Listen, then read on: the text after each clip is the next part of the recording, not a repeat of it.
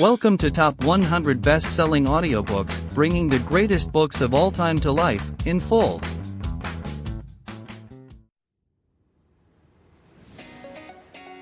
Hello dear listener. If you're here, it's probably because you're as passionate about books and the knowledge and wisdom they bring as we are.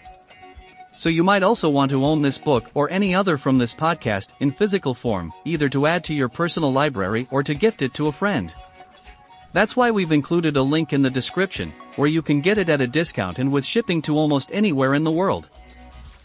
Also, if you make your purchase through these links, the editors of this podcast will receive a small commission, which helps support us in continuing to upload more and more audiobooks for free.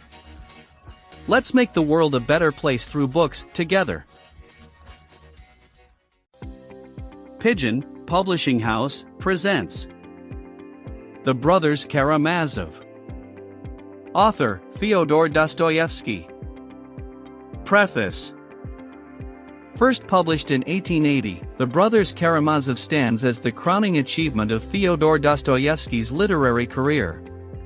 Written near the end of his life, this monumental novel fuses philosophy, psychology, and theology into a story of family conflict, moral struggle, and spiritual searching.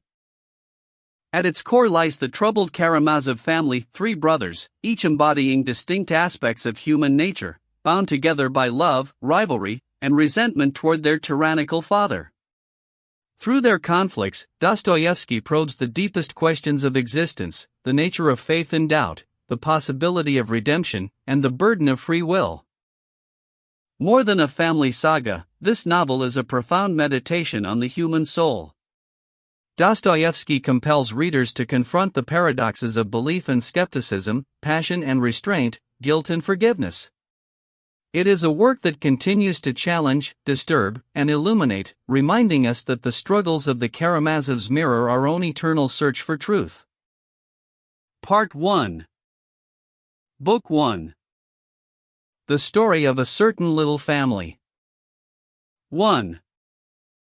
Fyodor Pavlovich Karamazov. Alexei Fyodorovich Karamazov was the third son of a landowner in our district, Fyodor Pavlovich Karamazov, so noted in his time, and even now still recollected among us, for his tragic and fishy death, which occurred just 13 years ago and which I shall report in its proper context. All I shall say now about this landowner, as he was called among us, though for most of his life he hardly ever lived on his estate at all, is that he was a strange type, one that is, however, rather often encountered, namely the type of man who was not only empty and depraved but also muddle-headed, belonging, though, to the class of muddle-headed men who are perfectly well able to handle their little property affairs, and, it would seem, these alone. Fyodor Pavlovich, for example, began with practically nothing, was a landowner of the very least important category, when trotting around other people's dinner tables, aspired to the rank of sponge, but at the moment of his decease turned out to possess something to the tune of 100,000 rubles in ready money. And yet at the same time he had persisted all his life in being one of the most muddle-headed madcaps in the whole of our district. I repeat, here there was no question of stupidity, the bulk of these madcaps are really quite sharp and clever, but plain muddle-headedness, and, moreover, of a peculiar, national variety. He was married twice, and he had three sons, Dmitry Fyodorovich, the eldest, by his first spouse, and the other two, Ivan and Alexei, by his second. Fyodor Pavlovich's first spouse came from a rather well-to-do and aristocratic tribe of gentlefolk, the Myasovs, who were also landowners in our district. Just how it came to transpire that a girl with a dowry, who was also attractive and was, moreover, one of those pert, clever girls so frequently encountered in our present generation, though not entirely absent from our last, could have given her hand in marriage to such an insignificant weakling, as everyone called him then, I shall not labor to explain.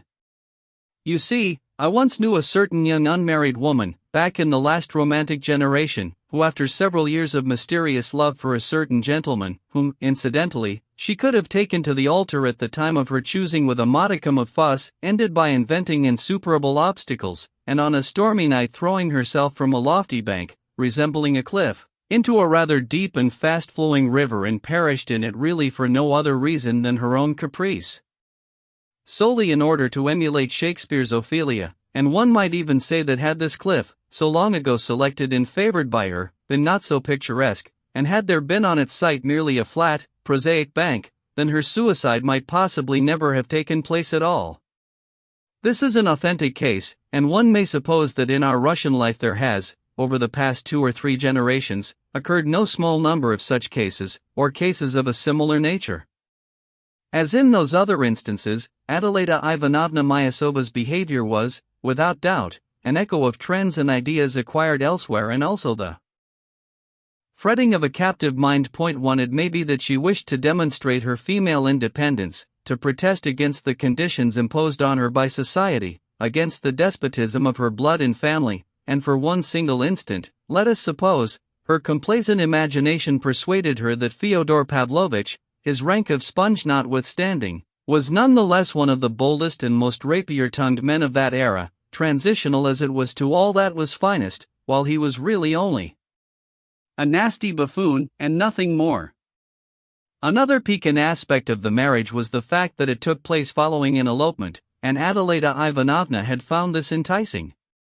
Where Fyodor Pavlovitch was concerned, his social position at the time made him thoroughly prepared for strange adventures of this kind, for he entertained a passionate wish to secure his future career by any means that laid a hand. When it came to sucking up to a good family and acquiring a dowry, this was a very alluring prospect. With regard to mutual love, it appears to have been entirely absent, both on the part of the bride and of himself, for all Adelaida Ivanovna's attractiveness.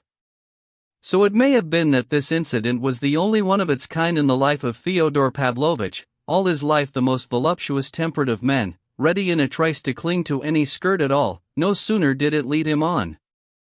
Yet it appears that this woman alone failed to make any particular impression on him from the voluptuary point of view. Adelaida Ivanovna realized in a flash, immediately after the elopement, that she merely despised her husband, and that was all.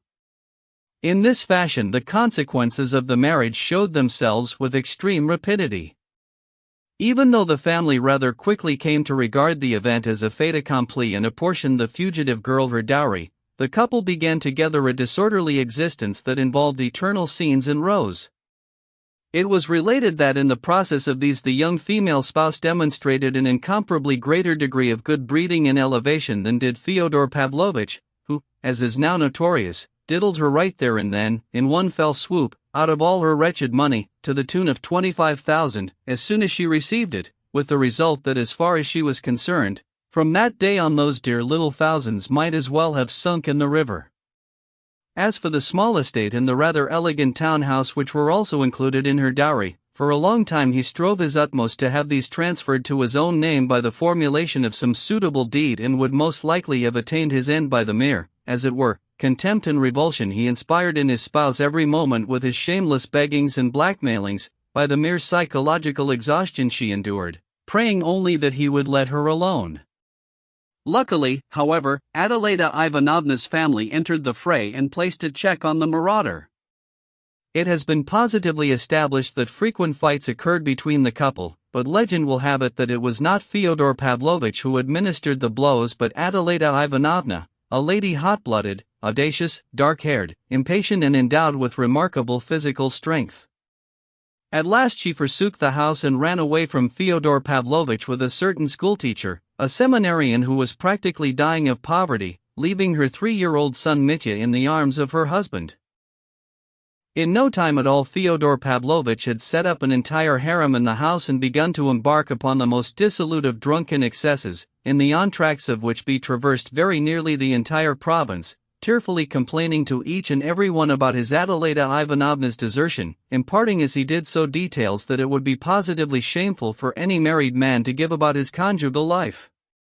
The main thing was that he seemed to find it enjoyable and even flattering to act out before everyone the preposterous role of injured spouse, and even to depict with colorful additions the details of his injury.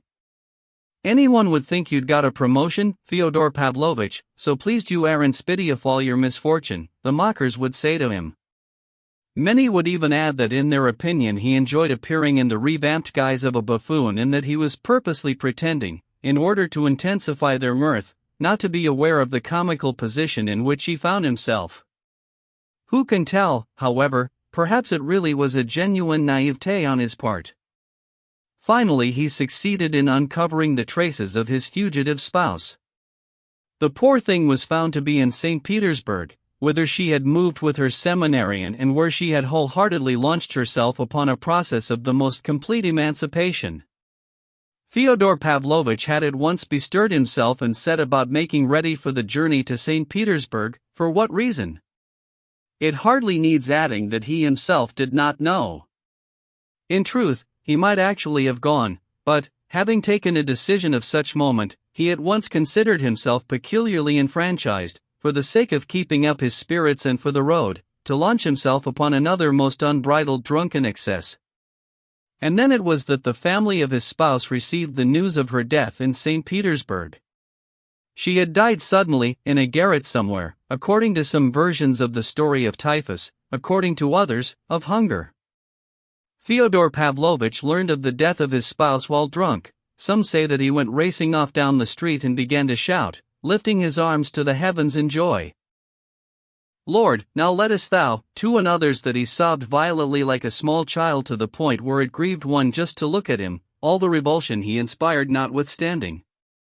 It may very well be that both the one and the other took place, that is to say, that he exulted in his liberation and wept for his liberatress, both at the same time. In the majority of instances human beings, even the evildoers among them, are far more naive and straightforward than we suppose. And that includes ourselves. 2. He gets the first son OSS his hands. It may, of course, be imagined what kind of an educator and father such a man would make. From a fatherly viewpoint he did what he was bound to do, that is to say, he utterly and completely abandoned the child he had begotten with Adelaida Ivanovna, not out of any ill feeling towards him, or any resentments of an injured spouse, but simply because he altogether forgot about him. While he was making everyone's lives a misery with his tears and complaints and was turning his house into a den of depravity, the 3-year-old Mitya was taken into care by Grigory, the faithful manservant of that house, and had the latter not tended to him there might very well have been no one to change the little boy's wretched shirt. To make matters worse, it at first appeared that the relatives of the child on his mother's side had also somehow contrived to forget him. His grandfather, that is to say old Myasov Sr. himself, Adelaida Ivanovna's father, was no longer alive at this time. His widowed spouse, Mitya's grandmother, had moved to Moscow and fallen gravely ill, and as for the sisters, they were by now married, with the result that Mitya had to stay for almost a whole year in the care of the manservant Grigory, living with him in an izba one in the yard. As a matter of fact, even had his father remembered him, and after all, it is impossible that he was totally unaware of his existence, he would have personally sent him back to the izba again, as the boy would have been a hindrance to his debaucheries. But it so happened that from Paris there returned a cousin of Adelaida Ivanovna's, Pyotr Alexandrovich Myasov, who later lived for many years abroad but was then still a very young man, a man, however, unique among the Myasovs, being enlightened, metropolitan, foreign-educated and, moreover, all his life a European, and towards the end of his days of 40s and 50s liberal to boot. In the passage of his career he had established links with many of the most liberal men of his era, both inside Russia and out, been personally acquainted with Proudhon and Bakunin too, and had, though this was now towards the end of his peregrinations, a special fondness for recollecting and relating the 3 days of the Paris February Revolution of the year 48, letting it drop that he himself had very nearly been a participant of the barricades. This was one of the most gratifying memories of his youth. He possessed an independent fortune consisting of about 1,000 souls on the old ratio. 3 His magnificent estate was situated right at the gates of our town and lay adjacent to the grounds of our illustrious monastery, with which Pyotr Alexandrovich, back in his very early days, as soon as he had acquired his inheritance, had instantly begun a never-ending lawsuit connected with some kind of rights over river fishing or forest wood felling. For a certainty I do not know which. All I do know is that he positively considered it his civic and enlightened obligation to instigate legal proceedings against the clericals. Upon hearing all the details about Adelaida Ivanovna, whom naturally he remembered and had once even favored with his attention, and upon learning that Mitya had been abandoned, he became, his youthful indignation and his contempt for Fyodor Pavlovich notwithstanding, actively involved in the affair. It was at this point that he met Fyodor Pavlovich for the first time. He declared to him openly that he wished to take upon himself the boy's education and upbringing.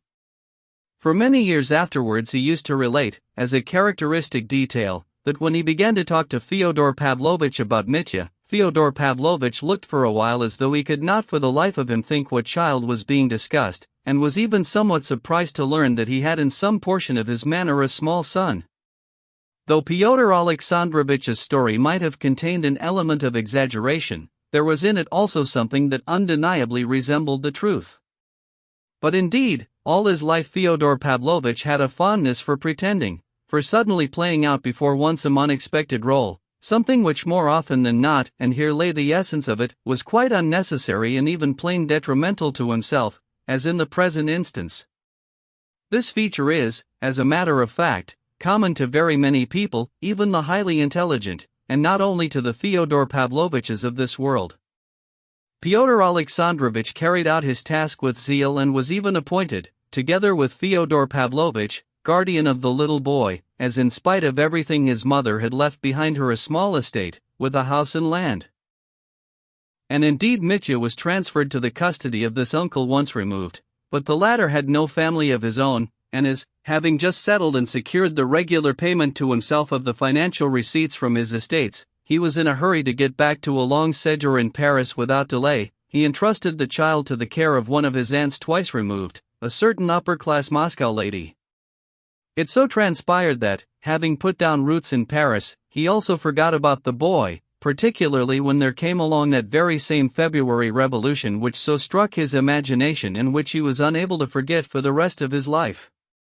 As for the upper-class Moscow lady, she died, and Mitya was transferred to the home of one of her married daughters. It appears that he subsequently changed nests yet a fourth time. On this I shall not now expand, the more so as there still remains much for me to tell about this firstborn son of Fyodor Pavlovich, for the present. I shall instead restrict myself to giving the most salient information about him, without which it is impossible for me even to begin the novel. The first point is that this Dmitry Fyodorovich was the only one of Fyodor Pavlovich's three sons who grew up in the conviction that in spite of everything he possessed a certain fortune and that when he attained his maturity he would be independent. His boyhood and youth took a disorderly course. After dropping out of the gymnasium he subsequently ended up in a military academy, then served in the Caucasus, rose in the ranks, fought a duel, was demoted, rose in the ranks again, led a most extravagant life and spent a relatively large amount of money. He did not begin to receive any from Fyodor Pavlovich until he was 21, and so ran himself badly into debt. The first time he set eyes on Fyodor Pavlovich, his own father, was after his maturity, when he came especially to our parts in order to discuss with him the question of his property. He seems to have disliked his parent even then. He stayed with him only for a short time and left quickly, having done no more than obtain from him a certain sum and enter into some kind of deal with him concerning the subsequent receipt of income from the estate, neither the profit nor the value of which, a fact that deserves to be noted, he was able to ascertain from his father at that time. Fyodor Pavlovich perceived then, at first glance, this too needs to be borne in mind, that Mitya had an exaggerated and erroneous notion of the size of his fortune. Fyodor Pavlovich was very pleased about this, seeing in it particular advantages for himself.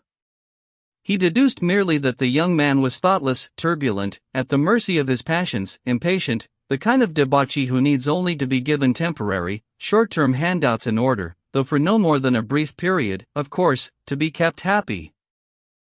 This it was that Fyodor Pavlovich proceeded to take advantage of, getting rid of his son with small handouts, remittances to tide him over, until in the end it so transpired that when, some 4 years later, Mitya, his patience at an end, appeared in our little town for the second time in order now finally to settle the matter with his parent, it turned out, to his very great bewilderment, that he owned precisely nothing, that it was even hard to get any precise figures, that he had already received from Fyodor Pavlovich in cash the entire value of his property and might even owe him money, that according to the terms of certain arrangements and deals into which he had entered on certain dates of his own accord he was not entitled to demand any more, etc., etc.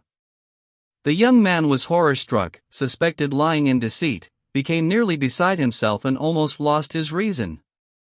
This was the event that led to the catastrophe, the description of which constitutes the subject of my first, introductory novel, or rather its outer aspect. Before I proceed to that novel, however, I must first relate a thing or two concerning Fyodor Pavlovich's other two sons, Mitya's brothers, and explain where they, too, sprang from. 3. A second marriage and second children. Having got the 4-year-old Mitya off his hands, Fyodor Pavlovich very soon after married a second time. This second marriage endured for some 8 years.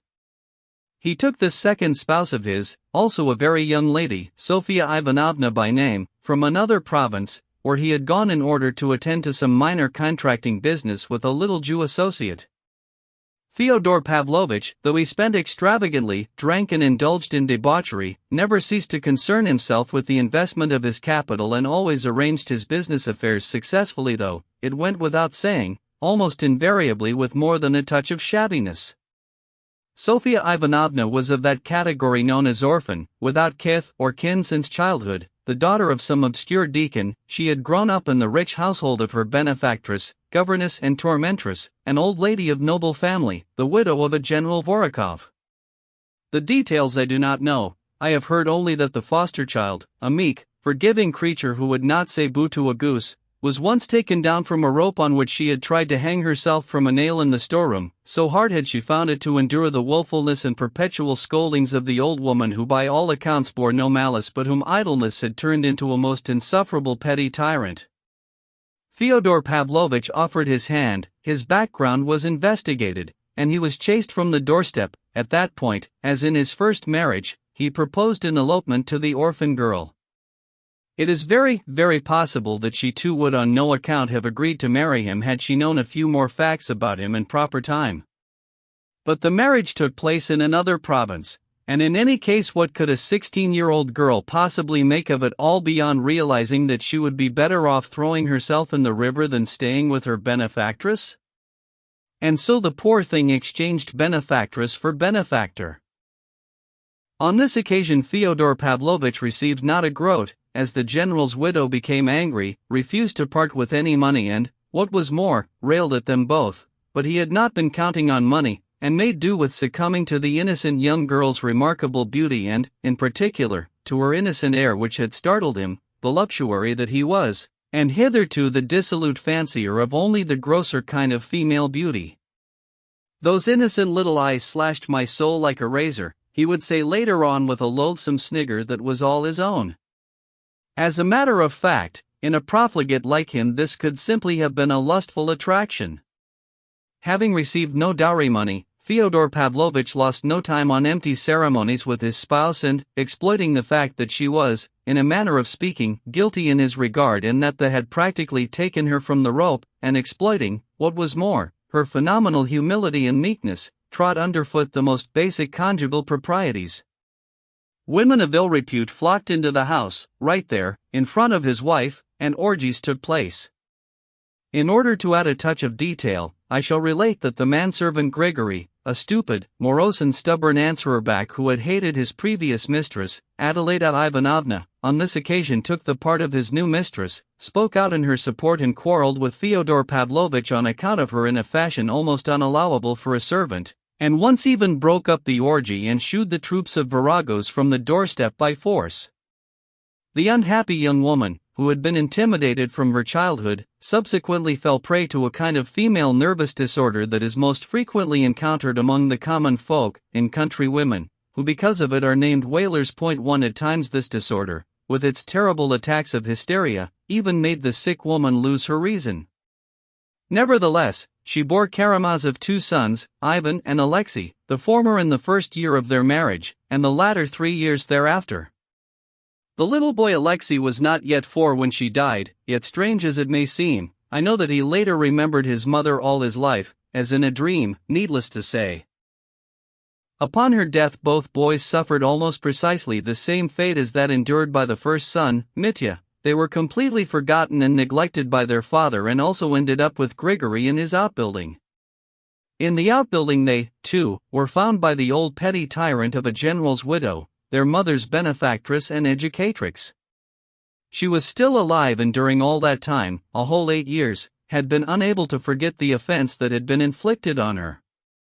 Throughout all of those 8 years she had had at her fingertips the most precise information concerning the life of her Sophia, and, hearing that she was ill and surrounded by such disgraceful goings-on, she said out loud to her retainers 2 or 3 times, "She's got what she deserved. That's what God has sent her for her ingratitude." Exactly 3 months from the day of Sofia Ivanovna's death, the general's widow suddenly arrived in our town and presented herself directly and in person at Fyodor Pavlovich's quarters, and, though she only remained in the town for half an hour in all, achieved much. It was the evening hour. Fyodor Pavlovich, on whom she had not set eyes for a whole 8 years, came out to greet her, yes, drunk. They say that in an instant, without any explanations, as soon as she caught sight of him, she gave him 2 noble and resounding slaps on the face, tugged him 3 times by the forelock, up and down, and then, without adding a word, set off straight for the outbuilding and the 2 boys.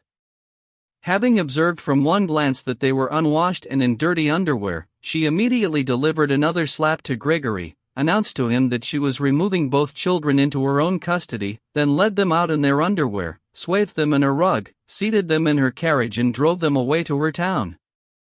Grigory endured this blow like a devoted vassal, offering not so much as a word of crude invective, and as he was escorting the old mistress to her carriage, bowed from the waist before her and imposingly declared, "God will recompense you for the orphans." "I don't care what you say, you're an idle dunderhead," the general's widow cried to him as she drove off. Pondering the whole arrangement afterwards, Fyodor Pavlovich decided that it was a good one, and in granting his subsequent formal consent to having his children brought up in the home of the general's widow, he did not renege on a single point. As for the slaps he had received, he himself drove around the whole town telling people about them. It came to pass that the general's widow, too, died soon after this, not, however, before stipulating in her will that both urchins should receive the sum of 1,000 rubles, for their education, and that this money shall be expended upon them without fail, but in such a way that there be enough to last them until their maturity, for even a dole such as this is excessive for such children, and if anyone shall feel so inclined, then let him loosen his purse strings as he thinks fit, and so on, and so forth. I myself have not read the will, but I have heard that it really did contain some strange passage of this kind, phrased in a rather curious manner. But the old lady's principal inheritor turned out to be an honest man, Yefim Petrovich Polyanov, the marshal of nobility in that province. Having exchanged letters with Fyodor Pavlovich and having instantly divined that nothing would be forthcoming from him to support the upbringing of his own children, though Fyodor Pavlovich never openly refused, but merely employed delaying tactics as he always did in such cases, sometimes with a positive outpouring of sentimentalities, he took a personal concern for the orphans, developing a particular fondness for the younger of them, Alexei, with the result that the latter actually spent a long time growing up in his household. This fact I ask the reader to observe right from the very start. And if there was one person to whom the young men owed a lifelong debt for their upbringing and education, it was namely to this Yefim Petrovich, a most decent and humane man of a kind that is seldom encountered. He preserved the 1,000-ruble doles that had been left the urchins by the general's widow untouched, so that by the advent of their maturity these sums had grown by the addition of interest to twice their original size, brought them upon his own money and, of course, spent far more than 1,000 rubles on each. I shall not for the moment embark upon the detailed story of their childhood and youth, but will chart only the main points. Indeed, concerning the elder boy, Ivan, I shall say only that he grew up a rather gloomy lad, closed off in himself, far from being timid, but having even at the age of 10 perceived that they were growing up in someone else's family and at the mercy of someone else's good graces, and that their father was someone whom it was shameful even to speak of, and so on and so forth. This boy very quickly, almost in infancy, so it was related, at least, began to manifest certain unusual and brilliant learning abilities. The exact details I do not know. It somehow transpired that he parted company with Yefim Petrovich's family when he was scarcely 13 years old, passing on to one of the Moscow gymnasia and boarding in the home of an experienced and renowned pedagogue of the time who had been a friend of Yefim Petrovich's since childhood. Ivan himself would tell people later on that it was all the result, as it were, of the passion for good deeds nourished by Yefim Petrovich, who had been enthralled by the idea that the boy's genius-like abilities required to be fostered by an educator of genius. As a matter of fact, however, neither Yefim Petrovich nor the educator of genius were still alive by the time the young man, his gymnasium studies completed, began university. Since Yefim Petrovich had ordered things badly and the receipt of the money that had been bequeathed to the boys by the petty tyrant of a general's widow, money that had now increased to twice its value, was delayed because of various formalities and procrastinations quite inevitable in our country, the young man had a pretty hard time of it during his first 2 years at the university, as he was during all this period compelled to feed and maintain himself as well as perform his studies. It should be observed that during these years he made not the slightest attempt to communicate with his father by letter, possibly out of pride and contempt for him, but possibly also as an outcome of a cold, common-sense reasoning, which whispered in his ear that he could expect to receive from his papa nothing even approaching a serious level of support. For all this, the young man did not in any way lose his presence of mind and managed to obtain work, initially giving lessons at 25 kopecks an hour, and then going around the editorial OCES of the newspapers and delivering short articles of a dozen lines about street incidents under the nom de plume eyewitness. It is said that these articles were always so interestingly and piquantly composed that they quickly gained currency, and already in this alone the young man showed his practical and intellectual superiority over that numerous, forever wanting and unhappy portion of our scholastic youth of both sexes which in our capital cities usually haunts the thresholds of the various newspapers and journals, unable to think up anything better than the eternal repetition of the same old plea for French translation or copying. Having introduced himself to the editorial OCES, Ivan Fyodorovich maintained his contacts with them throughout all the time that followed, and during his last years at university began to publish thoroughly talented critiques of books on various specialized themes, with the result that he actually even became well known in certain literary coteries. Only very lately, however, had he succeeded in drawing to himself quite suddenly the particular attention of a much larger circle of readers, so that a great many people noticed and remembered him at the same time. This was a rather curious event. At the time of his leaving the university and preparing to travel abroad on his 2000, Ivan Fyodorovich suddenly published in one of the main newspapers a certain strange article which drew the attention even of non-specialists and was particularly remarkable for concerning a subject about which, on the face of it, he might have been thought to know nothing at all, as his degree had been in natural science. The article had been written about the question, universally discussed at the time, of the ecclesiastical court. Point 2. In a discussion of several already received opinions on this subject, he also stated his own personal view. The principal thing was the tone of the piece and its remarkably unexpected conclusion. Many of the proponents of the church's cause really considered the author to be one of their own. And then suddenly, along with them, not only the proponents of the civic cause but also the atheists themselves began for their part to applaud. Eventually one or two astute men decided that the entire article was merely an insolent farce and a piece of mockery. I make particular mention of the said event for the reason that this article also penetrated to the famous monastery that lies just outside our town, where there was a general interest in the current question of the ecclesiastical court, penetrated there and caused total bemoanment. The author's name being learned, interest was also aroused by the fact that he was a native of our town and a son of that Fyodor Pavlovich fellow. And then suddenly at around this time the author himself turned up in our midst. The reason for Ivan Fyodorovich's having come to us at that time was, I recall, even then a question I asked myself almost with a kind of uneasiness. This arrival, which was so fateful and which was to serve as the origin of so many consequences for me long afterwards, the rest of my life, almost, remained to me a matter of obscurity. Speaking quite generally, it was strange that a young man, so proud, so learned and possessed of such apparent caution, should suddenly present himself on the doorstep of such a disgraceful household, to such a father, who had all his life ignored, neglected, and forgotten him, and who, even though he would not on any account have parted with money, not even if his sons had asked him for it, had nevertheless lived all his life in fear that his sons Ivan and Alexei might one day come and do just that. And now here was the young man settling into the house of such a father, living with him from 1 month to the next, and both getting along with each other as well as could possibly be imagined. This latter circumstance was a source of especial surprise not only to myself, but to many other people as well.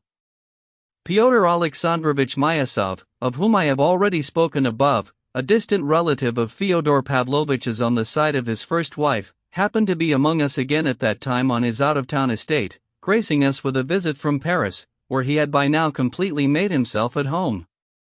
I remember that he was really more surprised than anyone to make the acquaintance of the young man who interested him in the extreme and with whom he sometimes, not without inner chagrin, exchanged caustic displays of general knowledge. "He's proud," he used to tell us concerning him. "He'll always be able to get hold of a kopeck or two, even now he has enough to go abroad, so what's he doing here? It's clear to everyone that he hasn't come to his father for money, because on no account will his father give him any. He doesn't like drinking and fornicating, yet the old man can't manage without him, they're on such good terms." This was true. The young man had an almost visible influence on his old father, who sometimes almost seemed to act in obedience to him, though he was now and then extremely and even aggressively willful. He even sometimes started to behave with more decorum. Only subsequently was it explained that Ivan Fyodorovich had arrived partly at the request and on the business of his elder brother, Dmitri Fyodorovich, on whom he had set eyes for the first time in his life almost at this very same time, the occasion of his arrival from Moscow, but with whom, however, he had even before this entered into correspondence on a certain important matter which was of primary concern to Dmitri Fyodorovich. As to what the details of this matter were, the reader will be fully apprised in good time. All the same, I must say that even when I learned about this peculiar circumstance, Ivan Fyodorovich still appeared an enigma to me, and his arrival among us none the less inexplicable. I shall also add that at the time in question Ivan Fyodorovich performed the role of mediator and conciliator between his father and his elder brother, Dmitri Fyodorovich, who had started a major quarrel with his father and had even begun a formal legal action against him. I repeat that during the days in question this little family met together for the first time in its life, and that several of its members saw each other for the first time in theirs. Only the youngest son, Alexei Fyodorovich, had lived among us for a year previous to this and had thus come to us first of the brothers. It is this Alexei who presents me with the greatest difficulty in speaking of in my prefatory narrative, before I lead him out upon the boards of the novel proper. But about him, too, I must write a preface, if only to cast some light in advance upon a certain very strange circumstance, to wit, that right from the novel's first scene I am constrained to present my future hero to the reader garbed in the cassock of a novice. Yes, for about a year now he had been living in our monastery and, it appeared, was preparing to lock himself up in it for the rest of his days. 4. The third son, Alyosha. At that time he was only 20 years old, his brother Ivan was then in his 24th year, while their eldest brother, Dmitri, was in his 28th. Before anything else I declare that this youth, Alyosha, was in no sense a fanatic, nor even in my opinion at any rate a mystic at all. I shall state in advance my complete opinion. He was simply an early lover of mankind, and if he had struck out along the monastery road it was only because it had at that time made a strong impression on him and presented itself to him as, so to speak, an ideal of deliverance for his soul, straining as it was out of the murk of worldly hatred unto the light of love. And this very road had only made such a strong impression on him because he had at that time encountered a being by his estimate unusual, Father Zosima, the renowned elder of our monastery, to whom he had attached himself with all the first ardent love of his quenchless heart. Actually, I will not argue that even then he was a pretty strange fellow, and had been thus since the cradle. I have, incidentally, already said of him that, having lost his mother when he was in his 4th year, he remembered her all the rest of his life, her face, her caresses, every bit as though she stood before me in real life. Images of this kind may be recalled, and this is no secret, from a yet earlier age, as far back as the age of 2, but in such a manner that they emerge all one's life only as bright points in the dark, like a tiny corner torn from an enormous picture which has all faded and disappeared, apart from that one little corner. Exactly so it was with him. He remembered a certain evening, estival, calm, an open window, the oblique rays of the setting sun too. Those oblique rays were what he remembered most of all. In a corner of a room an icon, before it a lighted lamp, and in front of the icon on her knees, sobbing as in a fit of hysterics, with screechings and shriekings, his mother, gripping him with both hands, embracing him tightly to the point of pain and supplicating for him to the Mother of God, stretching him forth out of her embraces with both hands towards the icon as though into the protection of the mother. And suddenly the nurse running in and tearing him from her arms in panic. There was a picture. Alyosha also remembered his mother's face at that instant. He would say that it was frenzied but magnificent, to judge by what he could remember. But he seldom liked to confide this memory to anyone. In childhood and youth he was not very expansive, nor even very talkative, but not because of suspicion, timidity, or morose aversion to human company, quite the opposite indeed, but because of something other than this, a kind of inner concern, purely private and not affecting others, but so important to him that because of it he seemed to forget other people. But he liked human beings, he seemed to live all his life with a complete faith in them, and yet no one ever thought him a simpleton or a naif. About him there was something that said and suggested, and was to do so for the rest of his life, that he did not want to be a judge of men, that he did not want to take upon himself the task of censure and would not apportion it on any account. He even seemed to tolerate anything, without the slightest condemnation, though often with bitter sadness. Moreover, in this respect he came to the point where no one could either frighten or astonish him, and this while he was still in the very earliest part of his youth. In presenting himself at the age of 20 on his father's doorstep and entering a positive den of filthy lewdness, he, the chaste and pure one, only moved away without a word when to look was unendurable, but without the slightest air of contempt or censure in anyone's regard. On the other hand, his father, a one-time retainer and for that reason a man sensitive and quick to detect injury, having initially greeted him with sullen suspicion, as though to say, "He doesn't talk much and keeps a lot to himself," soon found himself, after no more than a couple of weeks, embracing and kissing the lad unconscionably often, with drunken tears it is true, in maudlin sentimentality, but clearly having grown deeply and sincerely fond of him, and in such a manner, of course, as a man such as he had never succeeded in liking anyone. Indeed, everyone liked this youth wherever he showed his face, and this had been true ever since his most childish years. Finding himself in the home of his benefactor and educator, Yefim Petrovich Polyanov, he had won the attachment of every member of that household to such a degree that he had well and truly been considered there as one of its own children. Yet at such immature years had he entered that household that it was quite out of the question for anyone to suspect any calculating slyness or pushing in the child, any proficiency in the art of fawning, ingratiating behavior, of making himself be liked.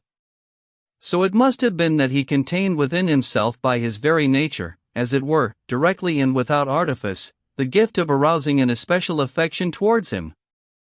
The same thing had also happened to him at school, and yet it would appear that he was precisely the sort of child that arouses the mistrust, the occasional mockery and possibly even the hatred of its companions.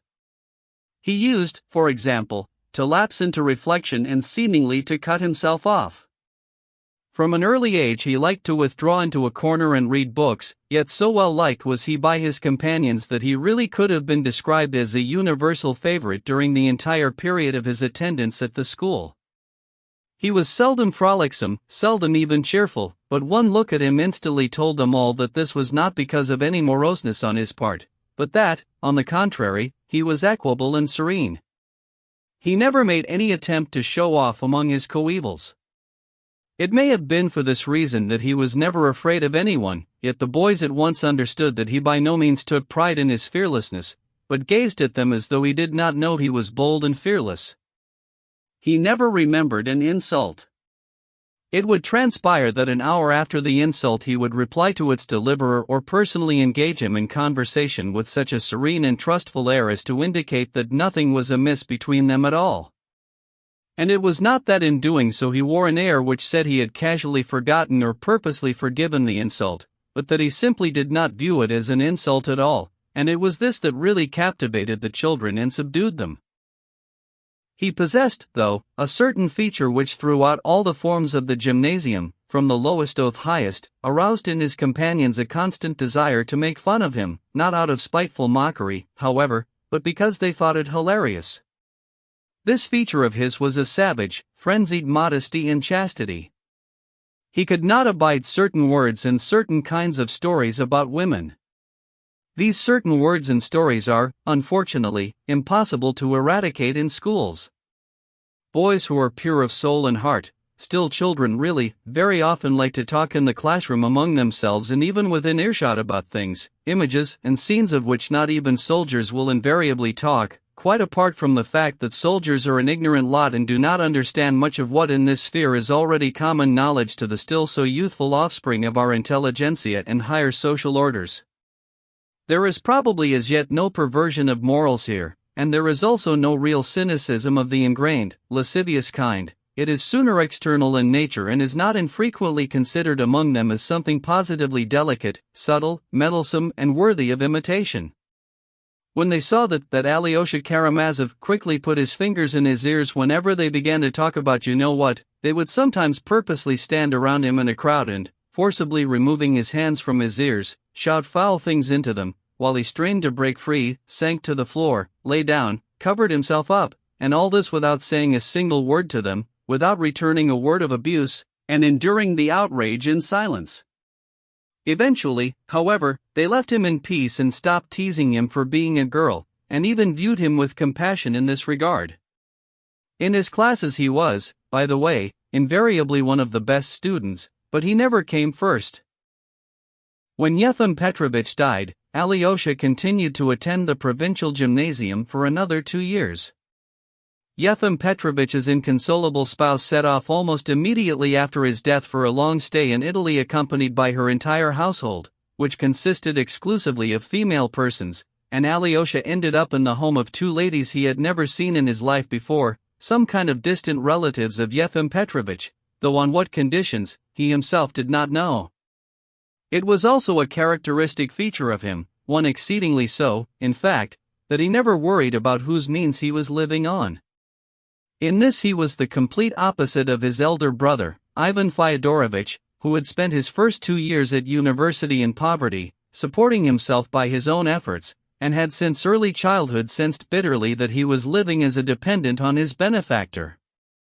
Yet it seems wrong to be too hard on this strange feature of Alexei's character, because everyone who got to know him even slightly, as soon as this question arose at once became certain that here was a youth who almost resembled a holy fool and who, even if he were suddenly to be landed with an entire capital fortune, would have no difficulty in giving it away at the first demand to some good cause, or perhaps simply to a clever old fox, if the latter should ask him for it.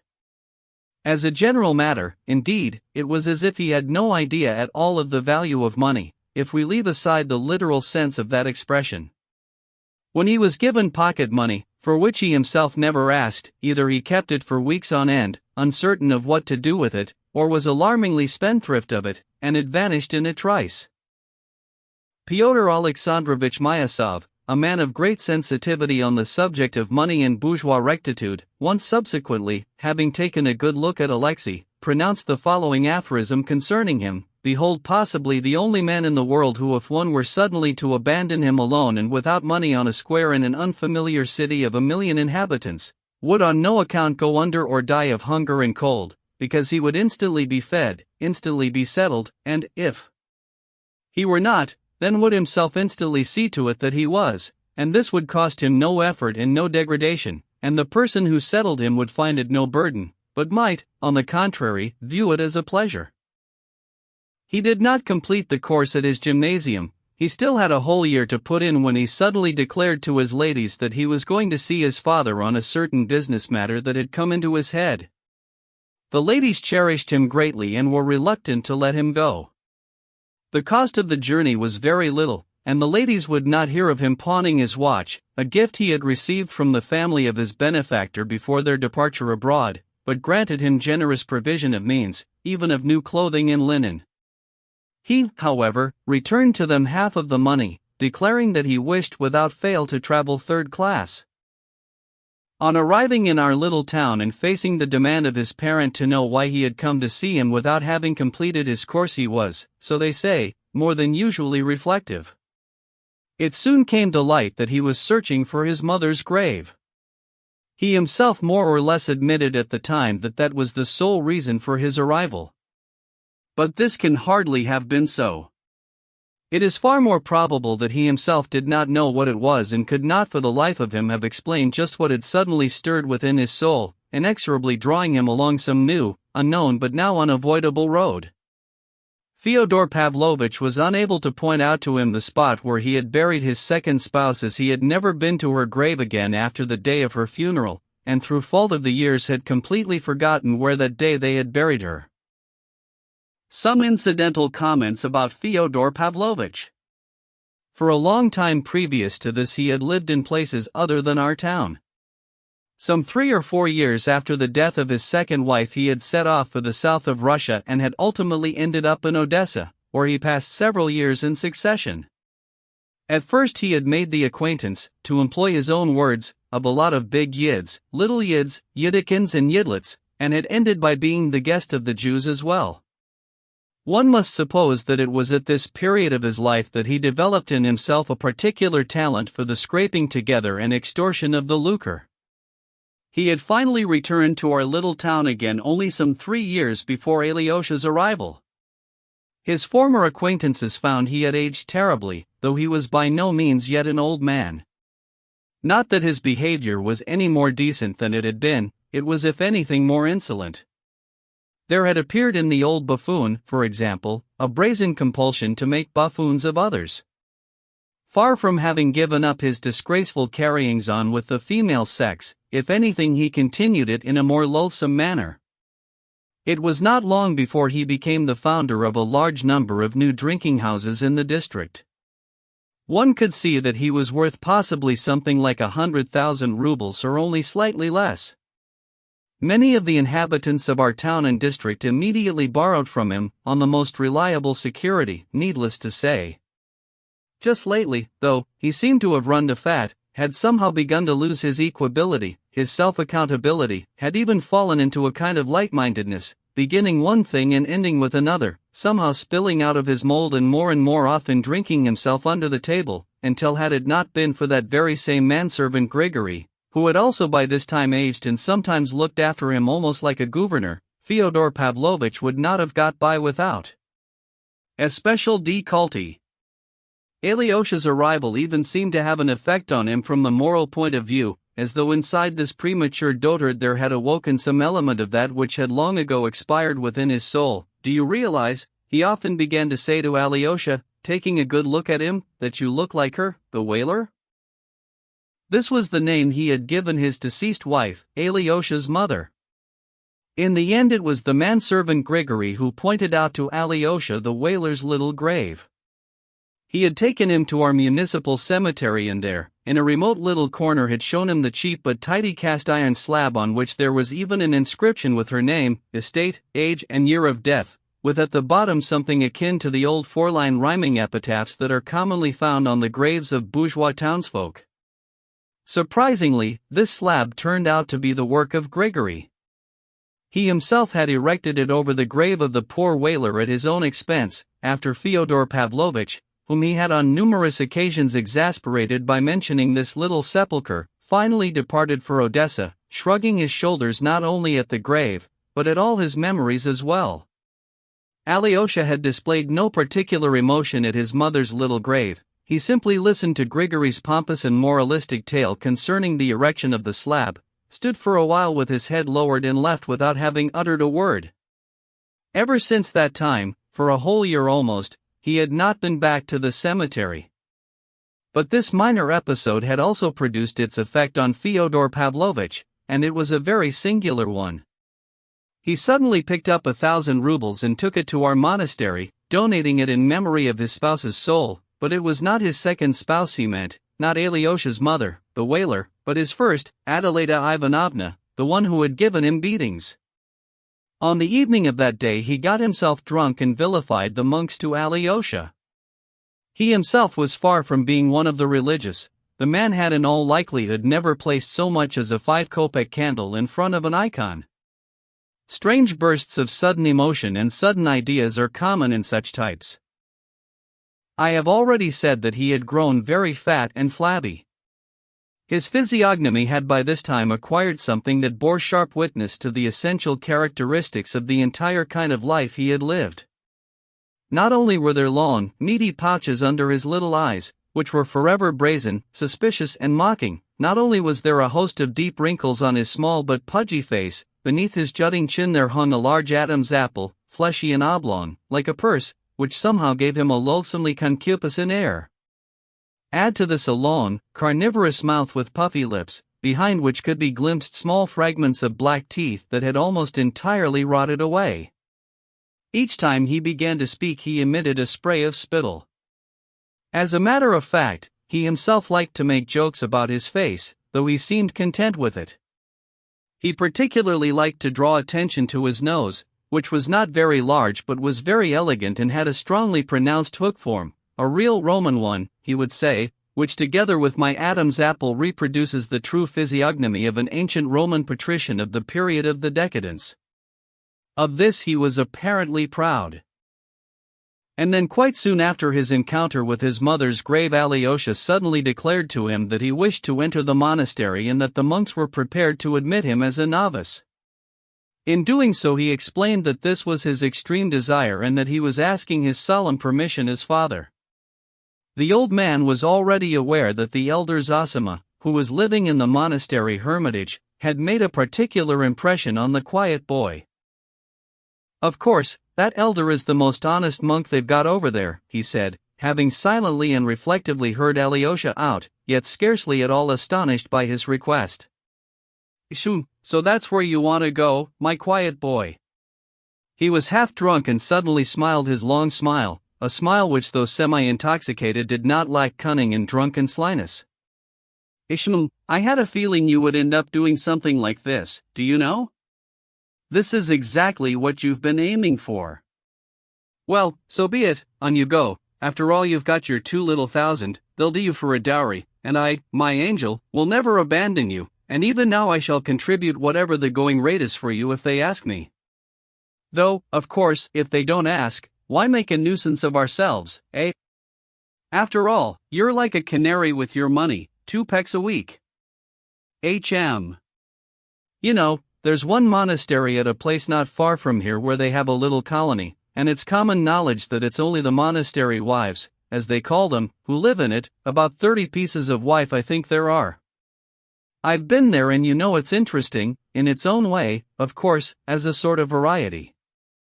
The only drawback is the terrible rусизme of the place. They haven't any French girls at all as yet, but they could have. There's bags of money. When they find out about it, then they'll start arriving. Well, but there's none of that here, no monastery wives, but about 200 monks instead. They're a decent bunch. Observe the fasts. I have to hand it to them. HM. So you want to be a monk, do you? You know, I'll miss you, Alyosha, believe you me, I really have grown fond of you. But actually, you know, it's quite convenient. You'll be able to pray for us sinners, and we shall need it, for we've done rather a lot of sinning while we've been here. I've often wondered who would ever say a prayer for me. Is there such a person in the world? My dear boy, you know, I'm really horribly stupid on that account, or don't you believe me? Horribly.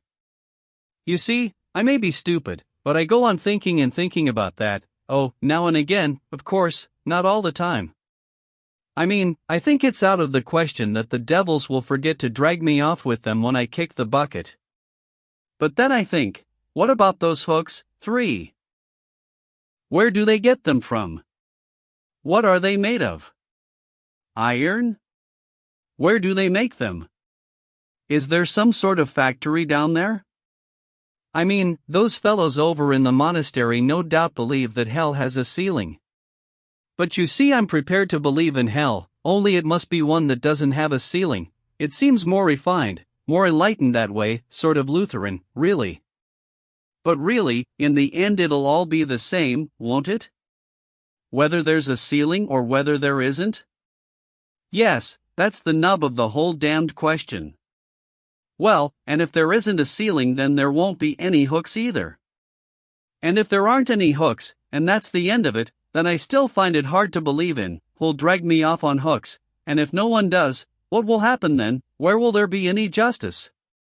I'll fadrate less inventor, those hooks, especially for me alone, because if you only knew, Alyosha, what a shameless fellow I am. But there aren't any hooks there, Alyosha said quietly and earnestly, giving his father a close scrutiny. Yes, only the shadows of hooks. I know. That is how a certain Frenchman described hell. Je vu l'ombre d'un cocker, qu'avec l'ombre d'une brosse frottate l'ombre d'une carrosse. Point for my dear lad, how do you know there aren't any hooks? Wait till you've been with the monks for a bit, then you'll be singing another tune.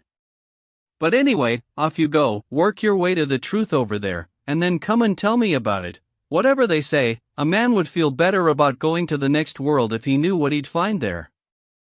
And as a matter of fact, it will be more suitable for you to be with those monks than with me, a drunken old man and his tarts, though you're like an angel, and none of it affects you.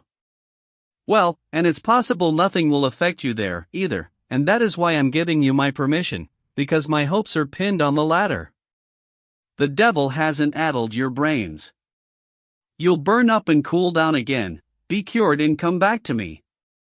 And I shall be waiting for you, for after all, I feel you're the only person in the world who hasn't condemned me, my dear boy. I feel it, and I can't do other than feel it. And he even burst into whimpering. He was sentimental. He was in a bad mood and sentimental. 5. The Elders. Possibly some readers will suppose my young man to have been a morbid, ecstatic, poorly developed nature, a pallid dreamer, a consumptive and haggard mannequin. On the contrary, Alyosha was at that time a personable, red-cheeked youth of 19 with a bright gaze and bursting with health. He was in those days even very handsome, well-proportioned, of average height, with dark brown hair and a straight, though somewhat elongated oval of a face, brilliant white-spaced dark gray eyes, most reflective and to all appearance most calm.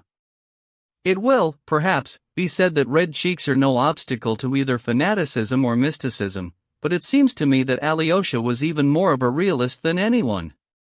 Oh, it cannot be denied that in the monastery he believed completely in miracles, but in my experience miracles never bother a realist. It is not miracles that incline a realist towards faith. The true realist, if he is not a believer, will invariably find within himself the strength and the ability not to believe in miracles either, and if a miracle stands before him as an incontrovertible fact, he will sooner disbelieve his senses than admit that fact. And even if he does admit it, it will be as a fact of nature, but one that until now has been obscure to him. In the realist it is not faith that is born of miracles, but miracles of faith. Once the realist believes, his realism inexorably compels him to admit miracles too. The Apostle Thomas declared that he would not believe until he saw, and when he saw, said, "My Lord and my God." Was it the miracle that had made him believe? The likeliest explanation is that it was not, and that he came to believe for the sole reason that he wanted to believe and, perhaps, in the inmost corners of his being already fully believed, even when he said, "Except I shall see, I will not believe." 1.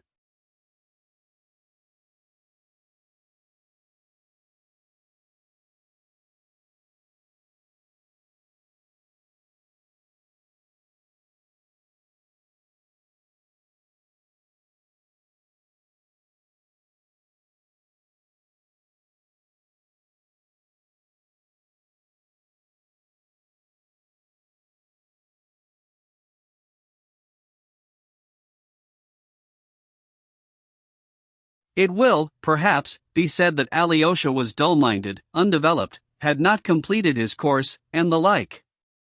That he had not completed his course is true, but to say that he was dull-minded or stupid would be to do him a great injustice. I shall merely reiterate what I have already said above. He had entered upon this road simply because at that time it alone had made a strong impression on him and presented itself to him at once as an ideal of deliverance for his soul which was straining out of the murk unto the light. Add to this that he was in part a youth of our most recent times, that is to say honest by his very nature, demanding truth and justice, seeking and striving to believe in them and, having come to do so, demanding with all the power of his soul an immediate part in them, demanding a quick deed, with the unbending desire to sacrifice everything for that deed, even his life. Though it is unfortunately the case that these youths fail to comprehend that the sacrifice of one's life is, in a large number of such instances, possibly the easiest option, and that to sacrifice, for example, 5 or 6 years of one's youth-inflamed life on deculт, laborious study, on book learning, even if only for the purpose of decupling within oneself the strength required in order to serve that same truth and that same deed which has become one's dearest aspiration and which one has set oneself the task of accomplishing, such a sacrifice is quite often almost entirely beyond many of them. All that Alyosha did was to select a road that ran contrary to all the others, but with the same thirst for a quick deed. No sooner, having given the matter some serious thought, had he been struck by the conviction that God and immortality existed, than he immediately, of course, said to himself, I want to live for immortality, and I will accept no halfway compromise.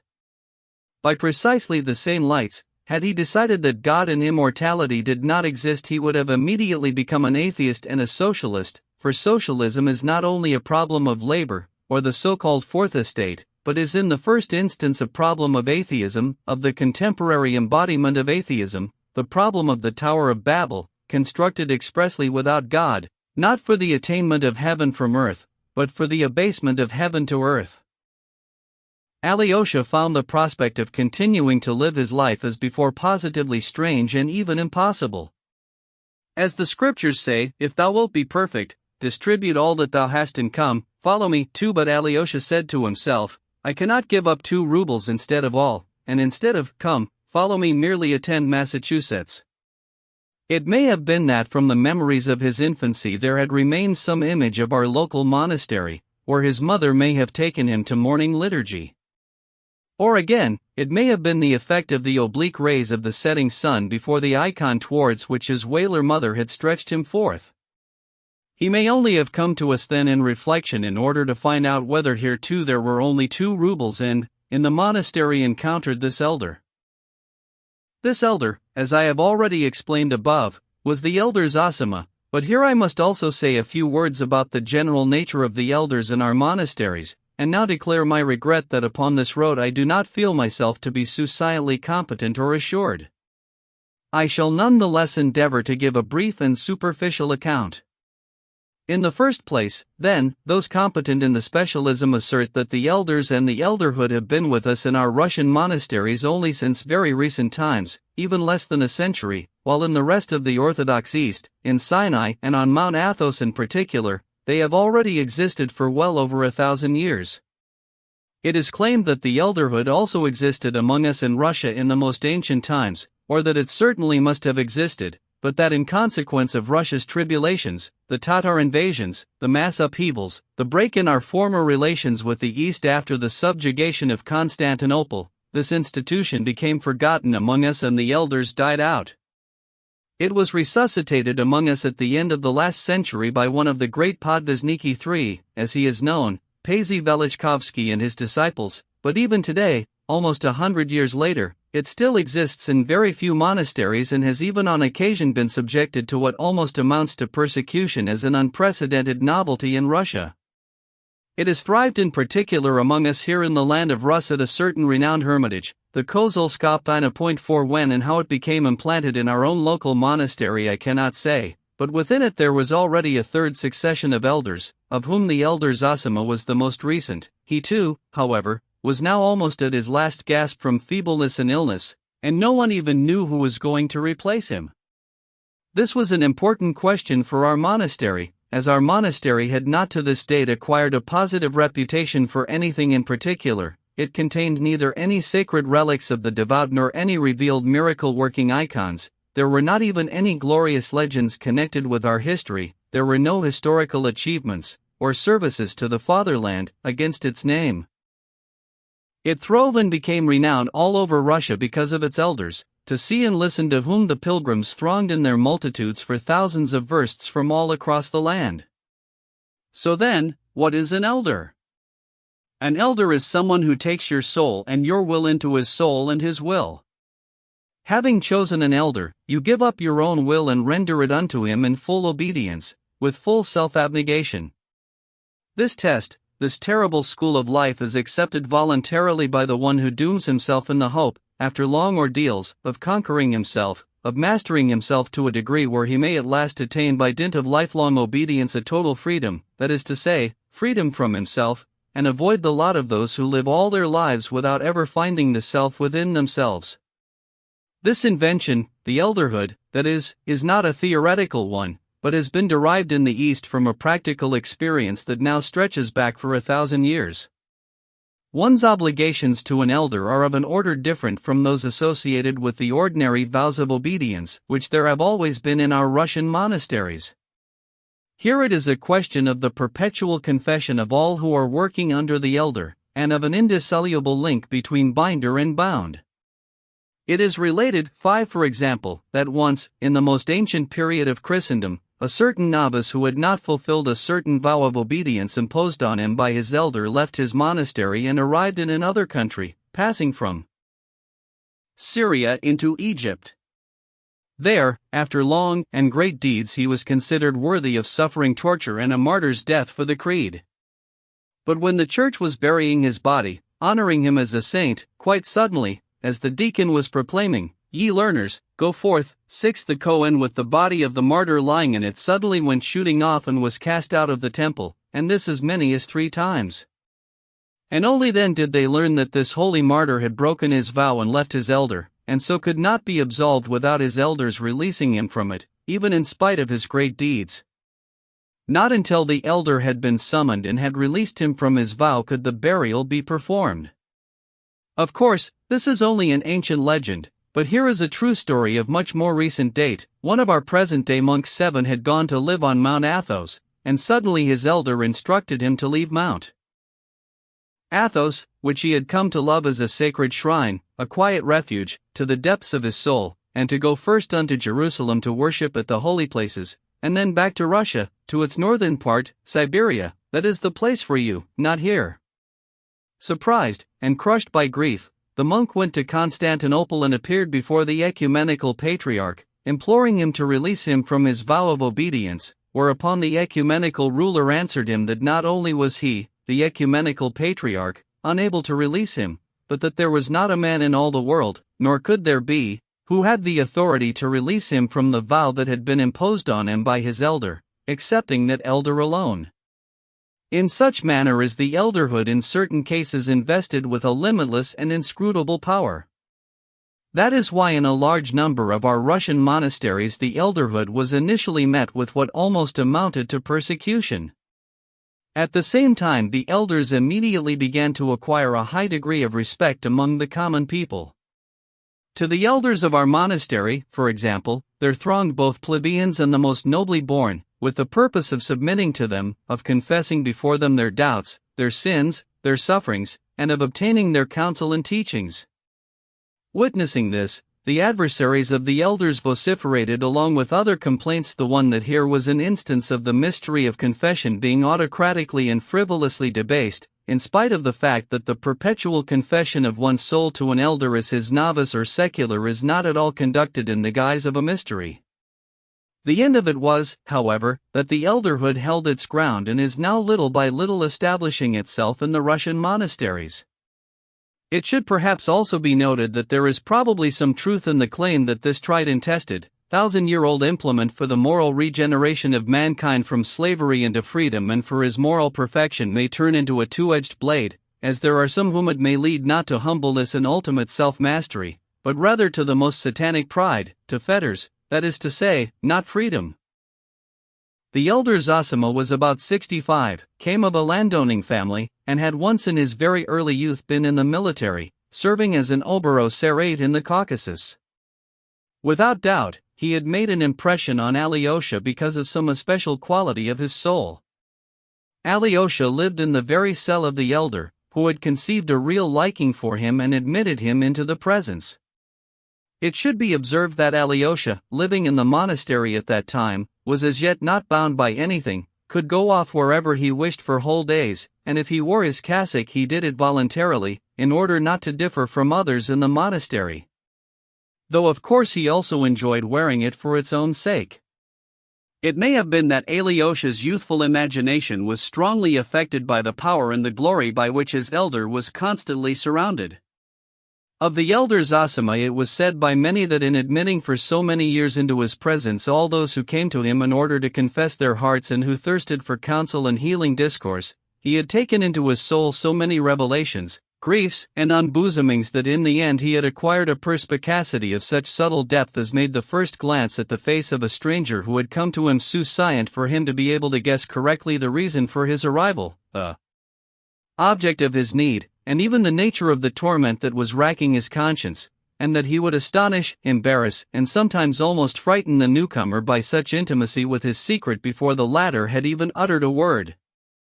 In this context, however, Alyosha nearly always observed that many, indeed practically all of those who came to the elder for the first time in order to have a private talk with him made their entrances in fear and trembling, but always came out radiant and joyful, and the blackest of countenances turned to happy ones. Alyosha was also singularly impressed by the fact that the elder was in no wise stern. On the contrary, there was unfailingly what almost amounted to gaiety in his demeanor. The monks used to say of him that the formed close soul attachments precisely to those who were more sinful, and that those who were most sinful, those too were most beloved by him. Of the monks there were some, even towards the very end of the elder's life, who were his haters and enviers, but they were by this time growing few, and they kept silent, though there were among their number several persons very famous and important in the monastery, as for example one of the most ancient Cenobites, a great observer of the vow of silence and an exceptional faster. But all the same it was now beyond question that the vast majority had taken the side of the elder Zosima, and of these there were very many who positively loved him with all their hearts, ardently and sincerely. Some were even attached to him with a kind of fanaticism. They used to say openly, though not quite out loud, that he was a saint, that of this there was no longer any doubt and, foreseeing his imminent decease, went in expectation from the departed of immediate miracles and great glory in the very nearest future for the monastery. In the miraculous powers of the elder, Alyosha too believed unquestioningly, just as he believed unquestioningly the story of the Kohen that flew out of the church. He saw that many of those who brought their sick infants or grown kinsfolk, imploring the elder to lay his hands upon them and recite a prayer over them, soon returned a second time, some even on the very next day, and, falling down before the elder in tears, thanked him for the healing of their sick.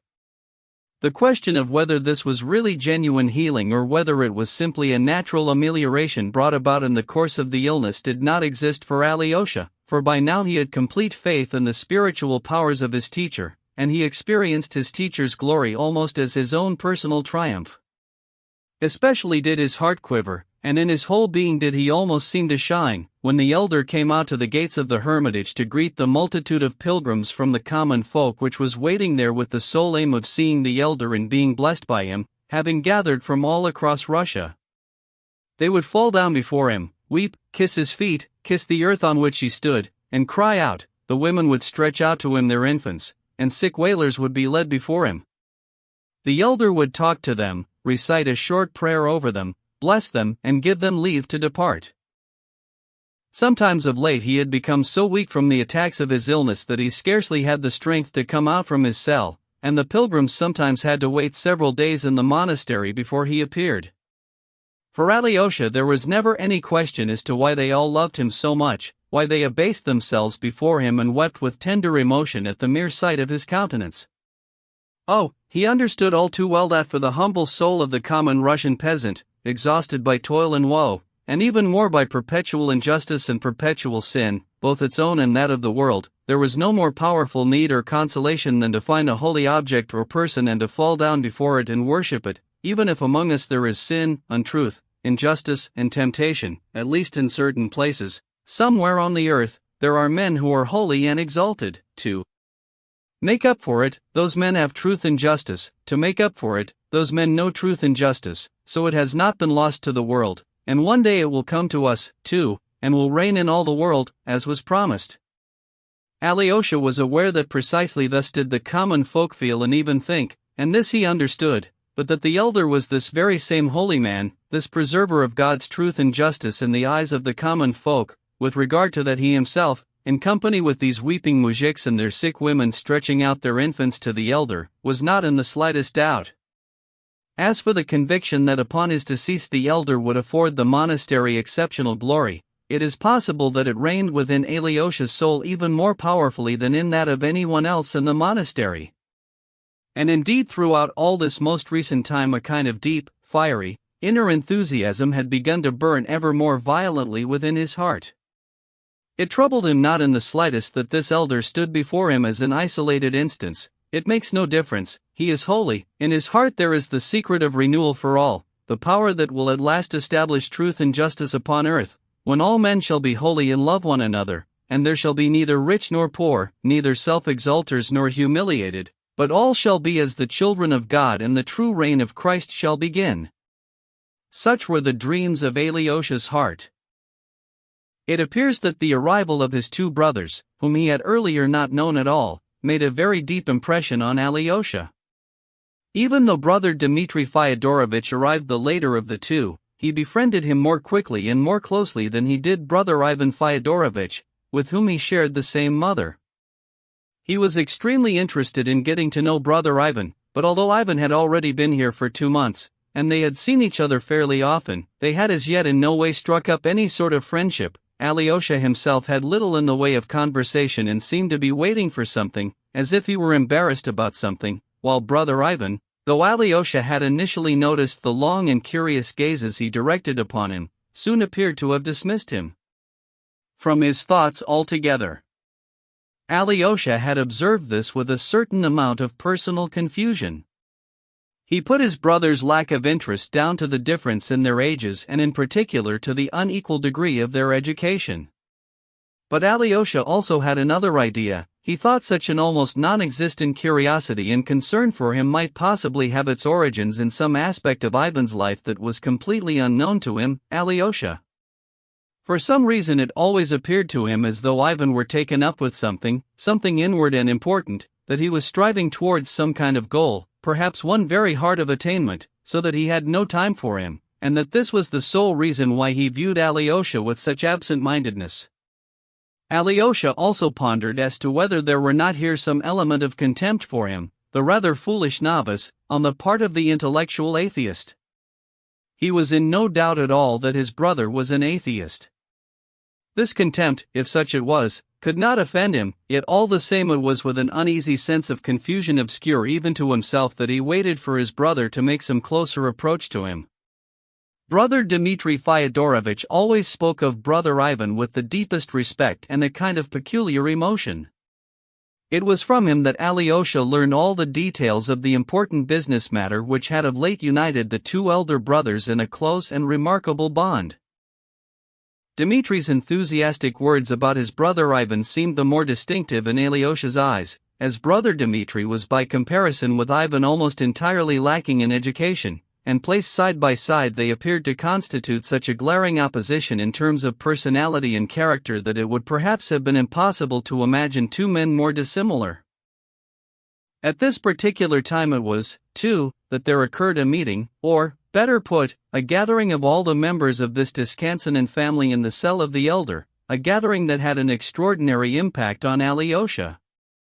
The excuse for this gathering was, if truth be told, a false one. Precisely at this time had the differences of opinion concerning the legacy and the evaluation of the estate between Dmitri Fyodorovich and his father, Fyodor Pavlovich, attained what evidently seemed to be a quite impossible pitch. The strain in their relations had come to a head and was now unendurable. It appears that it was Fyodor Pavlovitch who first, and, it also appears, in jest, mooted the idea that they should all assemble in the cell of the elder Zosima and, while not having recourse to his direct mediation, should somehow contrive to reach an accommodation in a more decorous manner, towards which end the elder's dignified bearing and person might be expected to make an uplifting and reconciliatory contribution. Dmitri Fyodorovitch, who had never been to the elder's cell and had never even set eyes on him, thought of course that the purpose of involving the elder was in some way to frighten him, Dmitri, but as he himself had been nourishing a certain amount of hidden self-reproach for a great many particularly harsh things he had said in the course of an argument with his father of late, he accepted the challenge anyway. It is relevant to note that in contrast to Ivan, he did not live in his father's house but separately, at the other end of the town. At this point it happened that Pyotr Alexandrovich Myasov acquired a particular enthusiasm for this idea of Fyodor Pavlovitch's. A 40s and 50s liberal, a freethinker and an atheist, he, from boredom, perhaps, or perhaps for the sake of frivolous amusement, took a particular concern in this matter. He suddenly conceived a desire to take a look at the monastery and its holy man. As his long-running disputes with the monastery still continued and his litigation concerning the land boundaries of their domains, certain woodfelling, fishing, and other rights was still in process, he lost no time in exploiting this circumstance under the pretext of wishing to come to an agreement with the Father Superior. Could not their disputes somehow be settled in more amicable fashion? There was no doubt that a visitor who came to the monastery with such good intentions stood much more chance of obtaining an attentive and courteous reception in the monastery than one who was merely inquisitive. As a result of all these considerations, there might within the monastery be a certain amount of internal pressure on the sick elder, who of late had scarcely left his cell at all and had even, on account of illness, been refusing to see his usual guests. The upshot of it was that the elder gave his consent and the day was appointed. "Who made me a judge or a divider over you, 9?" he declared to Alyosha with a smile. On learning of the meeting, Alyosha was greatly troubled. If any of these litigators and altercators were able to view this conference with any degree of seriousness, it was without doubt brother Dmitri alone. The rest of them would all arrive for purposes that were frivolous and possibly, where the elder was concerned, insulting. That was how Alyosha saw it. Myasov and brother Ivan would come out of curiosity, perhaps of the most vulgar sort, while his father would probably do so in order to create some buffoon-like and theatrical scene. Oh, though Alyosha refrained from saying anything, he knew his father deeply and well enough. I reiterate, this boy was not at all as ingenuous as everyone supposed him. With a sense of heavy foreboding he awaited the day that had been set. There can be no doubt that in his heart of hearts he cared very much that these family discords should be resolved. Nonetheless, his principal care was for the elder. He feared for him, for his glory, dreaded any insults that might come his way, particularly the subtle, polite sneers of Myasov and the lofty unspoken reservations of the intellectual Ivan, according to the way it all appeared to him in his imaginings. He even wanted to take the risk of warning the elder, of telling him something about these men who were likely to arrive, but thought the better of it and kept silent.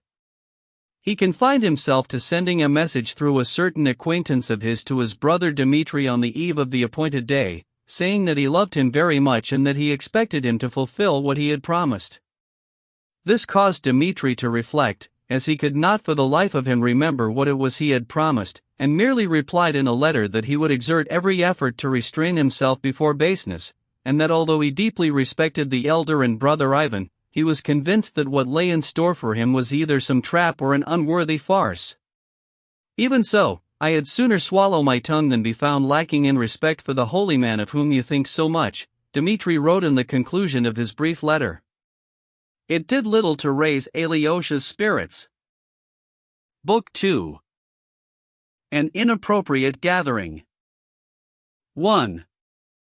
They arrive at the monastery. The day turned out fine, warm and clear. It was the end of August. Their interview with the elder had been set for immediately after late liturgy, at approximately 11:30.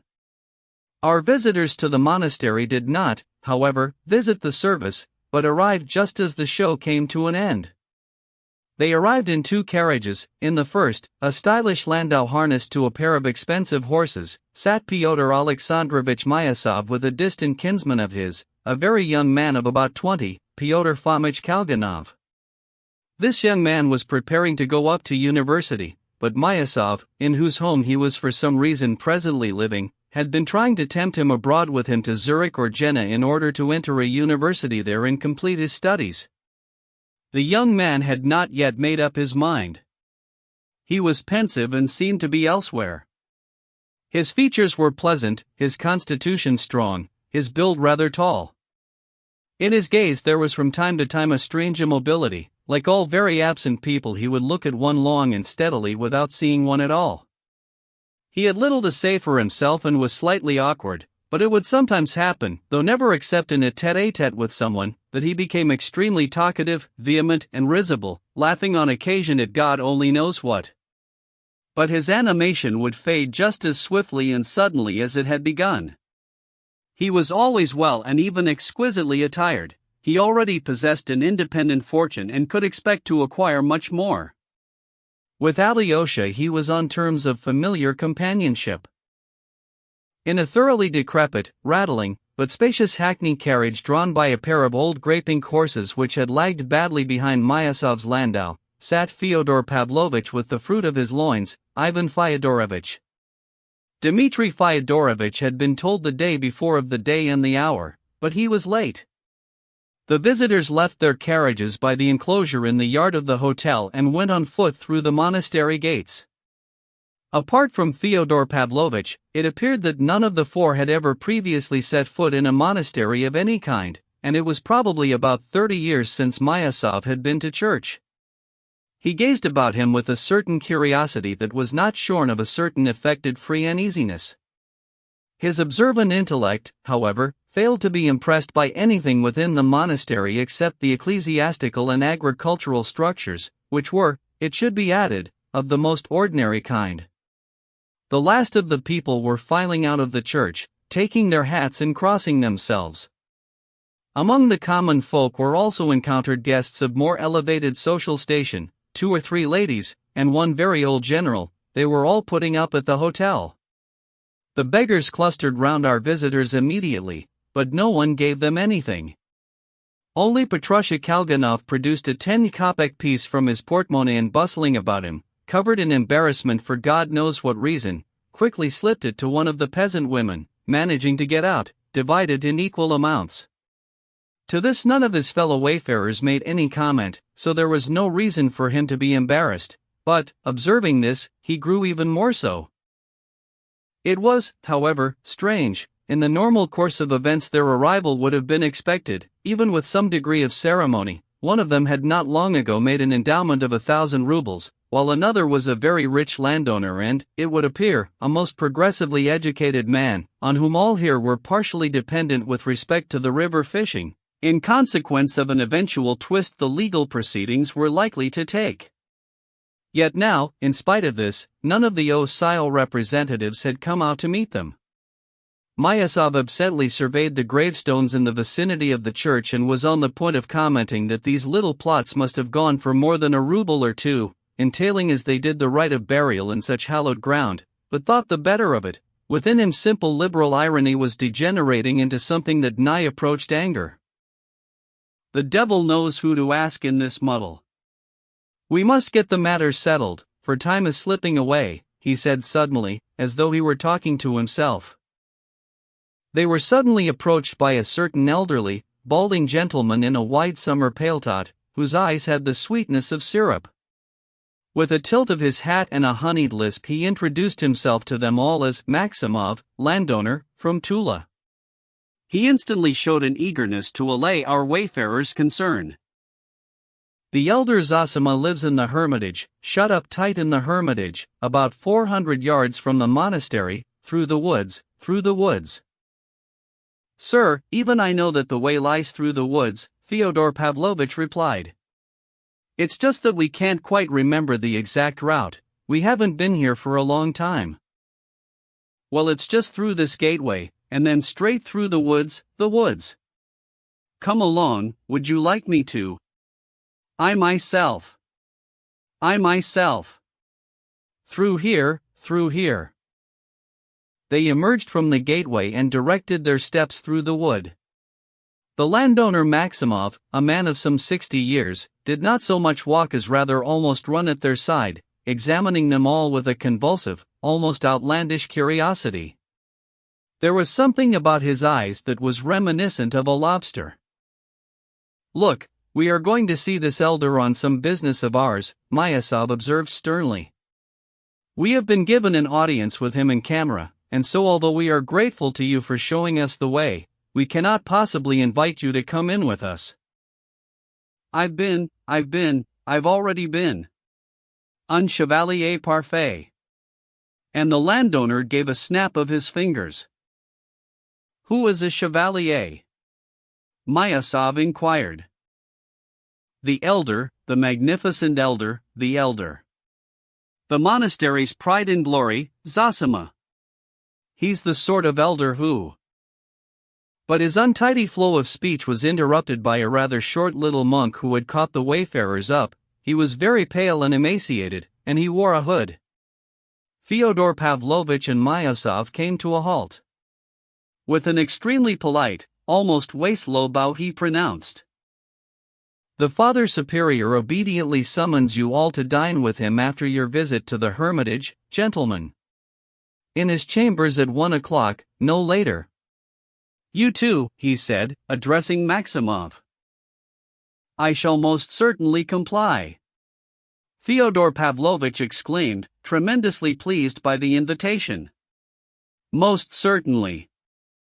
And you know, we've all given our word that we'll behave ourselves while we're here. How about you, Pyotr Alexandrovich, will you come?" "Oh, why ever not?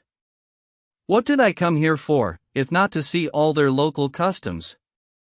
The only thing that gives me cause for hesitation is that I am with you, Fyodor Pavlovitch." "Yes, Dmitri Fyodorovitch does not yet exist." "Well, and it would be an excellent thing if he were to be absent. Do you suppose it appeals to me, all this muddle of yours, and with you thrown in as well?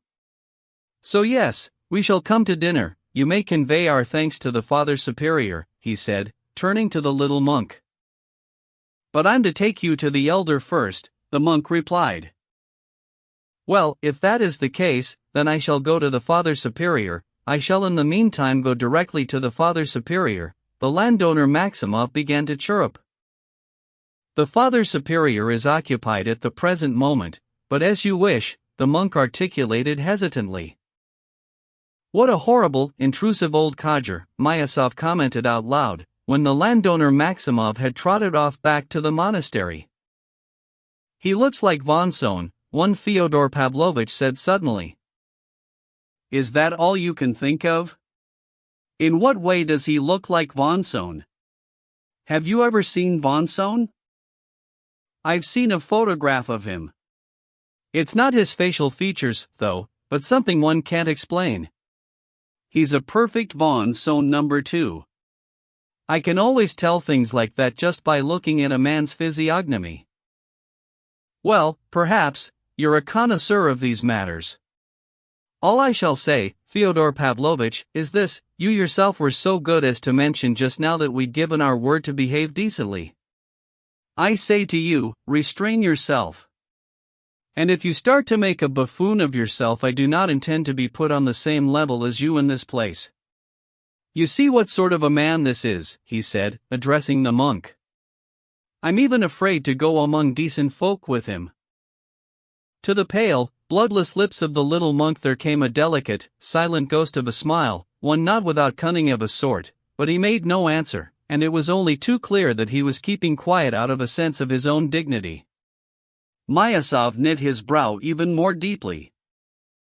"Oh, the devil take them all, an external aphasiade that's been developed over centuries, but in essence it's just rubbish and charlatanry," flashed through his head. "Here it is, the hermitage, we're there," Fyodor Pavlovitch shouted. "It has an enclosure and locked gates."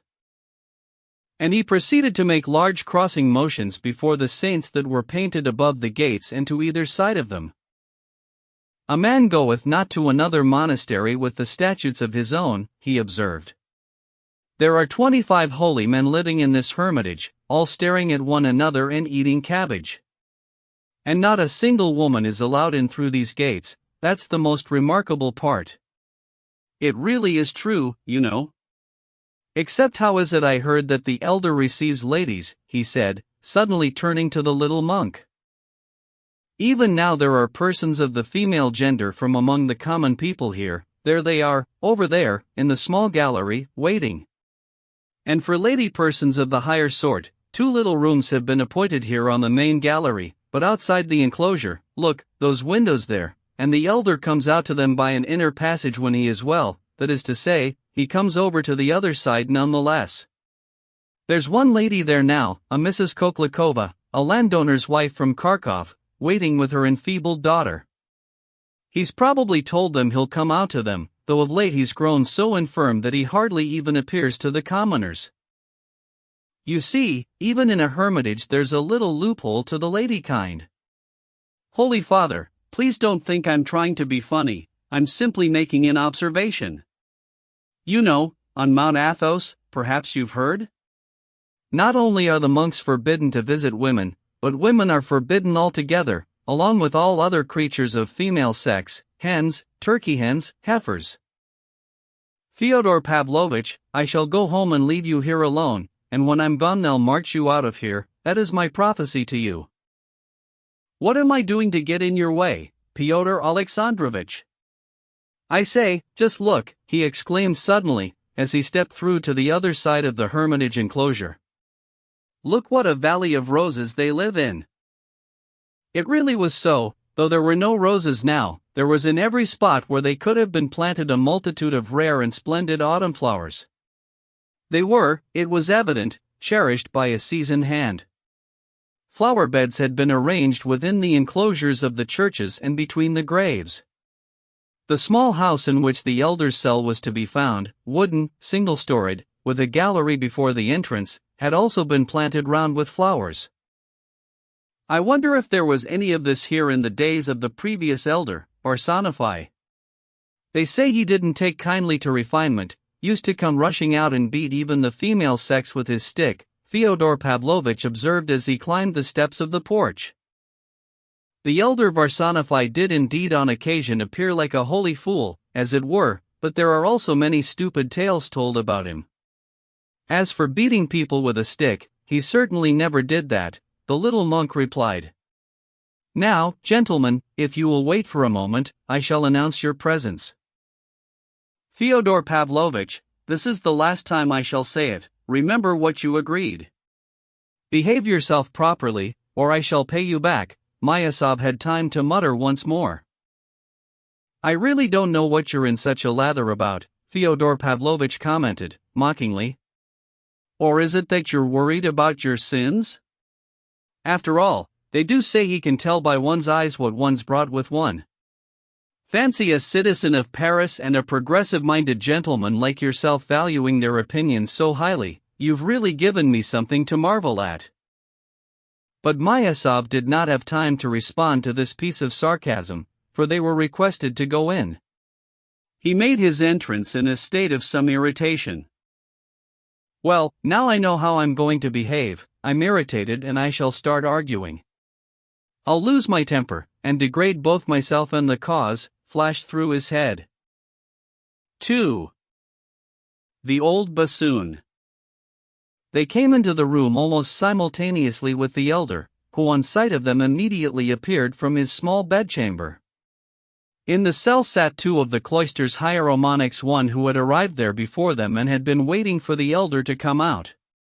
One of them was the Father Bibliothecary, and the other Father Paisy, a man although not old, but very, as was said of him, learned. In addition there stood, waiting in a corner, and continuing to stand throughout, a young fellow in an ordinary frock-coat, about 22 by the look of him, a seminarian and future divine who for some reason lived under the patronage of the monastery in the Brotherhood.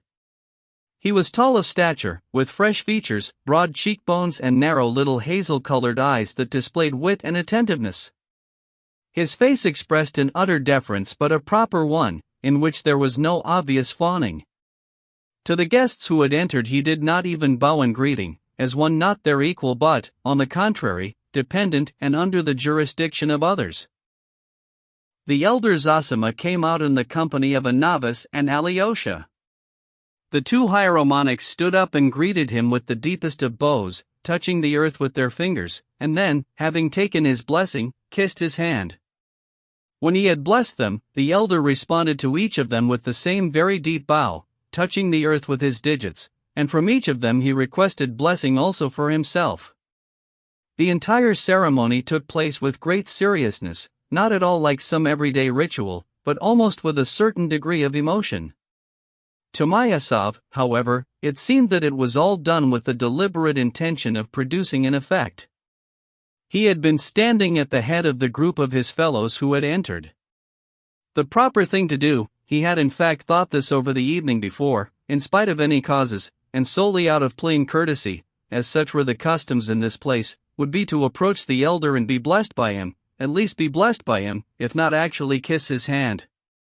Now, however, seeing the hieromonics perform all these bowings and osculations, in a single second he altered his resolve. With an air of seriousness and importance he made a rather deep, but secular, bow and then retreated to a chair.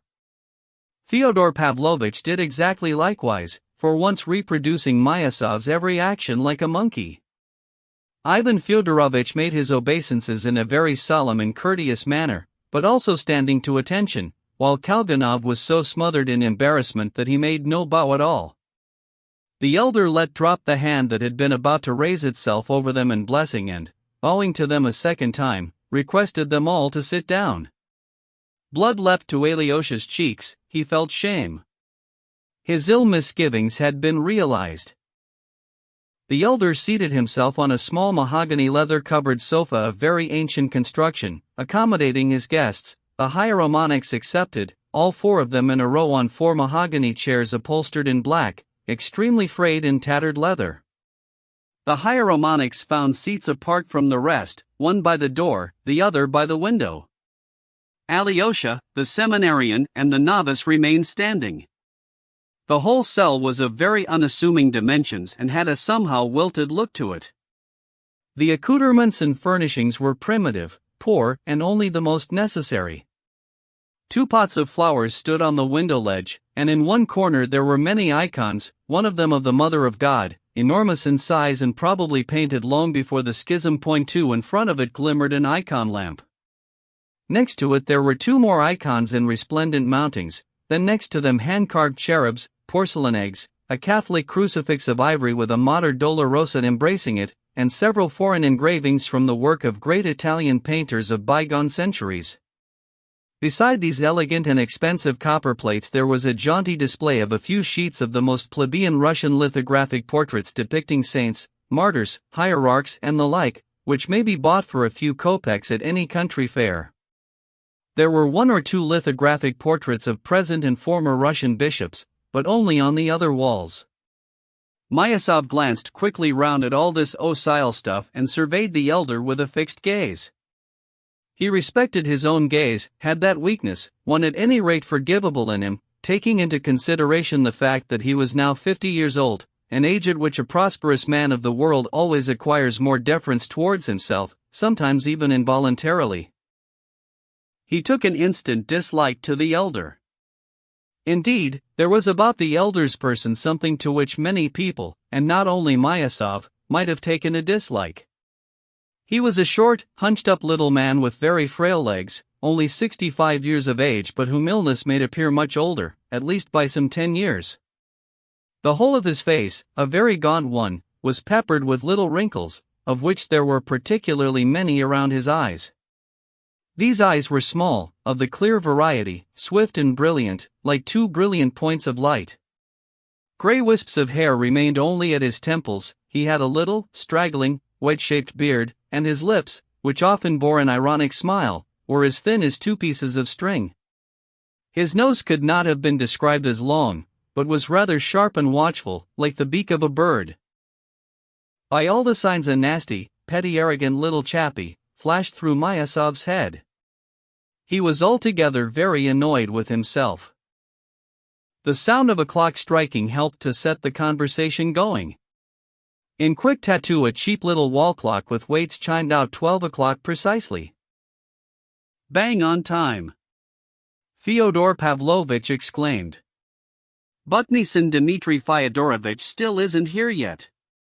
Please accept my apologies for him, sacred elder. Alyosha fairly shuddered in all his being at the sacred elder. Personally, I always try to be punctual, to the very minute, as I know that punctuality is the courtesy of kings. 3. Except that you, at any rate, are not a king, Myasov muttered, instantly unable to hold himself in check. No, I'm not a king. And just fancy, Pyotr Alexandrovich, why I even knew that myself, I swear to God I did. And there I go putting my foot in it as usual.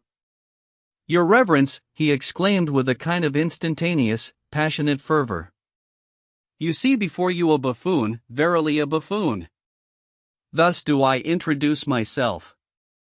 Alas, an inveterate habit.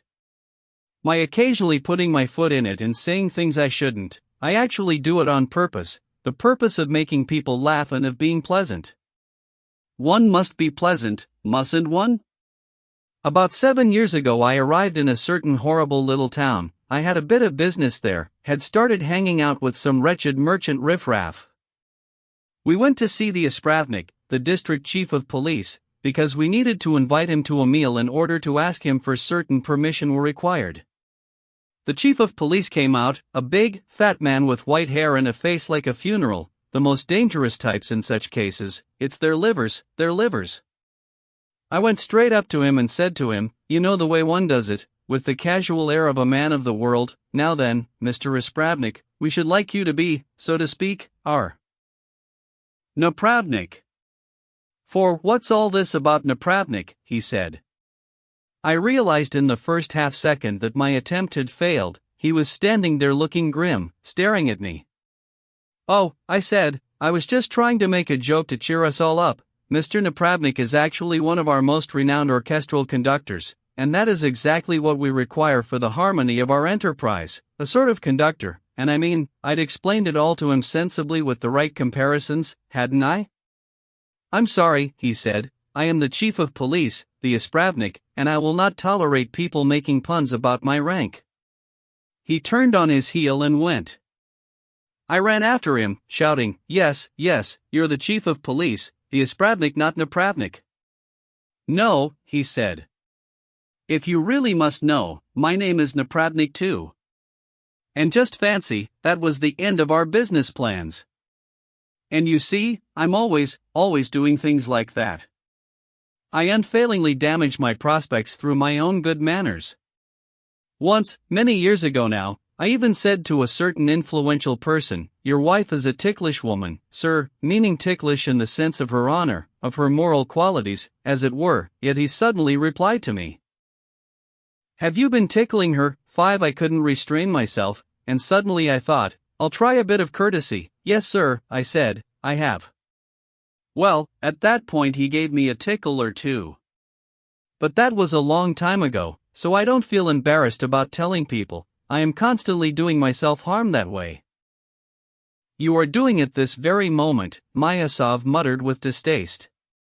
The elders studied the one and the other without saying anything. Really? Just fancy, I even knew that, Pyotr Alexandrovich, you know, I had a premonition that I would, as soon as I opened my mouth, and that you would be the first to point it out to me. At seconds like those, when I see that my joke's not turning out as I intended it, at seconds like those, your reverence, both my cheeks begin to cleave to my lower gums, and I almost have a sort of a fit. It's something I've had since I was a lad and gained my daily bread by sponging and being a sponge in the homes of gentlefolk. I'm a buffoon of long standing, your reverence, and have been so from birth, every bit the same as a holy fool. I won't argue that it may be there's an unclean spirit lurking in me, one of small proportions. As a matter of fact, a more significant one would have chosen a different abode, only not in you, Pyotr Alexandrovich, for you are an insignificant abode. On the other hand, I do believe, however, I believe in God. Only recently have I had a doubt or two, but to make up for it here I sit now awaiting great words. I, your reverence, am like the philosophe Diderot 6, he pronounced the name to rhyme with rot. Do you know the story, most holy father, of how the philosophe Diderot appeared before the metropolitan? Platon 7 in the reign of Catherine the Great? He went in and told him straight, there is no God. Upon which the great hierarch raised his finger and replied, the fool hath said in his heart, there is no God. 8 Without further ado, Diderot fell down at his feet. I believe, he cried, and will accept baptism. And so he was baptized right then and there. Princess Dashkova was his godmother, and Potyomkin 9 his godfather. Fyodor Pavlovitch, this is intolerable. I mean, you yourself know that you're talking nonsense and that stupid anecdote isn't true, so why are you carrying on like this? Myasov said in a trembling voice, by now completely unable to restrain himself. All my life I've had a suspicion it wasn't true. Fyodor Pavlovitch exclaimed with animation. And to make amends, gentlemen, I will tell you the whole truth, great elder. Forgive me, that last bit about the baptism of Diderot I made up myself, on the spur of the moment, it just popped out, had never entered my mind before. I made it up to add a bit of piquancy. And I'm carrying on like this, Pyotr Alexandrovich, in order to be pleasant. Though I must say I sometimes wonder why I bother. But as for Diderot, I must have heard that bit about the fool hath said in his heart at least 24 times from the local landowners round here when I was a lad and lived in their homes. By the way, Pyotr Alexandrovich, I also heard it from your aunt, Mavra Fominishna. They're all still convinced that the atheist Diderot went to argue with the metropolitan Platon about God. Myasov rose, having lost not only his patience, but also, it appeared, his self-control. He was in a rabid fury, at the same time conscious that this made him seem absurd. For indeed, in the cell there was unraveling an event outrageous in the extreme. In this very cell, for perhaps some 40 or 50 years now, even in the days of the previous elders, visitors had gathered, but always with the deepest reverence, in no other wise. Almost all those who were admitted realized, upon entering the cell, that they were being shown an especial favor. Many fell to their knees and remained there throughout the entire meeting. Many of the higher-up personages, even the most learned, positively free-thinking ones, who arrived either out of curiosity or for certain specific reasons, upon entering the cell with the others or upon receiving an audience in camera, had each and every one of them made it their primary obligation to maintain an attitude of the most profound veneration and delicacy throughout the entire interview, all the more so as here money was not involved, but only love and mercy on the one hand, and on the other, repentance and the urge to resolve some vexed question of the soul or vexed moment in the life of their own hearts. So that buffoonery of the kind now displayed by Fyodor Pavlovitch, one lacking in veneration towards the place in which he found himself, produced in at least some of the witnesses a sense of bewilderment and surprise. The two hieromonics, though in no way altering their physiognomies, had been listening with serious attention for what the elder would say, but were now, it seemed, preparing to rise, like Myasov. Alyosha was on the point of tears, his head lowered. Stranger than anything else he found the fact that his brother, Ivan Fyodorovitch, on whom he had placed his sole reliance and who alone had such influence on their father as would succeed to make him stop, was now sitting completely impassive on his chair, his eyes lowered as, with what was evidently the curiosity of the inquisitive, he waited to see how it would all end, as though in this matter he himself were a quite uninvolved bystander. At Rakitin, the seminarian, a man with whom he was also well acquainted and nearly on close terms, Alyosha could not even bear to look. He knew what Rakitin was thinking, though he was the only person in the entire monastery who did. Forgive me, Myasov began, turning to the elder, for also possibly appearing to you as a participant in this unworthy jest. My error is in having believed that even a man such as Fyodor Pavlovitch would understand his obligations in visiting such a venerable personage. I had no idea I should have to ask to be excused for having come in with him. Pyotr Alexandrovich did not finish his sentence and, covered in utter embarrassment, began to make his exit from the room. Do not be anxious, I beg you, the elder said suddenly, getting up from his seat on his frail legs and, taking Fyodor Alexandrovich by both hands, made him sit down in his armchair again. Please be calm, I beg you. I particularly beg you to be my guest. And turning, with a bow, he sat down on his small sofa again. Great elder, impart your pronouncement. Do I offend you with my sprightliness or do I not? Fyodor Pavlovitch suddenly exclaimed, seizing both arms of his chair as though preparing to leap up out of it depending on the answer he received. I earnestly beg you also not to be anxious and not to be intimidated, the elder said to him, meaningfully. Do not be intimidated, be just as you are at home. And above all, do not be so ashamed of yourself, for it is from that all the rest proceeds. Just as I am at home? In my natural state, you mean? Oh, that's a lot, far too much, but I accept with pious emotion. You know, blessed Father, you shouldn't encourage me to assume my natural state, don't risk it, not even I want to go that far. I tell you that in advance in order to protect you. And as for the rest, sir, well, it's still subject to the murk of obscurity, even though some people would like to paint me in gaudy colors. I say that with you in mind, Fyodor Alexandrovich, but where you are concerned, most holy being, all I can say is, I pour ecstasy. He raised himself and, lifting his arms in the air, pronounced, Blessed is the womb that bare thee, and the paps which thou hast sucked 10, especially the paps. You know, when you made that observation of yours just now, do not be so ashamed of yourself, for it is from this that all the rest proceeds. It was as if you'd penetrated right through me and read my insides.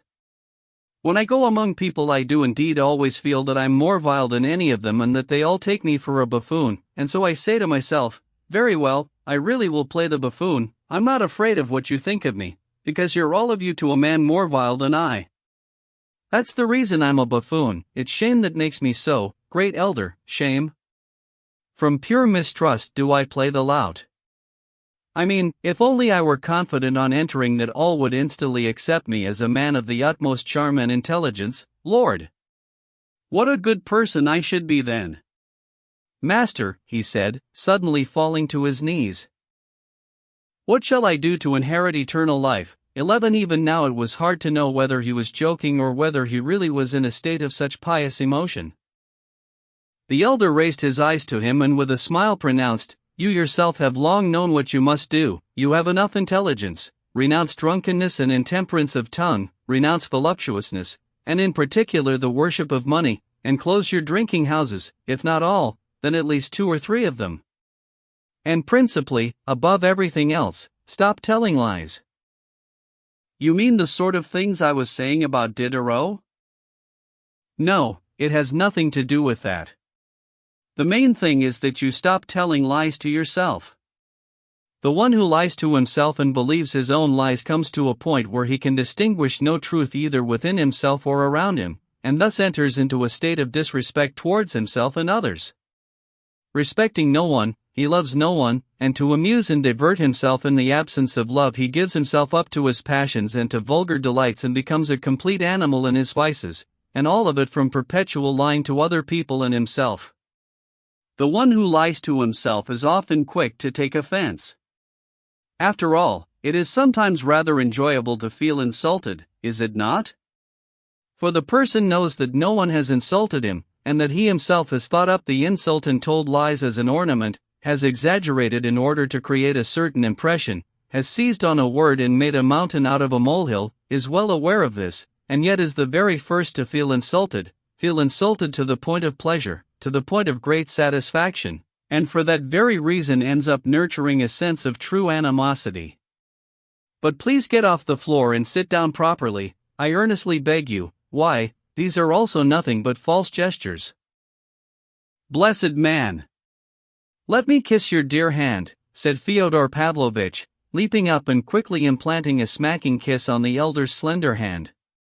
It is indeed enjoyable to feel insulted. That's the best way I've ever heard it put.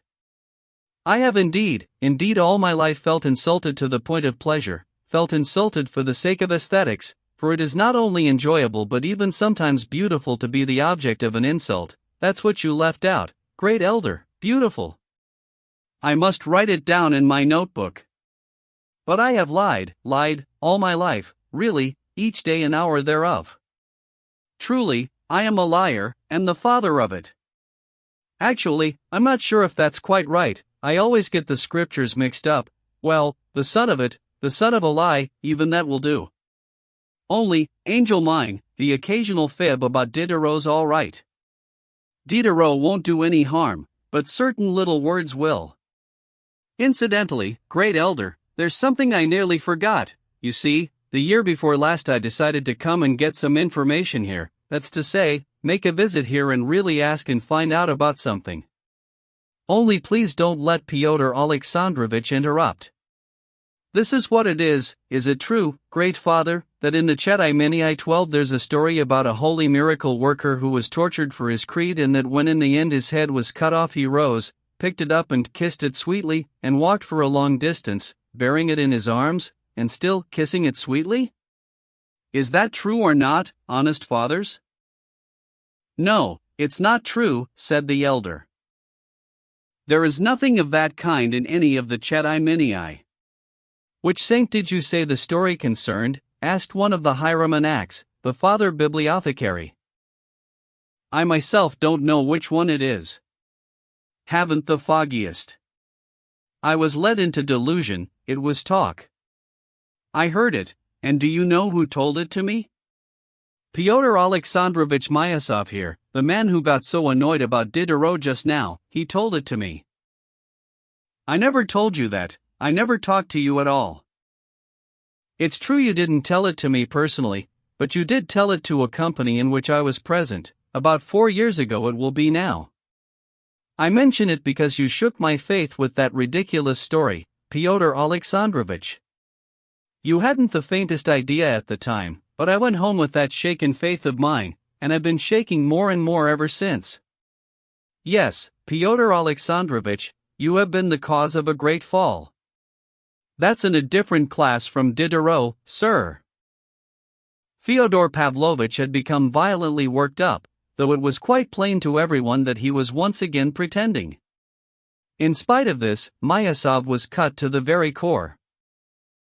What rubbish, in fact, all of this is rubbish, he muttered. It's true that I might have told that story once, but not to you. I was told it myself.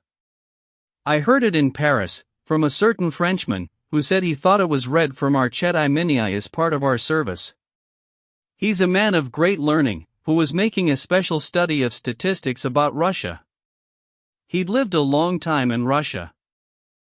I haven't read the Chetymeni, and don't intend to. All manner of things get said over dinner, don't they? We happened to be dining at the time. Yes, that day you were dining, and I lost my faith. Fyodor Pavlovitch said, teasing him. What do I care about your faith? Myasov nearly shouted, but suddenly restrained himself, saying with contempt, you literally soil everything you come into contact with. The elder suddenly rose from his seat. Forgive me, gentlemen, if I leave you for just a few minutes, he said, addressing all the visitors, but there are those who wait and who arrived earlier than you. Now don't go telling lies again, he added, turning to Fyodor Pavlovitch with a merry countenance. He left the cell. Alyosha and the novice rushed to help him down the staircase. Alyosha had hardly been able to breathe, he was overjoyed to get out, but was also relieved that the elder had not taken offense and was in good spirits. The elder was headed in the direction of the gallery in order to bless the people who were waiting for him. But all the same, Fyodor Pavlovitch stopped him at the door of the cell. Most blessed man, he exclaimed with emotion. Permit me to kiss your dear hand once again. Nay, with you a man may talk, a man may live. Do you suppose I always lie thus, playing the buffoon? Know then that all the time I have been feigning in order to put you to the test. All the time I have been probing you in order to find out if a man may live with you. To find out if there was room along with your pride for my humbleness. I award you the testimonial of honor, a man may live with you. But now I shall be silent, for all time I shall be silent. I shall sit down in that armchair and be silent.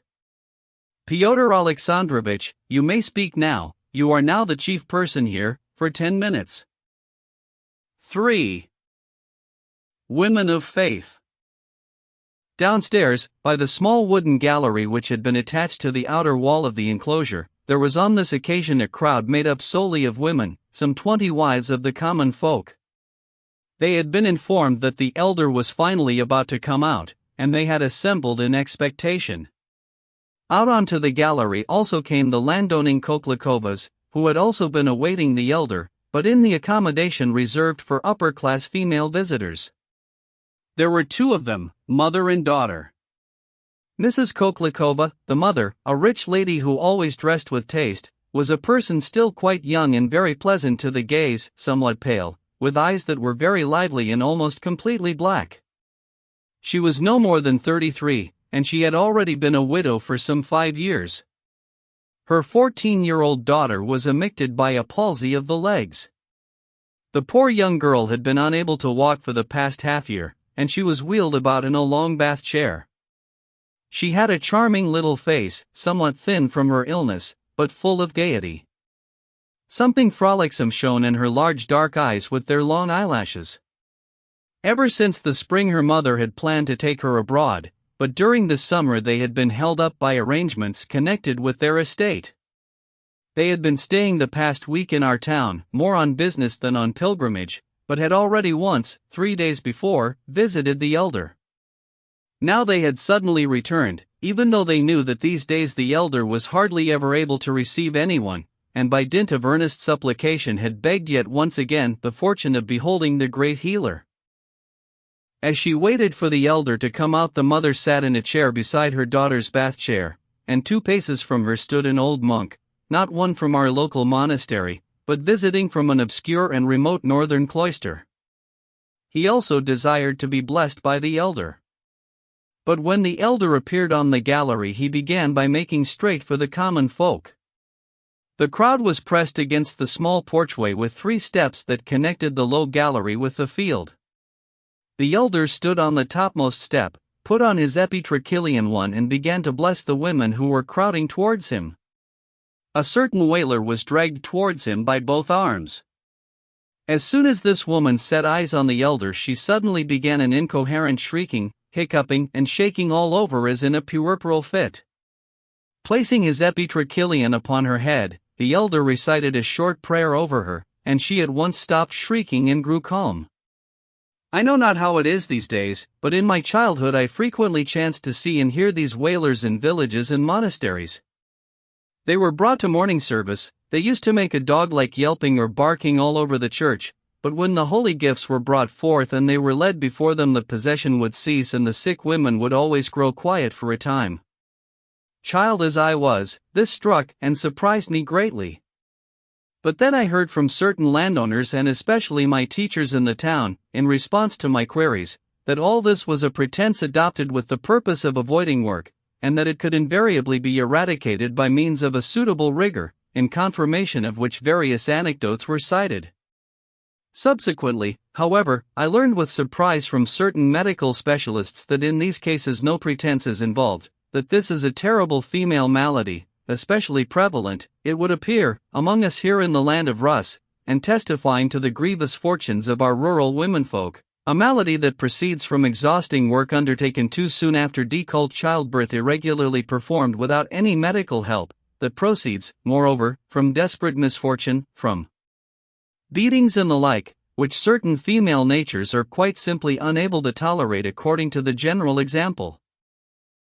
The strange and momentary healing of such possessed and struggling women as soon as they were led before the holy gifts, something which had been explained to me as a pretense and even as a conjuring trick doubtless arranged by those selfsame clericals, probably also took place in a most natural manner, and the women who led her before the gifts and, more importantly, the sick woman herself, believed implicitly, as in an established truth, that the unclean spirit that had taken possession of the sick woman would never be able to endure it if she, the sick woman, as she was being led before the gifts, were to bow before them also. And for this reason it was, and could not be otherwise, that at the moment of their bowing before the gifts there invariably took place in these nervous and, of course, also mentally amicted women a kind of unavoidable jolt to the entire organism, a jolt brought on by the expectation of a certain miracle of healing and by the most complete faith that it would be achieved. And achieved it was, if only for a single moment. In precisely such fashion was it achieved now, as soon as the elder covered the sick woman with his epitrachelion. Many of the women who had been crowding towards him burst into tears of ecstasy and tender emotion, induced by the effect of the moment. Others strained to kiss at least the hem of his garments, and yet others recited some lament. 2 He blessed them all, and engaged some of them in conversation. He already knew the wailer. She had been brought from nearby, from a village only about 6 versts from the monastery, and had been here previously. But here is a distant one, he said, pointing to a woman who was not at all old yet, but was very thin and emaciated, with a face that was less burned than wholly blackened by the sun. She was on her knees, staring at the elder with a motionless gaze. There was something almost frenzied in it. From far away, little father, from far away, 300 versts from here. From far away, father, from far away, the woman said in a sing-song voice, rocking her head smoothly from side to side and holding her cheek in her palm. She spoke as though she were reciting a lament. There is among the common folk a grief that is silent and long-suffering, it withdraws into itself and says nothing. But there is also a grief that is hysterical, eventually it breaks forth in tears and from that moment passes into reciting. This is particularly true of the women. But it is no easier than the silent kind of grief. The recitings and lamentings provide assuagement only by irritating the heart and causing it still greater hysterical anguish. Such grief desires no consolation, it nourishes itself upon its sense of unassuageability. The recitings are only the need to constantly rub salt in the wound. You must be from the tradesfolk, the elder continued, studying her with curiosity. We're townsfolk, father, townsfolk, from the peasantry, but we're townsfolk, we live in the city. I came here to see you, father. We'd heard about you, little father, heard about you. My poor little son is dead and buried, and I've gone as a pilgrim to pray. I've been to 3 monasteries, and they told me, go there, Nastasyushka, go there, that's to you they meant, my darling, to you. So here I came, yesterday I was standing in church, and today I've come to see you. Why are you crying? It's my little son, dear father, he was 2 years old, and only 3 months more and he'd have been three the little thing. It's my son who's causing me such pain, father, my son. He was the last we had 4, Nikitushka and I, but they don't stay with us, our children, dear one, they don't stay with us. I saw the first 3 dead and buried, and I wasn't that terrible sorry they went, but this last one's gone and died, and I can't get him out of my mind. It's just as if he were standing there before me, he won't go away. He's fair wrung my soul dry. If I see his little clothes, his little shirt or his little boots I start to howl. I spread out everything that's left of him, every single thing that was his, I look at it and howl. I said to Nikitushka my husband, give me leave, master, that I may go on a pilgrimage. He's a cabman, we're not poor, father, not poor, we ply the cabman's trade on our own account, everything's our own, the horses and the cab. But what good is our property to us now? He'll have taken to the bottle in my absence, my Nikitushka, I know he will, he's done it before, no sooner do I turn away than he yields to weakness. But now I've stopped even thinking about him. This is my 3rd month away from home. I've forgotten everything and I don't want to remember, and anyway, what would I do with him now? I've finished with him, finished with everyone. And I don't want to see our house and our property now, I don't want to see anything at all. Let me tell you something, mother, the elder said. Once upon a time, for a great saint of antiquity saw in the temple one such as you, a mother who was also weeping for her infant, her only child, whom the Lord also had summoned. Do you not know, the saint said to her, how daring such infants are before the throne of God? There are none more daring than they in all the kingdom of heaven. You gave us life, O Lord, they say to God, yet no sooner had we beheld it than you took it away from us again.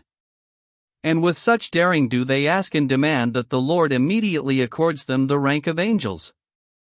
And therefore, said the holy man, do you too rejoice, O woman, and weep not, for your infant is now with the Lord in the assembly of his angels. Thus did the holy saint address the weeping woman in those ancient days. For he was a great saint and could not impart a falsehood unto her. Therefore let me tell you also, mother, that your infant too of a certainty now stands before the throne of the Lord, rejoicing and merry, and saying his prayers for you. So weep, though, also, but rejoice.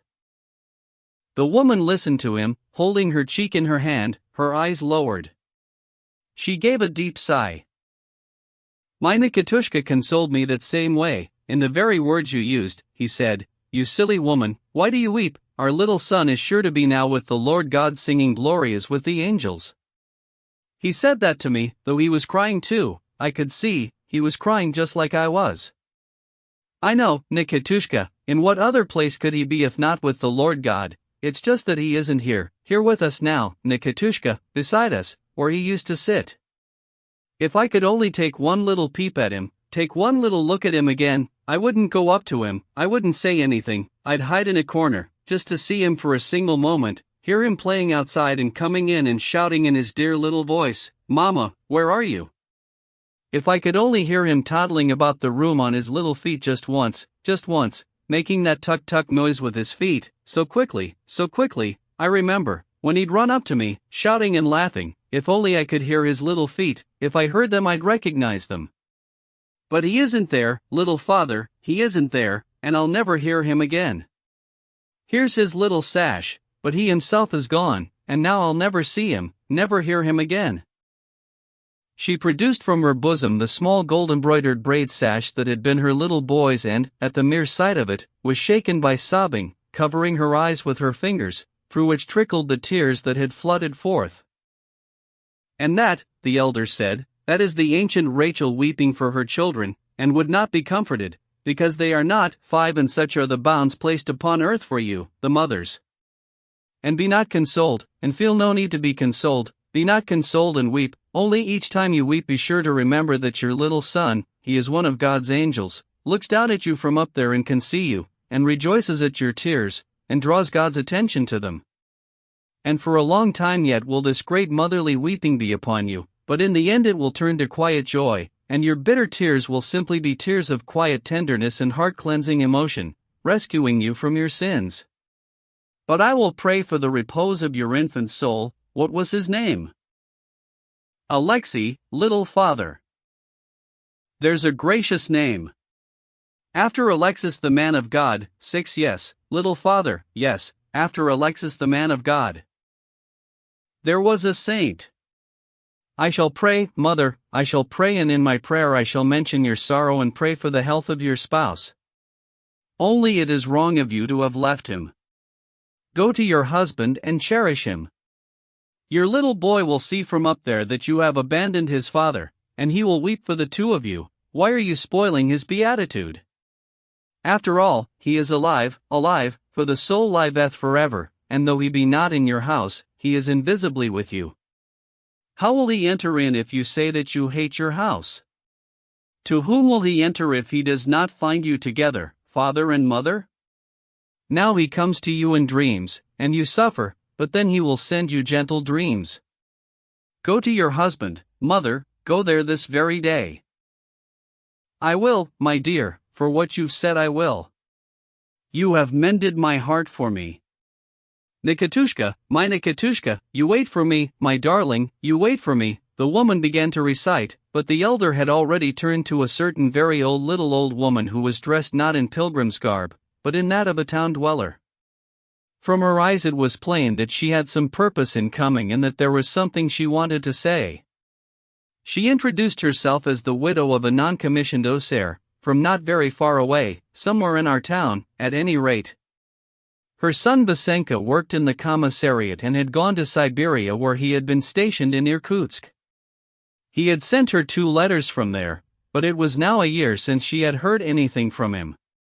She had tried to obtain some information about him, but did not really know where to apply. You see, Stepanida Ilyinishna Bedryagina, she's a merchant's wife, a rich one, said to me the other day, "Now then, Prokhorovna, what you ought to do is write your son's name down for remembrance, take it to the church and have them say a prayer for the repose of his soul. His soul will start to fret," she said, "and he'll write you a letter. And this is a sure method," she said, "it's been tried many times. But well, I have my doubts. Dear light of ours, tell me if it's true or not, and if that would be a good thing to do? Do not even think of it. You ought to be ashamed even to ask. And in any case, how is it possible that a living soul be remembered for repose, and by the man's own mother, too? That is a great sin, not far removed from witchcraft, and it is forgiven unto you only because of your ignorance. You would do better to pray to the Queen of Heaven, swift helpmeet and intercessor, for his health, and that she forgive you your mistaken thoughts. I will say one other thing to you, Prokhorovna, either he will soon come back to you in person, your son, or he will most certainly send you a letter. So bear that in mind. Go now, and from this day forth be calm. I say to you, your son is alive. Dear one of ours, may God reward you, benefactor of ours, supplicant for us all and for our sins. But the elder had already observed in the throng 2 burning eyes that strove towards him from the face of an exhausted, apparently consumptive, though still a young peasant woman. She stared at him without saying anything, her eyes were begging for something, but she seemed to be afraid to make an approach. What brings you, my dear? Absolve my soul, my darling, she said quietly and without hurry, got down on her knees and prostrated herself at his feet. I have sinned, darling father, and I am afraid of my sin. The elder sat down on the bottom step, and the woman approached him, still upon her knees. I've been a widow since the year before last, she began in a half-whisper, seeming to quiver all over. It was hard being married, my husband was an old man, he'd given me a sore beating. He was ill in bed, as I looked at him I thought, what if he recovers and gets up again, what then? And then this idea came to me. Wait a moment, said the elder, and he brought his ear right down to her lips. The woman continued in a quiet whisper, so that almost nothing could be overheard. This did not take her long. And this was the year before last? Yes. To begin with, I didn't think about it, but now I've begun to be poorly and the misery has come upon me. Are you from a long way off? 500 versts from here. Have you told it at confession? Yes, twice. And were you admitted to communion? Yes. I'm afraid to die. Be not afraid, and never be afraid, and do not be in misery. Just as long as repentance does not grow scarce within you, then God will forgive anything. And indeed there is and can be no sin upon all the earth that the Lord will not forgive the truly repentant. And there is no sin that man could commit so great as would ever exhaust God's infinite love. For could there ever be a sin that could exceed God's love? Care only for repentance, unceasing repentance, but as for fear, drive it out altogether. Have faith that God loves you in a way of which you cannot dream, loves you even with your sin and in your sin. For it was said long ago that there shall be more joy in heaven over one sinner that repenteth than over 10 just men. 7 Go now, and have no fear. Bear no ill will towards others, and no anger in the face of injury. In your heart forgive your husband all the wrongs he did you, and truly make your peace with him. As you repent, so will you love. And if you love, you will belong to God. With love all things may be redeemed, all things may be rescued. If I, a sinful human being like yourself, have been moved by you and taken pity on you, how much more so God? Love is such a priceless treasure that the whole world may be purchased with it, and the sins not only of oneself but also those of others be redeemed. Go now and have no fear. He crossed her 3 times, took the miniature icon from around his neck and placed it round hers. Without a word, she bowed down to the ground. He raised himself and cast a merry look at one robust woman who bore a suckling infant in her arms. "I'm from Vishigori, dear one. But that's 6 versts you've had to struggle with your child. What brings you here?" "I've come to see how you are. I was here before, or have you forgotten? Your memory can't be up to much if you've forgotten me. They said in our village that you were poorly, so I thought to myself, I'll go and see how he is for myself, but now I behold you and you don't look poorly at all. You'll live another 20 years, sure you will, and God be with you. And anyway, how could you be poorly with all those supplicants you have praying for you? Thank you for all of it, dear woman. And my plea will only be a small one. Here's 60 kopecks, you take it, dear father, and give it to a woman that's poorer than me. On my way here I was thinking, I'll do best to give the money to him, he'll know who needs it." "Thank you, dear one, thank you, kind one. You have my love. I will certainly fulfill your plea. Is that a little girl you have there?" "Yes, dear light. Lizaveta's her name. May the Lord bless you both yourself and the infant Lizaveta. You have brought gladness to me heart, mother. Goodbye now, dear ones, goodbye now, precious and kind." He blessed them all and to all deeply bowed. 4. A lady of little faith. The visiting lady landowner, as she beheld all this scene of discourse with the common people and the blessing of them, shed quiet tears and wiped them away with a handkerchief. She was a sentimental lady of society with inclinations that were in many respects sincerely good. When the elder at last approached her, she greeted him with ecstasy. "I experienced so many things as I watched all that moving scene," she said, unable to finish her sentence from excitement. "Oh, I understand why the common people love you. I myself love the people, I desire to love it, for how can one not love it, our fine Russian people, simple-souled in its greatness? How is your daughter's health? You again wish to talk with me?" "Oh, I have begged insistently, I have implored, I have been ready to go down on my knees and remain there for 3 days below your windows if necessary until you admitted me. We have come to you, great healer, in order to express all our ecstatic gratitude. Why, you have cured my Liza, you've completely cured her, and by what means? By praying for her on Thursday and by the laying on of your hands. We have come hurrying to kiss those hands, to pour out our feelings and our reverence." "How can that be, cured? She is still in a bath chair, is she not? But the night fevers have completely gone, it's more than 48 hours since she had one, ever since Thursday," the lady began to prattle nervously. "And not only that, her legs have gained strength. This morning when she rose she was well, she had slept all night, look at the color in her cheeks, look at her shining eyes. Before she was always crying, but now she laughs, she's gay, happy. Today she absolutely demanded to be allowed to stand, and she stood for a whole minute on her own, without anyone helping to support her. She's bet me that at the end of 2 weeks she'll be dancing the quadrille. I sent for a local doctor here, by the name of Herzenstub. He shrugged his shoulders and said, I wonder, I am puzzled. And you suppose we could simply leave you alone, and not come winging our way here in order to thank you? Well, then, say thank you, Lise, say thank you."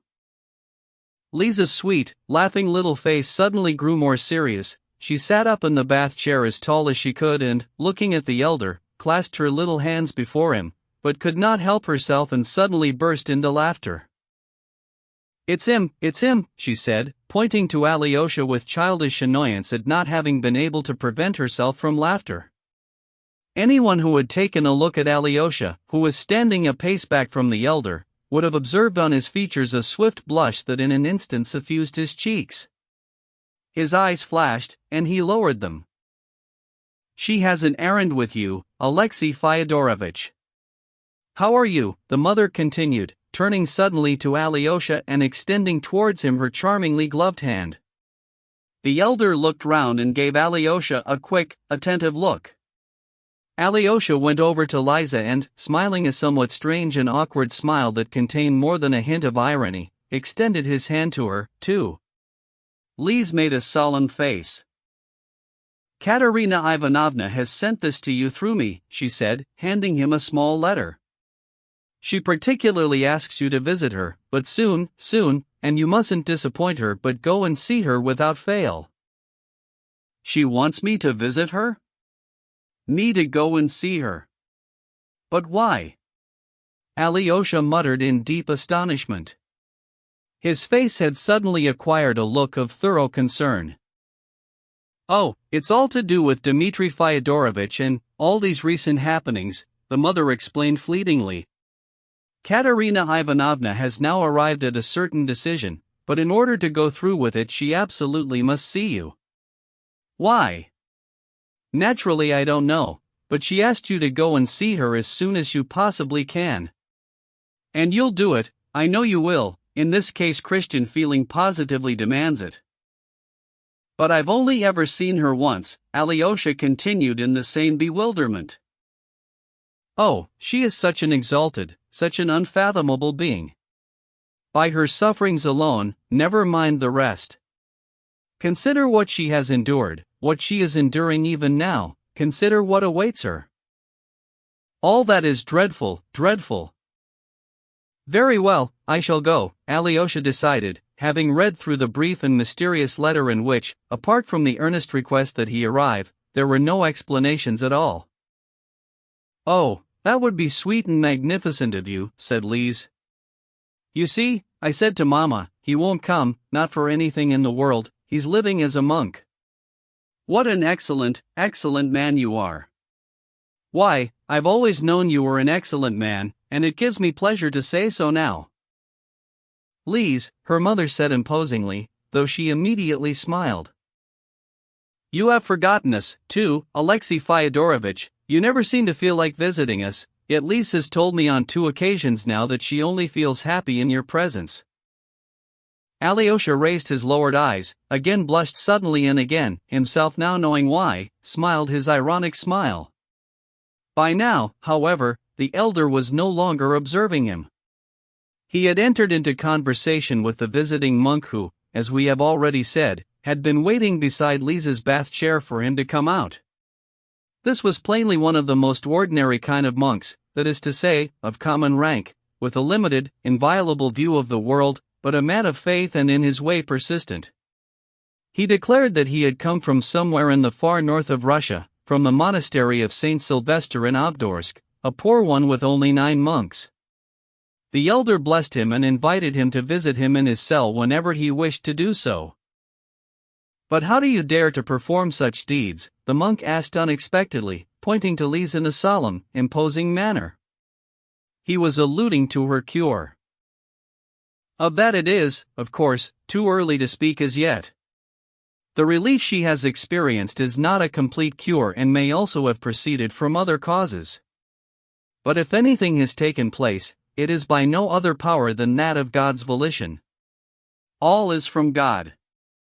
"Come and visit me, Father," he added to the monk, "for I cannot always receive guests, I am sick, and I know my days are counted." "Oh no, God won't take you from us, you're going to live for a long, long time yet," the mother exclaimed. "And anyway, what illness can you have? You look so full of health and gaiety and happiness." "Today I feel unusually improved, but I know from past experience that it will only last a moment. I now understand my illness without error. But if I seem to you so full of gaiety, there is no way that you could ever delight me so much as to make such an observation. For human beings were created for happiness, and whosoever is completely happy is also worthy of saying to himself, 'I have fulfilled the behest of God upon this earth.' All the righteous, all the saints and all the holy martyrs were every one of them happy." "Oh, how you talk, what bold and elevated words," the mother exclaimed. "You speak and it's as if they pierced right through one. But even so, happiness, where is it?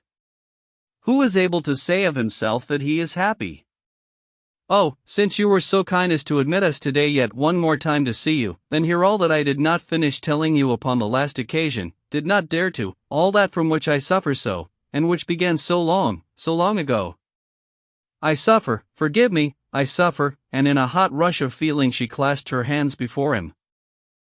From what in particular? I suffer, from a lack of faith in God? Oh no, of that I do not even dare to think, no, it's the life to come, that is such a riddle. And I mean, there is no one who can answer it. Look, you are a healer, a connoisseur of the human soul. I, of course, cannot demand that you believe me entirely, but I assure you by the most solemn precept that not out of light-mindedness do I say to you now that this notion of a future life beyond the grave agitates me to the point of torture, of horror and of panic. And I do not know who to turn to, all my life I have not dared, and so now I am making so bold as to turn to you. Oh God, what sort of woman will you think me now? She wrung her hands. Do not be troubled on account of my opinion, the elder replied. I fully believe in the sincerity of your anguish. Oh, I am so grateful to you. You see, I close my eyes and think, if everyone else believes, then why do I feel all this? And now people say that it all stems in the first place from a fear of nature's frightening manifestations and that none of it is based in reality. But wait, I think, all my life I've believed that I shall die, and that suddenly there will be nothing there, only burdock growing on a grave, one as I read in the work of a certain writer. That is dreadful. How am I to restore my faith? Though actually, I only had it when I was a little girl, it was something automatic, something I didn't even need to think about. How can it be proven? I have come now to abase myself before you and ask you for this. I mean, if I let this opportunity pass me by, then no one will give me an answer for the rest of my life. How can it be proven? How can one be convinced it is true? Oh, it's too unfortunate. I stand and look around me and see that no one could care less, or practically no one worries about this anymore, and I'm the only person who cannot endure it. It is murderous. Without doubt, it is murderous. But here it is not possible to prove anything, it is, however, possible to be convinced. How? By what means? By the experience of active love. Try to love your fellow human beings actively and untiringly. In the degree to which you succeed in that love, you will also be convinced of God's existence, and of your soul's immortality. And if you attain complete self-renunciation in your love for your fellow creatures, then you will unfailingly come to believe, and no form of doubt will ever be able to visit your soul. That has been tested, that is precisely true. Active love? But that is another question, and it is such a question, such a one. You see, my love for mankind is so great that, would you believe it, I sometimes dream of giving up all that I possess, of forsaking Lise and of joining the Sisters of Mercy. I close my eyes, I think and dream, and at those moments I sense within myself an overmastering strength. No wounds, no septic sores would be able to frighten me. I would dress them and bathe them with my own hands, I would be a sick nurse to those sufferers, I am ready to kiss those sores. It is already much and good that your mind should dream of this, and not of some other thing. One day suddenly by chance you really will perform some good work. Yes, but would I last in such an existence for long? The lady continued hotly, and almost in a kind of frenzy. That is the question. That is the question that torments me most of all. I close my eyes and ask myself, would you last long on such a path? And if the sick person whose sores you are washing does not at once respond with gratitude, but starts instead to torment you with caprices, failing either to cherish or even notice your philanthropic devotion, begins to shout at you, making rude demands, even complaining to someone in authority, the way that people in great physical suffering often do, what then? Will your love survive, or will it not? And then, you see, I realized with a shudder that if there is one thing that would be capable of instantly cooling my active love for mankind, it is ingratitude. Quite simply, I am the kind of woman who works for a reward, and I want the reward at once, in the form of praise for myself and reciprocated love. I am incapable of loving anyone on any other terms." She was in an access of the most sincere self-flagellation and, when it was over, gave the elder a look of challenging resolve. "That is almost precisely what a certain medical man once told me, long ago now," the elder observed. The man was already quite advanced in years, and of unquestionable intelligence.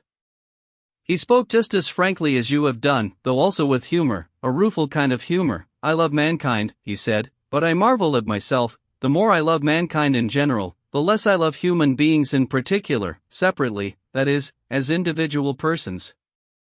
In my dreams," he said, "I would often arrive at fervent plans of devotion to mankind and might very possibly have gone toe-cross for human beings, had that been suddenly required of me, and yet I am unable to spend 2 days in the same room with someone else, and this I know from experience. No sooner is that someone else close to me than his personality crushes my self-esteem and hampers my freedom. In the space of a day and a night I am capable of coming to hate even the best of human beings, one because he takes too long over dinner, another because he has a cold and is perpetually blowing his nose. I become the enemy of others," he said, "very nearly as soon as they come into contact with me. To compensate for this, however, it has always happened that the more I have hated human beings in particular, the more ardent has become my love for mankind in general." But then what is to be done? What is to be done in such a case? Is one to give oneself up to despair? No, for it is sous-scient that you grieve over it. Do what you are able, and it will be taken into consideration. In your case much of the work has already been done, for you have been able to understand yourself so deeply and sincerely. If, however, you have spoken so sincerely to me now only in order to receive the kind of praise I have just given you for your truthfulness, then you will, of course, get nowhere in your heroic attempts at active love. It will all merely remain in your dreams, and the whole of your life will flit by like a wraith. You will also, of course, forget about the life to come, and you will end by somehow acquiring a kind of calm. You have overwhelmed me. It is only now, at this very moment, as you were speaking, that I realized I was indeed merely expecting you to praise me for my sincerity when I told you I could not tolerate ingratitude.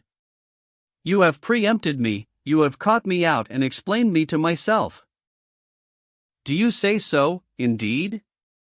Well now, after a confession like that from you, I believe that you are sincere and good-hearted. If you do not reach happiness, always remember that you are on the right road, and try not to deviate from it. The main thing is to shun lies, all forms of lies, lies to yourself in particular. Keep a watch on your lies and study them every hour, every minute. Also shun disdain, both for others and for yourself. That which appears to you foul within yourself is cleansed by the very fact of your having noticed it in you. Also shun fear, although fear is only the consequence of any kind of lying. Never be daunted by your own lack of courage in the attainment of love, nor be over-daunted even by your bad actions in this regard. I regret I can say nothing more cheerful to you, for in comparison to fanciful love, active love is a cruel and frightening thing. Fanciful love thirsts for a quick deed, swiftly accomplished, and that everyone should gaze upon it. In such cases the point really is reached where people are even willing to give their lives just as long as the whole thing does not last an eternity but is swiftly achieved, as on the stage, and as long as everyone is watching and praising. Active love, on the other hand, involves work and self-mastery, and for some it may even become a whole science. But I prophesy to you that at the very moment you behold with horror that in spite of all your efforts, not only have you failed to move towards your goal, but even seem to have grown more remote from it, at that very moment, I prophesy to you, you will suddenly reach that goal and discern clearly above you the miracle-working power of the Lord, who has loved you all along and has all along been mysteriously guiding you. Forgive me that I cannot stay longer with you, they are waiting for me. Until we meet again. The lady wept. But what about Lise, Lise? Give her your blessing, she said, suddenly a flutter. It is not worth loving her. I saw the mischief she was up to all the time, the elder pronounced with humor. Why were you laughing at Alexei all the time? Lise had indeed been amusing herself all the time with this trick of hers. She had long observed, even since the previous occasion, that Alyosha was embarrassed by her and tried not to look at her, and now this had begun to entertain her greatly. She would wait on the alert and catch his gaze. Unable to tolerate the gaze so relentlessly directed upon him, Alyosha would suddenly, involuntarily, driven by some overmastering power, himself stare closely at her, and at once she would smile an ironic smile of triumph straight back into his eyes. Alyosha's embarrassment and annoyance would increase still further. At last he turned away from her completely and hid behind the elder's back. After a few minutes he again, drawn by that same overmastering power, turned to ascertain whether anyone was looking at him or not, and saw that Lise, leaning over the edge of her bath chair so that she almost fell out, was studying him sideways and waiting with bated breath for him to look her way, and when she caught his gaze she burst into such peals of laughter that even the elder lost patience, and said, "Why are you embarrassing him like this, you mischievous girl?" Lise suddenly, quite unexpectedly, blushed, flashed her eyes, her face grew terribly serious, and in a hotly indignant, complaining voice she suddenly said quickly and nervously, "Well, why has he forgotten it all? He used to carry me in his arms when I was little, he and I used to play together. I mean, he used to come and give me reading lessons, did you know that? 2 years ago, when he was saying goodbye, he said he'd never forget, that we were eternal friends, eternal, eternal. And now he's suddenly scared of me. Does he think I'm going to eat him, or what? Why won't he come near me? Why won't he talk to me? Why won't he come and visit us? It's not as though you wouldn't let him out, I mean, we know he goes visiting all over the place. It isn't right for me to invite him, he ought to have remembered it first, if he hadn't forgotten. Oh well, I suppose he's living as a monk now. Why have you made him wear that long cassock thing? If he tries to run he'll trip up and fall." And suddenly, losing her self-control, she covered her face with one hand and burst into terrible, unrestrained fits of her long, nervous, quivering and inaudible laughter. The elder smilingly heard her out and with tenderness blessed her, but as she began to kiss his hand, she suddenly pressed it to her eyes and broke into tears, saying, "Please don't be angry with me, I'm a fool, I'm not worth anything, and Alyosha is perhaps right, very right not to want to go visiting a silly girl like me. I shall send him without fail," the elder decided.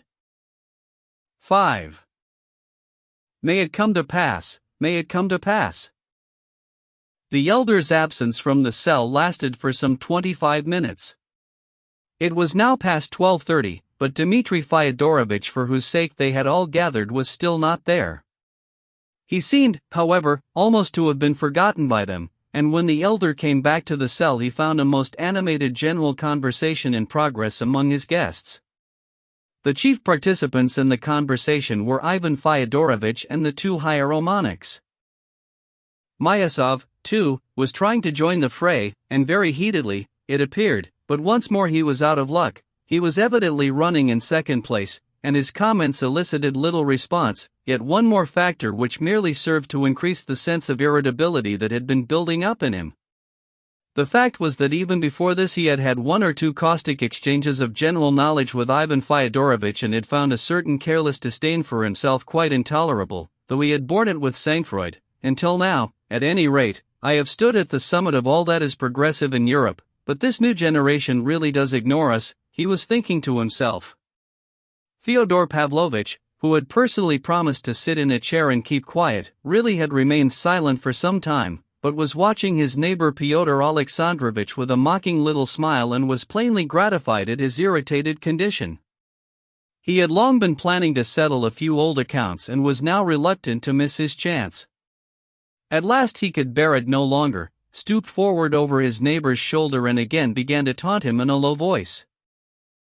"Why didn't you leave just now after my kissing it sweetly story, instead of consenting to stay in such disreputable company? Because you felt insulted and injured and stayed on in order to show off your intellect in revenge. Now you won't leave until you've given your show. Are you starting on that again? On the contrary, I shall leave right now. Last of all will you leave, said Fyodor Pavlovitch, inserting another thrust. This took place almost at the very moment the elder made his return. For a moment or two the argument died down, but the elder, settling into his earlier place, surveyed them all as though affably bidding them continue. Alyosha, who was by now a skilled interpreter of almost every expression on the elder's face, saw plainly that he was dreadfully tired and was overstraining himself. In the most recent phase of his illness he had begun to have fainting fits caused by the exhaustion of his energies. A pallor almost of the same kind as that which preceded a fainting fit was now spreading across his face, and his lips had turned white. But it was obvious that he did not wish to dismiss the assembly. He seemed, moreover, to have some purpose of his own. What could it be? Alyosha watched him fixedly. It is this most curious article of his we are discussing, a hieromonach Iosif, the bibliothecary, pronounced, turning to the elder and pointing towards Ivan Fyodorovitch. He arrives at many fresh conclusions, and it seems that his idea is a two-edged sword. In connection with the question of the ecclesiastical civil court and the extent of its jurisdiction, he has published in one of the journals an article replying to a certain person of spiritual authority who wrote an entire book on the subject. I regret that I have not read your article, but I have heard about it, the elder replied, studying Ivan Fyodorovitch with a fixed and vigilant eye. He defends a most curious point of view, the Father Bibliothecary continued, and in the question of the ecclesiastical civil court evidently quite rejects the separation of church from state. That does indeed arouse one's curiosity, but in what sense do you mean it? The elder asked Ivan Fyodorovitch. The latter finally replied to him, not, however, with the condescending politeness Alyosha had feared the day before, but modestly and reticently, with evident consideration and, it was plain, without the slightest ulterior motive. I proceed from the assumption that this merging of elements, that is to say the essences of church and state, taken individually, will of course be endless, in spite of the fact that it cannot be achieved and that it will never be possible to bring it to any normal or in any way harmonious condition, as there is a lie at the very foundation of the matter. A compromise between church and state in such questions, as for example at present in that of criminal justice, is to my mind impossible by its very nature. The person of spiritual authority to whom I was replying maintains that the church has a precise and definite place in the state. I retorted to him, however, that, on the contrary, the church must contain within it the whole of the state and not simply occupy a certain corner of it, and that if this is for some reason impossible at present, then by the very essence of things it must be set as the principal and direct goal of the entire further development of Christian society. Quite correct. Father Paisy, the taciturn and learned hieromonach, said firmly and nervously. The purest ultramontanism, too, cried Myasov, crossing and recrossing his legs with impatience. Ah, but we have no mountains. Father Iosif exclaimed and, turning to the elder, went on, he replies, among other things, to the following basic and essential propositions of his opponent, a person of spiritual authority. Please note. The first of these is that no social body can or should appropriate to itself the power to order the civil and political rights of its members. The second is that criminal and civic legal authority should not be invested in the Church and is incompatible with its status both as a divine institution and as an alliance of human beings for religious ends. And finally, the third is that the Church is a kingdom not of this world. 3. A most unworthy play on words for a person of spiritual authority. Father Paisy broke in again, unable to resist. I have read this book, the one you were replying to, he said, turning to Ivan Fyodorovitch, and was surprised by the person of spiritual authority's assertion that the Church is a kingdom not of this world. If it is not of this world, then it follows that it cannot have its being upon earth at all. In the Holy Gospel the words "not of this world" are not employed with this meaning. To play with such words is impermissible. The Lord our Jesus Christ came down to earth for the express purpose of establishing the church upon it. The kingdom of heaven is, of course, not of this world, but in heaven. It cannot, however, be entered except through the church, which has been founded and established upon earth. And so worldly puns of this sort are impermissible and unworthy. For the church is indeed a kingdom and is appointed to rule, and in its due course must indubitably manifest itself as a kingdom over all the earth, as it was promised to us. He suddenly fell silent, as though he were keeping himself in check. Ivan Fyodorovitch, who had heard him out with deference and attention, then continued, with exceptional calm but obligingly and straightforwardly as before, turning to the elder. All my article said was that in ancient days, the days of the first 3 centuries of Christianity, Christianity upon earth manifested itself only as a church and was only a church. But when the pagan Roman state conceived the desire to become Christian, it could not happen otherwise than that, having done so, it merely included the church within itself, but continued to remain a pagan state in very many of its practices. If one views the matter objectively, one can see that this was bound to occur. There were in Rome, however, viewed as a state, too many vestiges of pagan civilization and wisdom, as for example even the very goals and fundamental principles of the state itself. Upon entering into the state, the Church of Christ could not of course surrender any of its own fundamental principles, hewn from the same rock on which it stood, and could not but pursue the very goals that once had been firmly set and prescribed for it by the Lord himself, including the goal of converting the entire world, and thereby the whole of the ancient state and church. Thus, in the interests of the future, that is to say, it is not the church that must seek a fixed place within the state, like any other social body or alliance of human beings for religious ends, as the author to whom I replied describes the church, but, on the contrary, every earthly state that will henceforth be obliged to convert itself fully into a church and become nothing other than a church, having now renounced all goals that are not concomitant with its churchly status. But all this will in no wise degrade it, take away its honor or its glory as a mighty state, or the glory of its rulers, but will only turn it aside from a false, still pagan and mistaken path onto the true and genuine one that alone will lead it to the goals of eternity.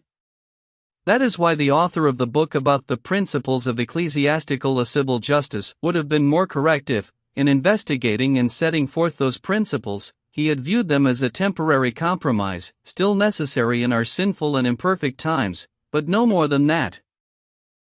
But as soon as the deviser of those principles has the temerity to declare that the principles he is now setting forth, and a portion of which Father Iosif has just enumerated, are immovable, primordial and eternal, he flies straight in the face of the Church and its sacred, primordial and immovable destiny. That is all my article said, and there you have a complete resume of it. In short, then, Father Paisy articulated again, laying emphasis on each word, according to certain theories which have been excessively elaborated in this 19th century of ours, the Church must evolve into a state, as from a lower species to a higher one, in order subsequently to vanish in it, yielding to science, the spirit of the times and civilization. But if the Church is unwilling to do this and resists, there is set aside for it within the state a certain near corner, as it were, one which is, moreover, kept under constant surveillance, and this is generally the case throughout all the lands of Europe in our day. According to Russian thinking and aspirations, however, the desirable outcome is not that the Church should evolve into a state, as from a lower type of existence to a higher one, but that, on the contrary, the state should end by being deemed worthy to become exclusively a church and nothing other. Point 4 May it come to pass. Well, sir, I must admit that now you have encouraged me a little, Myasov said with an ironic smile, recrossing his legs again. As I understand it, this is the realization of an ideal, one infinitely remote, in the second coming. You are welcome to it. A beautiful utopian dream concerning the end of wars, diplomats, banks, and the like. Something not all that unlike socialism. But you see, I thought all this was in earnest and that the Church intended now, for example, to try criminals and sentence them to the birch and penal servitude, and possibly even death. Yes, but even if now there were only an ecclesiastical civil court, not even in that case would the Church send men to penal servitude or the scaffold. Crime and our view of it would then undoubtedly change, little by little, of course, not suddenly and not overnight, but rather quickly all the same, Ivan Fyodorovich pronounced calmly, without the flicker of an eyelid. "Are you in earnest?" said Myasov, giving him a fixed glance. "If everything were to become the church would excommunicate from itself those elements that were criminal and recalcitrant, and would then abstain from cutting off heads," Ivan Fyodorovich continued. "Where would an excommunicant go, I ask you? After all, then he would have to forsake not only his fellows, but Christ as well. You see, by his crime he would have risen in rebellion not only against his fellows, but against the Church of Christ. This is, of course, in the strict sense true even now, except that it is not publicly stated, and the conscience of the present-day criminal very often, exceedingly so, in fact, enters into bargains with itself, as if to say, I may have committed theft, but I have no quarrel with the Church, I am no enemy of Christ. That is what the present-day criminal quite frequently says to himself. Well, and when the Church will have supplanted the state, then it will be decult for him to say this without going against the whole of the Church over all the earth, as though he were to declare, everyone is wrong, everyone has strayed, everyone is a part of the false church, and I alone, the murderer and thief, am the true Christian Church. And, well, this is something that is very hard to say to oneself. It demands an enormous mass of preconditions, of circumstances that do not often occur. Now take, on the other hand, the view of the Church itself regarding crime. Does it not have a duty to change in the face of the present almost pagan view of the matter, and move from being a mechanical amputation of infected limbs, such as takes place at present as a safeguard to society, towards transforming itself, completely this time and without falsehood, into an idea concerning the rebirth of man, his resurrection and salvation? But what on earth are you talking about? Once again I cease to understand, Myasov said, interrupting. This is another of your fantasies. It's shapeless stuff, and there's nothing one can get hold of. What excommunication is it that you mean? What kind of excommunication? I have my suspicions that you're simply making fun of us, Ivan Fyodorovich. You know, if truth be told, it is thus even now, the elder said suddenly, and they all turned towards him at once. After all, if Christ's Church did not exist at present, there would be nothing to restrain the criminal from his wrongdoing, nor even any punishment to follow it, genuine punishment, that is, not the mechanical sort of which you were speaking just now and which merely sours the heart in the majority of instances, genuine punishment, the only effective kind, that deters and pacifies, and is contained in an awareness of one's own conscience. But how can that be, may one be permitted to know? Myasov asked with the most animated curiosity. Like this, the elder began. All these deportations to forced labor, which were earlier accompanied by floggings, reform no one, and more importantly have no deterrent effect either, and not only does the number of capital crimes fail to diminish, but the more time passes, the greater does it become. After all, you must surely agree that this is so. And it transpires that, consequently, society is not safeguarded at all, for though one unhealthy limb is mechanically amputated and deported far away, out of sight, in its place there at once appears another criminal, and possibly even two. If there is anything that will safeguard society even in a time such as ours and will reform the criminal, making him evolve into a new person, it is again solely the law of Christ, manifesting itself in an awareness of one's own conscience. Only in perceiving his guilt as a son of a Christian society, the Church, in other words, will he also perceive his guilt before society itself, before the Church, that is to say. Consequently, the present-day criminal is capable of perceiving his guilt only before the Church, and not before the state. Now if justice were to be invested in a society as Church, society would know whom to bring back from excommunication and join to itself once more in communion. At present, however, the Church, possessing no active legal authority, but only the opportunity of making a certain moral condemnation, itself retreats from an active punishment of the criminal. It does not excommunicate him from itself, but makes do with issuing to him a fatherly admonishment. Not only that, it even tries to preserve with the criminal all the details of the Christian ecclesiastic communicacy, admits him to church services, to the holy gifts, gives him alms and treats him more as one in thrall than as a guilty person. But what would happen to the criminal, O merciful Lord? If Christian society too, the church, that is to say, were to reject him in the way the civil law rejects and amputates him? What would happen if, instantly following the punishment meted out to him by the civil law, the church were to punish him with excommunication? There could be no more desperate plight, at least for the Russian criminal, for Russian criminals retain their religious faith. Yet who can tell, perhaps a terrible thing would then take place. There might occur a loss of faith within the criminal's despairing heart, and then what might take place? But the church, like a tender and loving mother, withholds herself from active punishment, as the guilty one has already been punished all too severely by the justice of the state without her intervention, and after all there must be someone to take pity on him. The church does this principally because the justice of the church is the only form of justice that accommodates within itself the truth and is consequently unable to join forces, morally or materially, with any other form of justice, even in a temporary compromise. Here no bargains may be struck. It is said that in Europe the criminal seldom repents, as the most recent theories confirm him in the notion that his crime is not a crime at all, but merely an act of revolt against an unjustly oppressive power. Society amputates him from itself by means of a power that triumphs over him quite mechanically, and accompanies this excommunication with hatred, such at least are the stories that they tell about themselves in Europe, with hatred and the most complete indifference and neglect concerning his subsequent fate as a brother to the rest. Thus it all takes place without the slightest ecclesiastical compassion, for in many instances there are no longer any churches there at all, and all that remain are churchmen and fine ecclesiastical buildings, as the churches there have themselves long striven to evolve from the lower form of life, the church, to the higher form, the state, in order to vanish in it completely. That, at any rate, appears to be the situation in the Lutheran lands. In Rome, however, a state has been proclaimed in place of a church for 1,000 years now. The result is that the criminal no longer perceives himself as a limb of the church and, excommunicated, falls into despair. And if he does return to society, he does it not infrequently with such hatred that society excommunicates him, as it were, from itself. What the end of this is you may judge for yourselves.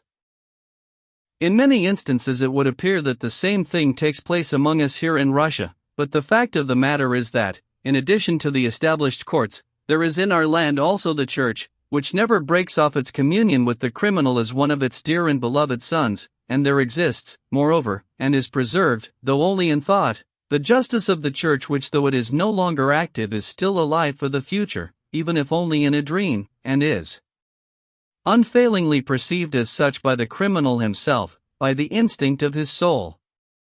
What was said here just now is also true, to the effect that if the church really were to be granted legal authority, in all its power, that is to say if the whole of society were simply to be converted into a church, not only would the legal authority of the church have an influence upon the reform of the criminal of a kind it never has at present, but the incidence of crime itself might start to diminish at a surprising rate. Indeed, there can be no doubt that the church would view the criminal of the future and the crime of the future in many respects quite differently than it does at present, and would be able to return the excommunicant, anticipate the schemer and regenerate the fallen. It is true, the elders smiled thinly, that Christian society is not yet ready for this and merely stands upon the shoulders of the 7 men of honest report, 5, but as they never grow scarce, so it still firmly abides in the expectancy of its complete transformation from a society that is as yet little more than a pagan body into one ecumenical and sovereign church. May it come to pass, even if only at the ends of the world, for it alone is predestined to be accomplished. And there is no reason to be perplexed by the times or the seasons. 6 For the secret of all times and seasons is in God's wisdom, in His providence and love. And that which by human calculation may still seem far away indeed, may by God's predestiny already stand upon the eve of its fulfillment, at the very door. May this latter come to pass. May it come to pass, may it come to pass. Paisy repeated, sternly and reverentially. Extraordinary, quite extraordinary, said Myasov, not so much with fervor as with a kind of suppressed indignation. What is it that appears to you so extraordinary? Father Iosif inquired, cautiously. But what in reality is this? Myasov exclaimed, as if he had suddenly broken free of some restraint. The state is to be abolished upon earth, and the church is to be elevated to the rank of state. That is not ultramontanism, it is arch-ultramontanism. Not even Gregory VII dreamed of it. 7. I am afraid you have understood it in quite the wrong order. Father Paisy said sternly. It is not the church that is to turn itself into a state, be clear about that. That is Rome and her dream. That is the third temptation of Satan. 8. No, on the contrary, the state is to turn itself into a church, ascend to the condition of a church and become a church over all the earth, something that is the complete opposite of ultramontanism and Rome and your interpretation, and is simply the great predestination of orthodoxy upon earth. From the east the star will shine. 9. Myasov preserved an imposing silence. His entire form expressed an unusual personal dignity. A haughtily condescending smile had appeared on his lips. Alyosha had been following the whole scene with a violently beating heart. The entire conversation had stirred him to the foundations. He took a casual glance at Rakitin. The latter stood motionlessly in his previous station by the door, attentively listening and watching, though with lowered eyes. From the lively flush in his cheeks, however, Alyosha guessed that Rakitin too was stirred, possibly no less than himself. Alyosha knew what had stirred him. Permit me to tell you a certain small anecdote, gentlemen, Myasov said suddenly in an imposing voice and with an air of especial gravitas. In Paris, some years ago now, just after the December revolt, I one day had occasion, while paying a social call to a certain extremely important person in authority at the time, a friend of mine, to encounter at his home a certain most curious gentleman. He was, this individual, not so much a police spy as a kind of director of an entire team of political police spies, in its own way a rather influential position. Seizing upon the chance out of exceptional curiosity, I engaged him in conversation, but as he was there not in the capacity of an acquaintance, but as a subordinate functionary delivering a certain type of report, and as he, for his part, had observed the way in which I was received in the home of his superior, he deemed me worthy of a certain degree of candor. Well, of course, only relatively so, that is to say he was more courteous than candid, with that particular courteousness at which the French are so good, and all the more so as he recognized me to be a foreigner. But I well understood the fellow. The theme of our deliberations had turned to the socialist revolutionaries who as a matter of fact were the subject of persecution at the time. Omitting the principal substance of the conversation, I shall cite only one most curious observation that suddenly broke from this little gentleman. Actually, he said, all those socialists, the anarchists, atheists, and revolutionaries, are not the ones who give us the headaches. We keep an eye on them, and their movements are well known to us. There are among them, however, though they are not many, a number of peculiar characters. These are people who believe in God and are Christians, yet are at the same time socialists. Now they are the ones who give us the worst headaches. They are a fearsome bunch. The socialist who is a Christian is more worthy of fear than the socialist who is an atheist. These words shocked me at the time, but now in your company, gentlemen, they have somehow unexpectedly recalled themselves to me again. You mean that you apply them to us, and see in us socialists? Father Paisy inquired bluntly and without circumlocution. But before Pyotr Alexandrovich could think of a reply, the door opened and in walked the long-awaited Dmitri Fyodorovich. They had indeed almost given up waiting for him, and at that initial moment his sudden appearance even occasioned a certain surprise. 6. Why is a man like that alive? Dmitri Fyodorovich, a young man 28 years old, of average height and pleasant face, looked nevertheless far older than his years. He was muscular, and in him one could detect formidable physical strength, yet even so there was about his face something almost morbid. His face was lean, its cheeks sunken, their complexion shot with a kind of sickly yellow. His rather large, dark eyes gazed bulgingly, and though they appeared to have a firm persistence, somehow lacked definition. Even when he got excited and spoke irritably, his gaze seemed not to obey his inner mood but to express something else, something that was on occasion not at all in keeping with the moment in question. "It's hard to guess what he's thinking about," people who had engaged him in conversation would sometimes say. Others, perceiving in his eyes a morose, reflective look, would on occasion be suddenly shocked by his unexpected laughter, which bore testimony to the gay and playful thoughts that were within him at the very time he looked upon the world with such moroseness. As it happened, a certain morbidity of feature might have been understandable in him just then. Everyone knew or had heard of the extremely disturbed and dissipated existence into which among us he had recently thrown himself, just as everyone knew of the extraordinary states of irritation he attained in the quarrels with his father concerning the disputed money. About this several anecdotes were already circulating in the town. It is true that he was by nature irritable, of unsteady and irregular mind, as Semyon Ivanovich Kachalnikov, our local justice of the peace, had characteristically expressed himself on the subject at a certain gathering. Dmitri Fyodorovich made his entrance meticulously and stylishly dressed, in a buttoned-up frock coat, black gloves, and holding a top hat in his hands. As a military man in recent discharge from the service, he had a mustache and for the time being shaved only his beard. His dark chestnut hair was cut short and combed casually across his temples.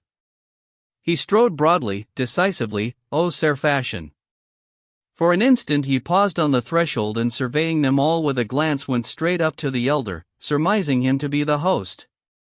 He bowed deeply to him and asked for blessing. The elder, raising himself, blessed him. Dmitri Fyodorovich reverently kissed his hand and with unusual agitation, almost irritation, pronounced, "Please be so generous as to forgive me for making you wait so long."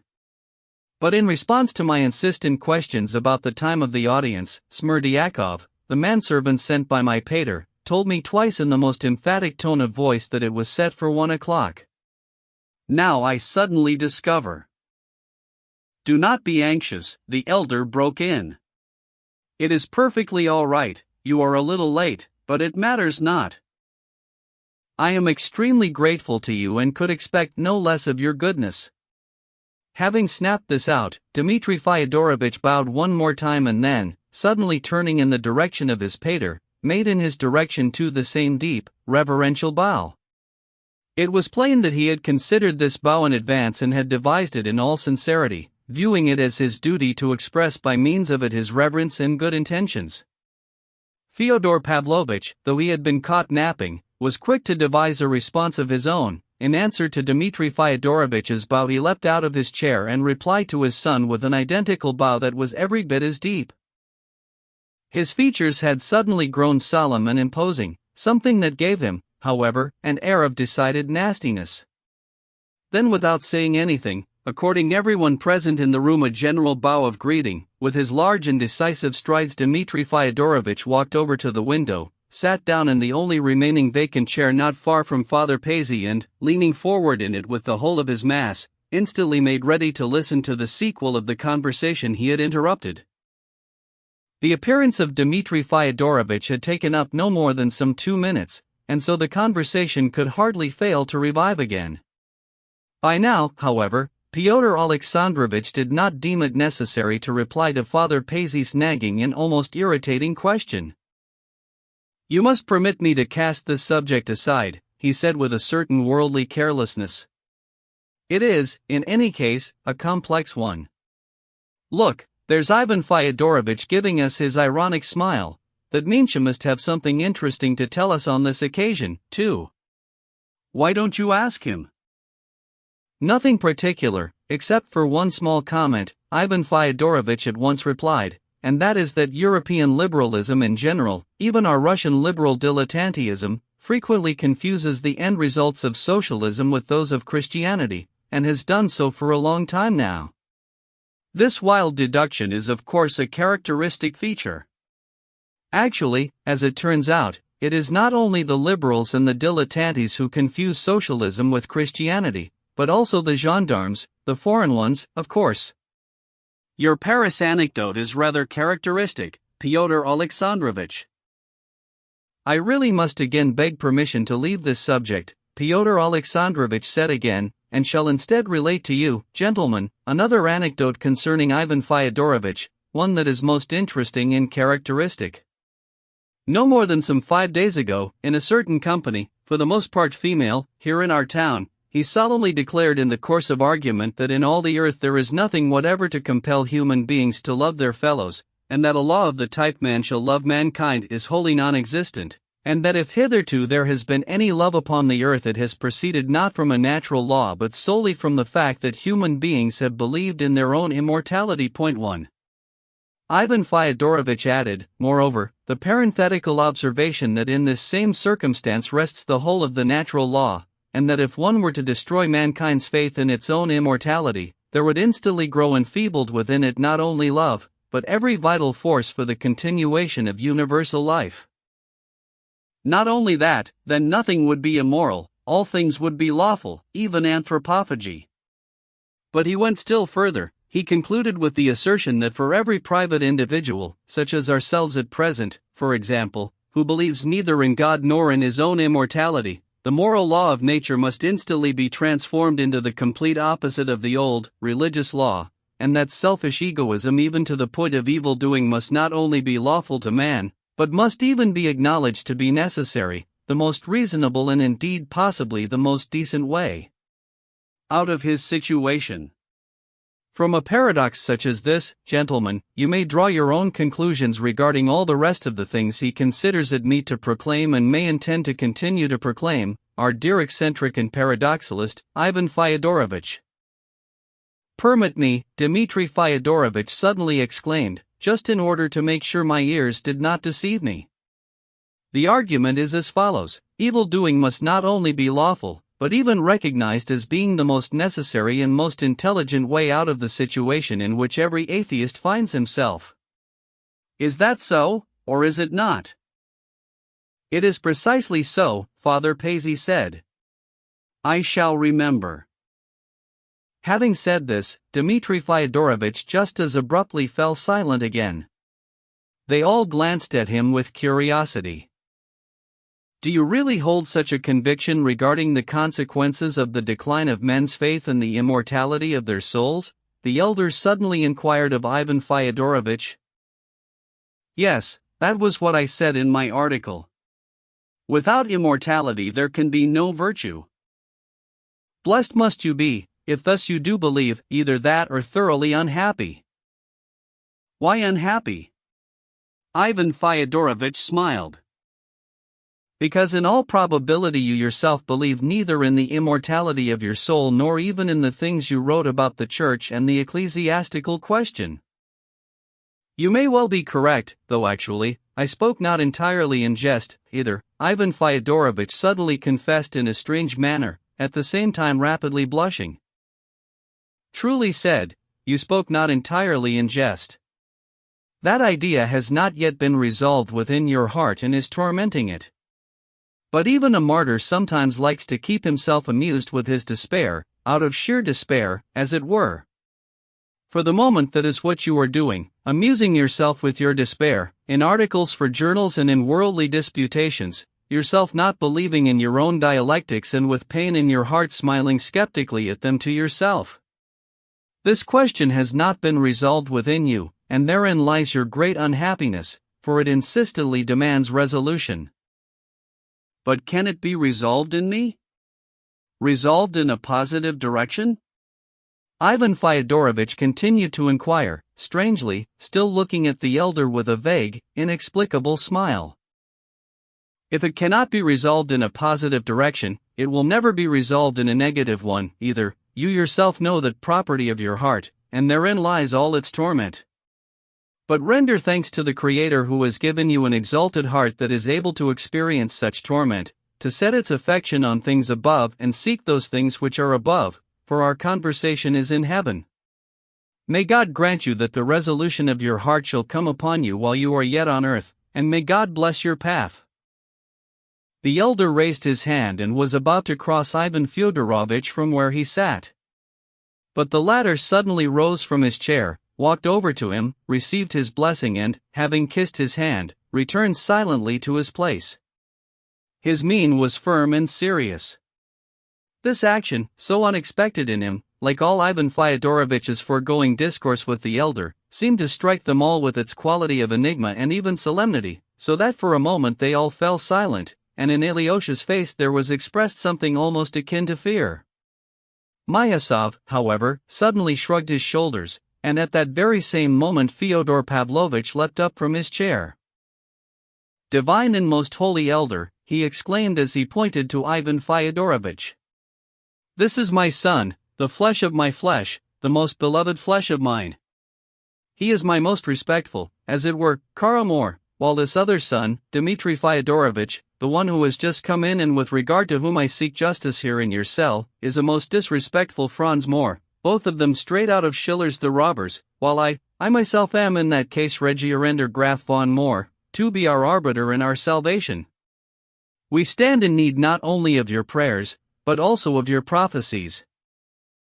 Speak without foolery and do not commence with insults to your kith and kin," the elder replied in a faint, exhausted voice. It was plain that he was growing tired, the more so the longer the audience continued, and his strength was visibly ebbing.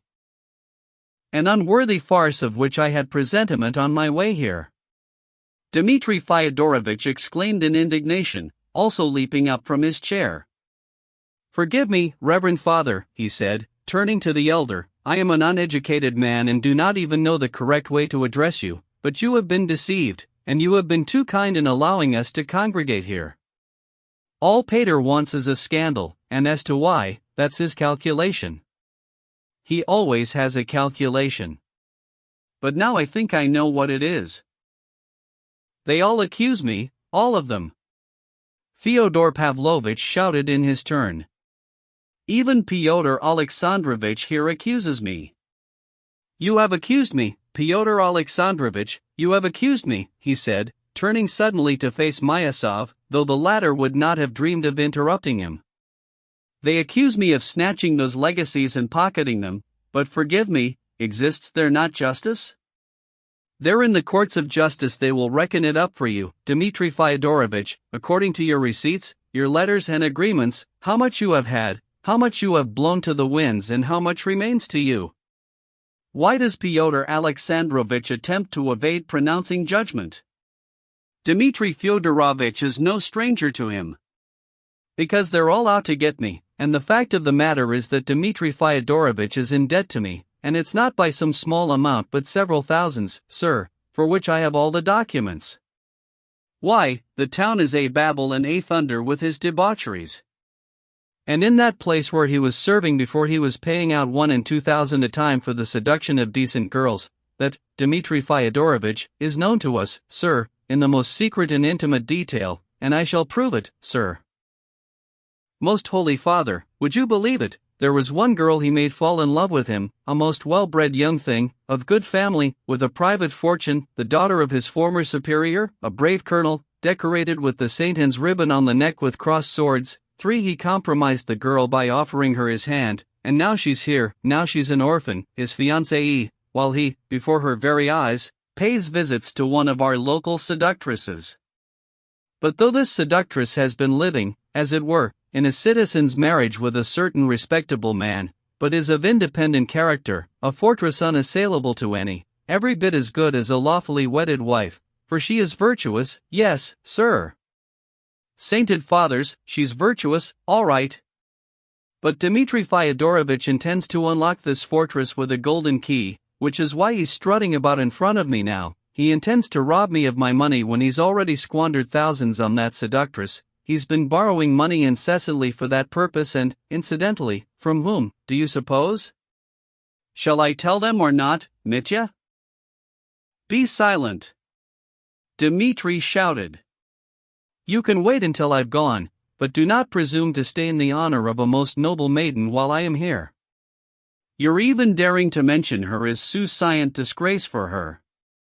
I will not stand for it. His breath was choking. But Mitya! Mitya! Fyodor Pavlovitch exclaimed nervously, forcing a few tears. What about parental blessing? I mean, if I curse you, what will happen then? You brazen-faced sham. Dmitri Fyodorovich barked violently. That's his father he's talking about. What do you suppose he's like with the rest? Gentlemen, imagine, there is here in our town a poor but respectable man, a retired captain in the army, down on his luck, was dismissed from the service, but not publicly, not by a court-martial, retaining all his honor, saddled with a large family to feed. Well, 3 weeks ago, at an inn, this Dmitri Fyodorovich of ours grabbed him by the beard, and by that very same beard hauled him out onto the street, and in that very same street, in front of everyone, gave him a sound thrashing, and all because the fellow's a secret attorney in a certain little business venture of mine. That's all lies. Truth on the outside, lies on the inside. Dmitri said, quivering with anger in every limb. Pater. I do not seek to justify my actions. Indeed, in front of everyone I confess, I acted like a wild beast with that captain and am now filled with remorse and self-loathing for my bestial anger. But your captain, that attorney of yours, went to see the lady whom you describe as a seductress and began to invite her in your name to take the promissory notes I signed with you and bring a summons against me, threatening to have me put in jail if I pestered you too much about the settlement on the value of the property. Yet now you have reproached me with having a weakness for that lady, when you yourself drilled her to entrap me.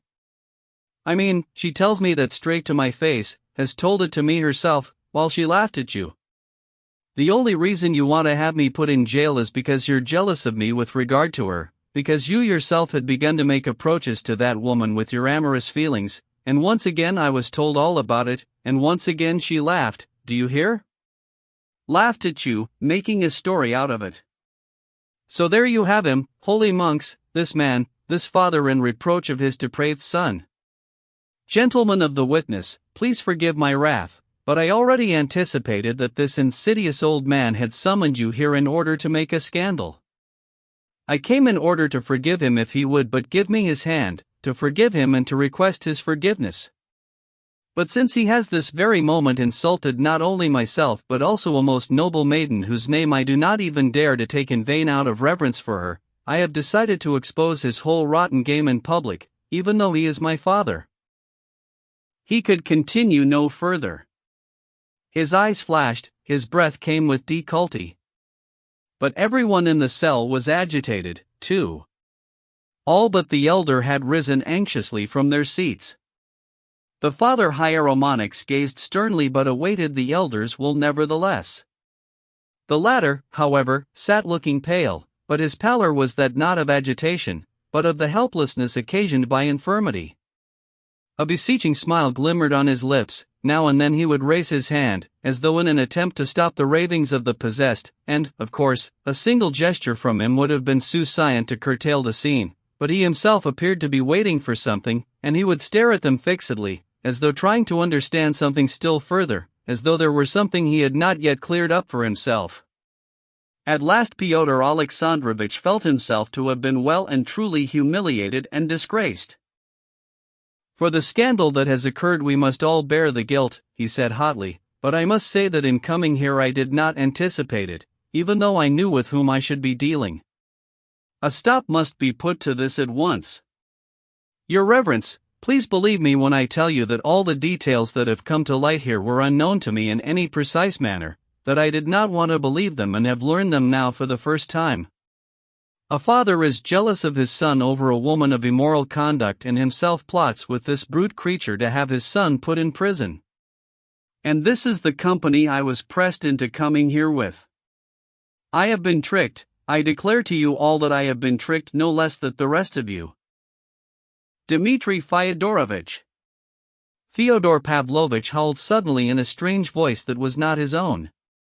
Were you not my son, I would this very instant have summoned you to a duel, with pistols, at a distance of 3 paces. Across a handkerchief. Across a handkerchief, for he finished, stamping both feet. There are with old liars who all their lives have played the actor moments when they begin to show off to such a degree that they have a truth quiver and weep with emotion, the fact notwithstanding that even at that very moment, or only a second thereafter, they may whisper to themselves, "Why, are you lying, you old brazen face? You're being an actor even now, in spite of all your holy anger and your holy moment of anger." Dmitri Fyodorovich frowned horribly and stared at his father with inexpressible contempt. I thought, he articulated, almost quietly and with restraint, that I was coming home with the angel of my soul, my bride, to cherish him in his old age, but I see merely a depraved voluptuary and a most base farceur. To a duel, the little old man howled again, panting, and spraying himself with spittle at each word. And as for you, Pyotr Alexandrovich Myasov, let me tell you, sirrah, that it may well be that in all your stock there has never been a woman more exalted or more honorable, do you hear, than this one who in your opinion is a brute creature, as you had the unspeakable temerity to call her just now. And you, Dmitri Fyodorovich, have exchanged your bride for that very same brute creature, so you must have decided that your bride wasn't worth the soles of your boots. That's the kind of brute creature she is.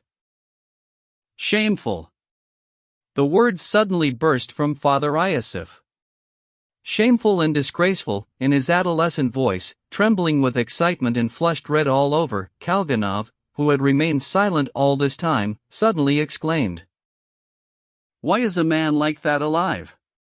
Dmitri Fyodorovich snarled hollowly, almost in a frenzy of choler, strangely raising his shoulders to an exceeding degree and growing almost hunchbacked as a result. No, tell me, can he really be permitted to go on defiling the earth with his person? He said, looking round at them all and pointing to the old man. He spoke slowly and measuredly. Do you hear, monks, do you hear him, the father-murderer, said Fyodor Pavlovitch, pouncing upon Father Iosif. There is the reply to your shameful. What is shameful? It may be that this brute creature, this woman of immoral conduct is more holy than you yourselves, resident gentlemen of the hieromonic status. It may be that she fell in her girlhood, a prey to her surroundings, 5. But she loved much, and even Christ forgave the woman who loved much, 6.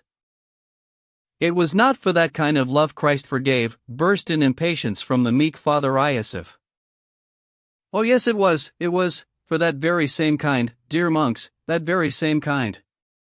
You live here on cabbage and think you're men of honest report. You eat gudgeons, 7 a gudgeon a day, and think you can purchase God with the stuff. Impossible, impossible, said voices from every corner of the cell. But this entire scene, which had now attained the quality of outrage, was curtailed in a most unexpected manner. The elder suddenly got up from where he had been sitting. Though Alyosha had almost completely lost his presence of mind out of terror for what might happen to the elder and to everyone else, he managed to support him by the arm. The elder took a step in the direction of Dmitri Fyodorovich and then, going right up to him, sank down in front of him on his knees. For a second Alyosha thought he had fallen because of weakness, but this was not the case. Having stationed himself on his knees, the elder bowed at Dmitri Fyodorovich's feet in a full, clearly defined and conscious bow, even touching the floor with his forehead. Alyosha was overcome by wonder that he did not even manage to support the elder when the latter got up again. The merest smile gleamed faintly on the elder's lips. Forgive me. All of you, forgive me, he articulated, bowing a farewell greeting in all directions to his guests. For a few instants Dmitri Fyodorovich stood there like one stricken, a bow at his feet. What was this? At last he suddenly exclaimed, "Oh God!" and, covering his face with his hands, rushed from the room. Behind him, flocking in a throng, went all the other guests too, in their confusion not even taking their leave or performing the customary bows. Only the hieromonics went over again to be blessed. What was that foot-bowing business he was up to? Was it some kind of emblem, said Fyodor Pavlovitch, now suddenly pacified again for some reason, in an attempt to restart the conversation, but not daring to address any of them individually. At that moment they were all passing out through the enclosure of the hermitage. For a madhouse and for madmen I cannot answer, Myasov instantly replied with malicious hostility, but at any rate I shall in future spare myself your company, Fyodor Pavlovitch, and please believe me when I tell you that it will be for good. Where is that monk who was here earlier? But that monk, the one, this is to say, who had earlier invited them to dine with the Father Superior, did not keep them waiting. He was there to greet the guests as soon as they descended the porch from the cell of the elder, as though he had been waiting for them all the time. "Venerable Father, please be so good as to convey my deepest respects to the Father Superior and tell him that I, Myasov, must personally ask to be excused before His Reverence in connection with the fact that because of certain sudden and unforeseen circumstances I can on no account have the honor of taking part in his banquet, for all my most earnest desire to do so," Fyodor Alexandrovich said to the monk irritably. "Actually, the unforeseen circumstances me." Fyodor Pavlovich immediately chimed in. "You see, Father, Fyodor Alexandrovich does not wish to remain in my company, otherwise he'd go like a shot. And go you shall, Fyodor Alexandrovich, you shall grace the Father Superior with your presence, and bon appetit. Please understand that it is I who shall refuse, not you. Let's home, at home we'll sup, but here I feel unable, Fyodor Alexandrovich, my dear kinsman." "I am no kinsman of yours, nor have I ever been, you base man. I said it especially to infuriate you, because it's our kinship you're avoiding, though you're a kinsman to me all the same. I can prove it by the holy calendar. 8 for you, Ivan Fyodorovich. I shall in time send horses. You may remain here if you wish, you too. But as for you, Fyodor Alexandrovich, why, good manners positively demand that you now go to the Father Superior, for you must offer apologies for the commotion that you and I caused back there." "But are you really going to leave? Are you not lying?"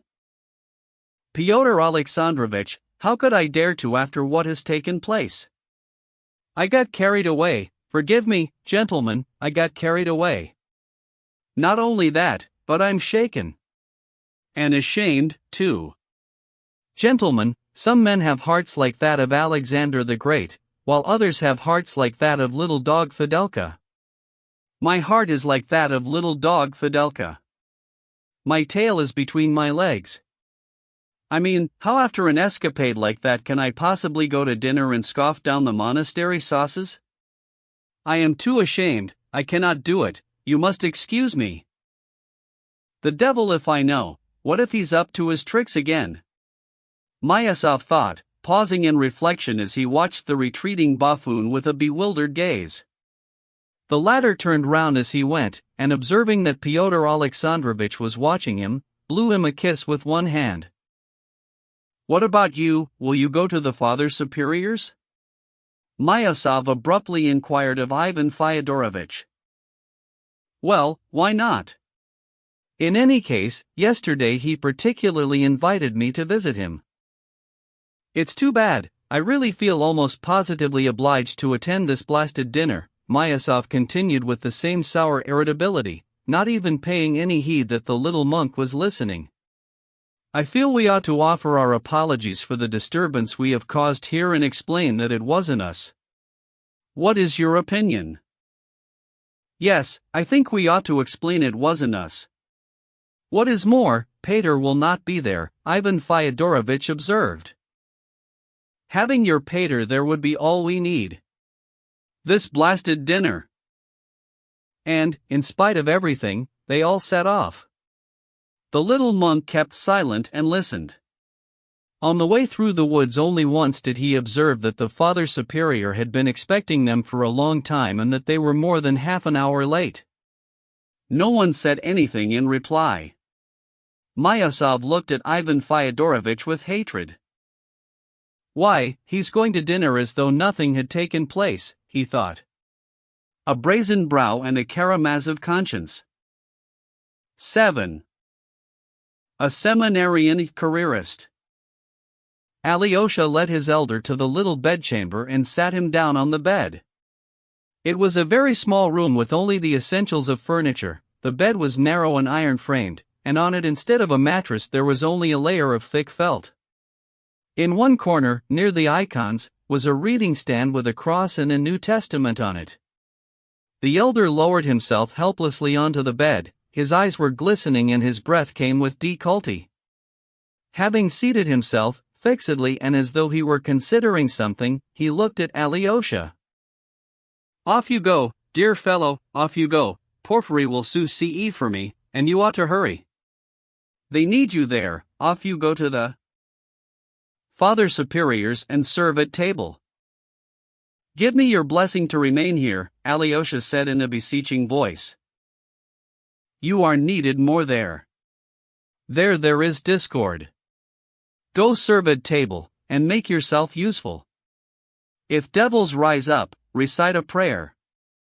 And bear in mind, dear offspring, the elder liked to call him this, that henceforth you do not belong here. Remember that, young man. As soon as God sees fit to let me pass away, you must leave the monastery. You must go away entirely. Alyosha shuddered. What is wrong? For the present you do not belong here. I give you my blessing for your great task of obedience in the world at large. You have much traveling yet to do. And you will have to get married, you will have to. You will have to endure everything before you return again. And there will be much work to do. But I have faith in you, and that is why I am sending you. With you is Christ. Cherish him and he will cherish you. You will behold great woe, and in that woe you will be happy. Here is my behest to you, in woe seek happiness. Work untiringly. Remember what I have said to you from this day forth, for though I shall talk with you again, not only my days but my hours, too, are counted. On Alyosha's face there again appeared a powerful movement. The corners of his lips were trembling. What is it now? The elder asked, smiling quietly. Let the secular bid their deceased farewell with tears. Here, however, we rejoice at the departing father. We rejoice and supplicate for him. But leave me now. Off you go, and hurry. Be close to your brothers. And close not to one, but to them both. The elder raised his hand to bless. Protest was out of the question, though Alyosha had an extreme desire to stay. He also wanted to ask, and indeed the question was on the point of slipping from his tongue, what had been augured by that prostration to his brother Dmitri. But he did not dare to ask it. He knew that the elder would himself have explained it to him, had that been possible. But since he had not, that meant his will was not so inclined. That prostration had struck a terrible chord inside Alyosha. With blind faith he saw in it a mysterious significance. A mysterious one, and possibly one of dread.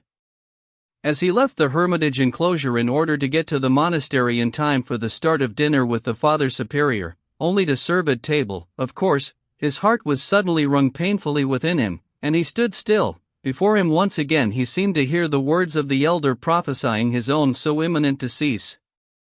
That which the elder had prophesied, and with such exactitude, must surely take place. Alyosha piously believed that. But how could he manage without him? How could he live without seeing him, hearing his voice? And where would he go? Telling him not to weep and to leave the monastery, O Lord! It was a long time now since Alyosha had experienced such anguish.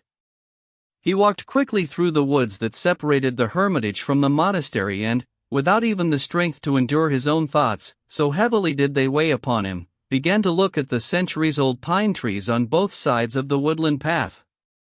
The distance was not very great, some 500 paces, no more. At this hour one might not have expected to encounter anyone, but suddenly at the first bend of the path he noticed Rakitin. The latter was awaiting someone. Is it me you're waiting for? Alyosha asked, drawing level with him. The very man, said Rakitin, with an ironic smile. You're hurrying to get to the Father Superior's. I know, he's having a high table. There hasn't been a table like it since he had the Bishop and General Paketov to dinner, if you remember. I shan't be there, but you go and serve out the sauces.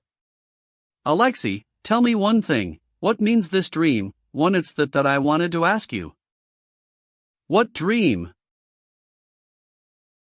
The prostration to that fine brother of yours, Dmitri Fyodorovitch. Why he even let his forehead hit the floor. I take it you are referring to Father Zosima? That's right, I am. And the forehead hitting the floor? Ah, I see I expressed myself with insouciant reverence. Well, never mind. So, what about this dream, then, what does it signify? I don't know what it means, Misha. I knew he wouldn't explain it to you. Not that there's anything particularly abstruse about it, of course, just the usual holy nonsense point too, but the trick was performed on purpose. And now all the town's sanctimonious hypocrites will spread it through the province. What, they'll say, does this signify? If you ask me, the old fellow has true perspicacity, he's caught a whiff of foul play. Your place reeks of it. What kind of foul play? Rakitin was visibly eager to unburden himself of something. It's something that's going to happen in that little family of yours.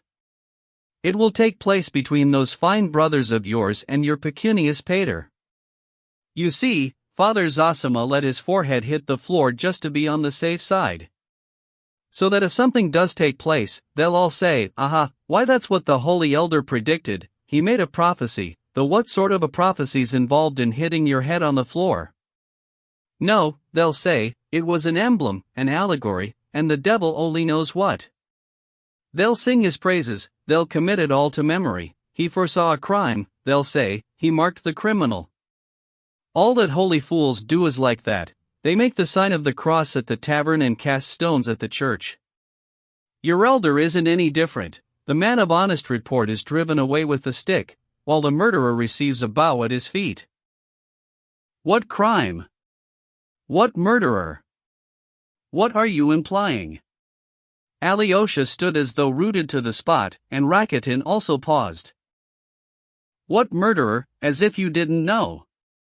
I'll wager you've thought of it before now. Actually, this is quite interesting. I say, Alyosha, you always tell the truth, even though you're always falling between two stools. 3 Have you or haven't you thought of it before now? Tell me.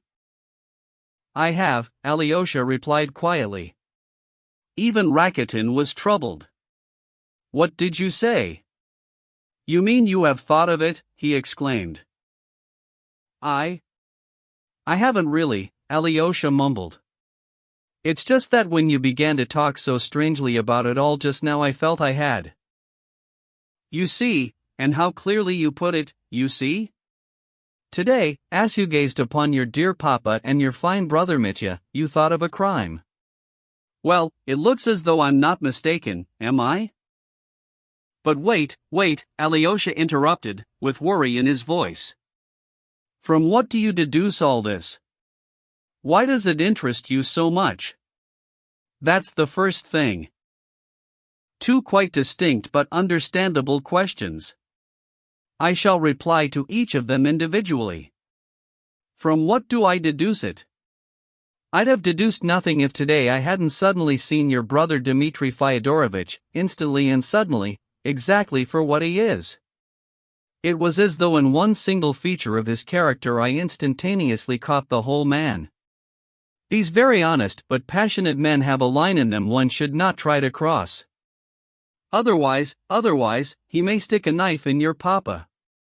And your papa's a drunken and intemperate libertine, never ever has he known moderation in anything, they'll neither of them be able to hold back, and down into the ditch they'll go. No, Misha, no, if that is all it is you have put new courage in me. It will not get that far. Then why are you shaking all over? Do you know something? He may be an honest man, that dear Mitya, he's stupid, but honest, but he's a voluptuary. That is his designation and his entire inner essence.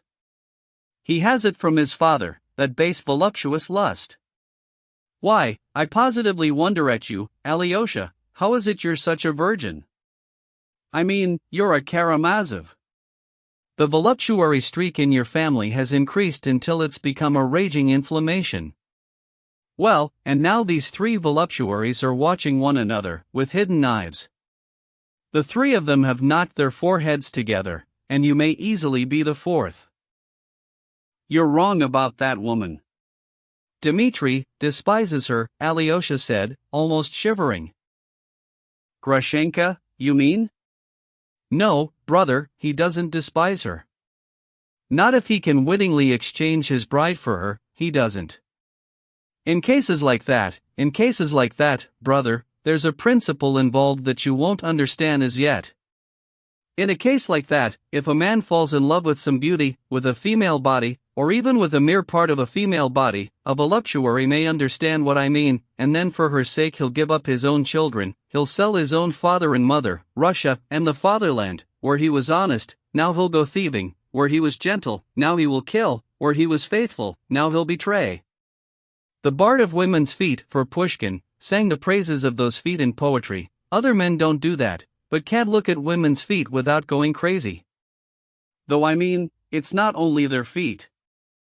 In such cases, brother, contempt's not a great deal of help, even if he did feel it for Grushenka. Even if he does despise her, he won't be able to tear himself away from her.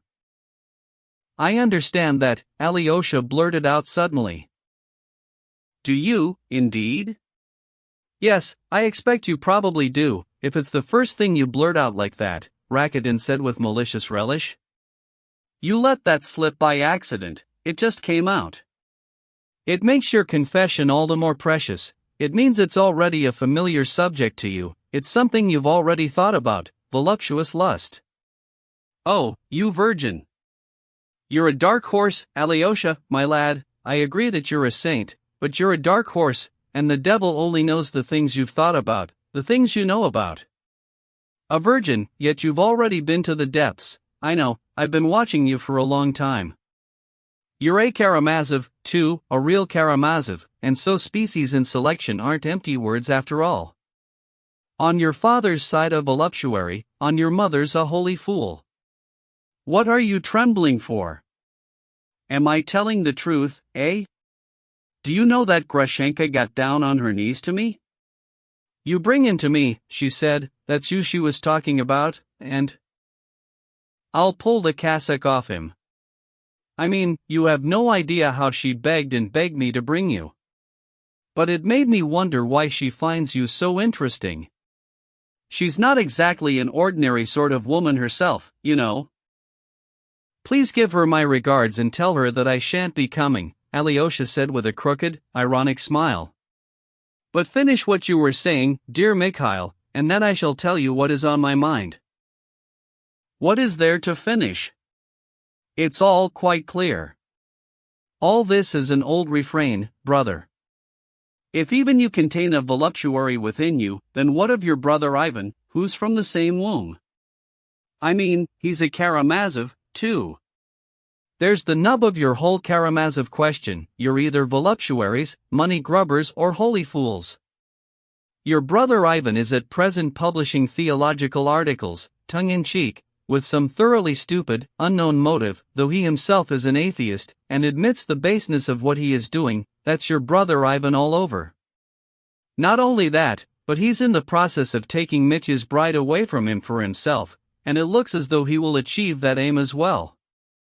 And how can he fail? He has the consent of dear Mitya himself, because Mitya is giving him his bride of his own accord in order to be free of her and be able to go off to Grushenka as quickly as possible. And this in spite of all his disinterestedness and nobility of character. Note that. Such men are the most fatal. The devil only knows what to make of you all after that. He himself admits his baseness and yet makes a point of embroiling himself in it still further. But listen to what comes next. Dear Mitya is now having his path crossed by his wretched old codger of a father. Why, the old fellow has positively lost his head over Grushenka. The mere sight of her is enough to bring the juices to his mouth. I mean, it was solely because of her and for her sake alone that he created that scandal in the cell just now, for the sole reason that Myasov had the effrontery to call her a licentious brute. He has fallen for her worse than a cat. Before she only used to do his bidding in connection with some shady barroom business for his salary, but now he's suddenly woken up and realized what a treasure he's been ignoring. He's flown into a frenzy, keeps coming to her with propositions, none of them decent, of course. Well, and so they're on a collision course, the papa and dear son, on that pretty little path. But Grushenka doesn't go either to the one or to the other. For the time being she is hedging her bets and teasing them both, looking to see which one would be the more advantageous, for after all, though it may be possible to snatch a lot of money from the papa, on the other hand he won't marry her, and may in the end turn Jumain and shut his purse.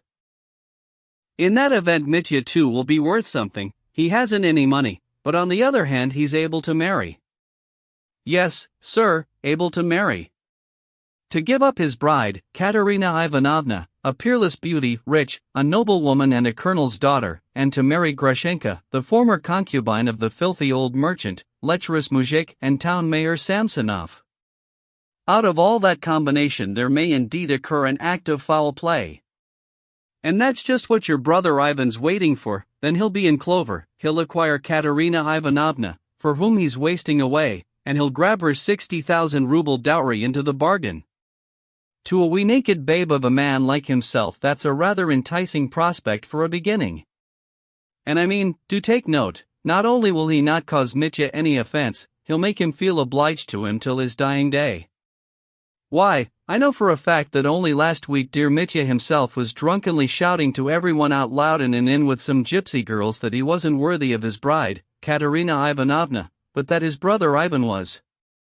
And Katerina Ivanovna herself, of course, won't turn away a charmer like Ivan Fyodorovich in the end. Why, she's already swithering between the two of them.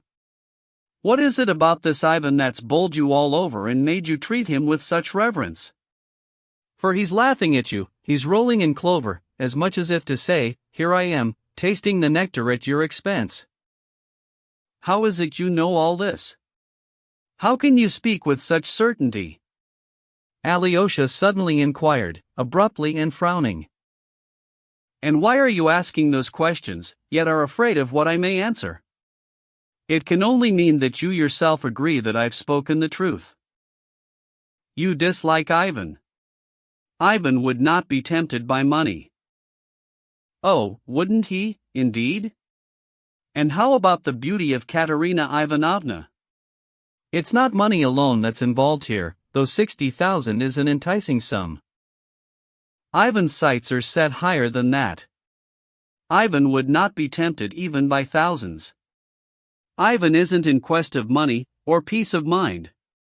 He may possibly be in quest of torment. I say, what dream is this, now? Oh you, gentlefolk! Oh, Misha, his soul is a wild and stormy one. His mind is in captivity. Inside him there is a great, unresolved idea. He's the sort of man who needs not millions but the resolution of his idea. Literary stealing, Alyosha, old chap. You have just paraphrased your elder. I do believe Ivan has presented you with a riddle. Rakitin exclaimed with open malice. The expression of his face had even changed, and his lips had grown contorted. And it's a stupid kind of a riddle, there's nothing in it to fathom. Just give your brains a bit of a stir and you'll understand. That article of his is ridiculous and absurd. I mean, you heard his stupid theory just now, if the soul's not immortal, there's no virtue either, and that means all things are lawful. And do you recall the way your dear brother Mitya shouted, I shall remember? A seductive theory for scoundrels. I'm getting carried away, this is stupid, not scoundrels, but braggadocios with ideas unresolved in their profundity. He's a nasty little boaster, and the essence of it is, on the one hand it's impossible not to admit, and on the other it's impossible not to confess. His entire theory is a piece of vileness. Mankind will find within it the strength to live for virtue, even if it doesn't believe in the immortality of the soul. It will find it in a love of liberty, equality, and fraternity.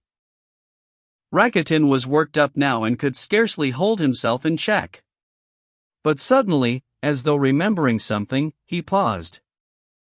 Well, that's enough of that, he said, smiling even more crookedly than before. What are you laughing at? Do you think I'm a tasteless clod? No, that didn't even cross my mind. You're clever, but Oh, let's forget it. It was stupid of me to make fun of you like that. I can understand you losing your temper, Misha. From your passion I could guess that you yourself are not indifferent to Katerina Ivanovna. I've suspected that for a long time, brother, and that's why you dislike Ivan. Are you jealous of him? I suppose you think I'm jealous on account of her money, too? Go on, add that as well. No, I'm not going to add anything about her money. I'm not out to insult you. Well, if you say so, I believe you, but on the other hand, the devil take you and your brother Ivan. Neither one of you is capable of seeing that one could take a hearty dislike to him even without getting Katerina Ivanovna mixed up in it. And in any case, why should I like him? The devil take it. I mean, he apparently deems it fitting to shout names at me. So why shouldn't I have the right to shout names at him? I have never heard him say one word about you, good or bad. He doesn't mention you at all. Well, I heard that the day before last at Katerina Ivanovna's he was swearing at me like a trooper in my absence. That's how interested he was in your obedient servant. And after that, the question of who is jealous of whom is one to which I really don't have the answer, brother. He was so good as to express the notion that if I didn't assent to the career of an abbot in the very imminent future and take the step of having myself tonsured, I would without question depart for St. Petersburg and attach myself to one of the fat journals, most likely in the critical section, write for a dozen years or so and end by transferring the journal to my ownership. Then I'd reissue it, most likely with a liberal, atheistic slant and a nuance of socialism, even a little out-and-out socialism, but keeping my ears pricked up, or rather, to be more precise, running with the hare and hunting with the hounds and deceiving the fools. 5 The end of my career, according to your brother's interpretation, will consist in my dash of socialism not preventing me from putting the money raised from subscriptions into a current account and on occasion investing it in stocks and shares, under the guidance of some little Jew or other, until such time as I'm able to rustle up the resources to build myself a St. Petersburg tenement into which I shall move the journal's editorial OCES, letting the remaining floors to tenants.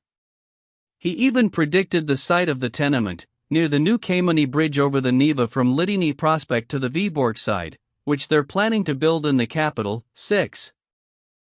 Oh, Misha, why I bet that's how it all works out, right to the very last word. Alyosha suddenly exclaimed, unable to restrain himself and laughing a slight, merry laugh. You two are indulging in sarcastic remarks, Alexei Fyodorovich. No, I'm only joking, please forgive me. I have something else on my mind. Only you must permit me to inquire, who could have given you such details, and from whom did you hear them? I mean, you couldn't have been at Katerina Ivanovna's in person when he spoke about you? I wasn't, but Dmitri Fyodorovich was, and it was Dmitri Fyodorovich I heard it from, or rather, if you prefer, he didn't actually tell it to me but I overheard it, though I didn't have much choice in the matter, as I was in Grushenka's bedroom and couldn't come out while Dmitri Fyodorovich was in the next room. Oh yes, I've forgotten. Why, she's a relation of yours. A relation? Are you calling Grushenka a relation of mine? Rakitin exclaimed suddenly, turning red all over. Have you gone crazy, or something? Your brains must be addled. Oh? She's not related to you? I heard that she was. Where could you possibly have heard that? But what can one expect of you Karamazovs, posing as some sort of grand and ancient nobleman, when your father used to go trotting round other people's tables playing the buffoon and only got his seat in the kitchen out of charity? All right, I'm just the son of a priest, and a greenhorn compared to the likes of you, but don't think you can get away with those smiling insults. I too have my honor, Alexei Fyodorovich. It's out of the question that I could be any relation of Grushenka, a public prostitute, and I'll have you understand that, sir. Rakitin was in a state of violent irritation. For God's sake, please forgive me, I had no idea, and anyway, how can you call her a public prostitute? Is she that kind of a woman? Alyosha said suddenly, blushing. I tell you again, I really did hear that she was related to you. You often go to see her, and you yourself told me that there is no amorous relation between you and her. So you see, it never occurred to me that you despised her so much. Does she really merit it? If I go to see her, then I must have my own reasons for it, and that will have to sue CEU for an explanation. But as far as the question of our being related is concerned, then it's more probable that that fine brother of yours or even your pater himself would tie her to you as a relation rather than to me. Well, here we are. In you go, to the kitchen will be best. I say, what's going on here? What is this? Are we too late? Surely they can't have finished already? Or have the Karamazovs been up to their tricks again? Yes, that's no doubt what it is. Look, there's your pater, and there's Ivan Fyodorovitch off after him. They've just come rushing out of the Father Superior's chambers. Look, there's Father Isidore shouting something after them from the porchway. And your pater's shouting too and waving his arms. He's probably using bad language. Ha! There's Myasov now, making off in his carriage. Look, you see, there he goes. And there's landowner Maximov running off. Yes, there's been a scandal. That means the dinner never took place. What did they do, nail the Father Superior? Or have they themselves been nailed? That would be a job worth doing. Rakitin's exclamations were not without point. There had indeed been a scandal, an unheard of and unexpected one. It had all taken place by inspiration. 8. A scandal. As Myasov and Ivan Fyodorovitch were already entering the Father Superior's chambers, there took place within Pyotr Alexandrovitch, who was a man of sincere good manners and delicacy, a certain process also delicate of a kind. He began to feel shame at being angry. He sensed that he ought, in essence, to have such a lack of respect for Fyodor Pavlovitch as would have made it impossible for him to have lost his sang-froid in the elder's cell and thus himself be at a loss, as had transpired. At any rate, the monks themselves are not to blame for it, he suddenly decided in the porchway of the Father Superior's chambers. And if these are men of respectability, this Father Nikolai, the Father Superior, is from the nobility, it appears, then why should one not be kind, friendly, and polite with them? I shall raise no dispute, I shall even agree with what they say, I shall lure them by kindness and, at last shall prove to them that I am no companion of that Aesop, that buffoon, that Pierrot, and have been deceived just as surely as they all have been. On the vexed question of the wood felling and the fishing, where all the said activities took place, he himself did not know. He decided he would finally yield to the monks, once and for all, that very day, all the more so as it was all worth very little money, and that he would bring his legal action against the monastery to a close. All these benevolent intentions were fortified still further when they entered the Father Superior's dining chamber. As a matter of fact, the latter did not possess a dining chamber proper, for really in the whole of the premises only 2 of the chambers were at his disposal, though these were, it was true, rather more spacious and better appointed than those of the elder. But even here the garnishings of the chambers were not distinguished by any especial comfort. The furniture was of the leather type, mahogany framed, in the old-fashioned style of the 1820s, even the floors were not painted. On the other hand, everything glistened with cleanliness, and in the windows there were many expensive varieties of flowers. But the principal luxury at this moment was, of course, the luxuriously set table, though actually this too was a relative matter. The cloth was clean. The plates and glasses sparkled, there were 3 different sorts of bread, each magnificently baked, 2 bottles of wine, 2 bottles of noble monastery mead and a large glass jug of monastery kvass, renowned in the district. Vodka there was none at all. Rakitin later put it about that on this occasion the dinner was to have contained 5 courses, sterlet soup and fish pierogi, then boiled fish in some rather rare and excellent recipe, then cutlets of salmon, ice cream and compote and, to end with, milk Kysel one à la blancmange. All this had been nosed out by Rakitin, who had been unable to resist a quick peep into the Father Superior's kitchen, where he had a few connections. Everywhere he had connections, and everywhere an informant. His heart was extremely restless and envious. Possessing a complete awareness of his own considerable abilities, he nervously exaggerated them in his self-conceit. He was not in the slightest doubt that he was going to be a doer and a man of action in his own way, but Alyosha, who was very attached to him, found it a source of torment that his friend Rakitin was dishonorable and completely unaware of it, and that on the contrary, knowing of himself that he would not steal money from the table, he firmly considered himself to be a man of the highest honor. There was nothing that Alyosha or, indeed, any other person could have done about this. Rakitin, as a minor personage, could not be invited to the dinner, though invitations had been made to Father Iosif and Father Paisy, and to a certain other hieromonach as well. They were already waiting in the Father Superior's dining chamber when Fyodor Alexandrovich, Kalganov, and Ivan Fyodorovich made their entrance. Waiting also slightly to one side was the landowner Maximov. In order to greet his guests, the Father Superior came out in front into the center of the room. He was a tall, rather meager but still strong old man. His black hair was abundantly mingled with gray, and his face was long, solemn, and funereal. He bowed to his guests without a word, though this time they went to him for blessing.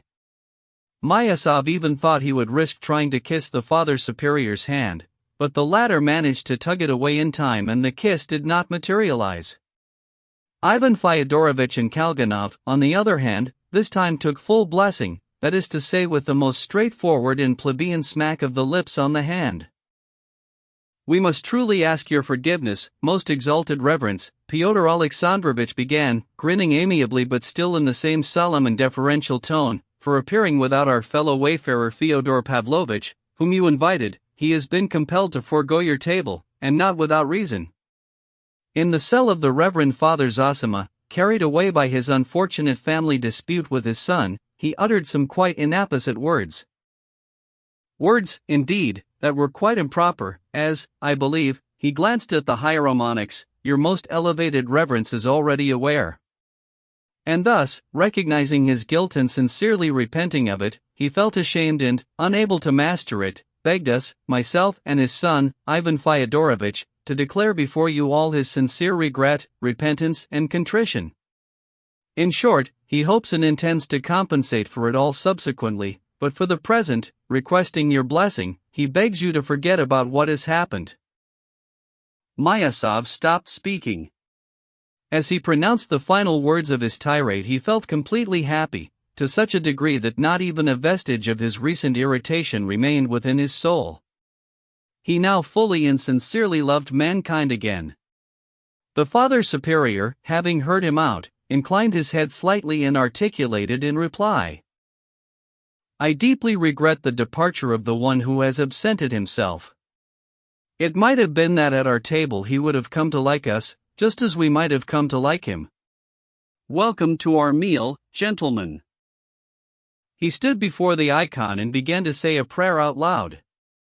They all reverently bowed their heads, and the landowner Maximov even pushed himself forward, clasping his hands before him in a show of especial reverence. And now it was that Fyodor Pavlovitch had his final fling. It should be observed that he really had intended to leave and really had sensed the impossibility, after his disgraceful conduct in the elder's cell, of his going to dinner at the Father Superior's as though nothing had taken place. Not that he felt any great degree of shame or guilt, perhaps even the contrary, yet still he sensed that for him to attend the dinner would be improper. No sooner had his rattling carriage been driven to the porch of the hotel than he, upon climbing into it, suddenly paused for a moment. He recalled the words he had uttered in the elder's cell, "When I go among people I do indeed always feel that I'm more vile than any of them and that they all take me for a buffoon, and so I say to myself, very well, I really will play the buffoon, I'm not afraid of what you think of me, because you're all of you to a man more vile than I." He wanted to take his revenge on them all for his own dirty tricks. He suddenly remembered now in passing that once, in the old days, someone had asked him, "Why do you hate such and such a person so?" And at the time he had replied, in a fit of his buffoon's lack of shame, "For this reason, while it's true he has done me no harm, I once played a most unscrupulous dirty trick on him, and no sooner had I played it than I at once began to hate him."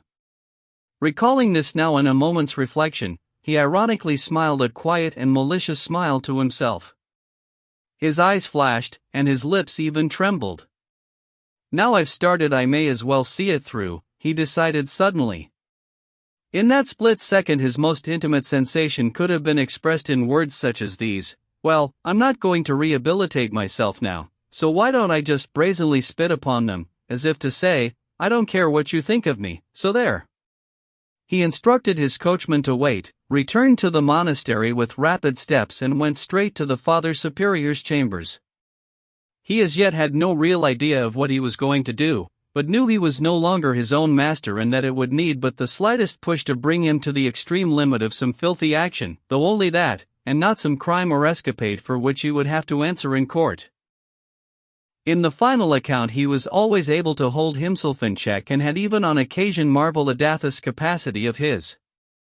He showed himself in the Father Superior's dining chamber at the very instant the prayer had ended and they were all moving towards the table. Pausing on the threshold, he surveyed the company and began to laugh, a long, shameless, malicious laugh, looking them all valiantly in the eye. They all thought I'd left, but here I am, he shouted to the whole chamber. For one moment they all stared at him, uttering no word, and suddenly they all sensed that now something repulsive and absurd was about to happen, something that would undoubtedly end in scandal. Fyodor Alexandrovitch immediately passed from a most good-natured temper to one most truculent. All the things that had faded within his heart and died away at once revived and rose up again. "No, this I cannot endure," he exclaimed. "Under no circumstances can I, and on no account can I." The blood had rushed to his head. His speech was even growing confused, but by now there was no need of eloquence, and he grabbed his hat. "What is it he can't?" Fyodor Pavlovitch let out. "Under no circumstances can he, and on no account can he what? Your Reverence, may I come in or not? Will you receive another table guest?"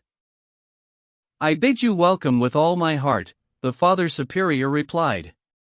"Gentlemen," he added suddenly, "may I be permitted to request from the bottom of my soul that, leaving behind your incidental disagreements, you come together in love and familial harmony, with a prayer to the Lord, at our humble table." "No, no, out of the question," Fyodor Alexandrovitch shouted, almost beside himself.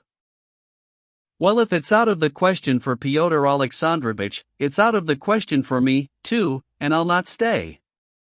That's why I came here. I shall now accompany Fyodor Alexandrovitch everywhere he goes. If you leave, Fyodor Alexandrovitch, then so shall I. If you remain, then so shall I." You really stung him in the worst place, Father Superior, with that remark about familial harmony. He doesn't recognize me as part of his family. Isn't that so, von Sohn? Look, there's von Sohn standing there. Hello, von Sohn. Are you talking to me, sir?" murmured the bewildered landowner Maximov. "Of course I am," shouted Fyodor Pavlovitch. "Who else would I be talking to? A Father Superior could never be a von Sohn." "But, my name isn't von Sohn, it's Maximov." "No, it's von Sohn, you're von Sohn." "Your Reverence, do you know about von Sohn?" "It was one of those homicide cases. He was murdered in a place of harlotry, I believe that's what those locales are called among you, murdered and robbed and, for all his venerable years, hammered into a packing case, sealed up tight and sent from St. Petersburg to Moscow in a baggage car with a tag on. And while they were banging him and the harlot damsels sang songs and played the psaltery, or tickled the ivories, rather. Well, so this is that very same von Sohn. He's risen from the dead, haven't you, von Sohn?" "What is this? How is it possible?" voices from among the group asked.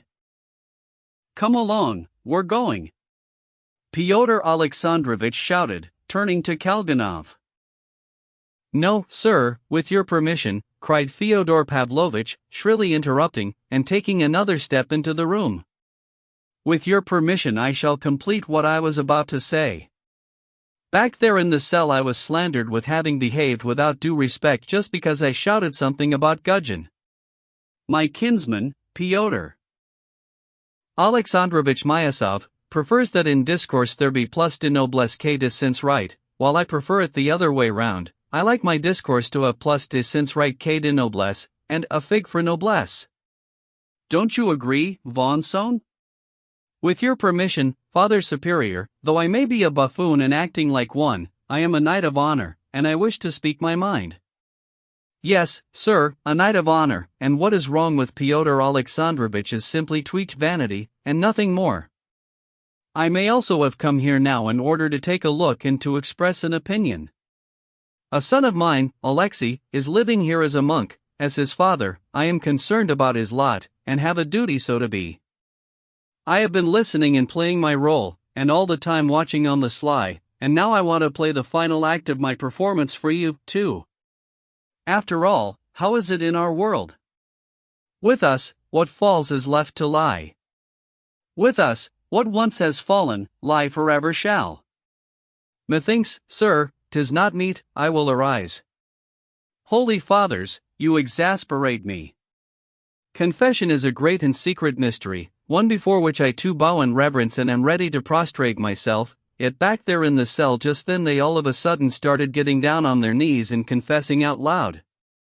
Is it permitted to confess out loud? The Holy Fathers established confession by ear, for only then can one's confession be a secret mystery, and this has been so since ancient days.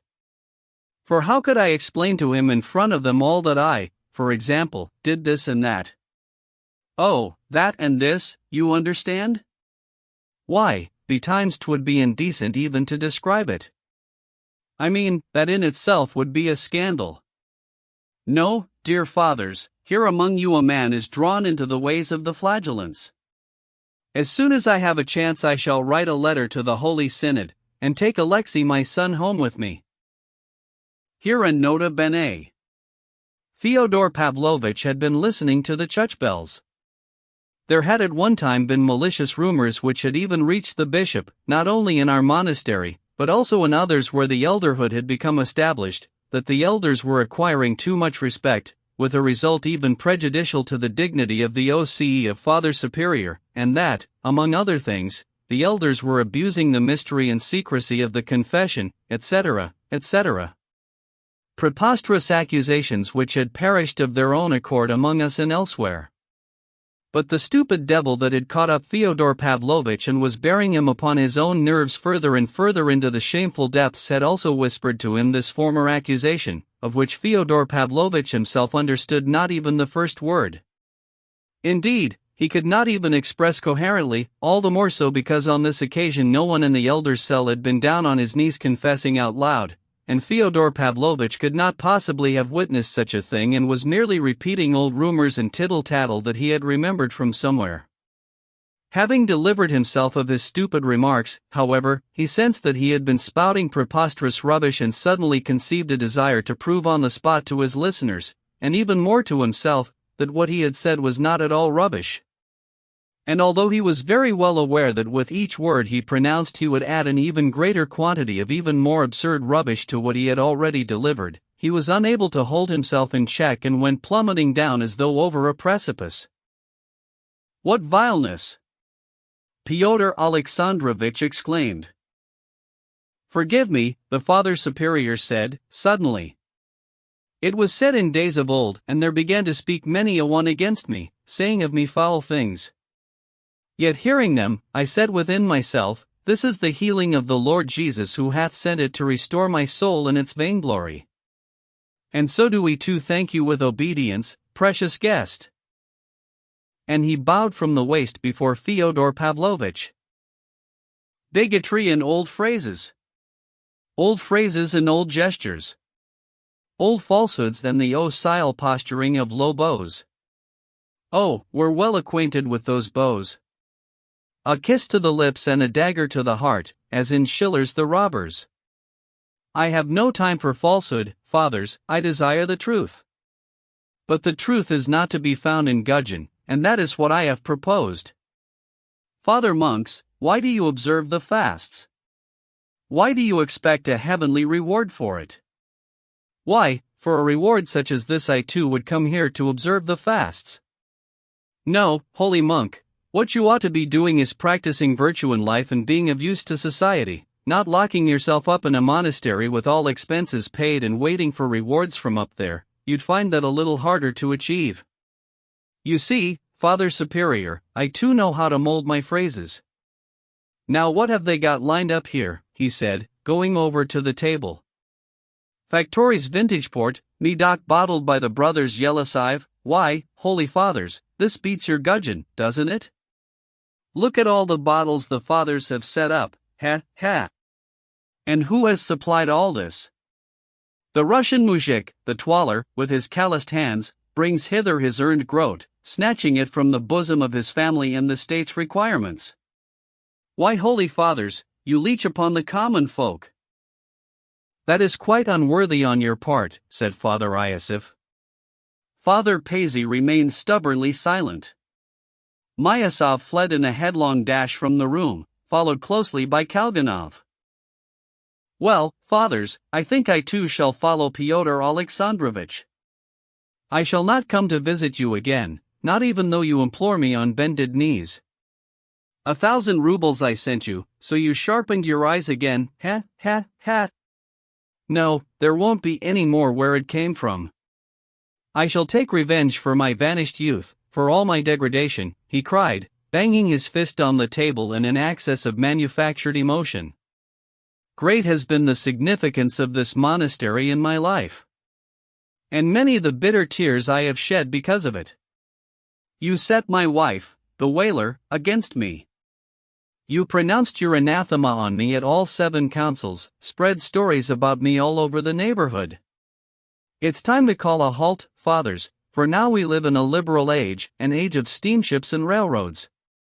Not 1,000 rubles, not 100 rubles, not even 100 kopecks, nothing will you receive from me. Again a nota bene. Never had our monastery been of any particular significance in his life, and no bitter tears had he shed because of it.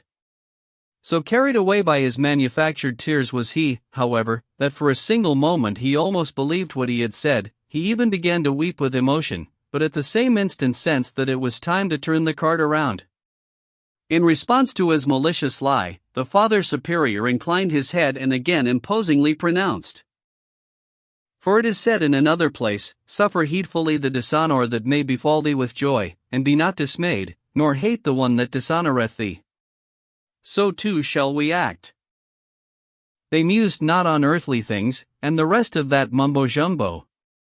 Muse not on earthly things, fathers, but I'm going now. And, exercising my authority as a parent, I'm taking my son Alexei with me for good. Ivan Fyodorovich, my most respectful son, you must allow me to request you to follow me. Von Sohn, what's the point of you staying here? Come to my house in town forthwith. I keep a jolly place. It's not more than a verst or so, and instead of Lenten oil I'll serve you sucking pig with kasha. We shall dine, I'll give you cognac, then a liqueur, there's cloudberry. I say, Von Sohn, don't miss your lucky chance. He made his exit, shouting and gesticulating. This was the moment at which Rakitin had caught sight of him emerging from the house and had pointed him out to Alyosha. Alexei, his father hailed him from a distance, having sighted him. I want you to move back to my house altogether, bring your pillow and your mattress with you, and not show your face round here again. Alyosha stood rooted to the spot, silently and attentively observing the scene. Meanwhile, Fyodor Pavlovitch got into his carriage, while behind him, not even turning to Alyosha in order to say goodbye, silently and morosely Ivan Fyodorovich began to climb in too. At this point, however, there took place a certain scene of comic buffoonery, almost defying belief, which completed the episode. Suddenly by the footboard of the carriage appeared the landowner Maximov. He had come running up out of breath, anxious not to be too late. Rakitin and Alyosha had seen him running. In such haste was he that in his impatience he raised one foot onto the step on which Ivan Fyodorovitch's left foot was still standing and, grabbing hold of the bodywork, began to try to jump into the vehicle. "I want to come too, I want to come with you too," he screamed out, as he tried to jump in, laughing a merry little laugh, with bliss on his features and ready for anything. "Please take me too." "Now didn't I just say," Fyodor Pavlovich cried enthusiastically, "that this is von Sohn? That this is the real von Sohn, risen up from the dead? How on earth did you manage to get away from there? Tell us what von Sohn tricks you got up to and how you of all men could walk out of that dinner. I mean, one has to have a brazen brow to do that kind of thing. I've got one, but I'm surprised at you, old chap. Come on, jump in, jump in." "Let him on, Vanya, he'll make it all the jollier. "He can lie at our feet somewhere. Can't you, von Sohn? Or should we find a place for him up on the box with the driver? Jump on to the box, von Sohn." But suddenly Ivan Fyodorovich, who had already taken his seat, silently and with all his might elbowed Maximov in the chest, so that the latter went flying several yards. That he did not fall flat on his face was a mere whim of chance. "Let us be off," Ivan Fyodorovich shouted to the driver in tones of spite. "Now why did you do that? What's wrong with you?" "Why did you hit him like that?" said Fyodor Pavlovich, hurling himself round, but the carriage was already in motion. Ivan Fyodorovich made no reply. "I don't know what to make of you," Fyodor Pavlovich said after a pause that lasted some 2 minutes, squinting sideways at the fruit of his loins. "I mean, it was your idea, all this business with the monastery. It was you who egged us onto it and gave your approval, so why are you losing your temper now? You've spouted enough nonsense now, take a rest for a bit," Ivan Fyodorovich replied in a curt, stern tone. Fyodor Pavlovich was again silent for a couple of minutes. "Some cognac wouldn't go amiss now," he observed sententiously. But Ivan Fyodorovich made no reply. "When we get home you can have some too." Ivan Fyodorovich continued to remain silent. Fyodor Pavlovich waited another couple of minutes. "And as for Alyosha, my lad, I'm taking him out of that monastery, no matter how disagreeable you find it, most respectful Karl von Moor." Ivan Fyodorovich gave a contemptuous shrug of his shoulders and, turning away, began to look at the road. All the way home after that they spoke not another word. Book 3. Voluptuaries. 1. In the Lackey's Hall. The house of Fyodor Pavlovich Karamazov was far from standing in the center of the town, but neither was it completely in the outskirts. It was rather decrepit, but had a pleasant exterior, one storied, with an attic, lusterless gray paint and a red iron roof. As a matter of fact, it looked as though it might well continue to stand for a very long time yet, spacious and cozy. Within it there were many and various little storerooms, cubbyholes and unexpected little flights of stairs. It had rats, but Fyodor Pavlovich was not entirely displeased with them. Say what you like, they helped to relieve the monotony of an evening when one's alone. For indeed, it was his custom to release the servants for the night to their outbuilding, and to lock himself up in the house until morning. This outbuilding stood in the yard, and was of extensive and solid construction. Karamazov had had a kitchen put in there. Even though there was a kitchen in his house, he was not fond of kitchen odors, and his meals were brought across the yard to him winter and summer. The fact was that the house had been built for a large family, and it could have accommodated 5 times as many people, masters and servants alike. At the time of our narrative, however, it contained only Fyodor Pavlovich and Ivan Fyodorovich, and in the servants' outbuilding only 3 members of domestic staff: the old man Grigory, his old wife Marfa and the servant Smerdyakov, a man still young. It is necessary to speak of these 3 docile persons in somewhat more detail. Of old Grigory Vasilievich Kutuzov we have, as a matter of fact, already said sufficient. He was a firm and unyielding man, stubbornly and in a straight line proceeding towards his goal. Once that goal had, for whatever reasons, often astonishingly illogical ones, established itself before him as an indisputable truth. Generally speaking, he was honest and unsusceptible to bribes. His wife, Marfa Ignatievna, in spite of having all her life unquestioningly bowed to her husband's will, had always nagged him horribly, as for example just after the emancipation of the serfs, when she had wanted him to leave Fyodor Pavlovitch and go to Moscow, there to start up some little business. They had some pathetic little nest egg, but Grigory had then decided once and for all that the woman was wrong, because all women are dishonorable, and that they ought not to leave their master of long standing, whatever his defects, because that was now their duty bound. "Do you understand what duty is?" he had inquired of Marfa Ignatievna, addressing himself to her. "Yes, I do, Grigory Vasilievich, but what duty do we have to stay here?" "That's what I shall never understand," Marfa Ignatievna had replied firmly. "Well, don't understand, then, but that is how it is going to be. And from now on you can hold your tongue." So it came to pass, they did not leave, and Fyodor Pavlovitch granted them a salary, not a very large one, but he paid it whenever it was due. Grigory was also aware of the fact that he had an unquestionable influence on his master. He sensed this, and he was not mistaken. Fyodor Pavlovitch, a cunning and stubborn buffoon, a very resolute character in certain of life's matters, as he himself expressed it, was, much to his own astonishment, a positively wishy-washy character in certain other matters of life. He himself knew full well what these were, knew and went in fear of many things. In certain matters of life it was necessary to keep one's ears pricked up. This was hard to achieve without a faithful manservant, and Grigory was a most faithful manservant. It had even transpired that in the course of his career Fyodor Pavlovitch had many times been actually beaten, quite badly so, and it had always been Grigory who had rescued him, not without on each occasion delivering a sermon afterwards.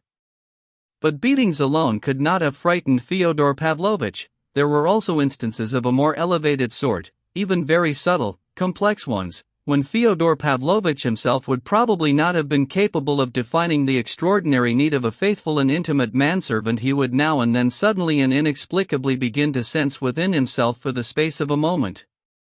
These were instances that almost seemed to involve some morbid condition, most depraved, and in his voluptuous lust often brutal, like an evil insect, too. Fyodor Pavlovitch would on occasion suddenly experience within himself, in his drunken moments, a sense of spiritual terror and moral concussion that echoed almost physically, as it were, within his soul. "My soul seems to quiver in my throat at those times," he would say now and again. It was at moments such as these that he liked there to be within reach, close to hand, though preferably not in the same room but in the outbuilding, a manservant, firm and devoted, not at all like himself, not prey to depravity, who, though he saw all the libertinage that was taking place and knew all the secrets, would tolerate it none the less out of devotion, would not object and most importantly, would offer no reproach and raise no threat, either in this world or the world to come, and in emergencies might even shield him, against whom? Against someone who, though unknown, was dangerous and terrifying. The essence of it was that there should without fail be someone else, a person of long and friendly acquaintance, whom in moments of distress he could summon with the unique purpose of scrutinizing his features, possibly exchanging a brief word or two with him even on some quite unrelated subject, and who, if he seemed not to care, was at least not angry, would somehow lighten his heart, and if he were angry would, well, merely render it the sadder. It would sometimes happen, though as a matter of fact extremely seldom, that Fyodor Pavlovitch would even go to the outbuilding during the night and wake Grigory, asking him to come and see him for a moment. Grigory would arrive, and Fyodor Pavlovitch would talk of various trivial matters and quickly dismiss him, sometimes even with a little jibe and a little joke, and then, with a spit of devil-may-care, turn in for the night and sleep the slumber of the righteous. Something of this kind had also taken place in Fyodor Pavlovitch upon Alyosha's arrival. Alyosha had stabbed his heart by being there, seeing it all and not condemning any of it. Not only that, he had brought with him an unprecedented thing, a complete absence of contempt for him, the old man, indeed quite the reverse, a constant affection and a wholly natural, straightforward attachment to him who so little deserved it. All this had been an utter surprise to the old womanizer in family exile, and quite unexpected to one who until now had loved only depravity. After Alyosha's departure, he confessed to himself that he now understood something he had hitherto been reluctant to understand. I have already mentioned at the outset of my narrative how Grigory hated Adelaida Ivanovna, Fyodor Pavlovich's first spouse and the mother of his first son, Dmitry Fyodorovich, and how, on the contrary, he defended his second spouse, the whaler Sofia Ivanovna, against his master and against all who might think to utter negative or frivolous remarks concerning her. His emotions of sympathy for that unfortunate creature had turned into something that was sacred to him, so that even 20 years on he would not tolerate, from no matter whom, even the slightest negative allusion to her, and would at once administer short shrift to the offender. In outward appearance Grigory was a cold and solemn man, not talkative, and liable to utter words that were weighty and lacking in frivolous content. By exactly the same lights was it impossible to tell at first glance whether he loved his meek and obedient wife or not, yet love her he did, and she, of course, knew this. This woman Marfa Ignatyevna was not only far from stupid, she was, if anything, even more intelligent than her spouse, and was at any rate more sensible than he with regard to everyday matters, yet even so she submitted to him meekly and unmurmuringly from the very beginning of their conjugal union, and undoubtedly respected him for his spiritual eminence. It was remarkable that all their lives they each had spoken very little to the other, even about the most basic and actual matters. The solemn and majestic Grigory invariably considered all his affairs and concerns alone, and Marfa Ignatyevna had long understood once and for all that he had no need whatsoever of her counsels. She sensed that her husband valued her silence and that he perceived in it a sign of intelligence. He never ever beat her, with the exception of a single instance, and even then only slightly. Once on the estate, in the first year of Adelaida Ivanovna's marriage to Fyodor Pavlovich, the maids and women of the village, who were then still serfs, were gathered into the master's yard to sing and dance. They had just begun a rendering of "In the Meadows 3" when all of a sudden Marfa Ignatyevna, then a woman still young, leapt out in front of the chorus and flung herself into a performance of the Ruska in an especial manner, not in the village style, the way the women danced it, but as she herself had done as a servant girl in the home of the wealthy Myasovs on the stage of their domestic landowners' theater, the actors of which were trained by a dancing master specially ordered from Moscow. Grigory had seen his wife dance, and back home in the outbuilding an hour later gave her a talking to, accompanied by some pulling of the locks. But there the chastisements had ended once and for all, and were never repeated, not even a single time throughout all of their married life, and Marfa Ignatyevna had abstained from dancing ever since. God granted them no children. There had been one little mite, but he had died. Grigory, it was plain, loved children, and made no secret of the fact, that is to say he was not ashamed to make it manifest.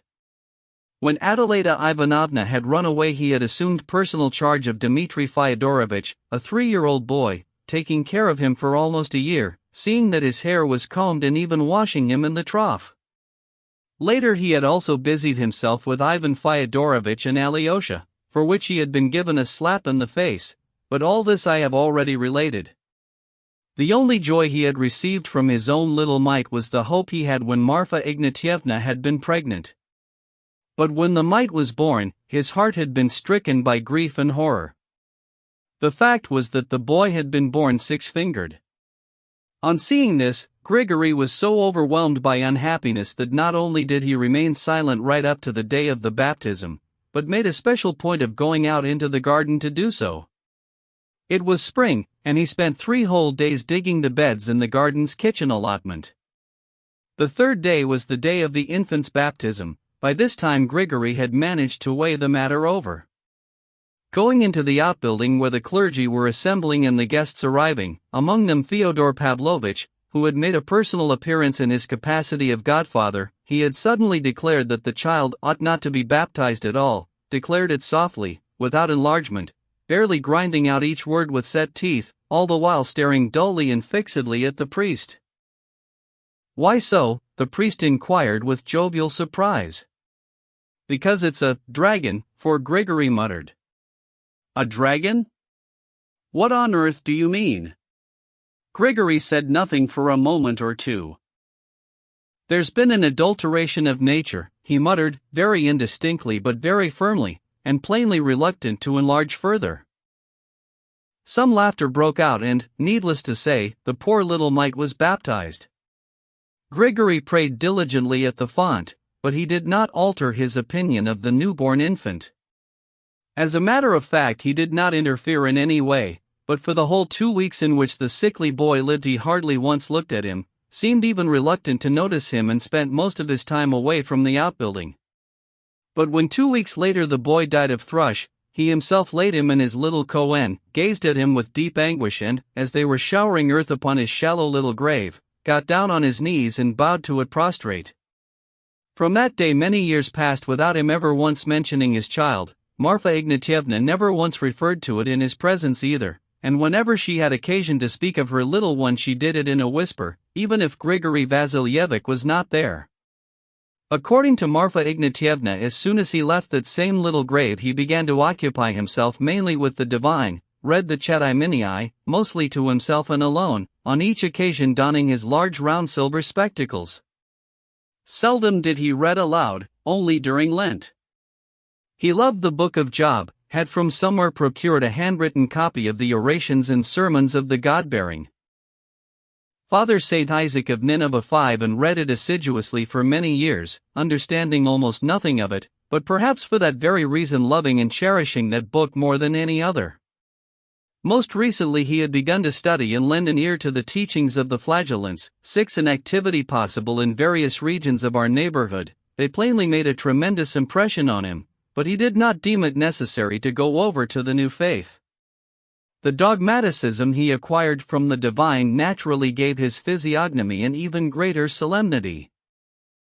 It is possible that he inclined towards mysticism. And then, as fortune would have it, the appearance in the world of his 6-fingered infant, followed by its death, coincided with another highly strange, unexpected, and original incident, one that left upon his soul, as once he subsequently expressed it, a seal. It so transpired that on the very date the 6-fingered mite was buried, Marfa Ignatyevna, waking in the night, thought she heard the wailing of a newborn child. She was afraid and woke her husband. He lent an ear and observed that he thought it was more like someone groaning, a woman, by the sound of it. He got up and put his clothes on. It was quite a warm May night. Coming out onto the porch he clearly determined that the groans were coming from the garden. But the garden had been closed up for the night with lock and key from the side of the yard, and it was impossible to get into it except by that one entrance, as it was surrounded by a tall and massive fence. Returning home, Grigory lit a lantern, took the garden key and, paying no attention to the hysterical horror of his spouse who still said she could hear the crying of a child and that this must surely be her little boy who was calling her, silently entered the garden. At this point he clearly discerned that the groans were coming from the little bathhouse that stood in the garden not far from the gate, and that it was indeed a woman who was making them. Opening the door of the bathhouse he beheld a spectacle before which he stood dumbfounded, a girl, a holy fool of the town who wandered about its streets and was known to all its inhabitants by the sobriquet of Lizaveta Smerdyashkia, Lizaveta the Stinker, had managed to get into their bathhouse and had just given birth to an infant.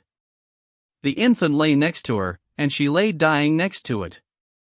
She spoke not, for the simple reason that she was unable to speak. But all this must be separately elucidated. 2. Lizaveta Smerdyashkia. There was in all this a certain particular circumstance, one that deeply shook Grigory, confirming within him once and for all a certain loathsome and unpleasant suspicion he had earlier had. This Lizaveta Smerdyashkia, the Stinker, was a wench of most diminutive stature, not but 2 arshins, one as many of the God-praying old crones of our little town touchingly used to say of her in recollection after her death. Her 20-year-old countenance, broad, healthy and rosy-cheeked, was that of the complete idiot, and the gaze of her eyes, though submissive, was immobile and unpleasant. All her days, summer and winter alike, she went barefoot and clad in nothing but a hempen shift. Her almost raven locks, extremely thick and curly like a ram's, clung to her head in the semblance of some enormous fur hat. They were, moreover, invariably bespattered with earth and mud, and leaves, splinters and wood chips adhered to them, as she invariably slept upon earth and mud. Her father was a homeless, ruined and infirm artisan called Ilya, who had taken to drink in a bad way and sponged a living as a kind of Johnny-all-trades in the households of some prosperous masters who were also local artisans. As for Lizaveta's mother, she had long since passed away. The eternally infirm and aggressively spiteful Ilya would administer inhuman beatings to Lizaveta whenever she returned home. This she did seldom, however, as she eked a parasitical living all over the town as a holy fool and a woman of God. Even Ilya's masters and Ilya himself and even many of the town's compassionate folk, who were mostly the shopkeepers and their wives, on several occasions attempted to dress Lizaveta with more decorum than was provided by her shift alone, and when winter came along would invariably attire her in a sheepskin coat and make her put on boots, but usually, although she meekly let them dress her in these things, she would go away somewhere, preferably to the porch of the parish church, and remove from herself all the donated garments, kerchief, skirt, sheepskin coat and boots alike, leave them all on the spot and depart barefoot and clad in nothing but her shift as before. It happened once that the new governor of our province, on a flying visit of inspection to our little town, felt his finer emotions to have been insulted by the sight of Lizaveta, and although he understood that this was a holy fool, as he had been apprised, he nevertheless issued the reproof that a young wench wandering around in nothing but her shift was a violation of public decency, and that henceforth it must cease. But the governor went away, and they left Lizaveta as she was. At length her father died, and by that very fact she became even more the darling of all the town's more devout personages, as an orphan. Indeed, it seemed that everyone was fond of her. Even the little boys did not tease her or call her names, and the little boys of our town, especially those at the school, are a perky lot. She would enter the houses of strangers, yet no one ever chased her away. On the contrary, they would all of them treat her kindly and give her a coin or two. Given a coin, she would take it and at once dispose of it in one of the collection boxes, either at the church or the prison. Given a bublik or kalach too at the market, she would unfailingly depart with it and give either bublik or kalach to the first little mite she encountered, or else stop one of our wealthiest ladies and give it to her, and those ladies would receive it with positive joy. She herself lived solely on black bread and water. Calling in at a luxury shop, she would sit down surrounded by all the expensive goods, the money within sight, yet the owners were never wary of her, knowing that even if one laid out thousands of rubles in her presence and forgot about them, she would take not a kopeck. To church she went rarely, but slept either in the porch of a church or, climbing over someone's wicker fence. In our town there are still many such wicker fences in lieu of the wooden kind even to this day, in someone's kitchen garden. At home, that is to say in the house of those masters among whom her deceased father had lived, she would make an appearance on average twice a week, though in winter her visits were daily, but only overnight, and she would sleep either in the passage or the cowshed. It was marveled that she was able to endure a life of this kind, but she had by this time grown accustomed to it. Though she was small of stature, she was of unusually sound constitution. Some of the gentry in our town also used to assert that she did all this merely out of pride, but somehow this did not square. She could not even speak a word and only occasionally succeeded in moving her tongue and mumbling something, and what pride could there be in that? It had so transpired that once, this was rather a long time ago, on a warm, bright September night at the time of the full moon, very late by our local standards, a certain tipsy assemblage of our local gentlemen who had been out enjoying themselves, some 5 or 6 brave fellows, were returning from their club to their homes by way of the rears. On either side of the lane there was a wicker fence behind which extended the kitchen gardens of the adjacent houses. The lane itself gave on to a boardwalk that led across the long and malodorous puddle which it is sometimes the custom among us to refer to as a river. By the fence, amidst the nettles and burdock, our company espied the sleeping Lizaveta. The somewhat over-refreshed gentleman stopped above her with loud laughter and began to crack witticisms with every imaginable absence of censorship. To one young blood there suddenly occurred a quite eccentric question on an impermissible theme, whether, that is to say, anyone at all could consider such a brute to be a woman, and what if they were now to, etc. They all with proud repugnance determined that the negative was true. But in this little band Fyodor Pavlovitch also happened to be present, and of an instant he leapt up and declared that of course she was a woman, even very much so, and that here there was even a special kind of piquancy to be had, etc., etc. It is true that at the period in question he was pushing his role of buffoon in an excessive and even artificial manner among us, fond of springing up to provide entertainment for the gentry, with a show of equality, of course, but really making himself look like a perfect bore before them. This was at the very time he received from St. Petersburg the news of the death of his first spouse, Adelaida Ivanovna, and when with crape in his hat he was drinking and behaving so outrageously that some of the townsfolk, even the most dissipated among them, could not view him without wincing. The assemblage, of course, burst out laughing at the unexpected opinion. A certain individual among them even began to egg Fyodor Pavlovitch to action, but the rest of them proceeded to affect an even greater degree of indifference, though still with the utmost merriment, and at last they all continued on their route. Afterwards Fyodor Pavlovitch always solemnly swore that on that night he too had departed with the rest. Perhaps this really was the case, for no one knows for certain and has never known, but some 5 or 6 months later everyone in the town began to talk with sincere and extreme indignation about the fact that Lizaveta was pregnant. Questions were asked and inquiries were made as to whose was the sin, and who the offender. Then suddenly the terrible rumor passed round the town that the offender was indeed none other than Fyodor Pavlovitch. Where had it arisen, this rumor?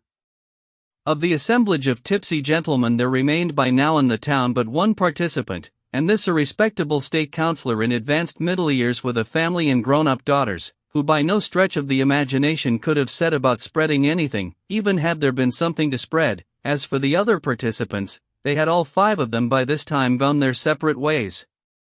But the rumor pointed to Fyodor Pavlovitch and continued to point to him. Of course the latter was not even particularly miffed by it. He would not have considered it necessary to answer to a bunch of shopkeepers and artisans. At that period of his life he was proud and conversed solely with his company of gentlemen and civil servants, whom he provided with such entertainment. Now at this time it was that Grigory forcefully and with all his might stood up for his master, not only defending him against all these calumnies, but also engaging in verbal combat and altercation on his behalf, with the result that he changed many people's minds. It's she herself, the foul one, who's to blame, he would say armatively, and the offender was none other than Karp the Screwbore, as a certain fearsome convict, notorious in the town, was known, who at around this time had escaped from the local prison and was hiding out somewhere among us. This surmise appeared to have probability on its side, for Karp was remembered, and remembered in particular for having been at large in the town during those selfsame nights at the approach of autumn, when he had performed 3 burglaries. But not only did this event and all its attendant rumors fail to divert the public's sympathy from the poor holy fool, everyone began to guard and protect her even more. The shop-owner Kondrativa, a certain well-to-do widow, even made arrangements to have Lizaveta move into her house at the end of April, intending not to let her out again until she had borne the child. An unremitting watch was kept on her, but, unremitting watch or no, it came to pass that on the evening of the very last day Lizaveta suddenly left Kondrativa in stealth and turned up in Fyodor Pavlovitch's garden. How in her condition she had succeeded in climbing over the tall and massive garden fence, remains something of an enigma. Some asserted that she had been carried over, and others that she had been transported.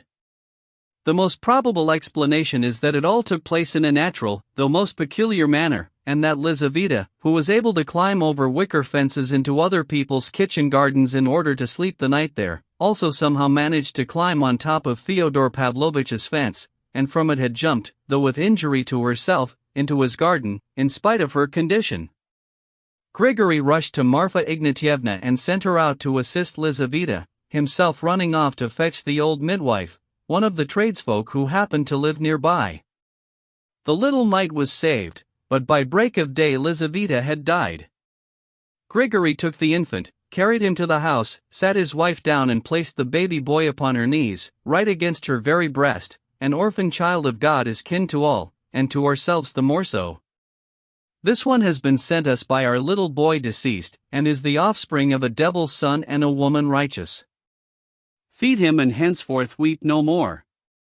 And so Marfa Ignatievna fostered the little mite. He was baptized and christened Pavel, and without being told to, everyone of their own accord began to add to this the patronymic Fyodorovich. Fyodor Pavlovitch received this without protest, even seeming to find it all amusing, though he still continued to disavow his role in it with all his might. The townsfolk approved of his having taken in a foundling. Subsequently, Fyodor Pavlovitch even thought up a surname for the foundling. He named him Smerdyakov, after the sobriquet of his mother, Lizaveta Smerdyashkia. This Smerdyakov it was who became Fyodor Pavlovitch's second manservant and was living, at the time of our story's beginning, in the outbuilding together with old Grigory and old Marfa. He was made use of as a cook. It would really be most helpful to append some special remarks about him here, but my conscience forbids me to divert the attention of my reader with such commonplace lackeys, and I shall therefore proceed with my narrative, in the sanguine trust that the details about Smerdyakov will come forth of themselves in the course of the tale's unfolding.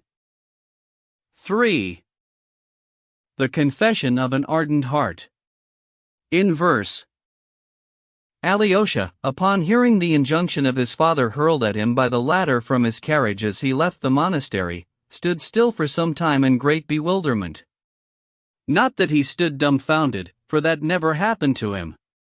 Rather it was the other way about. For all his concern, he at once made time to pay a visit to the Father Superior's kitchen in order to ascertain what excesses his papa had wrought upstairs.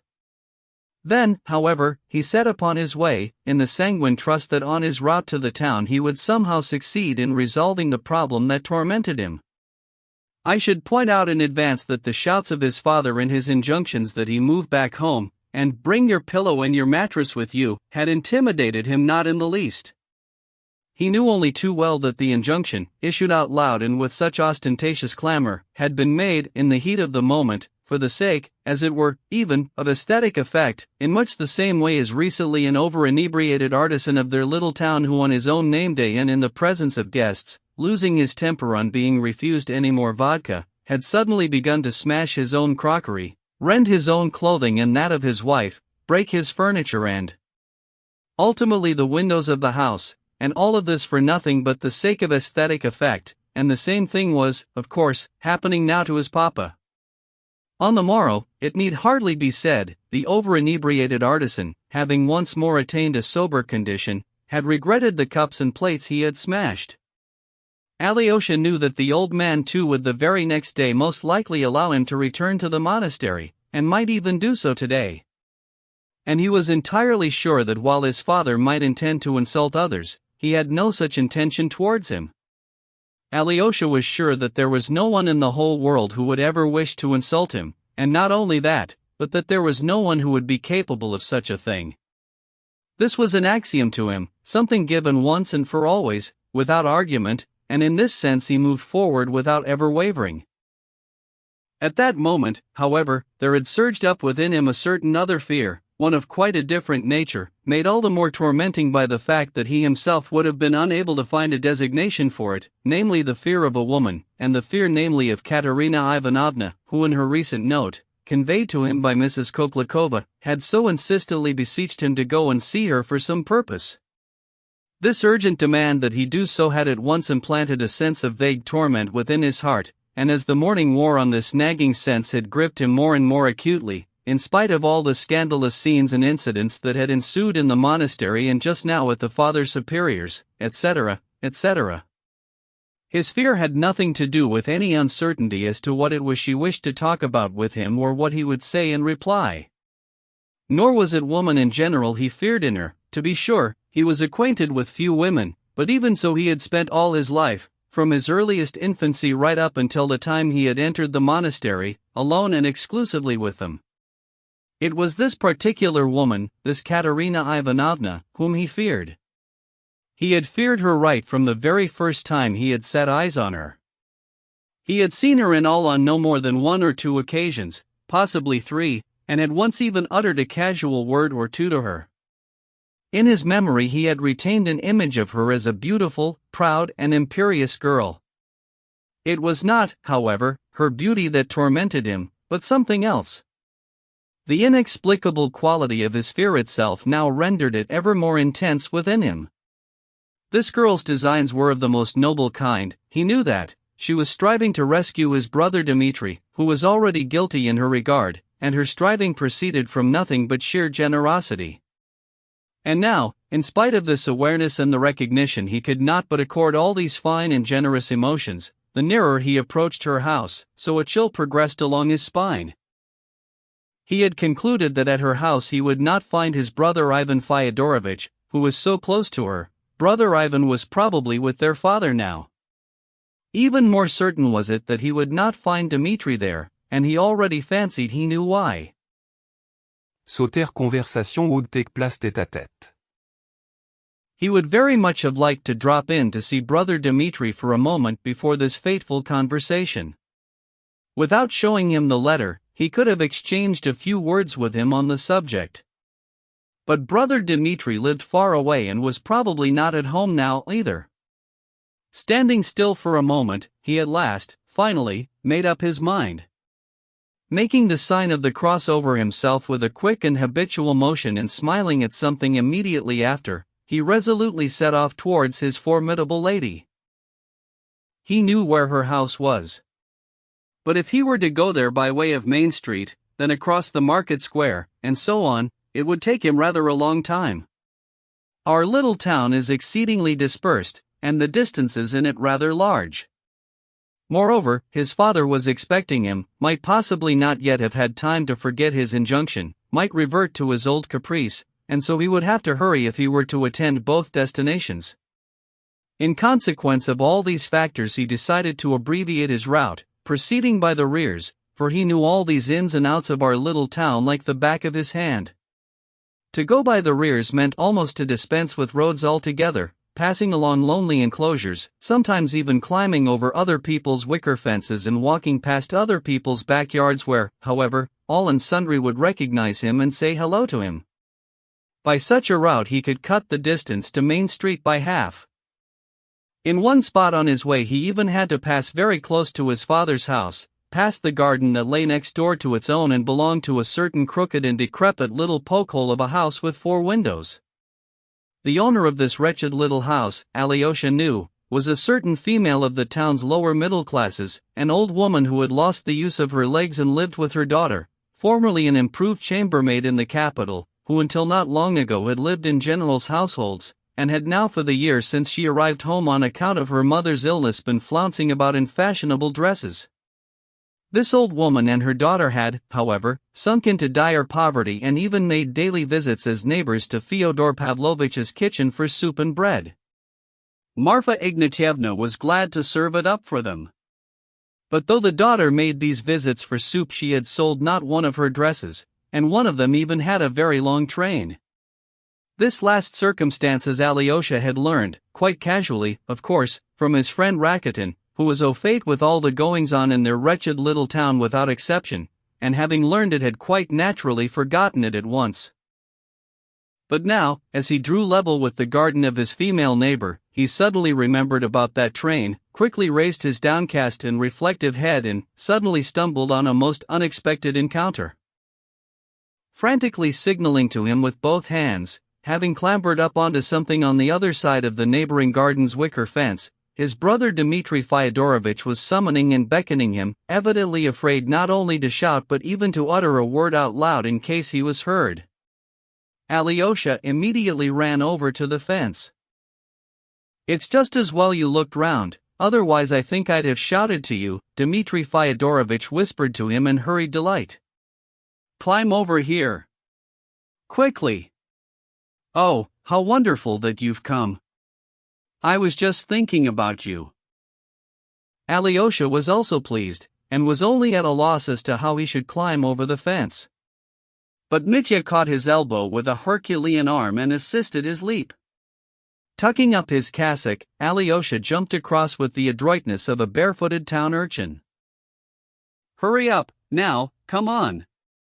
The words burst from Mitya in an ecstatic whisper. "But where?" Alyosha asked, also in a whisper, gazing around him to all sides and observing that he found himself in a completely empty garden, in which apart from the two of them there was no one. The garden was small, but there were at least some 50 yards between them and the mistress's little house. Anyway, there's no one here, so why are you whispering? Why am I whispering? Oh, the devil confound it! Dmitri Fyodorovich suddenly exclaimed in a most audible voice. Yes, why am I whispering? Well, you see what chaos nature can suddenly bring about. I'm here in secret and am guarding a secret. Explanations later, but as it's a secret I suddenly started to talk in a secret way, whispering like an idiot when it's not necessary. Come on. Over there. Don't say a word till we get there. I could kiss you. Glory to on earth the highest, glory to the highest in me. I was reciting that to myself as I sat here just now, before you arrived. The garden was no more than about a desiatina one or so in size, but was planted with trees only on its perimeter, along all four fences, with apples, maples, limes and birches. The middle of the garden was empty, turned over to a grass plot, which yielded a few poods too of hay in summer. From springtime on the garden was rented out by the mistress at a fee of a few rubles. There were also beds of raspberries, gooseberries and currants, these two only along the fences. The vegetable beds close to the house itself were, however, a recent addition. Dmitri Fyodorovich took his guest to one of the corners of the garden most distant from the house. In that place there suddenly stood revealed, amidst the densely growing limes and the old bushes of currant and elder, guelder rose and lilacs, something that resembled the ruins of a most ancient green summer house, blackened and lopsided, with trellised walls but with a covered top, and in which it was possible to shelter from the rain. This summer house had been built God only knows when, some 50 years ago according to local legend, by the owner of the little house, Alexander Karlovich von Schmidt, a retired lieutenant colonel. But it had fallen into thorough disrepair, the floor had rotted, all the floorboards were unsteady and the timber smelt of damp. In the summer house stood a green wooden table which had been dug into the ground, and around it there were benches, also green, on which one still might sit. Alyosha had immediately noticed his brother's ecstatic condition, and upon entering the summer house spotted on the little table a half bottle of cognac and a liqueur glass. That's cognac! Mitya laughed loudly. I bet you looked and thought, he's drinking again, didn't you? Never trust a phantom. Trust not the empty, lying throne, forget the doubts that you have had. 3. I'm not drinking, I'm merely tasting the nectar, in the words of that pig Rakitin of yours who's going to be a state councillor, and say, I'm tasting the nectar for the rest of his days. Come and sit down. I could throw my arms around you, Alyosha, and press you to my bosom and crush you, for in all the world. I genuinely. Do you realize? Do you realize, love only you? He delivered this last line in a state approaching frenzy. Only you, and a certain low woman I've fallen in love with and on account of whom I've gone to rack and ruin. But to fall in love is not the same as to love. One may fall in love and still hate. Mark what I say, while I'm still able to be cheerful about it. Sit down at the table here, and I'll sit beside you and look at you and tell you everything. You'll do all the listening, and I'll do all the talking, because it's high time. Though you know, I think the talking had best be done very quietly, because here, the most unexpected ears may come to light. I'll explain everything, in a word, the sequel follows shortly.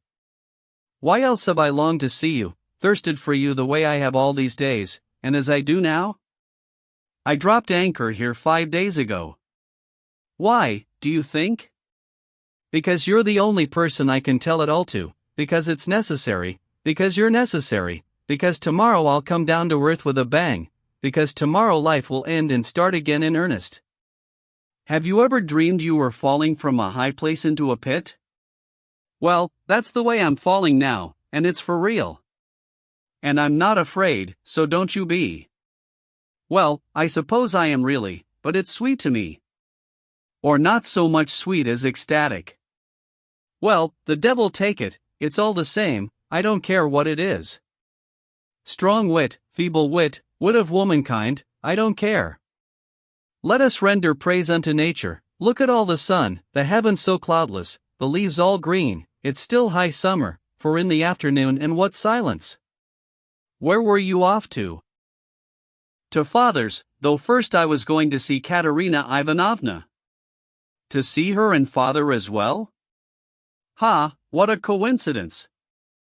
I mean, why do you think I asked you to come over here in the first place? What do you think I've been longing and thirsting and burning for in every crevice of my soul, even in the hollows of my ribs?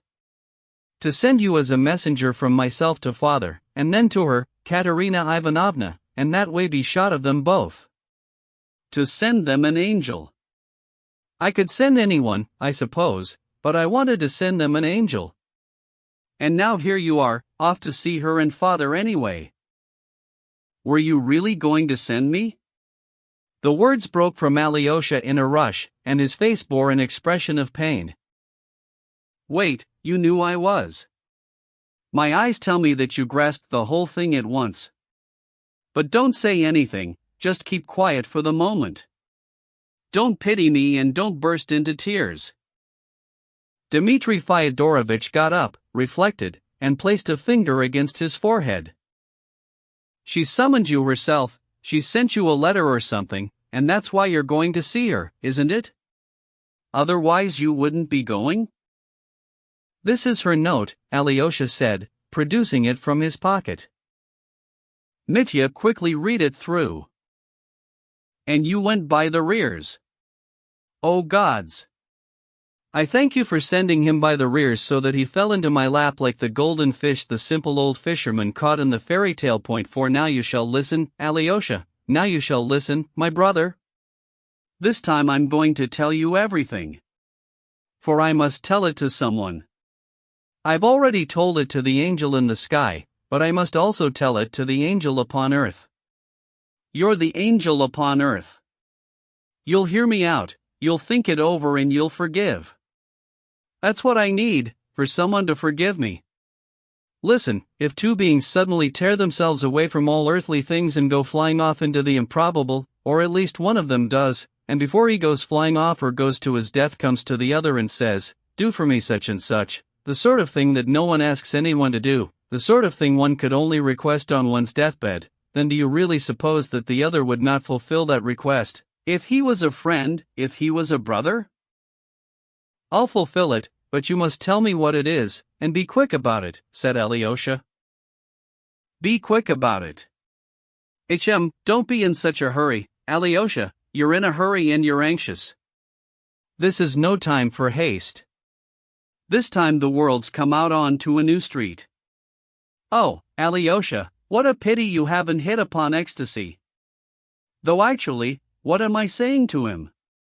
Someone like you not hit on it? What am I saying, booby that I am?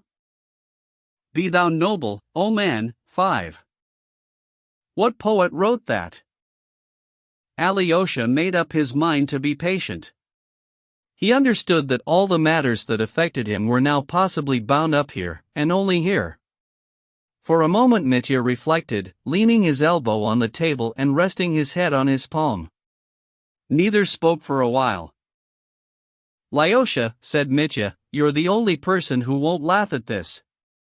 I'd like to start my confession with Schiller's Hymn to Joy. And Die Freude. But I don't know any German, all I know is in Die Freude. And please don't think I'm talking rubbish because I'm drunk. I'm not drunk at all. Cognac is cognac, but I need 2 bottles in order to get drunk. And Silenus with his ruddy face upon a stumbling ass. 6 But I haven't even drunk a quarter of a bottle and I'm not Silenus. I'm not Silenus but I have the strength in me. 7 For I've taken a decision that will last forever. You must forgive me the pun, you'll have to forgive me a lot of things today, not just puns. Don't be uneasy, I'm not beating about the bush, I'm talking business and in a second I'll get down to it. I'm not going to pull the Jew from my bosom, as they say. Wait now, how does it go? He raised his head, thought for a moment and suddenly began in ecstasy. Timid, naked, wild lurked hiding troglodyte in rocky caves. O'er the fields went nomad striding, in the fields he lay to waste. Hunter with his spear and arrows dreadful through the forests tore, woe to those left by the billows on that harsh and hostile shore. From Olympus heights descended, Mother Ceres goes in quest of Persephone, the ravished, while before her lies the earth. Neither nourishment nor lodging is there for the goddess there, and no sign of godly worship, shrine or temple anywhere. Fruit of fields and sweet grape clusters do not glisten at the feasts. Only reek remains of corpses on the blood-stained altarpiece. And with sad eye now wherever Ceres now her gaze unrolls. In deep degradation foundered everywhere man she beholds. 8. Sobs suddenly broke from Mitya's breast. He gripped Alyosha by the hand. Friend, friend, in degradation even now, man must endure a terrible number of things on earth, a terrible burden of misery. Don't get the idea that I'm just a boor with an Auxerre's stripes who drinks cognac and runs after whores. Why, brother, I think of almost nothing else but that degraded man, when I'm not talking rubbish, that is. Please God, let me not talk rubbish now and not start showing off. The reason I think about that man is that I myself am such a man. That from baseness vile dominion man may rise to soul's rebirth. He must join eternal union with his ancient mother earth. 9. But the only thing is, how am I to join eternal union with the earth? I don't kiss the earth, I don't churn up her breast. 10. What am I to do, become a mujik or a shepherd? I go and know not whether I have landed in foulness and ignominy or in light and joy. I mean, that's where the trouble lies, for all the world is an enigma.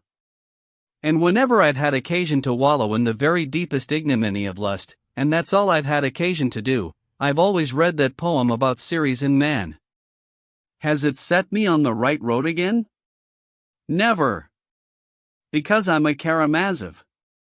Because if I throw myself into the abyss I do it straight, head first and heels last, and I'm even glad that I've fallen in such a degrading posture and consider it flattering to myself. And it's there, in that very ignominy, that I suddenly begin the hymn. I may be cursed, I may be base and vile, but I too shall kiss the hem of the robe in which my God enwraps himself. 11. Even though at the very same time I may still be following the devil, I am your son, O Lord, and I love you, and sense the joy without which the world cannot stand and be.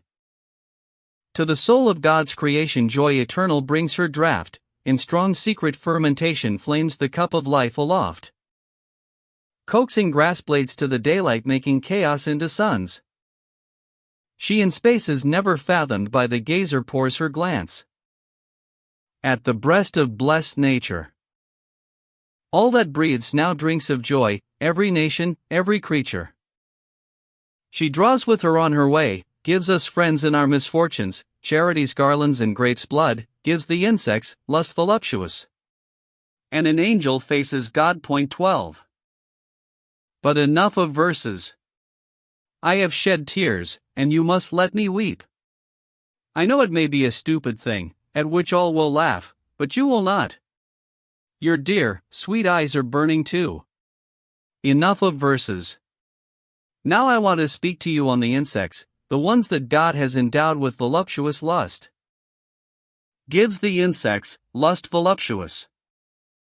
Brother, I am one of those insects, and that line was written specifically about me. All of us Karamazovs are the same, and that crawling insect dwells even in you, the angel, engendering storms within your blood. I say storms, because voluptuousness is a storm, and more than a storm. Beauty is a terrifying and a horrible thing. It's terrifying because it can't be defined, and it can't be defined because God has set nothing but riddles. Here the two banks of the river meet, and here all contradictions exist together.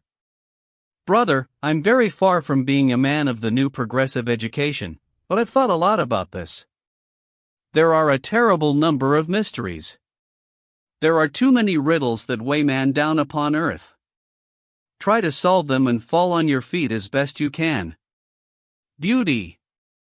What is more, I find it intolerable that there should be men, even those with the loftiest hearts and with lofty intellects, too, who start out with the ideal of the Madonna and end up with the ideal of Sodom. Even more terrifying are those who, even though they bear the ideal of Sodom within their souls, do not reject the ideal of the Madonna, and whose hearts burn with it, truly burn with it as they did in their young and unblemished years. No, man is broad, far too broad, even, I would narrow him. The devil only knows what's at stake here, that's the truth of it. Things that seem ignominy to the mind, to the heart, are nothing but beauty. Beauty in Sodom, can that be true? You may be certain that it is precisely there that beauty resides for the vast majority of people. Have you fathomed that secret? The horror of it is that beauty is not only a terrifying thing, it is also a mysterious one. In it the devil struggles with God, and the field of battle is the hearts of men. And as a matter of fact, it's natural that those who are in pain should talk about it. Now listen, for I want to come to the matter in hand. 4. The confession of an ardent heart. In anecdotes. I led an extravagant life back there. Father said earlier that I paid out several thousand on seducing girls. That's a phantom, and a pig of one too, and there wasn't any of that, and as for what there was, for that in particular money was not necessary.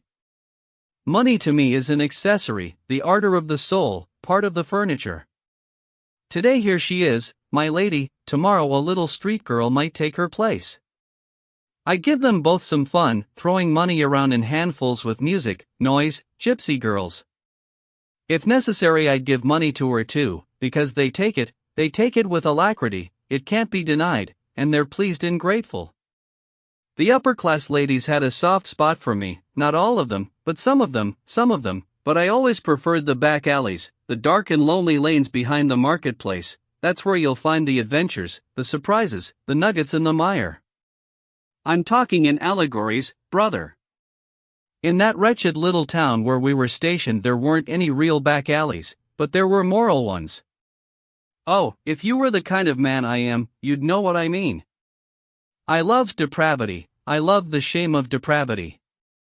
I loved cruelty. After all, I'm a bedbug, am I not, an evil insect? In a word, a Karamazov.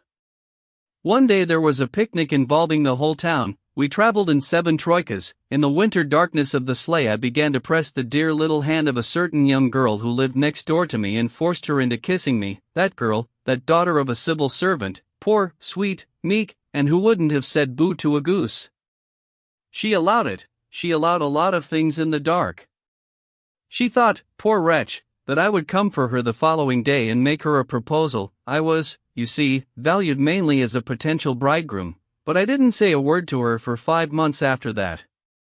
When we had one of our town dances, we have them now and again, I'd see her watching me from a corner of the room with her little eyes, saw them burning with a light of meek indignation. That game had merely gratified the voluptuous insect lust I nourished in myself. 5 months later she married a civil servant and went away. Angry yet still loving me, perhaps. Now they live a happy life together. Note that I never told anyone, I didn't blacken her name, though I may be base in my desires and in love with baseness I'm not dishonorable. You're blushing, I saw your eyes flash fire just then. You've had enough of this filth. And it was all just so many flowers à la Paul de Kock, one even though the cruel insect was growing and swelling great within my soul. There's a whole album of reminiscences there, brother. May God send them health, the pretty darlings. When I broke with them I always preferred not to quarrel. I never gave them away, I never blackened the name of a single one of them. But that will do. I say, I hope you didn't think I asked you to come over here just for this rubbish, did you? No, what I want to tell you is rather more interesting than that, but please don't be surprised that I'm not embarrassed to tell you, but may even seem relieved to do so. You're saying that because I blushed, Alyosha remarked suddenly.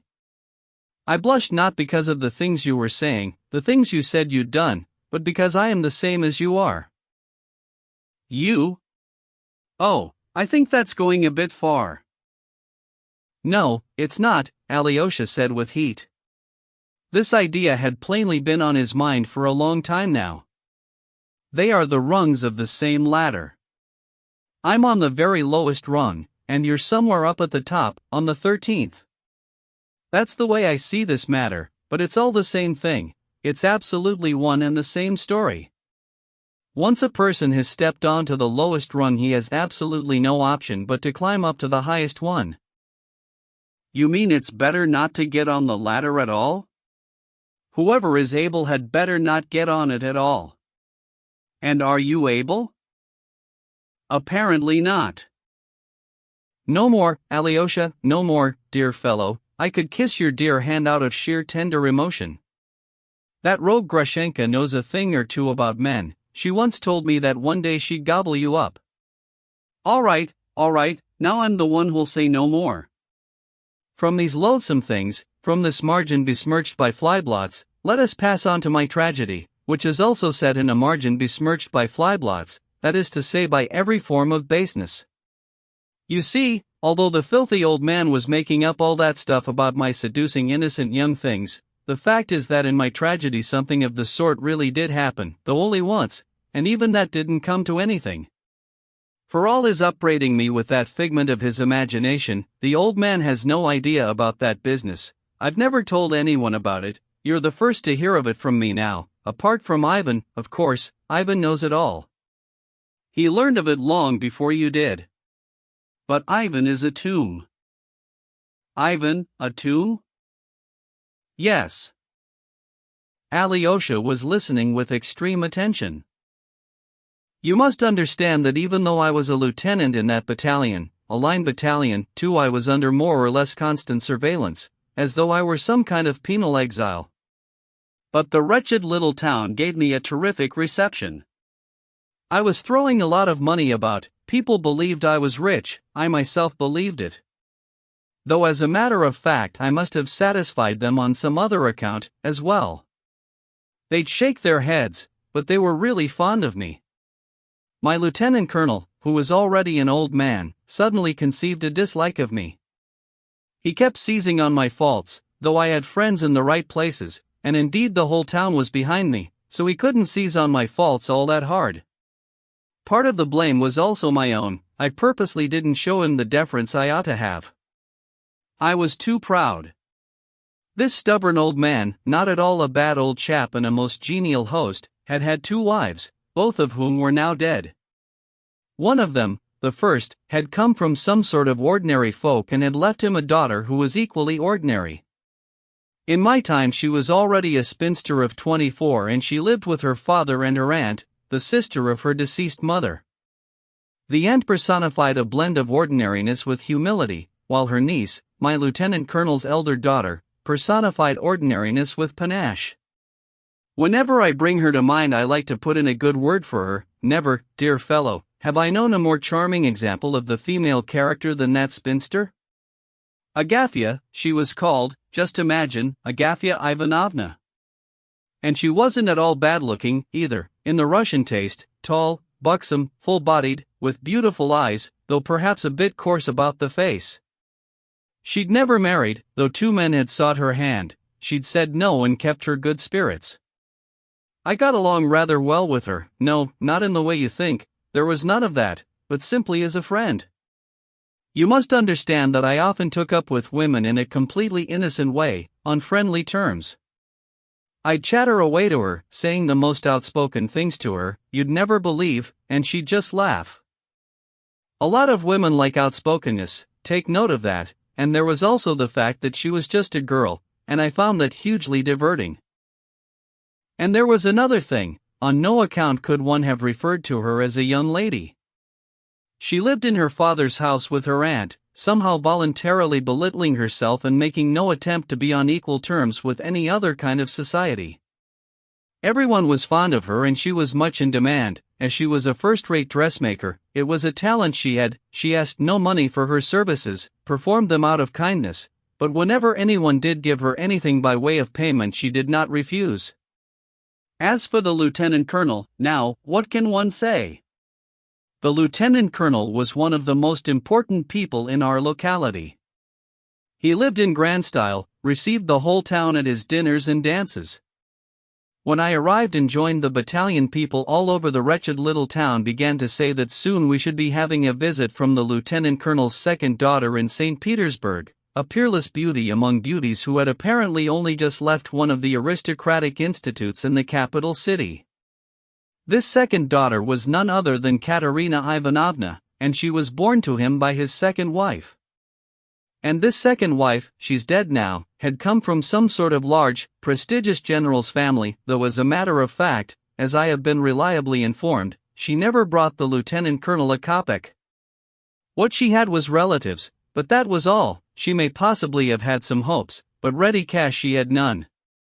And yet, when the institute girl arrived, only on a visit, and not permanently, the whole of our miserable little town seemed to acquire new life, and its most noble and distinguished ladies, 2 engineers' wives and a lieutenant colonel's widow, and indeed all the rest taking their cue from them, at once took a hand, whisked her away, began to organize entertainments for her, made her the tsarina of their balls and picnics, concocted tableaux vivants in aid of some governesses or other.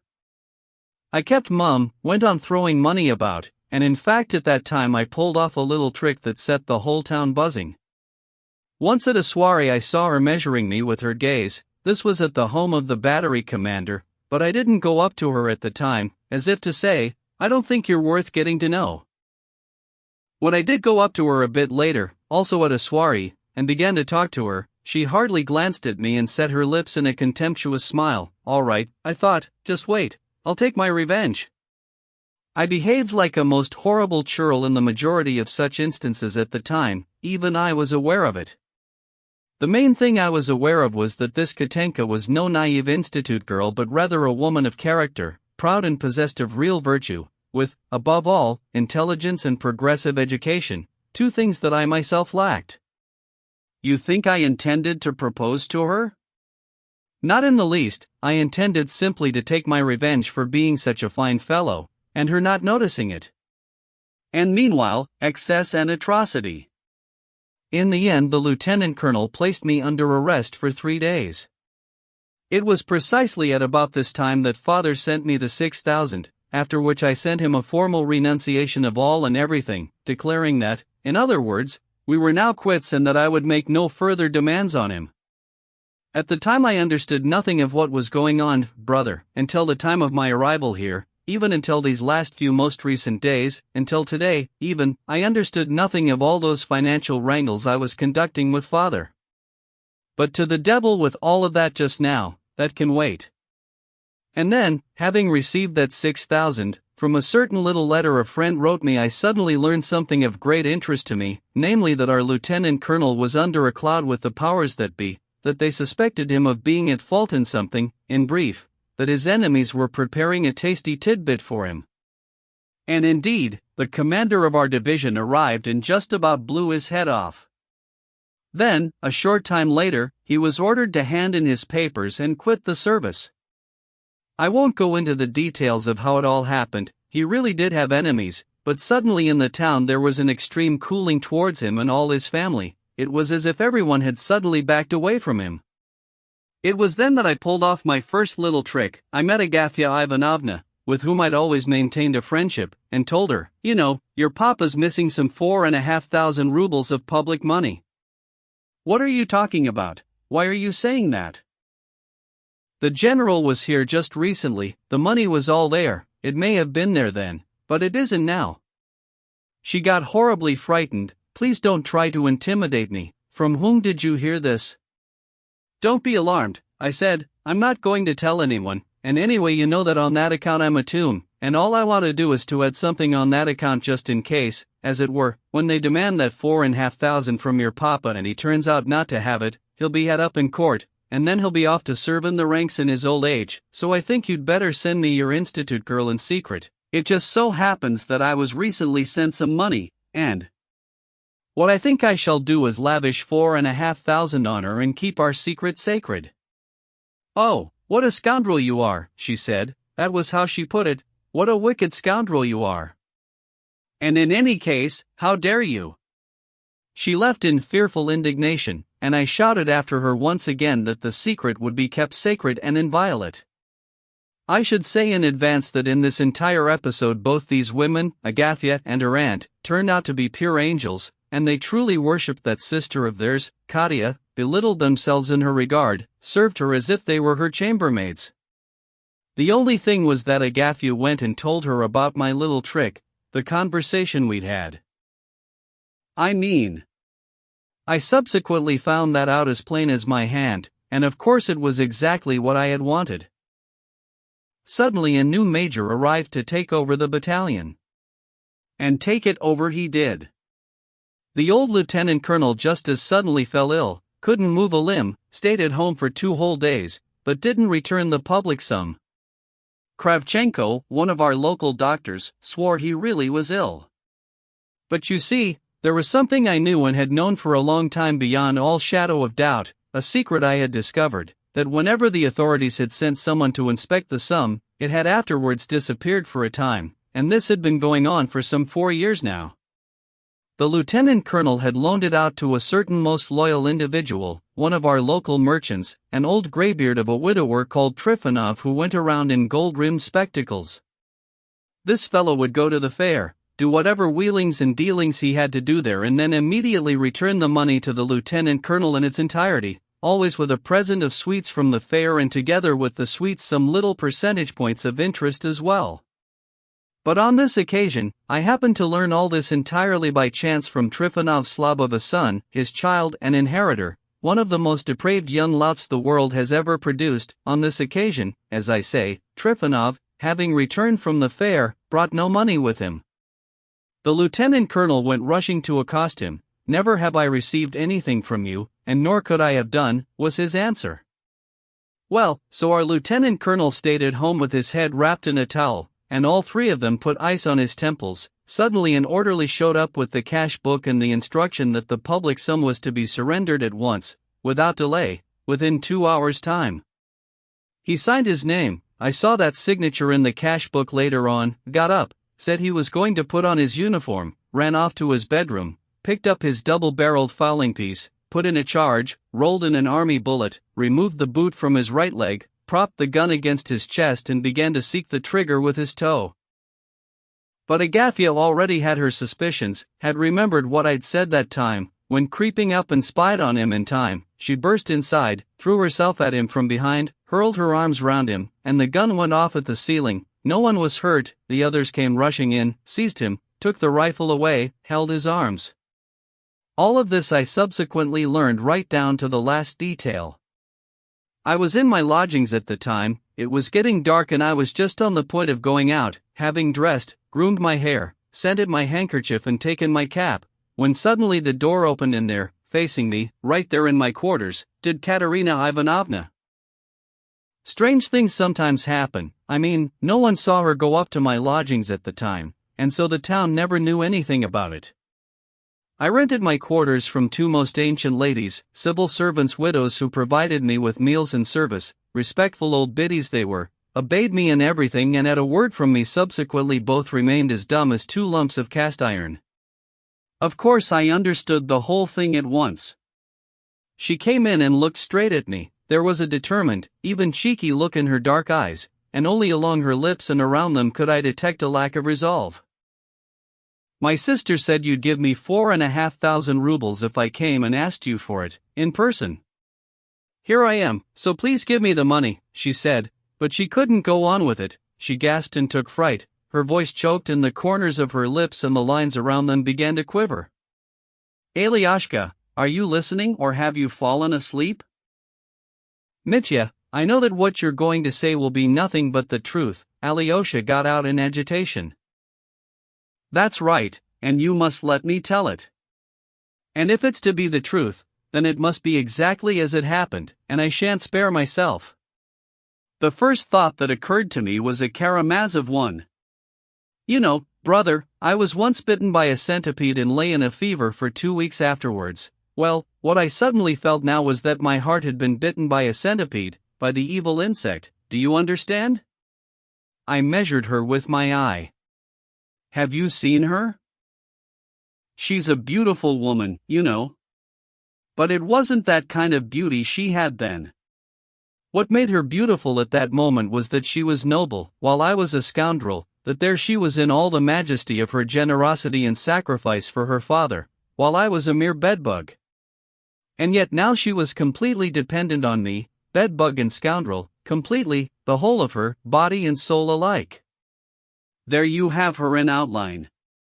I'll tell you straight, this thought of the centipede, gripped my heart so violently that it almost bled to death from sheer agony. It seemed that even a struggle was out of the question. I had no alternative but to act like a bedbug, like a savage tarantula, without any compassion. I nearly choked. Listen, you see, of course I could have gone the next day and asked for her hand, so as to bring it all to a decent, as it were, conclusion, and so that no one would ever find out about this or have any chance of doing so. Because you see, though I may be a man of base desires, I am honest. But then suddenly at that very instant someone whispered in my ear, you know, when you arrive with your proposal of marriage tomorrow, that woman won't even come out and see you but will get her coachman to manhandle you off the premises, as if to blazon it all over town that she's not afraid of you. I glanced at the girl and knew that my voice did not lie. That was it, of course that was how it would be. I'd be carted outside by the scruff of my neck. I could see that now by the look on her face. Malice seated up inside me. I felt like pulling a really base, piggish, merchant's sort of trick on her. I wanted to look at her with a mocking snigger and then, while she was still there in front of me, discombobulate her in a tone of voice that only some merchant could produce. This is about the 4,000? But that was simply a joke of mine, madam. Whatever has got into you? You have been banking on dreams, madam. I might have been prepared to let you have a couple of hundred, and gladly, too, but 4,000, that's not the kind of sum one throws away on trifles of this kind, my lady. You have put yourself to needless trouble. Of course, I'd have lost everything and she'd have run away, but on the other hand it would have been an infernally vindictive thing to do. It would have been worth all the rest. I'd howl with remorse all the rest of my life, if only I could pull off this trick now. You must believe me when I tell you that never before had I looked at a woman with hatred at a moment like that, not with a single woman had it happened, and yet I swear by the cross that I looked at that woman for some 3 to 5 seconds with a terrible hatred, with the kind of hatred from which there's only a single hair's breadth of distance to love, the most reckless love. I went over to the window, placed my forehead against the frozen pane, and I remember that the ice of it burned my forehead like a fire. I didn't keep her waiting long, don't worry. I turned round, went over to the table, opened its drawer and took out a 5,000 ruble 5% anonymous bond 3, it lay between the pages of my French dictionary. Then without saying anything I showed it to her, folded it, handed it to her, opened the door to the passage for her and, retreating one step, made her a deep, reverential and most heartfelt bow, believe you me. She shuddered all over, gave me a fixed look for a second, turned horribly pale, just like a white tablecloth, and suddenly, still without a word and without any rush but softly, deeply, slowly, got right down at my feet and leaned her forehead on the floor, not like an institute girl but like a real Russian. Then she leapt up and fled.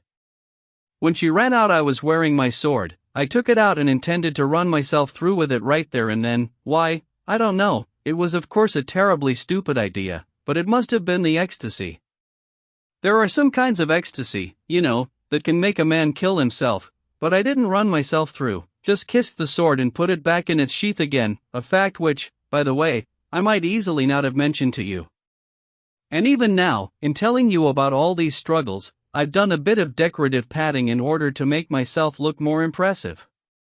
But very well, let it be so, and the devil confound all spies of the human heart. There you have the whole of that earlier incident of mine with Katerina Ivanovna. And that means that now Brother Ivan knows about it, and you, and no one else. Dmitri Fyodorovich got up, strode a pace or two in agitation, produced a handkerchief, wiped the sweat from his brow and then sat down again, not in the place he had occupied before, however, but in another, on the bench opposite, against the other wall, so that Alyosha had to turn round completely to him. 5. The Confession of an Ardent Heart. Heels last. Now, said Alyosha, I know the first half of this affair. The first half you understand, it's a drama, and it happened back there. The second half is a tragedy, and it's going to take place here. Of the second half I don't yet understand anything, Alyosha said. And what about me? Do I understand? Wait, Dmitri, there's one central word here.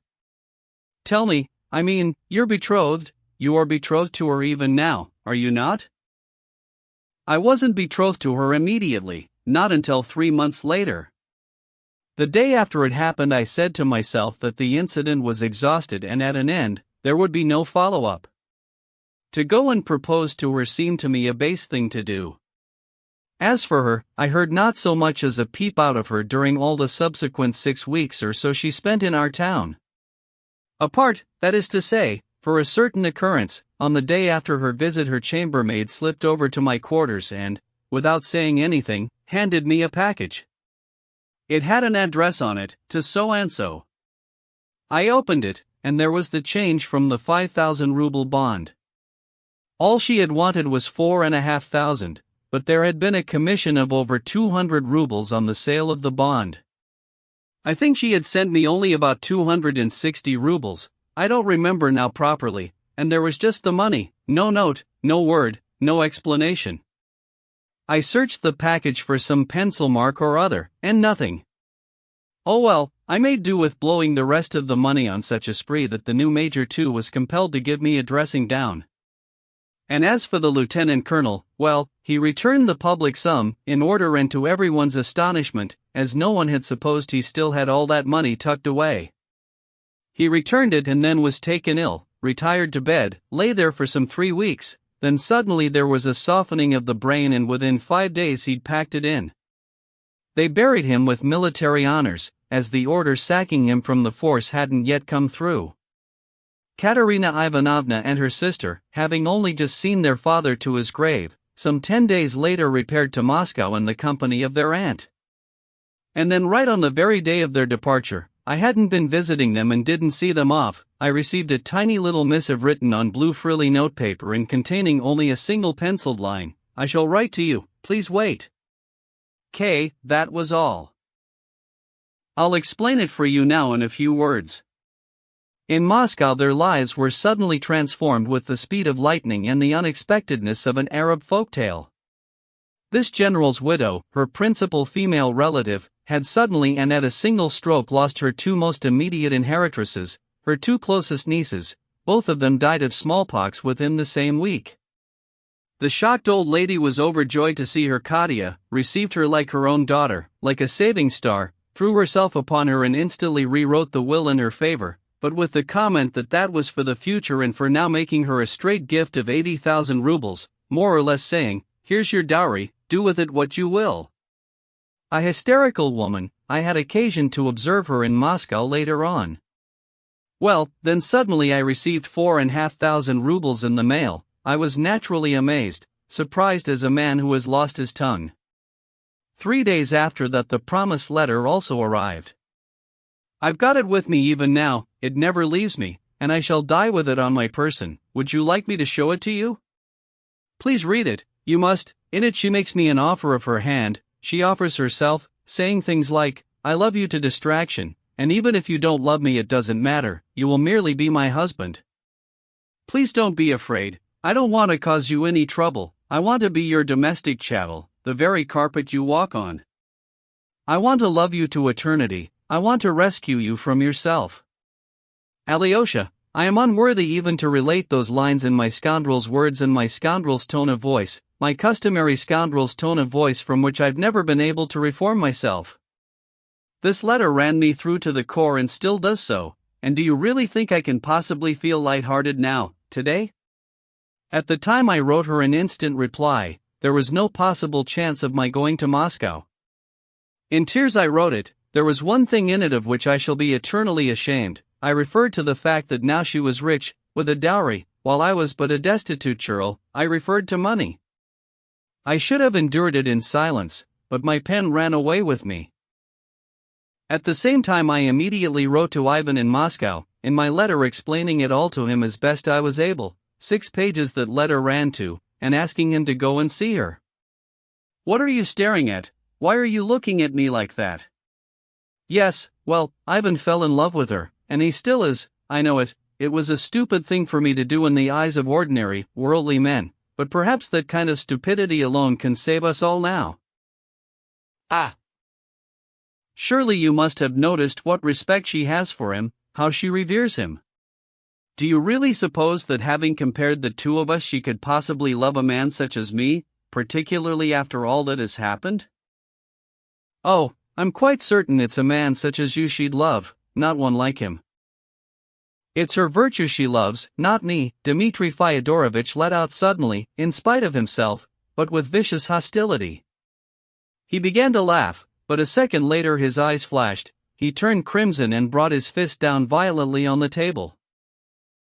I swear, Alyosha, he exclaimed with a terrible and sincere wrath at himself, believe it or not, but as God is holy and as Christ is Lord, I swear that I, though I made fun of her loftier emotions just now, know that I am a million times more spiritually insignificant than she, and that those loftier emotions of hers are as sincere as those of a heavenly angel. The tragedy of it is that I know that for a fact. What does it matter if a man does a spot of declaiming now and again? I'm declaiming myself just now, am I not? But I mean, I'm sincere about it, I'm sincere. And you see where Ivan's concerned. I understand the malediction with which he must now look upon nature, even more so when one considers his intelligence. To whom, to what has preference been shown? It has been shown to a monster of cruelty, who even here, even though he's engaged to be married and everyone's eyes are on him, has been unable to contain his debauchery, and this in the presence of his bride. And so a man such as I is preferred, and he is refused. But for what reason? For the reason that a maiden wants to do violence to her own life and fortunes out of gratitude. Absurd! I have never said anything in this vein to Ivan. And Ivan, of course, has never breathed so much as half a word nor dropped even the slightest hint to me about it, but fate will be enacted, the worthy man will take his place and the unworthy man will slink away to the side lane forever, his own dirty side lane, his beloved and appropriate side lane, and there, in the filth and the stink, he'll perish voluntarily and with pleasure. I know I'm talking the most horrible nonsense, my words are all clapped out, I feel as though I were placing bets at random, but even so, the way I've described it is the way it will come to pass. I'll drown in the side lane, and she'll get married to Ivan. Brother, wait, Alyosha again interrupted with extreme concern. Look, there's one thing you still haven't explained to me. I mean, you're betrothed, you're formally betrothed to her, aren't you? Then how will you break with her, if she, your bride-to-be, doesn't wish it? Yes, I'm her betrothed, formal and blessed. It all took place in Moscow on my arrival, with all the religious pomp and ceremony and icons, in the finest manner.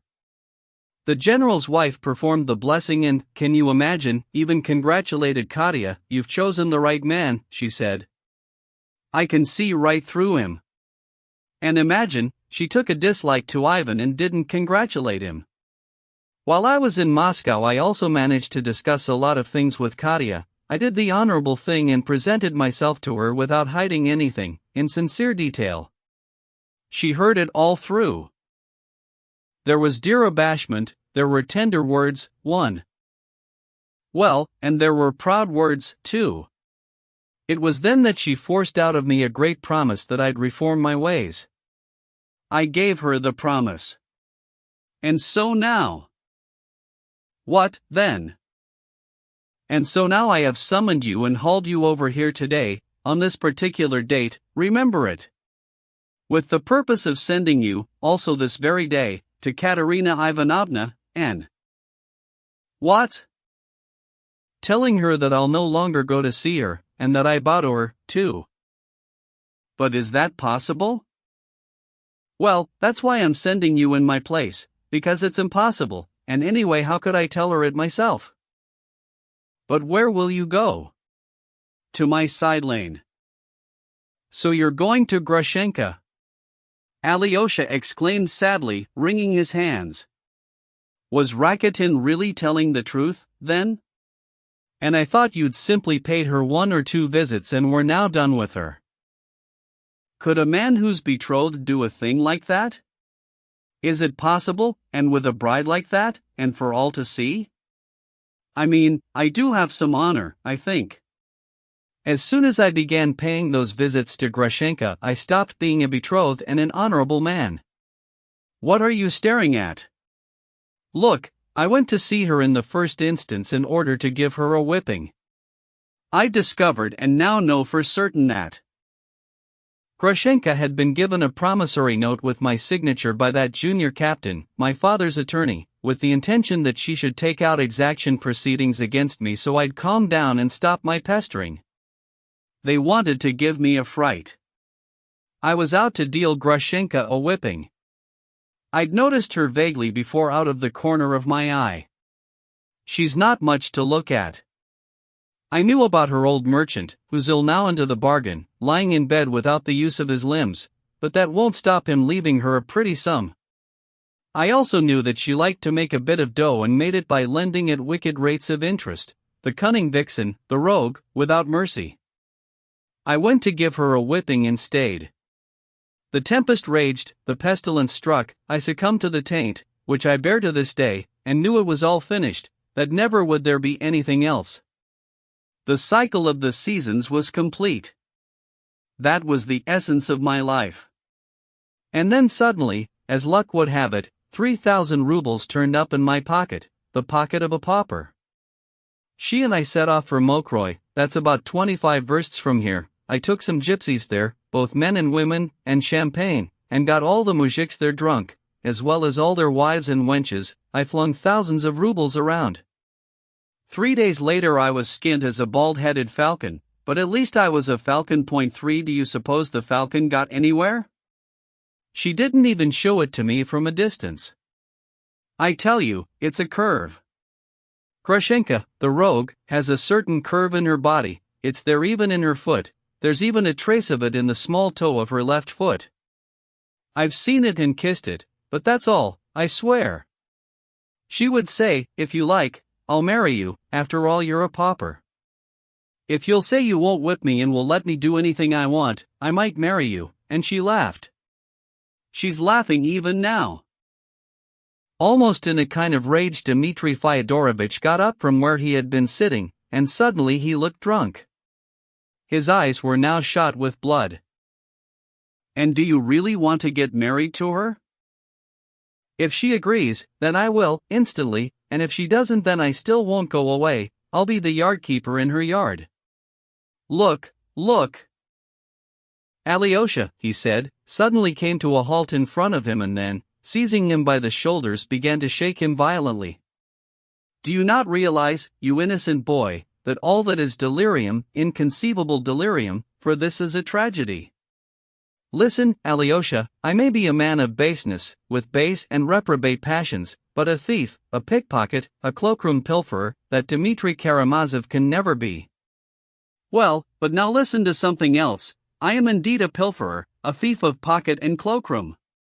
Just before I set off to give Grushenka a whipping, that very same morning, Katerina Ivanovna had summoned me in the most formidable secrecy, so that no one should find out about it for the present. Why, I don't know, apparently that was the way she wanted it, and asked me to go to the main town of the province and there dispatch 3,000 rubles by mail to Agafya Ivanovna in Moscow. It had to be done from the town so that no one would learn of it here. It was with those 3,000 rubles in my pocket that I turned up at Grushenka's, and it was that money we spent on our trip to Mokroy. Subsequently I let on that I'd made a lightning visit to the town, but I didn't produce the postal receipt, told her I'd sent the money and would bring her the receipt, though I haven't done that yet, I forgot. Now what do you think will happen when you go to her today and say, he bows to you, and she asks you, and the money? You might still say to her, he's a base voluptuary, an ignoble fellow who can't control his feelings. He didn't send your money but spent it, because he couldn't restrain himself, like an animal, but you could add, all the same, he's not a thief, here's your 3,000, he returns it to you, he wants you to send it to Agafya Ivanovna, and for himself bows to you. But the way it is now all she'll say is, where's the money? Mitya, I can understand that you're unhappy, but you're not as unhappy as you think you are. Stop killing yourself with despair, don't do it. What do you think I'm going to do, shoot myself because I can't return her 3,000? That is the whole point, I'm not going to shoot myself. I'm not up to it now, later, perhaps, but for now I'm going to Grushenka. It's my skin, after all. And when you are with her, I shall be her husband, I shall award myself the rank of spouse, and if a lover arrives I'll move into the next room. I shall scrub the dirty galoshes of her paramours, blow the coals in her samovar, run at her beck and call. Katerina Ivanovna will understand it all, Alyosha suddenly articulated, solemnly. She'll grasp the depth of all this unhappiness and will reconcile herself. She has a lofty intelligence, and she'll see that no one could be more unhappy than you. She won't reconcile herself to it all, Mitya said, grinning. There's something here, brother, that no woman in the world could ever reconcile herself to. And do you know what the best thing to do would be? What? Return the 3,000 to her. But where would you get it? Listen, I have 2,000. Ivan will give you another, there's your 3, now take it and return it to her. But when will it arrive, your 3,000? What's more, you're not 21 yet, and it is absolutely necessary without fail that you should bow to her for me today, with the money or without, because I cannot procrastinate any longer, that is the point this matter has reached. Tomorrow will be too late, too late. I am going to send you to father. To father? Yes, before you go and see her. I want you to ask him for 3,000. But Mitya, why, he won't part with it. Of course he won't, I know that. Alexei, do you know what despair means? Yes, I do. Listen, he's not legally in debt to me in any way. I've had everything I'm owed by him, everything, I know. But I mean he's morally in debt to me, is he, or isn't he? After all, he played a clever move with my mother's 28,000 and made 100,000 from it. So let him give me back just 3,000 out of the 28 to draw up my soul out of hell for, and may that settle the score for many a sin of his. And as for myself, when I get that 3,000 I'll call it quits, that's a solemn promise, and he'll never hear from me ever again. I'm giving him one last chance to be a father. Tell him that God himself has sent him this chance. Mitya, there's no way that he'll part with it. I know that, I know it inside out. Particularly now. Not only that, I now know something else as well. Only the other day, perhaps as recently as yesterday, he discovered for the first time seriously, mark that word, seriously, that Grushenka may really not be joking and may intend to jump into marriage with me. He knows her character, he knows the little she-cat. Well, is he really going to give me money, too, in order to facilitate that event, when he himself is out of his mind over her? But even that's not all, I have yet one more item of news to tell you. I know that about 5 days ago he went to the bank and took out 3,000 rubles in 100-ruble banknotes, packed them into a large envelope with 5 seals, and tied it across with red silk tape. You see the details I know? And on the envelope was written, "For my angel Grushenka, if she decides to come," scribbled by himself, in quiet, on the sly, and there's no one who knows he has the money there except his manservant Smerdyakov, in whose honesty he believes like his very own self. He's been waiting for Grushenka now for 3 or 4 days, hoping she'll come for the envelope. He sent word, telling her about it, and she sent word back, saying perhaps I will. So I mean, if she goes to the old man, how can I marry her, eh? Do you understand now why I'm hiding here in secret, and what it is I'm on the lookout for? Her? You've got it. There's a fellow who rents a box of a room from one of those floozies of landladies we have around here. Foma's his name. Foma hails from our district, he's an ex-soldier from our outfit. He acts as their servant, by night he guards the place and by day he goes shooting grouse, and he makes a living by it. I've moved into his place, neither he nor the landladies know my secret, that I'm here on the lookout. Is Smerdyakov the only person who knows? Yes. He'll also let me know if either she or the old man puts in an appearance. Was it Smerdyakov who told you about the envelope? Yes. It's the most terrific secret. Not even Ivan knows about the money, or about any of it. And the old man sending Ivan on a little drive to Chermashnya 5 for 2 or 3 days, a buyer's turned up who was prepared to pay 8,000 for the birch grove, cutting it down for timber, and so the old man turned to Ivan for help and said, "You lend a hand, and go there yourself, for 2 or 3 days, that's to say." He wants Grushenka to come to him while Ivan's not there. So he's waiting for Grushenka even today? No, she won't come today, the omens are against it. She definitely won't come. Mitya cried suddenly. Smerdyakov is of the same opinion. Father is drinking now, he's sitting at table with brother Ivan. Go there, Alexei, and ask him for that 3,000. Mitya, dear fellow, what is wrong with you? Alyosha exclaimed, leaping up from his seat and staring intently at the ecstatic and entranced Dmitri Fyodorovitch. For an instant he thought that the latter had lost his reason. Why do you say that? I haven't gone mad, Dmitri Fyodorovitch enunciated with a fixed and even somewhat solemn look. All I'm doing is sending you to Father because I know it's the right thing to do. I have faith in a miracle. A miracle? A miracle of divine providence. God has knowledge of my heart, He sees the whole of my despair. He sees the whole of this scenario. Would He really help an atrocity to take place? Alyosha, I have faith in a miracle, go. All right, I will. Tell me, are you going to wait here? Yes, I know it won't be quick, that you can't just go there and get it bang, like that. He's drunk now. I am prepared to wait 3 hours, 4 hours, 5, 6 or 7 hours, as long as I know that today, even if it's not until midnight, you'll go to Katerina Ivanovna, with the money or without the money, and say, he asks me to bow to you. I particularly want you to repeat that line, he asks me to bow to you. Mitya.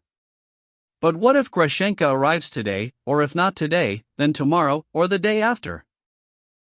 Grushenka? I shall be watching on the sly, I shall burst in and stop them. But what if? Then I shall commit murder. I will not stand back and endure it. Whom will you murder? The old man. I won't kill her. What are you saying, brother? Oh, look, I don't know. Perhaps I shall murder him and perhaps I shall not. My fear is that his face will suddenly grow hateful to me at that moment.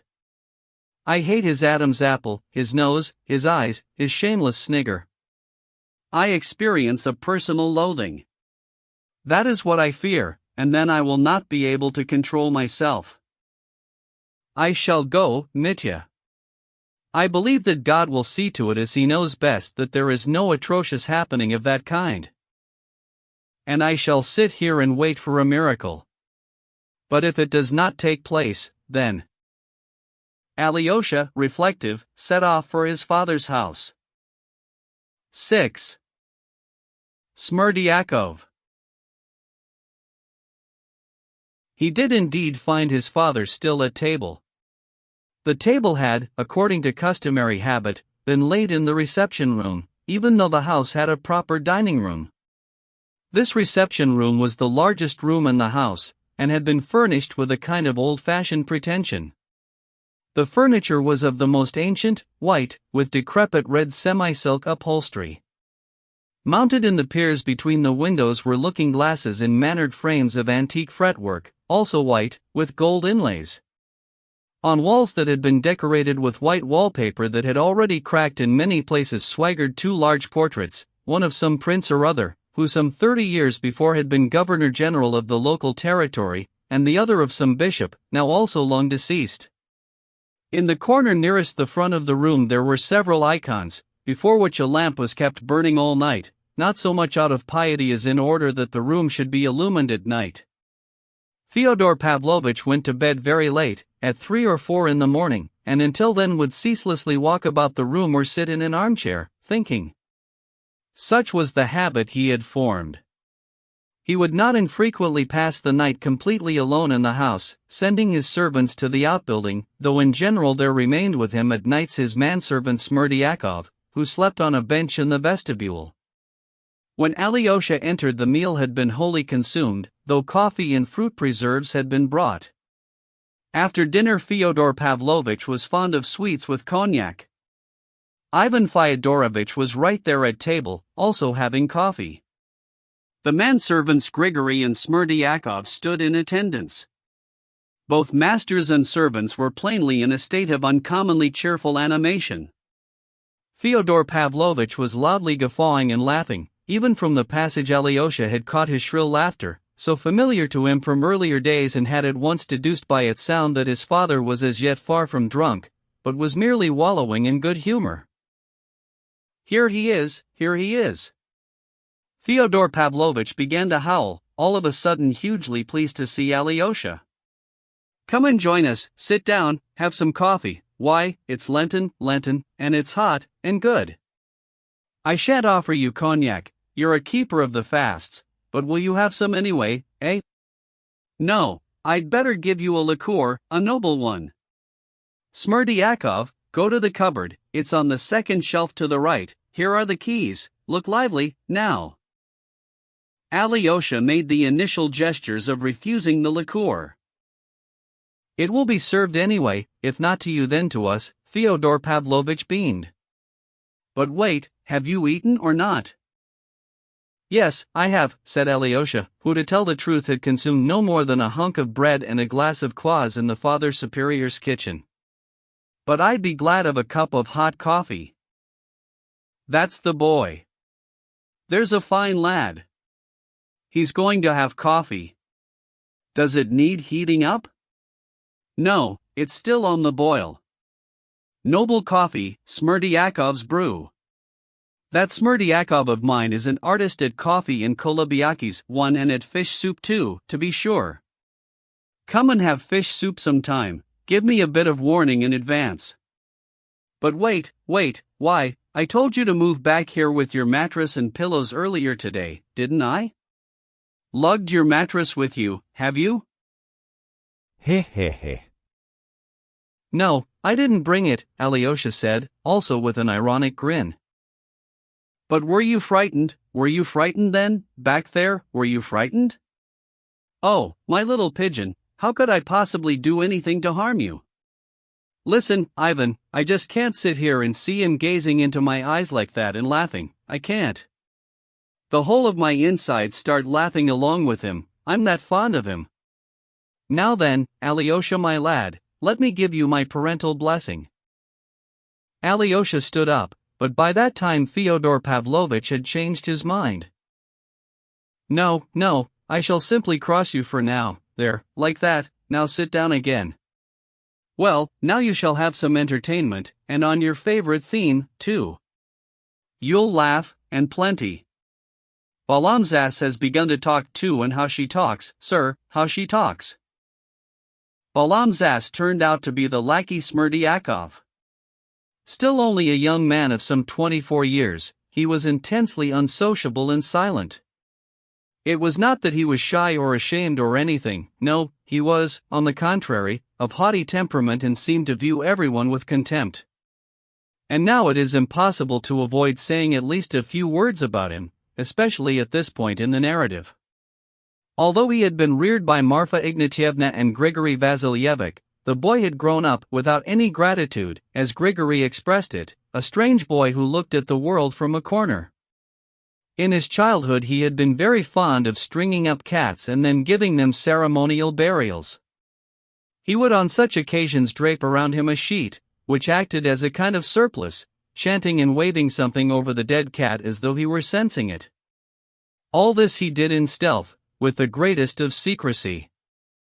Grigory once caught him at this practice and administered harsh chastisement to him with the birch. The boy had withdrawn to a corner and for a week scowled from there, disapprovingly. "He doesn't like you nor me, that cruel monster," Grigory would say to Marfa Ignatievna, "and he doesn't like anyone else either." "You're not human," he would say, suddenly turning to Smerdyakov. "You're not human, you came out of the steam on the bathhouse wall, 3 you did." Smerdyakov, it subsequently transpired, was never able to pardon him these words. Grigory trained him in reading and writing and, when he had attained the age of about 12, began to instruct him in biblical history. But the project instantly came to nothing. It appears that one day, at what can only have been his second or third lesson, the boy suddenly gave a derisive grin. "What's the matter with you?" Grigory inquired, peering at him threateningly over his spectacles. "Oh, nothing, sir. The Lord God created the light on the first day, and the sun, moon, and stars on the fourth day. So where did the light on the first day come from?" Grigory was rendered speechless. The boy stared mockingly at his teacher. There was even something haughty in his stare. Grigory could not contain himself. "This is where it came from," he cried, and smote his disciple violently across the cheek. The boy endured the slap without a word of retort, but then skulked in his corner again for several days. Chance would have it that just 1 week later there became manifest in him, for the first time in his life, the falling sickness that was to remain with him for the rest of it. Having learned of this, Fyodor Pavlovitch suddenly seemed to alter his view of the boy. Previously he had viewed him more or less with indifference, though he never rebuked him and on meeting him invariably gave him a kopeck or two. In a good-natured frame of mind he would occasionally send the boy some sweet morsel from his table. Now, however, learning of his illness, he became positively concerned about him, summoned a doctor to effect a cure until it proved that no cure was possible. The fits arrived once a month on average, and varied in duration. The fits were also of varying intensity, some were insignificant, others very cruel. Fyodor Pavlovitch forbade Grigory in the strictest terms to punish the boy physically, and began to admit him to his chambers upstairs. Instruction of him in whatever subject was also for the present something he forbade. Once, however, when the boy was about 15, Fyodor Pavlovitch observed him hanging about near the book cupboard and trying to read the titles of the books through the glass. Fyodor Pavlovitch had rather a lot of books, some 100 or more volumes, but no one had ever seen him actually reading one. He instantly gave Smerdyakov the key to the book cupboard. "Very well then, read, you can be our librarian, it will do you more good than loafing around in the yard, go on, sit down and read. Here's one for you to get through." And Fyodor Pavlovitch took out evenings on a farmstead near Dykanka for him. The boy got through the book, but remained dissatisfied. Never once during his reading did he smile, but on the contrary reached the end of the book with a frown. "What's wrong? Didn't you find it funny?" asked Fyodor Pavlovitch. Smerdyakov was silent. Answer: fool. "It's all about things that aren't true," Smerdyakov mumbled with a smirk. "Oh, clear off and go to the devil, you soul of a lackey. Wait, here's Smaragdov's General History 5 for you, everything in it's true, read that." But Smerdyakov read not even 10 pages of Smaragdov, he found it tedious. And so the book cupboard was locked up once again. Soon after this, Marfa and Grigory informed Fyodor Pavlovitch that there had gradually begun to manifest itself in Smerdyakov a terrible finickiness. While eating his soup he would take the spoon and search about in the soup for all he was worth, bend forward, scrutinize it, draw up a spoonful and raise it to the light. "What is it, a cockroach?" Grigory would inquire. "Perhaps it's a fly," Marfa would comment. The cleanly youth never ventured a reply, but the same thing happened with bread, with meat and indeed with every kind of food. He would raise a piece on his fork, study it as though through a microscope, engage in long deliberation, and finally bring himself to dispatch it to his mouth. "Will you look at the little lord he's turned into?" Grigory would mutter as he stared at him. Fyodor Pavlovich, upon learning of this new quality of Smerdiakov's, immediately decided that he should be a cook, and sent him off to Moscow for instruction. In the process of instruction he passed several years and returned with a face that was radically altered. He suddenly seemed to have put on an extraordinary number of years. He had acquired wrinkles that were quite incommensurate with his age, his skin had turned sallow, and he had begun to resemble a Skopets. 6 From a psychological point of view, however, he returned almost the same as he had been before his departure for Moscow, was still just as unsociable and felt not the slightest requirement for anyone else's company. Even in Moscow, as was subsequently related, he had said not a word. Moscow as such had interested him extremely little, and though he had discovered one or two things, to all the rest he paid no attention. He even visited the theater once, but returned without a word, in displeasure. On the other hand, he came back to us from Moscow in fine attire, a clean dress coat and linen, very thoroughly cleaned his apparel twice a day with a brush without fail and in person, and was inordinately fond of polishing his own fashionable calf leather boots with a special English blacking until they gleamed like mirrors. He proved to be a splendid cook. Fyodor Pavlovich granted him a salary, and Smerdiakov spent it almost entirely on clothing, pomade, scent, and the like. For the female sex, however, he appeared to have just as much contempt as for the male, conducting himself with them in a manner that was sedate and even inaccessible. Fyodor Pavlovich began to take a slightly different view of him. The crux of the matter was that his fits of the falling sickness had intensified, and on those days the meals were cooked by Marfa Ignatyevna, something that did not at all concur with Fyodor Pavlovich's designs. "Why are you having so many of these fits?" he would sometimes ask, scowling at his new cook, studying his face. "Perhaps you ought to marry some girl. Do you want me to find you one?" But this kind of talk would only make Smerdiakov turn pale with annoyance, and he would not reply. Fyodor Pavlovich would withdraw with a wave of the hand. The main thing was that he was convinced of Smerdiakov's honesty, and was definitely certain that he would never ever steal anything. It once transpired that Fyodor Pavlovich, when in a fine state of drunkenness, dropped in the mire of his own courtyard 3 rainbow 100-ruble notes 7 which he had only just received. Noticing their absence only on the following day, no sooner had he frantically begun to search his pockets than the rainbows suddenly appeared, all 3 of them, upon the table. Where had they come from? Smerdiakov had picked them up and brought them in the previous night. "Well, brother, I've never come across a fellow like you before," Fyodor Pavlovich had said brusquely, giving him 10 rubles. It should be added that not only was he convinced of Smerdiakov's honesty, for some reason he even loved him, though the fellow looked at him with the same scowl he accorded the others, maintaining a constant silence. It was seldom that he opened his mouth to speak. If at this time anyone had thought to inquire, looking at him, what are the interests of this lad and what is it that most frequently preoccupies his mind, it must be admitted that mere looking would not have suggested any answer. Yet on occasion, whether in the house, out in the courtyard or on the street, Smerdiakov would come to a halt, reflect and continue to stand thus for up to 10 minutes at a stretch. A physiognomist submitting him to close scrutiny would have said that here there was at work no thought, no process of the intelligence, but rather some form of contemplation. There is by the artist Kramskoy a certain remarkable painting that goes under the title of The Contemplator. 8 depicted is a forest in winter, and there, all alone in the forest, on a roadway, in a ragged old kaftan and bast shoes, stands a wretched little muzhik who has wandered there in deepest solitude, stands seemingly in reflection, yet is not thinking but is apparently contemplating. Were you to jog his elbow he would start and look at you as though he had just awoken, but would take nothing in.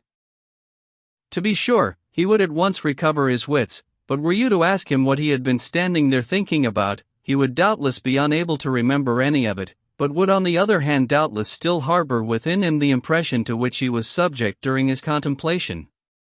These impressions are dear to him, and he is probably saving them up, imperceptibly and even without being conscious of it, for what purpose and reason he also does not know. Perhaps, having saved them for many years, he will suddenly turn his back on everything and go to Jerusalem to wander and live as a monk, or perhaps he will suddenly burn down his native village, or perhaps both the one and the other will occur at the same time. There is a souciancy of contemplators among the common folk. And Smerdyakov was probably one of them, and was probably likewise avidly saving up his impressions, almost without himself knowing why yet. 7. A disputation. But Balaam's ass had suddenly begun to talk. A curious subject had arisen. That morning, while collecting some goods at the shop of the merchant Lukyanov, Grigory had heard from him the story of a certain Russian soldier, one who, somewhere far away upon the frontiers of our land, among the Asiatics, where he had fallen captive and been coerced on pain of immediate and agonizing death to renounce Christianity and go over to Islam, had not consented to change his faith and instead accepted martyrdom, allowing the skin to be flayed from his back, and had died glorifying Christ and praising his name, which act of sacred heroism was reported in that day's newspaper. Of this it was that Grigory had begun to speak at table. Fyodor Pavlovitch had on earlier occasions also invariably been fond, at the end of the table, over the dessert, of laughing and talking for a while, even if it were only with Grigory.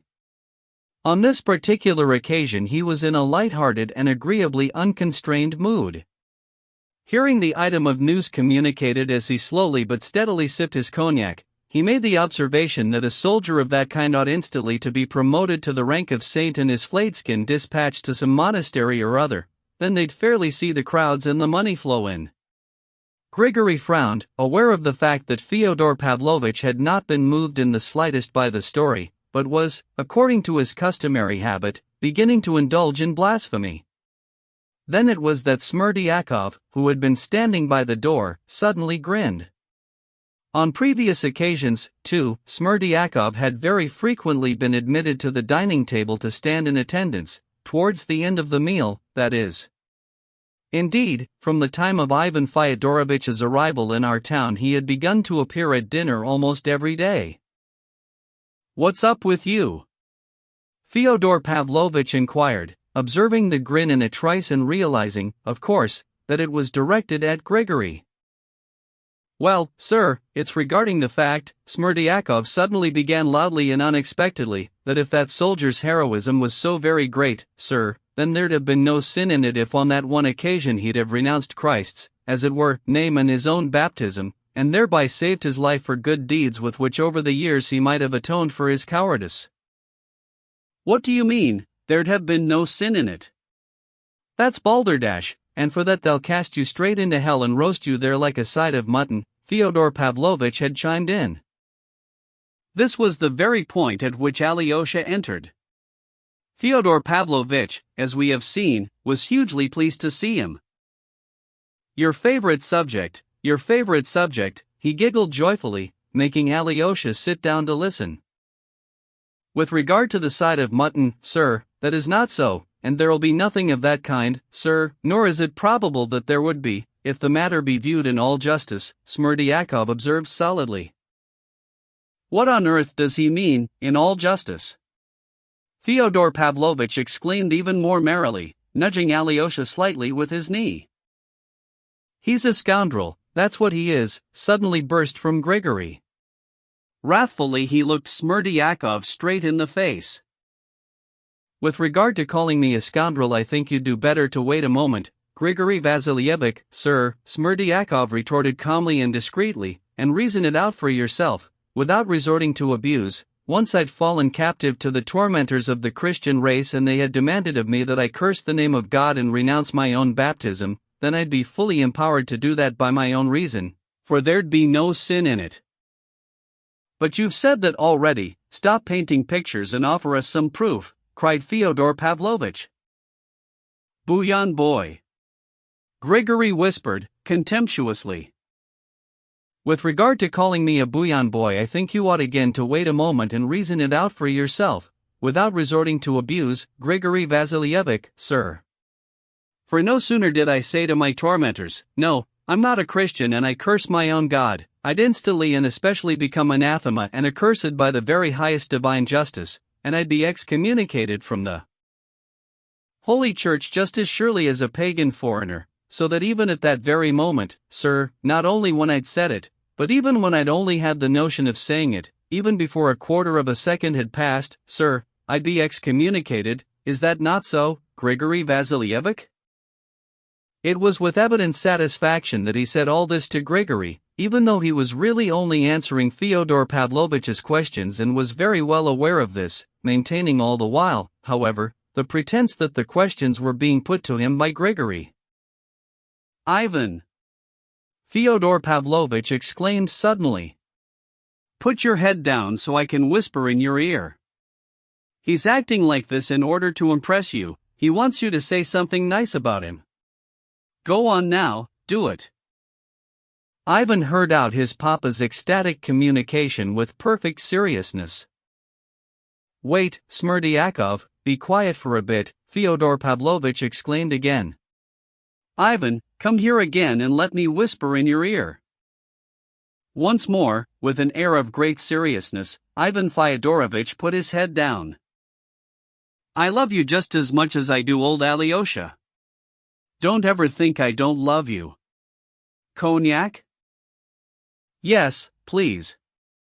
But you yourself have taken a fair bit on board already, Ivan Fyodorovich thought as he gave his father a flat look.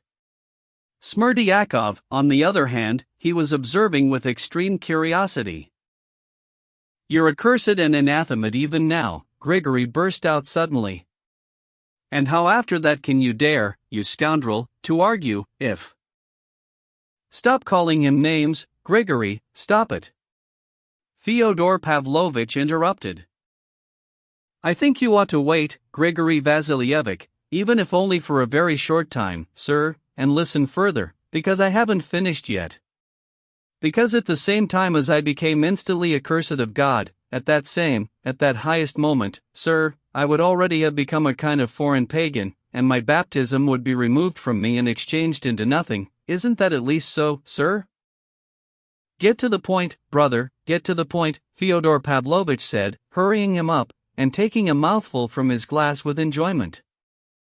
And if I weren't a Christian no more, then that would mean that I wouldn't have lied to my tormentors when they asked me whether I was a Christian or not, for I'd already have had my Christianity annulled by God himself, by reason of my mere intention and before I'd even managed to utter a word to my tormentors. And if I'd already been demoted, then by what manner of means and what kind of justice could I be called to account in the next world as a Christian for having renounced Christ, when for the mere intention, long before the renunciation itself, I'd had my Christianity cancelled? If I wasn't a Christian anymore, then that would mean I couldn't renounce Christ neither, for I'd have nothing to renounce. Who's going to call a pagan Tartar to account, Grigory Vasilievich, even in heaven, for not having been born a Christian, and who's going to punish him for it, seeing as how you can't flay two hides off of one ox?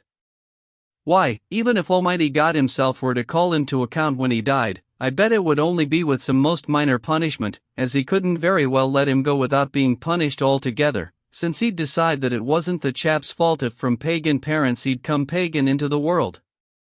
After all, the Lord God couldn't very well grab hold of the Tartar by force and say he too was a Christian, could he? I mean, if the Almighty Lord did that, he'd be telling a downright lie. And surely the Almighty Lord of heaven and earth couldn't utter a lie, even if it were only a single word, sir? Grigory, rendered speechless, stared at the orator, his eyes popping out of his head. Although he had no proper understanding of what was being said, he had suddenly grasped something of all this rubbish and paused with the air of a man who has suddenly struck his forehead against a wall. Fyodor Pavlovich finished his glass and burst into shrill laughter. Alyosha, my boy, Alyosha, my son, how do you like that? Ah, you casuist. He's been with the Jesuits somewhere, Ivan. Ah, you smirdy-ashy, stinking, Jesuit, who taught you all that? Only you're talking rot, you casuist, rot, rot, rot. Now don't you shed a tear, Grigory, we're going to blow him to smithereens this very minute. Very well, Shias, now tell me this, you might be in the right where your tormentors were concerned, but after all you'd still have renounced your faith and you yourself said that in that instant you'd be accursed and anathemaed. Well, if it came to an anathema it's not something they'd pat you on the back for in hell now, is it, What's your answer to that, my splendid Jesuit?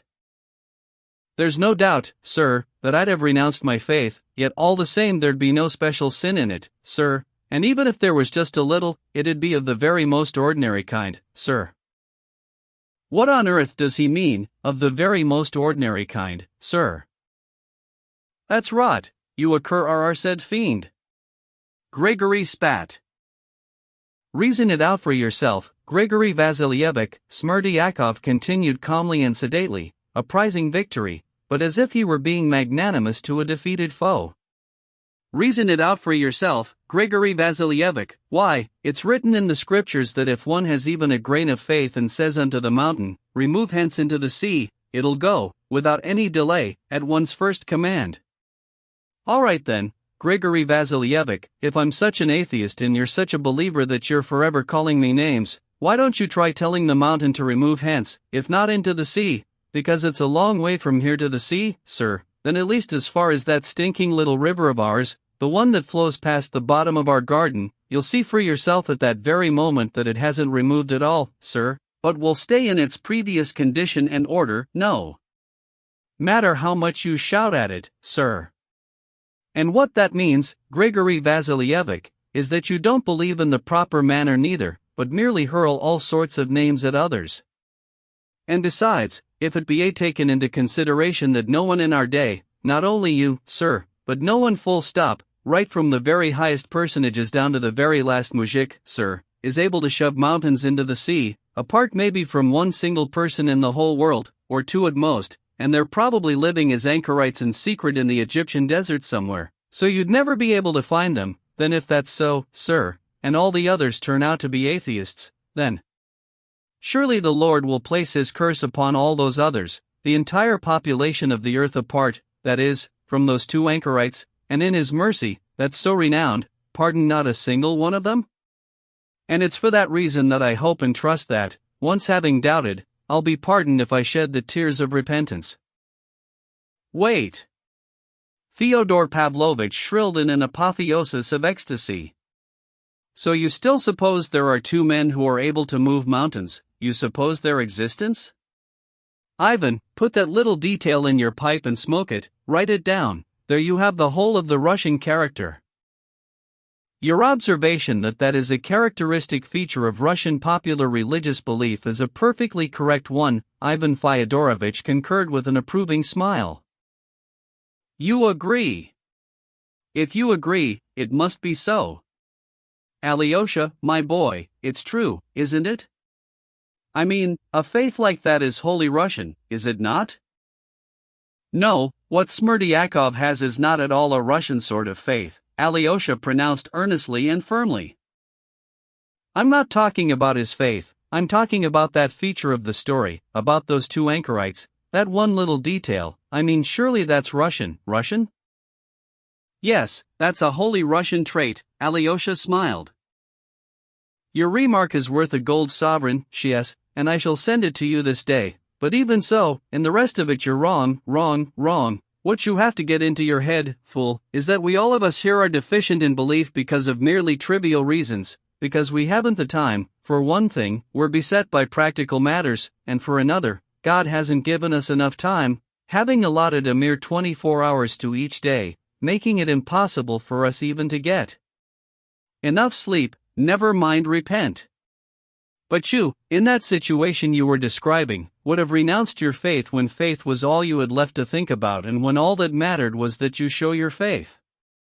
I mean to say, brother, I think that would constitute a sin, would it not? Yes, I suppose in a way it would, but reason it out for yourself, Grigory Vasilievich. Why, in a way it would mitigate the sin rather than constitute it. What I mean is that if at the time I believed in the holy truth in the way that one's supposed to believe in it, then I really would be sinning if I didn't accept martyrdom for my own faith and instead went over to the pagan Mohammedan one. But I mean, then it wouldn't get as far as martyrdom, sir, because all I'd have to do at that instant would be to say to the mountain, remove hence and squash my tormentor, and at that same instant it would remove hence and squash him like a cockroach, and off I'd go as though nothing had happened, praising and glorifying God.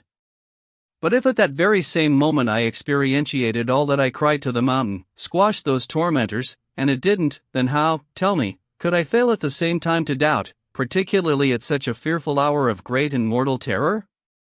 As it was, I'd already know that I wouldn't completely attain the kingdom of heaven, for the mountain hadn't moved at my word, and consequently they wouldn't put much credentiality in my faith up there in the next world, and I wouldn't be able to expect much of a reward when I got there, so why should I in addition allow the skin to be flayed from my body without no purpose? For even if by that time they'd already flayed half the skin from my back, not even then would anything I said or shouted remove the mountain hence. Well, at a moment like that not only might doubt assail me, but I might even be decided of my reason out of fear, so that reasoning would be quite impossible, sir. And in that case how could I be held particularly guilty if, seeing neither here nor there reward nor vantage for myself, I at least saved my own skin? And so, trusting greatly in the mercy of the Lord, I hope that I may be completely forgiven, sir. 8. Over some cognac. The dispute had ended, but it was a strange thing. Towards its conclusion the so cheerfully animated Fyodor Pavlovitch had suddenly begun to frown. He frowned and knocked back another glass of cognac, one he could this time very well have done without. "All right, you Jesuits, now clear off out of here," he suddenly cried to the manservants. "Off you go, Smerdyakov. Today I shall send you the gold sovereign I promised you, but now you must go. Don't you shed any tears, Grigory, go and see Marfa, she'll console you and make up your bed for you. The scum won't let us sit in quiet after our meal," he suddenly snapped in annoyance after the servants had instantly withdrawn at his command. "Smerdyakov comes prying to our table every dinner time now, and it's you he's so curious about.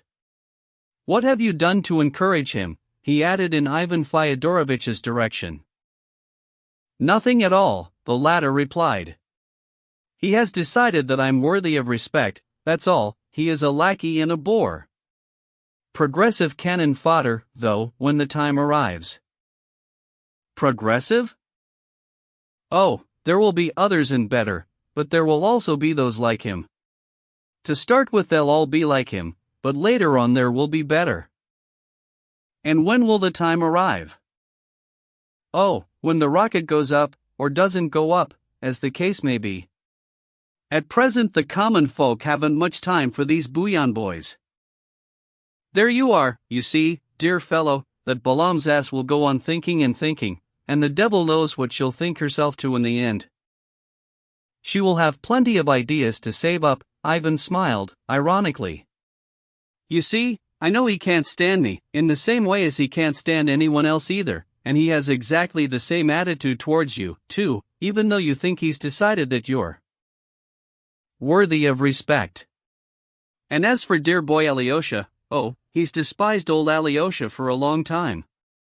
But he doesn't steal anything, he's not a gossip monger, he keeps quiet, doesn't go telling tales about us to all and sundry, makes splendid kulabiakis, and all in all, quite honestly, let him go to the devil. Is there any need to discuss him?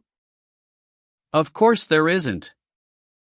And as for the things he may get into his head, as a general rule what the Russian muzhik needs is the birch.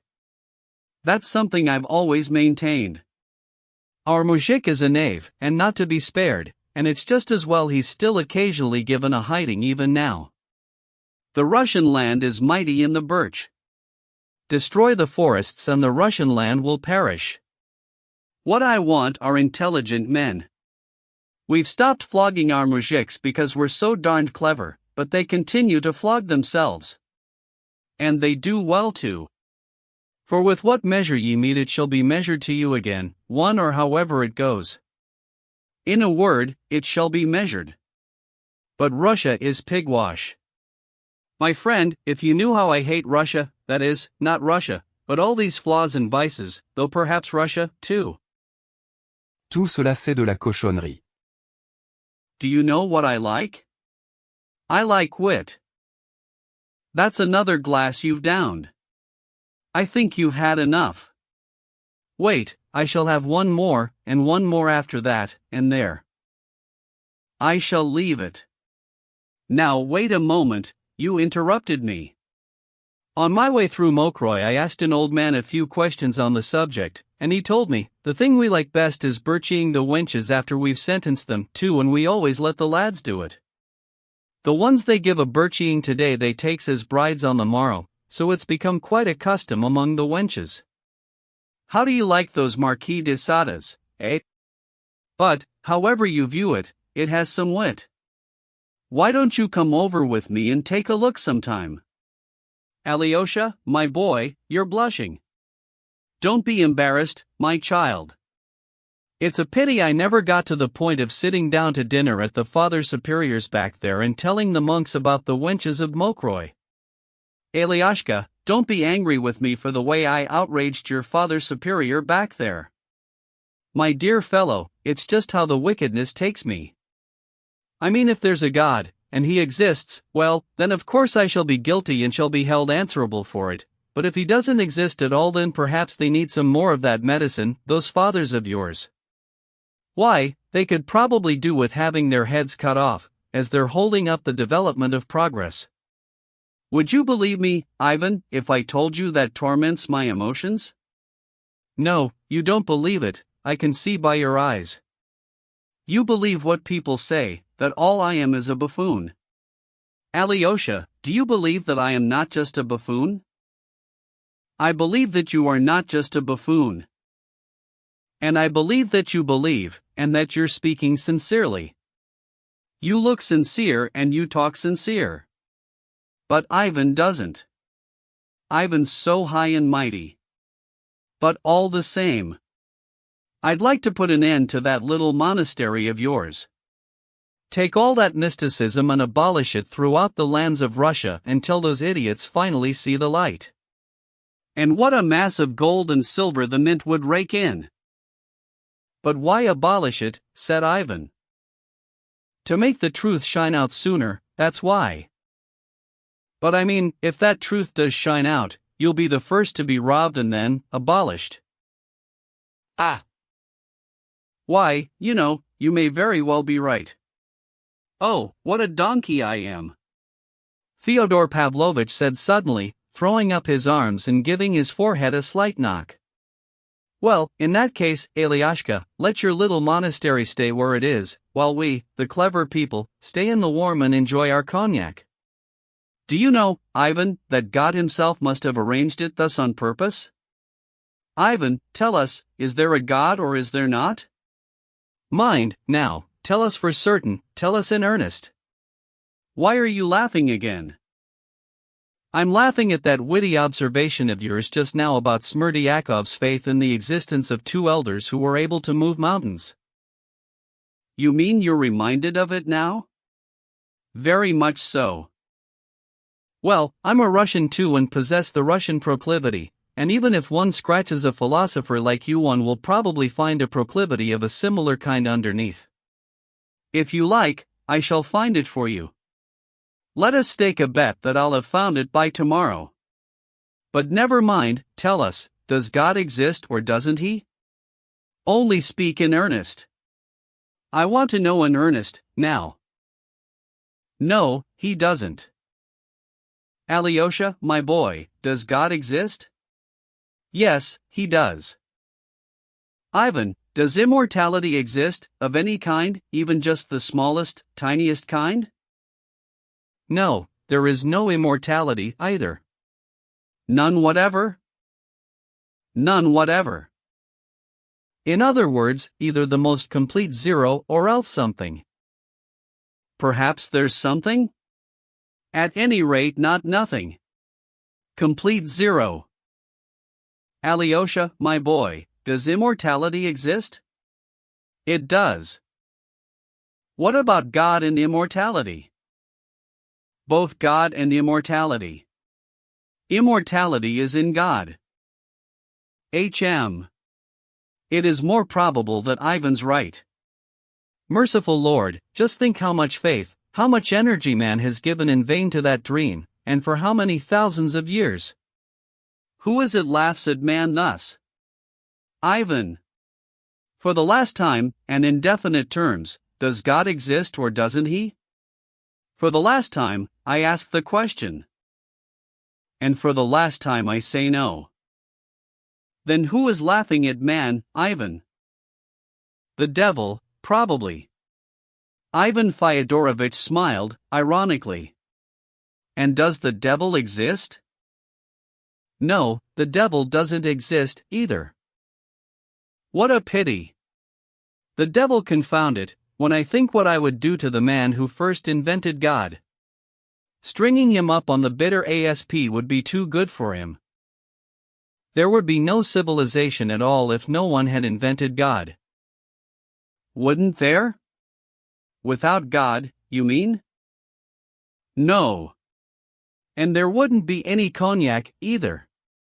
But all the same, I think we shall have to take your cognac away from you.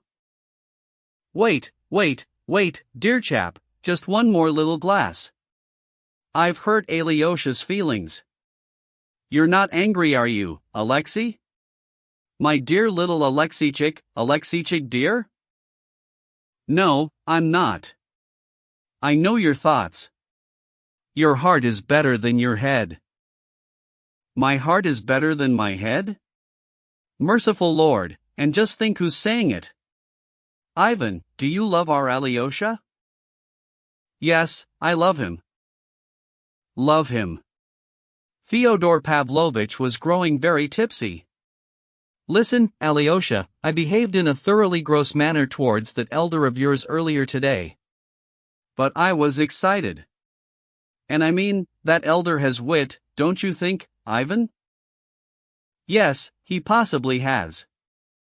He has Illinois ya du Piran Latadon .3. He's a Jesuit, a Russian one, that is. And he's a noble creature. Within him seethes a hidden indignation at having to pretend, at having to put on holiness all the time. But I mean to say, he believes in God. Not one whit does he. Didn't you know?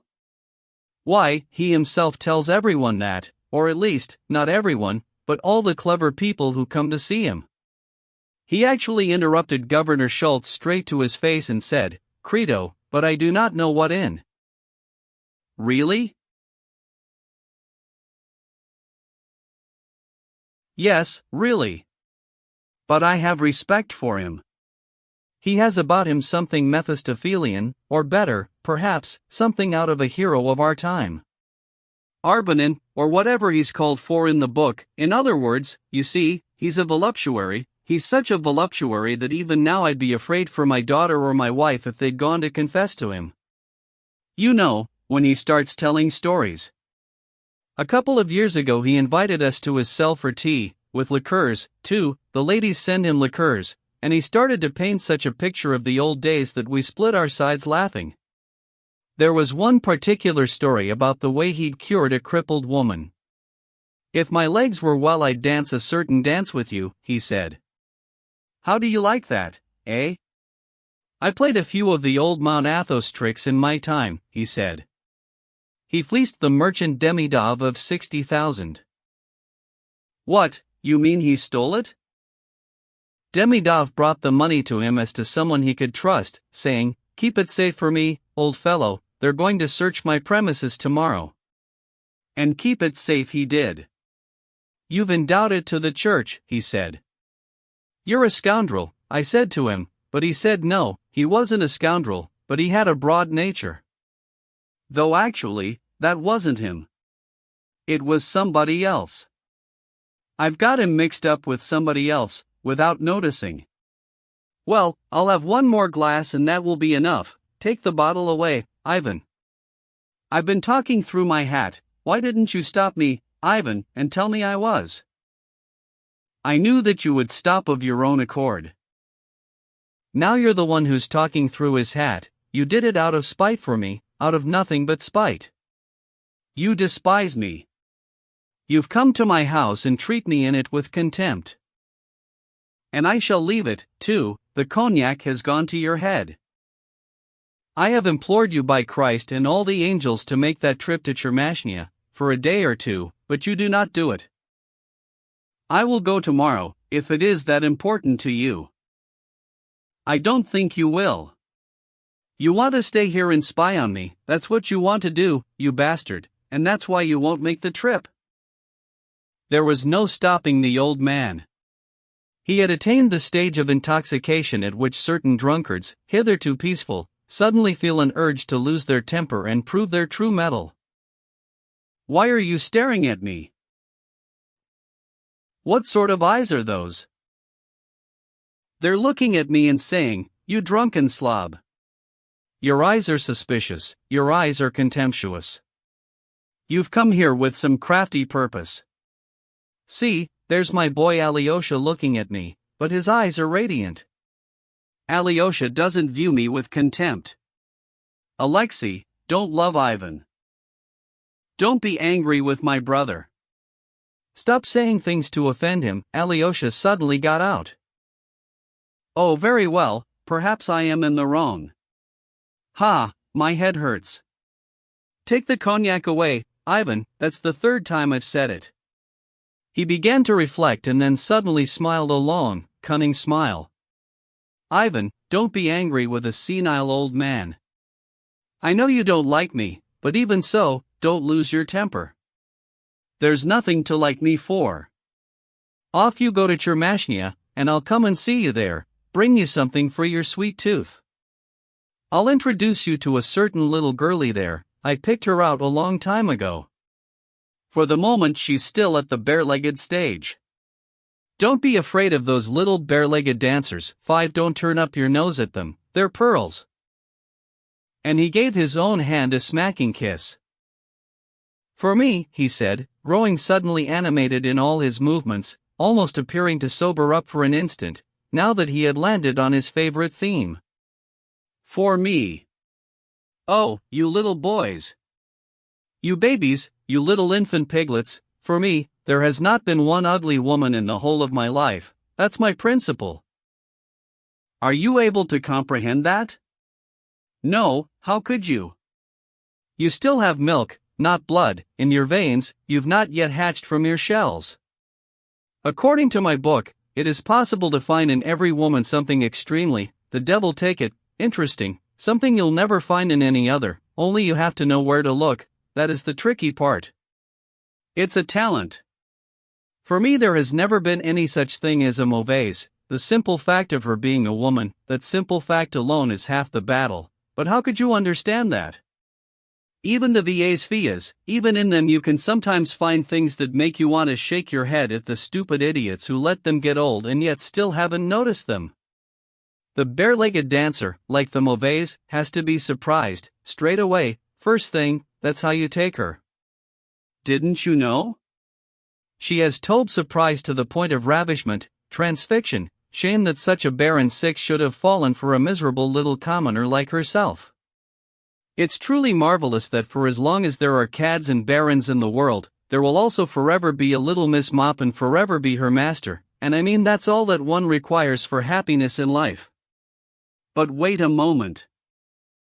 Listen, Alyosha, my boy, I was continually surprising your dear dead mother, only it got expressed in rather a different vein. I was never normally affectionate towards her, but suddenly, when the moment arrived, suddenly I'd start fawning on her like the devil's business, go crawling to her on my knees, kiss her feet and send her unfailingly, I remember it as though it were today, into that little laugh of hers, brittle, resonant, not loud, but nervous and peculiar. It was the only one she had. I knew that was the way her illness always began, that on the morrow she'd start wailing like a wailer, and that this little laugh she had now was no token of delight, but you see, even though it was an illusion, it served as a kind of delight.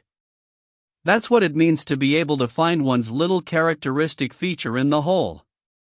Once Belaevsky, he was a certain handsome little fellow from round this way, rolling in money, went running after her and took it into his head to drop in and see me, and he suddenly gave me a slap in the face, and in front of her, too. Then she, who had always been such a sheep, why, I thought she was going to beat me to death for that slap, the way she flew at me, saying, "Now you are beaten, you took a slap from him. You have sold me down the river to him," she said, "and how dare he hit you in front of me? Don't you ever dare to come and see me again. Go this minute and challenge him to a duel," so that I carted her off to the monastery to have a bit of meekness put in her, and the Holy Fathers read her a lecture. But as God's my witness, Alyosha, never did I say or do anything to hurt my little whaler. Well, perhaps only once, and that was in the first year of our marriage. She did a great deal of praying then, made a point of observing all the feasts of the Mother of God, and would always banish me to my study when they were on. All right, I thought, let's see if I can't thrash all that mystical stuff out of her. Look, I said, look, here's your icon, here it is, look, I'm taking it down from the wall. Now then, you believe it has the power to work miracles, but I'm going to spit on it before your very eyes, and nothing will happen to me afterwards. When she saw it, oh Lord, I thought, she's going to kill me now, but instead all she did was jump up, wring her hands and then suddenly cover her face with them. Then she convulsed all over and fell to the floor, fairly collapsed, she did. Alyosha, Alyosha. What's wrong with you, what is it?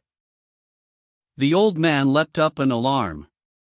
From the very moment Fyodor Pavlovitch had started to talk about his mother, Alyosha's face had gradually begun to alter. He turned red, his eyes began to burn, his lips to tremble. The drunken old codger continued to spray himself with spittle and did not notice anything until the very moment at which something very strange suddenly happened to Alyosha, and there occurred with him a precise repetition, in every detail similar, of what Fyodor Pavlovitch had just related in connection with the whaler.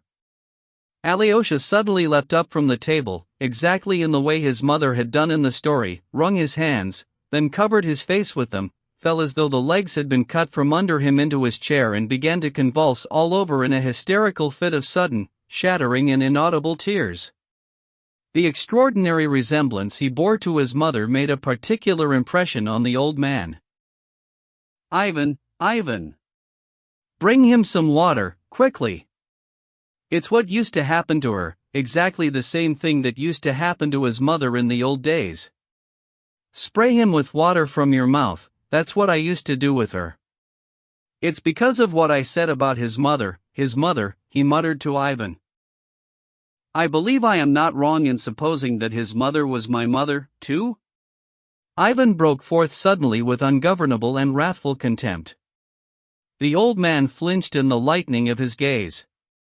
But at this point something very strange took place, only for 1 second, to be sure. It appeared that the old man really had let it slip his memory that Alyosha's mother was Ivan's mother, too. What do you mean, your mother? He muttered, not taking it in. Why do you mention that? What mother are you talking about? She wasn't your. Ha, the devil! Why, of course she was. Ha, the devil! Well, that was some kind of mental blackout, brother, the worst I've ever had. I apologize, Ivan, there was I thinking. Ha ha ha! He paused. A long, drunken, semi-vacant grin drew his face apart. And then suddenly at that very instant a terrible clamor and thunder resounded in the passage, violent shouts were heard, the door flew open wide and into the reception room stormed Dmitri Fyodorovitch. The old man threw himself towards Ivan in fear. He'll kill me, he'll kill me. Protect me, he howled, clinging to the skirts of Ivan Fyodorovitch's coat. 9. Voluptuaries. Immediately after Dmitri Fyodorovitch, Grigory and Smerdyakov came running into the reception room. They had already engaged in a tussle with him out in the passage in their attempts to keep him from entering, following an instruction issued by Fyodor Pavlovitch himself a few days earlier. Availing himself of the fact that, upon bursting into the reception room, Dmitri Fyodorovitch had paused for a moment in order to look around, Grigory swiftly circumnavigated the table, closed both halves of the double doors on the opposite side of the room that led through to the inner chambers, and stood before the barred doorway, both arms spread apart in a cross and ready to defend the entrance, as it were, to the last drop. Seeing this, Dmitri gave a sound that was more like a yelp than a shriek, and threw himself at Grigory. So she's in there. They've got her hidden in there. Away, scoundrel! He tried to jerk Grigory aside, but the latter shoved him backwards. Out of himself with rage, Dmitri swung his arm and struck Grigory with all his might. The old man collapsed as though the legs had been cut from under him, and Dmitri, leaping over him, burst through the door. Smerdyakov remained in the reception room, at its opposite end, pale and quivering, pressing himself close to Fyodor Pavlovitch. "She's here!" Dmitri Fyodorovitch shouted. "I saw her myself, turning towards the house just now, only I couldn't catch up with her." "Where is she? Where is she?" This cry of, "She's here," produced an unfathomable effect upon Fyodor Pavlovitch. All his fear vanished. Stop him," he howled, rushing off in pursuit of Dmitri Fyodorovitch. Grigory had meanwhile picked himself up off the floor, but he still seemed almost beside himself. Ivan Fyodorovitch and Alyosha ran off to catch up their father. From the inner room came the sound of something falling to the floor, breaking and smashing. It was a large glass vase, not an expensive one, on a marble pedestal which Dmitri Fyodorovitch had knocked against as he ran past. "Run him to ground, fell him," the old man howled. "To my assistance." Ivan Fyodorovitch and Alyosha finally managed to catch up with the old man and made him go back to the reception room by force. "What are you up to, hounding after him like that? He will quite simply kill you." Ivan Fyodorovitch shouted at his father, wrathfully. "Vanechka, Lyasheka, she must be here, Grushenka's here, he says he saw her running through." He was choking for breath. He had not been expecting Grushenka on this occasion, and the sudden news that she was here instantly sent him out of his mind. He quivered all over, he almost went insane. "But I mean, you have the evidence of your own eyes to prove that she has not been here," shouted Ivan. "What if she came in the back door?" "But the back door is locked, and you have the key." Dmitri suddenly appeared back in the reception room. He had, of course, found the back door locked, and the key to the locked door was indeed in Fyodor Pavlovitch's pocket.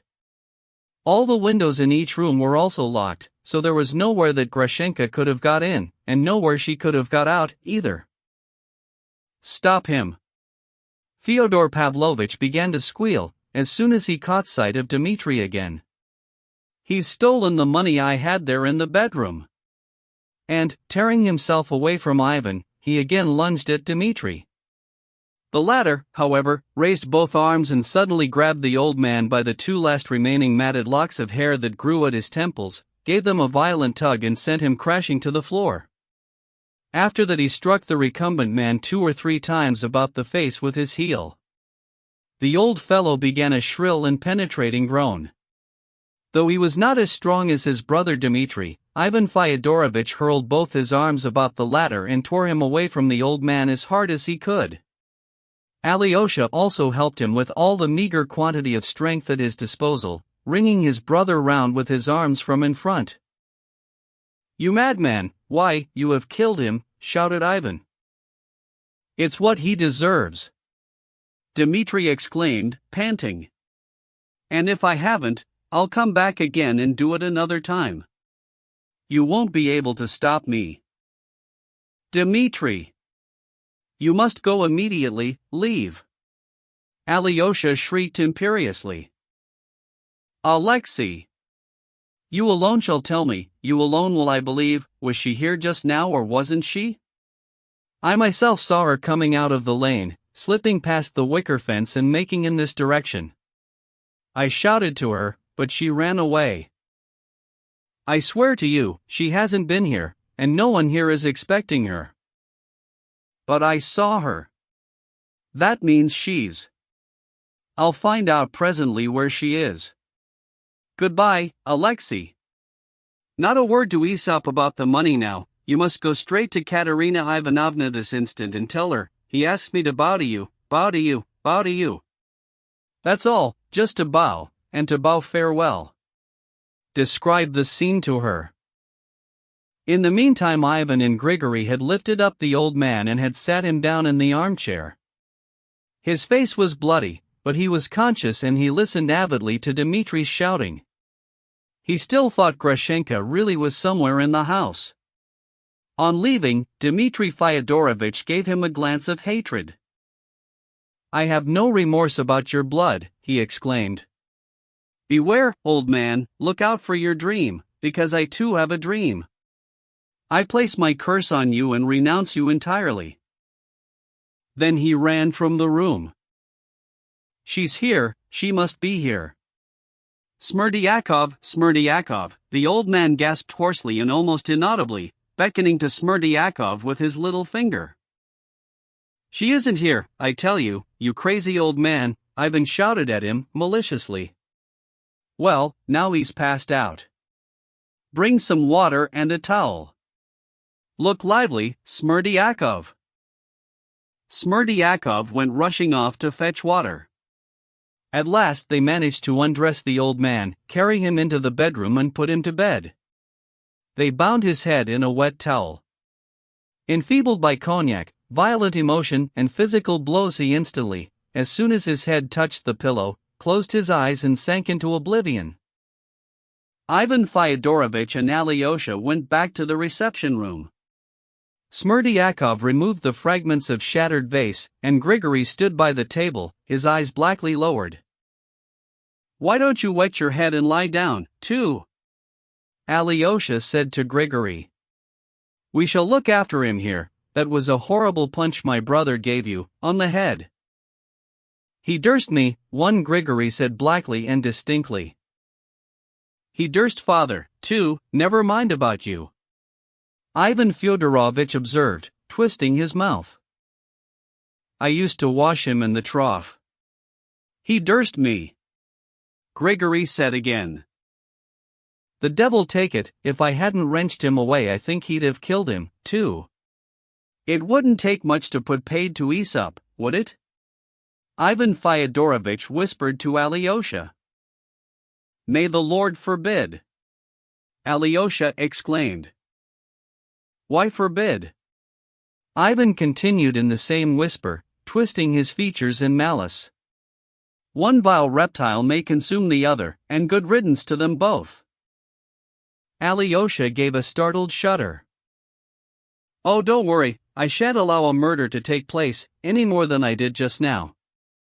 You stay here, Alyosha, I'm going out for a stroll in the yard, my head is starting to ache." Alyosha went into his father's bedroom and sat by the head of the bed behind the screen for about an hour.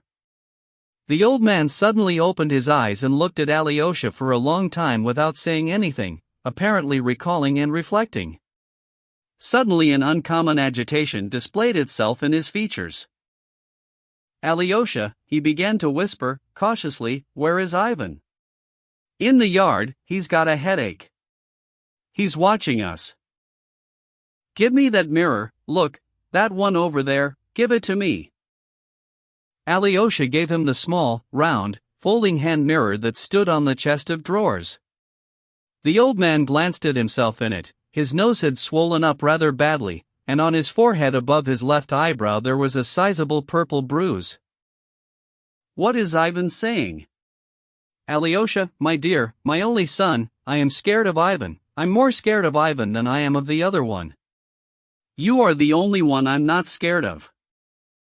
"You shouldn't be afraid of Ivan, either. Ivan is angry, but he will protect you." "Yes, Alyosha, but what about the other one? Dear angel, speak the truth, was Grushenka here earlier or was she not?"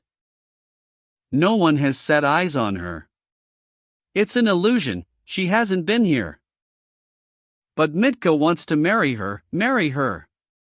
"She won't take him as a husband." "She won't, not for anything will she," the old man exclaimed, starting wide awake in delight, as though at that moment he could have heard no more joyous news. In ecstasy he grabbed hold of Alyosha's hand and firmly pressed it to his own heart. Tears had even begun to shine in his eyes. "Look, that little icon, the one of the Mother of God I told you about before, I want you to take it away with you. And I give you permission to go back to the monastery. I was joking earlier, please don't be angry." "Alyosha, my head hurts." "Lyosha, soothe my heart, be my angel, speak the truth." Are you still trying to find out if she was here or not? Alyosha said sadly. No, I believe you, but listen, go and see Grushenka yourself or arrange to meet her somehow. Ask her soon as possible. Use your eyes and make a guess which of us she wants to marry, me or him? Ah. Well. Can you do it or can't you? If I see her I shall ask her, Alyosha muttered in embarrassment. No, she won't tell you, the old man broke in. She's a butterfly. She'll start kissing you and saying she wants to marry you. She's a deceiver, she's a shameless hussy. No, it's out of the question for you to go and see her, out of the question. And anyway, Pater, it would be wrong, it would be altogether wrong. Where was it he was sending you just now, when he shouted go and see her as he was running off? He was sending me to Katerina Ivanovna. For money? In order to ask for money? No, not for that. He hasn't got any money. Not a single drop. Listen, Alyosha, I'll sleep on it and think it over, and in the meantime off you go. Perhaps you may even meet her. Only you must come and see me tomorrow morning without fail. There's a certain little thing I have to tell you tomorrow, will you come? Yes, I will. If you come, make it look as though it's your own idea, as though you've come on a visit. Don't say to anyone that I told you to come. Don't say a word to Ivan. Very well. Goodbye, Angel, just now you interceded on my behalf, I won't forget it, ever. Tomorrow I shall tell you a certain little thing, only first I must think a bit more. And how are you feeling now? Oh, tomorrow I shall be up and about, I shall be as right as rain. As right as rain. As he was crossing the yard, Alyosha encountered Brother Ivan on a bench by the gates. The latter was writing something in his notebook with a pencil. Alyosha conveyed to Ivan the news that the old man had woken up and was conscious, and that he had allowed him to go back to the monastery for the night. Alyosha, I'd be very happy if I could meet with you tomorrow morning, Ivan said in a friendly tone, getting up. It was a friendliness that took Alyosha quite by surprise. I'm going to see the Koklakovas tomorrow, Alyosha replied. I may also go and see Katerina Ivanovna tomorrow, if I don't find her in now. Off to Katerina Ivanovna's in spite of everything, eh? Is it to do with that bow to her business? Ivan smiled, suddenly. Alyosha was embarrassed. I think I grasped it all from what he was shouting, and from one or two of the other things that happened. I expect Dmitri has asked you to go and see her and tell her that he, well, to put it briefly, bows to her? Brother! Where is all this horror between father and Dmitri going to end? Alyosha exclaimed. It's hard to be sure. Nowhere, probably, the whole thing may run out of steam. That woman is a wild beast. At any event, the old man must be kept in the house, and Dmitri must not be let in. Brother, allow me to ask you something else. Does any man really have the right to determine, just by looking at other people, which of them is worthy of living and which is unworthy? Why introduce a test of worthiness into it? That question is more often than not decided in the hearts of men not at all on grounds of worthiness, but in connection with quite different causes, which are, moreover, far more natural. And as for the question of right, who does not possess the right to desire? Surely not the death of another person? Yes, even that. Why should one lie to oneself, when all men live like that and are probably unable to live in any other way? I suppose you're asking this in connection with my earlier remark about one vile reptile eating another? In that case, permit me to ask you, do you consider me too, like Dmitri, capable of shedding the blood of Aesop, well, and of killing him, eh? What's got into you, Ivan? Never was there anything like that in my thoughts. Not even Dmitri do I consider. Thank you for that, anyway, Ivan smiled, ironically.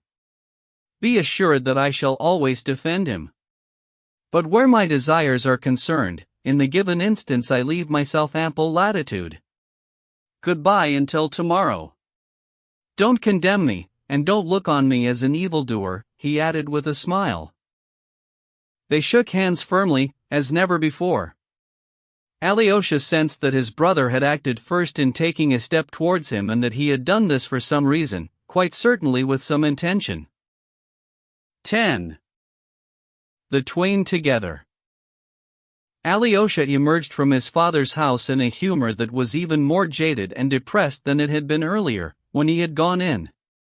His mind was also as if fragmented and disconnected, while at the same time he felt afraid to connect the fragments together and draw the general conclusion from all the tormenting opposites he had experienced that day. It was almost something bordering on despair, an emotion previously foreign to Alyosha's heart. Above it all loomed, like a mountain, the central, fatal and unresolvable question of how his father and brother Dmitri would settle their differences with respect to this formidable woman. Now he himself was a witness. He himself had been present and seen them confront each other. As a matter of fact, it was only brother Dmitri who was likely to end up unhappy, wholly and horribly unhappy. A manifest calamity awaited him. There were also other people who were concerned in all this, concerned, perhaps, to a far greater degree than Alyosha had ever perceived before. There was even starting to be an element of mystery about it. Brother Ivan had taken towards him the step that Alyosha had long wished he would take, and yet now for some reason he felt scared by this step of rapprochement. And those women? It was a strange thing. A short time earlier he had set off for Katerina Ivanovna's in a state of extreme embarrassment, yet now he felt no such confusion. On the contrary, he was actually hurrying to get there, as though he expected to receive guidance from her. It would, however, obviously be more difficult to discharge his errand now than would have been the case earlier. The question of the 3,000 had been finally resolved, and brother Dmitri, now feeling himself bereft of honor and without the slightest hope, would of course not stop at any degradation. What was more, he had instructed him to tell Katerina Ivanovna about the scene that had taken place at their father's house. It was already 7 o'clock and growing dark when Alyosha guided his steps towards Katerina Ivanovna, who occupied a certain very spacious and comfortable house on Main Street. Alyosha knew that she lived with 2 aunts. As a matter of fact, one of them was only the aunt of her sister Agafya Ivanovna. She was that unmurmuring person in the house of Katerina Ivanovna's father who had looked after Katerina and her sister when she had arrived there from her institute. As for the other aunt, she was a refined and stately Moscow lady, though of the impoverished variety. Rumor had it that they both bowed to Katerina Ivanovna in everything and that their presence in her household was maintained exclusively for the sake of social etiquette. As for Katerina Ivanovna, she bowed only to her benefactress, the general's widow, who had remained in Moscow on account of her illness, and to whom she was twice a week duty-bound to send a letter, containing a detailed bulletin of her activities. When Alyosha entered the hallway and asked the housemaid who opened the door to announce his presence, it was plain that in the reception room his arrival was already known. He had, perhaps, been observed from the window, for he instantly heard a kind of commotion, the sound of skittering female footsteps and swishing dresses. 2 or 3 women had apparently come running out. Alyosha found it strange that he should by his arrival produce such excitement. He was, however, immediately conducted to the reception room. It was a large room, appointed with elegant and abundant furniture, not at all in the provincial manner. There was any number of sofas, couches and chaises longues, of tables great and small, pictures hung upon the walls, vases and lamps stood on the tables, there was a multitude of flowers, and by the window even an aquarium. The twilight had made the room a little on the dark side. On one of the divans, where evidently ladies had just now been seated, Alyosha could discern a silken mantilla cape that had been cast aside, and on the table in front of the sofa 2 unfinished cups of chocolate, sponge cakes, a crystal plate of blue raisins and another of sweets. Guests were evidently being entertained. Alyosha realized that he had arrived during a social visit, and frowned. But at that very instant the door curtain was raised and Katerina Ivanovna entered with swift, hurried steps, smiling a joyful, enravished smile, and stretching out both arms towards Alyosha. At that same moment a serving maid brought in and placed upon the table 2 lighted candles. "Thank God, at last you are here. All day I have prayed to him only for you. Sit down." Katerina Ivanovna's beauty had already made a striking impression on Alyosha when, some 3 weeks earlier, brother Dmitri had brought him to her for the first time to be presented and introduced, at her own most pressing request. The conversation between them had not at that meeting, however, taken hold. On the supposition that Alyosha was simply very embarrassed, Katerina Ivanovna had, as it were, taken pity on him and had spent most of the time on that occasion talking to Dmitri Fyodorovitch. Alyosha had kept silent, but discerned a great many things with great clarity. He had been struck by the imperiousness, the proud pertness, the self-assurance of this haughty girl. And all these qualities were beyond any doubt. Alyosha felt that he was not overestimating them. He found her large black burning eyes magnificent and thought they went particularly well with her pale, even slightly pale yellow, oval face. But in those eyes, just as in the outline of her delightful lips, there was something that, though his brother might fall powerfully in love with it, could not be the object of such love for long. He almost spoke this thought out loud to Dmitri when the latter, after the visit, began pestering him and beseeching him to make no secret of the impression he had received from his first sight of the bride-to-be. "You'll be happy with her, but perhaps, it won't be a very tranquil sort of happiness." "You're right there, brother, women like that don't change, they're never reconciled to fortune. So you don't think I'll love her forever, do you?" "No, it may be that you will, but you may not always be happy with her." At the time, Alyosha had uttered his opinion blushing and vexed at the fact that, having yielded to his brother's implorings, he had delivered himself of such stupid thoughts. Because, no sooner had he uttered it than this opinion of his seemed to him quite dreadfully stupid. What was worse, he even began to feel shame at having expressed himself in such categorical terms about a woman. It was, therefore, with all the greater amazement that he sensed now at first sight of the approaching Katerina Ivanovna that he might on that earlier occasion have been thoroughly mistaken. This time her features radiated an unfeigned, straightforward goodness of disposition, a direct and ardent sincerity. Of all her earlier pride and haughtiness, which had made such an impression on Alyosha at the time, there was now visible only a bold, well-bred energy and a kind of serene and pillar-strong faith in herself. From his first glance at her, from the first word she spoke, Alyosha understood that the entire tragic nature of her situation in respect of the person she so loved was by no means a secret to her, and that it was indeed possible that she knew everything, decidedly everything. And yet, in spite of that, there was so much radiance in her features, so much confidence in the future. Alyosha suddenly felt that against her he had committed a serious and deliberate wrong. He was at once defeated and attracted. In addition to all this, he observed from her very first words that she was in a kind of violent agitation, one that was possibly most uncharacteristic in her, an agitation that was almost like ecstasy. "I've been waiting and waiting for you, because it's from you that I can find out the whole truth, and from no one else." "I came," Alyosha muttered, growing confused. He sent me." "Ah, he sent you, well, it is just as I thought.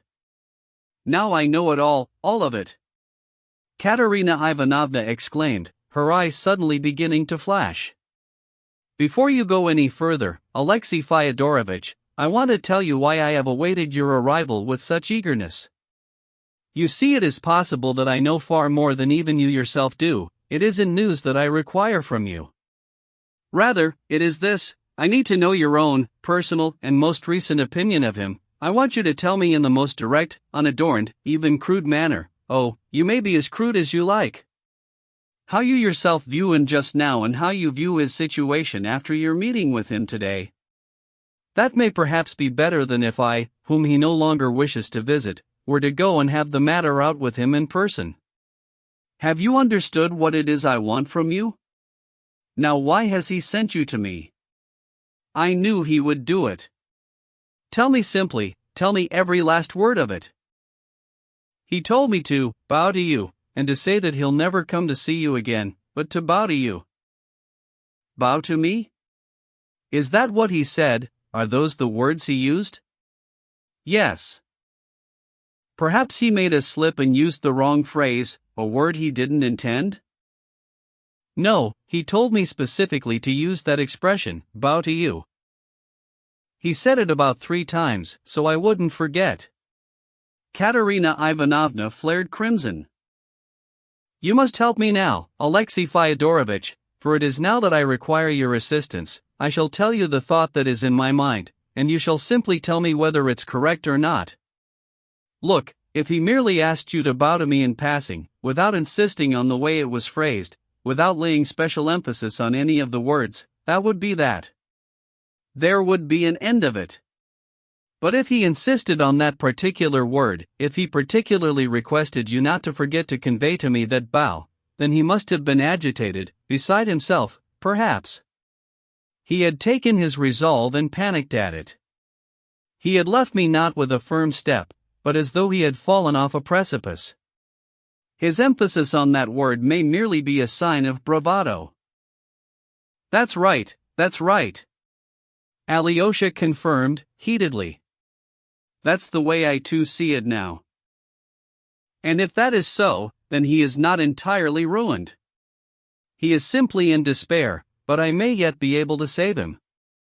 Just a moment, didn't he say anything to you about money, about 3,000? Not only did he say it, but that was the thing that was making him more miserable than anything else. He said that now he was stripped of his honor and that nothing made any difference anymore. Alyosha replied with fervor, sensing with all his heart the hope that was returning to his heart, the hope that there really was perhaps a way out and a salvation for his brother. But how is it you know about that money, he added, and suddenly cut himself short. I have long known about it, and I know the truth. I sent a telegram inquiry to Moscow, and I have long known that the money did not come. He did not send the money, but I kept silent. Last week I discovered that he still needed money. In all this I have had only one object, that he should know to whom he can turn, and who his most faithful friend is. No, he does not want to believe that I am his most faithful friend. He will not recognize me, views me only as a woman. All week I've been racked by a terrible worry. What can I do to protect him from the shame he will feel when he knows I've found out about his having spent the 3,000? That is to say, I don't mind if he's ashamed about other people knowing, or if he's ashamed of himself, just as long as he's not ashamed with regard to me. After all, he tells it all to God without shame. Then why does he still to this day not realize how much I will tolerate for his sake? Why does he not know me? How can he dare not know me after all that has happened? I want to save him forever. I don't mind if he forgets me as his bride. Yet here he is, afraid for his honor and my regard. I mean, he was not too afraid to unburden himself to you, Alexei Fyodorovich, was he? So why have I still not deserved the same treatment? These last words were spoken in tears, the tears spurted from her eyes. I have to tell you, Alyosha said, also in an unsteady voice, what happened just now with him and father. And he related the entire scene, related how he had been sent for the money, how Dmitri had stormed in, beaten his father, and then yet again repeated his particular and insistent request to him, Alyosha, that he should go and bow to her. He went off to see that woman, Alyosha added, quietly. And you think I won't tolerate that woman? Does he think I won't? But he won't marry her, she said suddenly with a nervous laugh. A Karamazov would never burn with a passion like that for the rest of his days. It's a passion, not love. He won't marry, because she won't take him as a husband, Katerina said again with a strange, mocking smile. I think he may, Alyosha said sadly, lowering his eyes. He won't, I tell you. That girl's an angel, do you realize that? Do you? Katerina Ivanovna suddenly exclaimed with uncommon fervor. "She's the most fantastical of fantastical beings. I know how seductive she is, but I know too how kind, firm and noble she is. Why are you looking at me like that, Alexei Fyodorovitch? Does what I say surprise you? Do you not believe me? Agrafena Alexandrovna, my angel," she suddenly cried to someone, looking into the adjoining room. "Come in and see us. This is a dear, sweet man. This is Alyosha. He knows all about our concerns. Come in and show yourself to him." "Oh, I was just waiting behind the curtain for you to call me," a soft, even slightly sugary female voice pronounced. The door curtain lifted, and Grushenka herself, laughing and rejoicing, came over to the table. Something inside Alyosha gave a kind of flinch. He rooted his gaze on her, was unable to turn away his eyes. Here she was, that formidable woman, the wild beast, to use the epithet that half an hour earlier had escaped the lips of brother Ivan. And yet, before him stood, or so it seemed to the gaze, at any rate, a most ordinary and straightforward creature, a decent, charming woman, attractive, perhaps, but so similar to all other attractive but ordinary women. To be sure, she was pretty, exceedingly so, even a Russian beauty, of the type that is beloved of so many. She was a woman rather tall of stature, somewhat shorter, however, than Katerina Ivanovna, who was truly tall, buxom, with body movements that were almost inaudible, as though they had also been pampered to some special, sugary manufacture, like her voice. She made her approach with a step that was quite unlike Katerina Ivanovna's brisk and powerful one. It was, on the contrary, inaudible. Her feet could not be heard at all against the floor.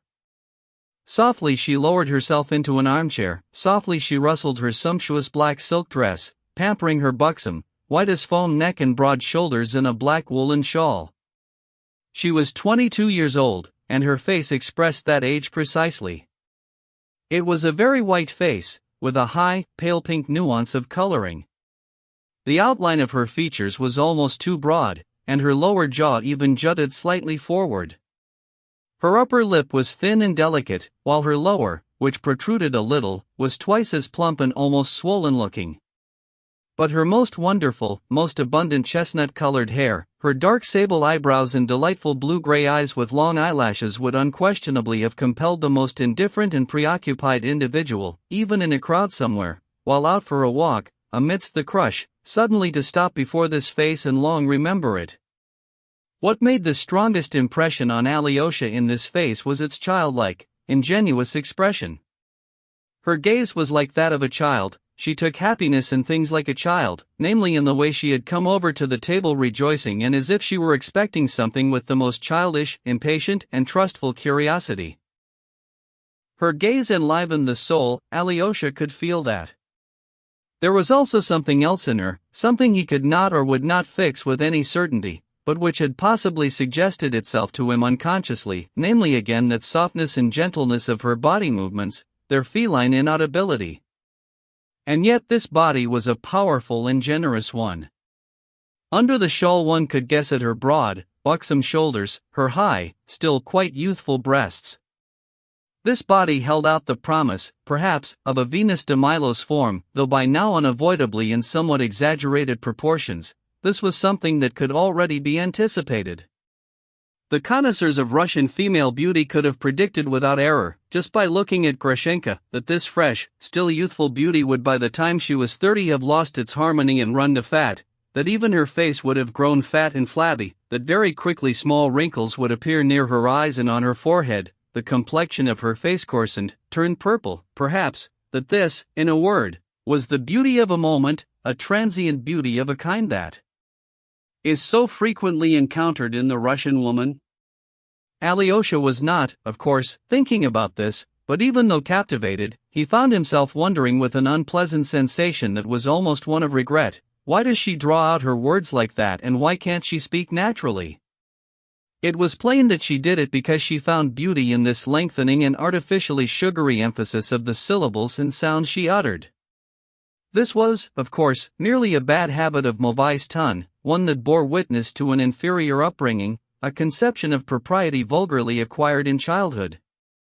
And yet, this intonation and way of speaking struck Alyosha as an almost outrageous contradiction of that childishly joyful and simple-souled facial expression, that quiet, happy shining of her eyes, such as one might behold in a young babe. Within the space of an instant Katerina Ivanovna had sat her down in an armchair opposite Alyosha and kissed her with ecstasy several times upon her laughing lips.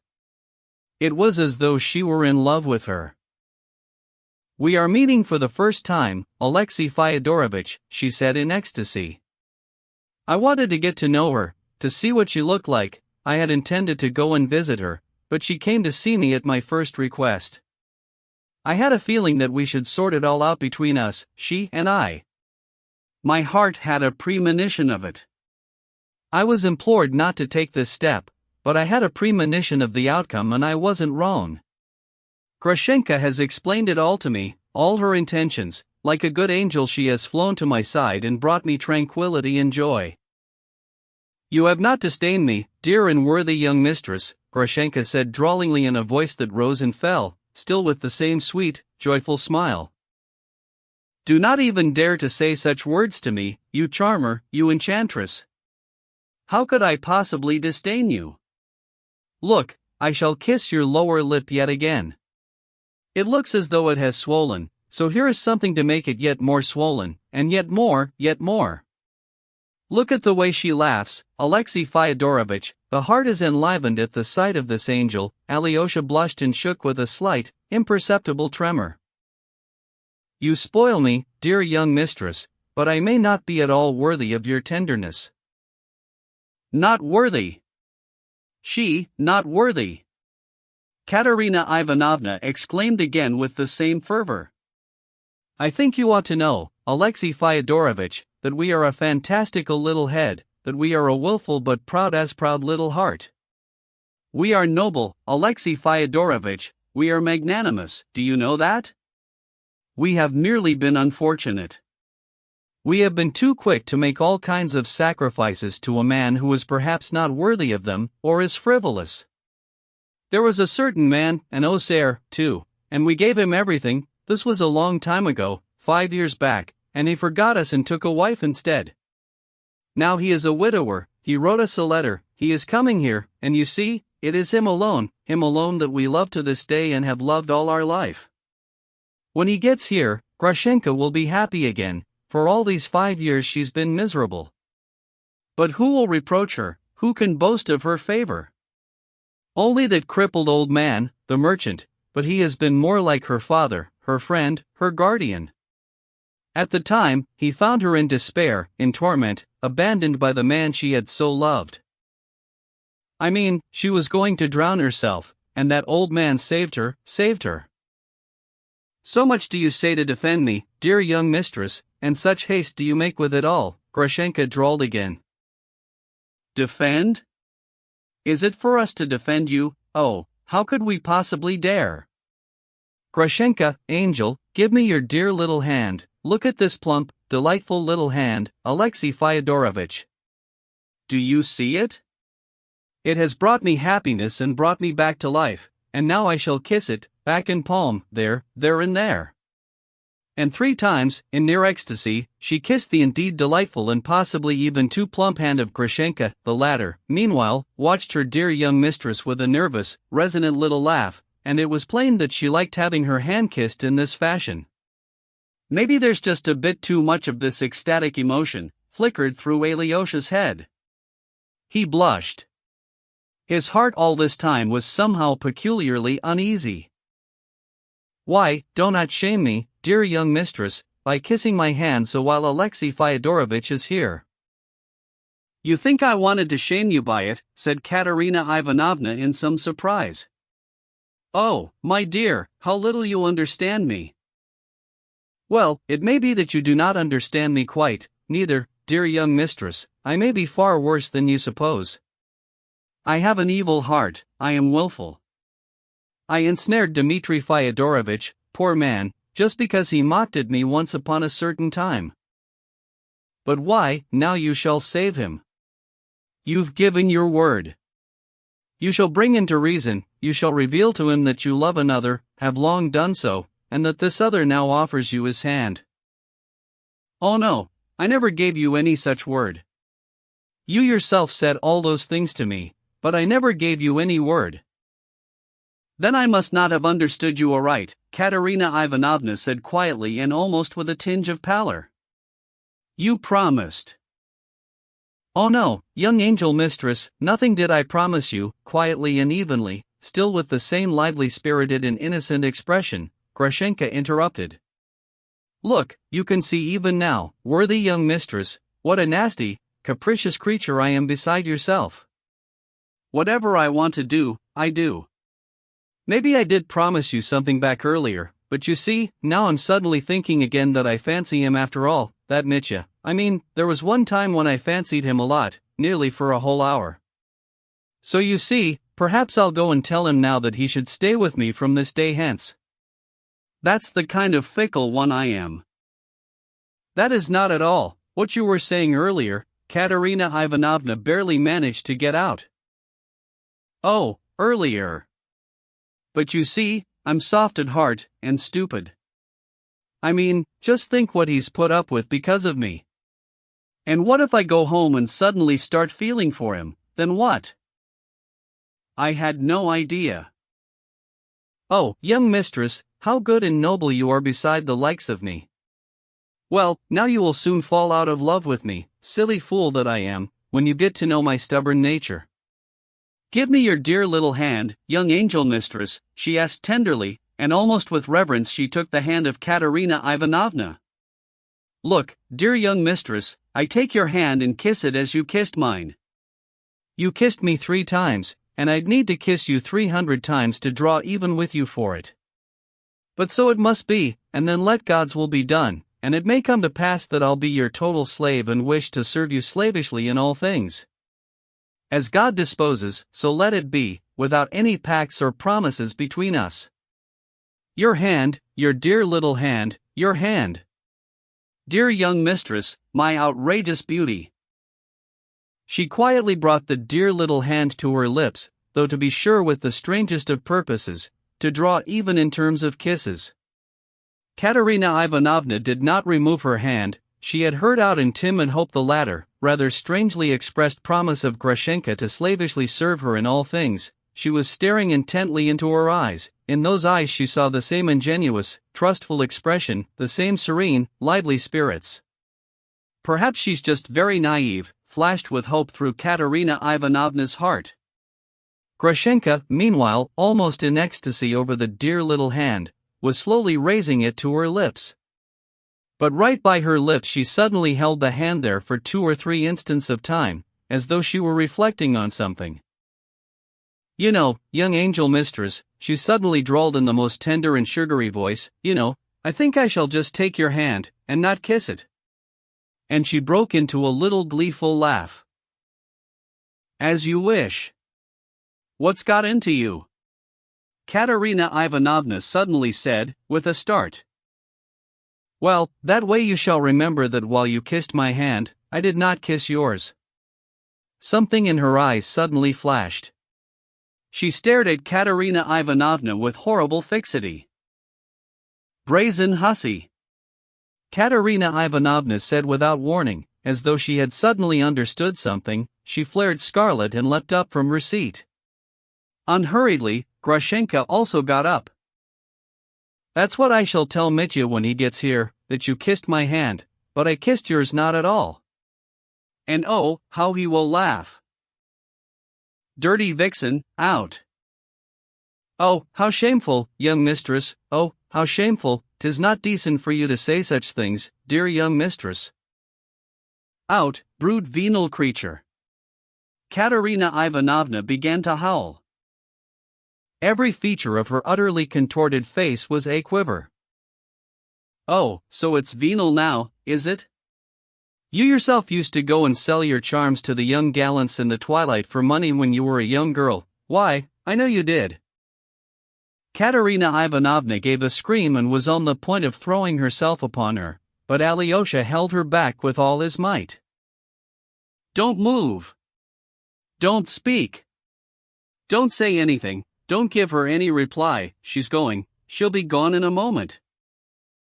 At the sound of this hue and cry, into the room at that instant rushed both Katerina Ivanovna's two female kinsfolk, followed by the housemaid. They all dashed towards her. "Yes, I am going," Grushenka said, snatching up her mantilla from the sofa. "Alyosha, please come with me, dear. You must go now, go quickly." Alyosha implored her, putting his hands together. "Dear sweet Alyosha, come with me. I've a certain pretty little word to tell you on the way. Sweet Alyosha, it was for you I made this scene.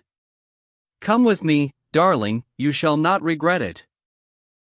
Alyosha turned away, wringing his hands. Grushenka, laughing her resonant laugh, ran out of the house. Katerina Ivanovna had succumbed to a fit. She was sobbing, and spasms were choking her. Everyone was fussing around her. "I told you this would happen," the elder of the aunts was saying.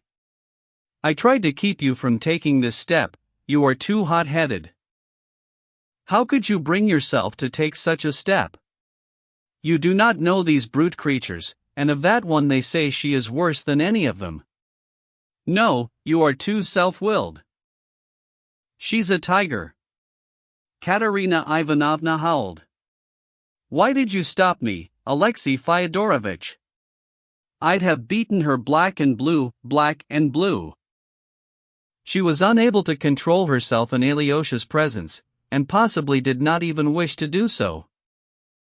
What she needs is the lash, on the scaffold, dealt by the public executioner, in front of the mob. Alyosha backed away towards the door. "But good God!" Katerina Ivanovna shrieked suddenly, clutching her hands together. "That man! That he could be so dishonorable, so inhuman! Why, he told that brute creature what happened there that fatal day, that eternally cursed day. You used to go and sell your charms, dear young mistress. She knows. Your brother is a scoundrel, Alexei Fyodorovitch." Alyosha had an urge to say something, but could not find a single word. His heart was being wrung with pain. "You must go, Alexei Fyodorovitch. I feel ashamed, I feel terrible. Tomorrow. I implore you on my knees, come back tomorrow. Please do not condemn me, forgive me, or I know not what else I may do to myself." Alyosha emerged almost reeling into the street. He had just as much desire to weep as she. Suddenly a serving maid caught him up. "The mistress forgot to give you this little letter from Mrs. Koklikova, it's been lying there ever since dinner." In mechanical fashion Alyosha accepted the small pink envelope and, almost without being conscious of it, put it in his pocket. 11. Yet one more ruined reputation. From the town to the monastery it was not more than slightly over a verst. Alyosha quickly walked along the road, which was empty at this hour. It had almost become night, at 30 paces it was already difficult to make out objects. Halfway along there was a crossroad. At the crossroads, under a lonely broom willow, an unknown figure came into sight. No sooner had Alyosha stepped onto the crossroads than the figure leapt up, rushed at him and in a frantic voice shouted, La bourse ou la vie? 1. "Oh, it's you, Mitya," Alyosha said, but with a violent shudder of surprise. Ah. "Not expecting me? I wondered, where should I wait for you? Near her house? There are 3 ways from there, and I might have missed you. In the end I decided to wait here, because I thought, well, he's bound to come past here, there's no other way to get to the monastery." "Very well then, tell me the truth, squash me like a cockroach." "But what's wrong?" "It's nothing, brother. I was scared, that's all." "Oh, Dmitri." The sight of father's blood today, Alyosha wept. He had long desired to weep, and now it was as if something suddenly gave way within his soul. "You nearly murdered him, you cursed him, And I mean here you are now, at a time like this, making jokes. La bourse ou la vie. Ha, what of it? You think it's not proper, eh? Not suited to the occasion? Well, no. It's just that. Wait. Take a look at the night. Do you see what a dark one it is? Do you see those clouds? What a wind there is now. I hid in there under that broom willow to wait for you, and thought, I swear to God I did, what's the point of suffering anymore? What's the point of waiting? Here's a broom willow, I've a handkerchief, I've a shirt, I can make a rope from them right now, there are my suspenders, too, and, let me not burden the earth any longer, let me not dishonor it by my base presence. And then just now I heard you coming, oh Lord, it was as though something had swooped down on me all of a sudden from on high. Why, I thought, there is someone whom I love after all, and look, here he is, here is that very same beloved person, my own dear brother whom I love more than anyone else in the world and alone in the world. And so much did I love you, so much at that moment did I love you, that I thought, I shall this instant throw myself on his neck. And then a stupid thought came to me, I shall liven him up, and give him a fright. And like a tomfool I shouted, La bourse. Please forgive my tomfoolery, that was just rubbish, but in my soul there's still some decency. Well then, to the devil with it, but tell me, what was going on there? What did she say? Go on, squash me, strike me down, don't have any mercy. Did she fly into a fury? No, nothing like that. There was nothing of that kind at all, Mitya. What happened just now was, that I found both of them there. What do you mean, both of them? Grushenka visiting Katerina Ivanovna. Dmitri Fyodorovitch went rigid. Impossible, he exclaimed. You're raving. Grushenka at her house? Alyosha related everything that had happened to him right from the moment he had gone into Katerina Ivanovna's house. He talked for some 10 minutes, and though it could not be said that he did so flowingly or well, he managed none the less to give a clear account, catching the principal words and actions and vividly communicating, often by means of a single detail, his own feelings. Brother Dmitri listened without saying anything, his stare fixed with a terrible, motionless quality, but it was plain to Alyosha that he had already understood everything, had assessed the whole of the evidence. But the further the story progressed, the more his face acquired a look that was one less of gloom than of menace. He frowned, he clenched his teeth, his motionless gaze became somehow even more motionless, more fixed, more dreadful. It was for this reason all the more unexpected when suddenly, with unfathomable rapidity, his entire face, which until now had been angry and truculent, altered at once, his compressed lips parted and Dmitri Fyodorovitch dissolved in the most uncontrollable, the most unfeigned laughter. He literally dissolved in laughter, for a long time could not even speak for laughing. She didn't kiss her hand. She didn't kiss it, but ran away, he screamed out in a kind of morbid ecstasy, a brazen ecstasy, one might even have said, had that ecstasy not been so lacking in affectation. And the other one shouted, she's a tiger. So she is. That she ought to be taken to the scaffold? Yes, she ought, my sentiments exactly, and it should have happened long ago. Yes, brother, very well, to the scaffold let it be, but first I must get over her.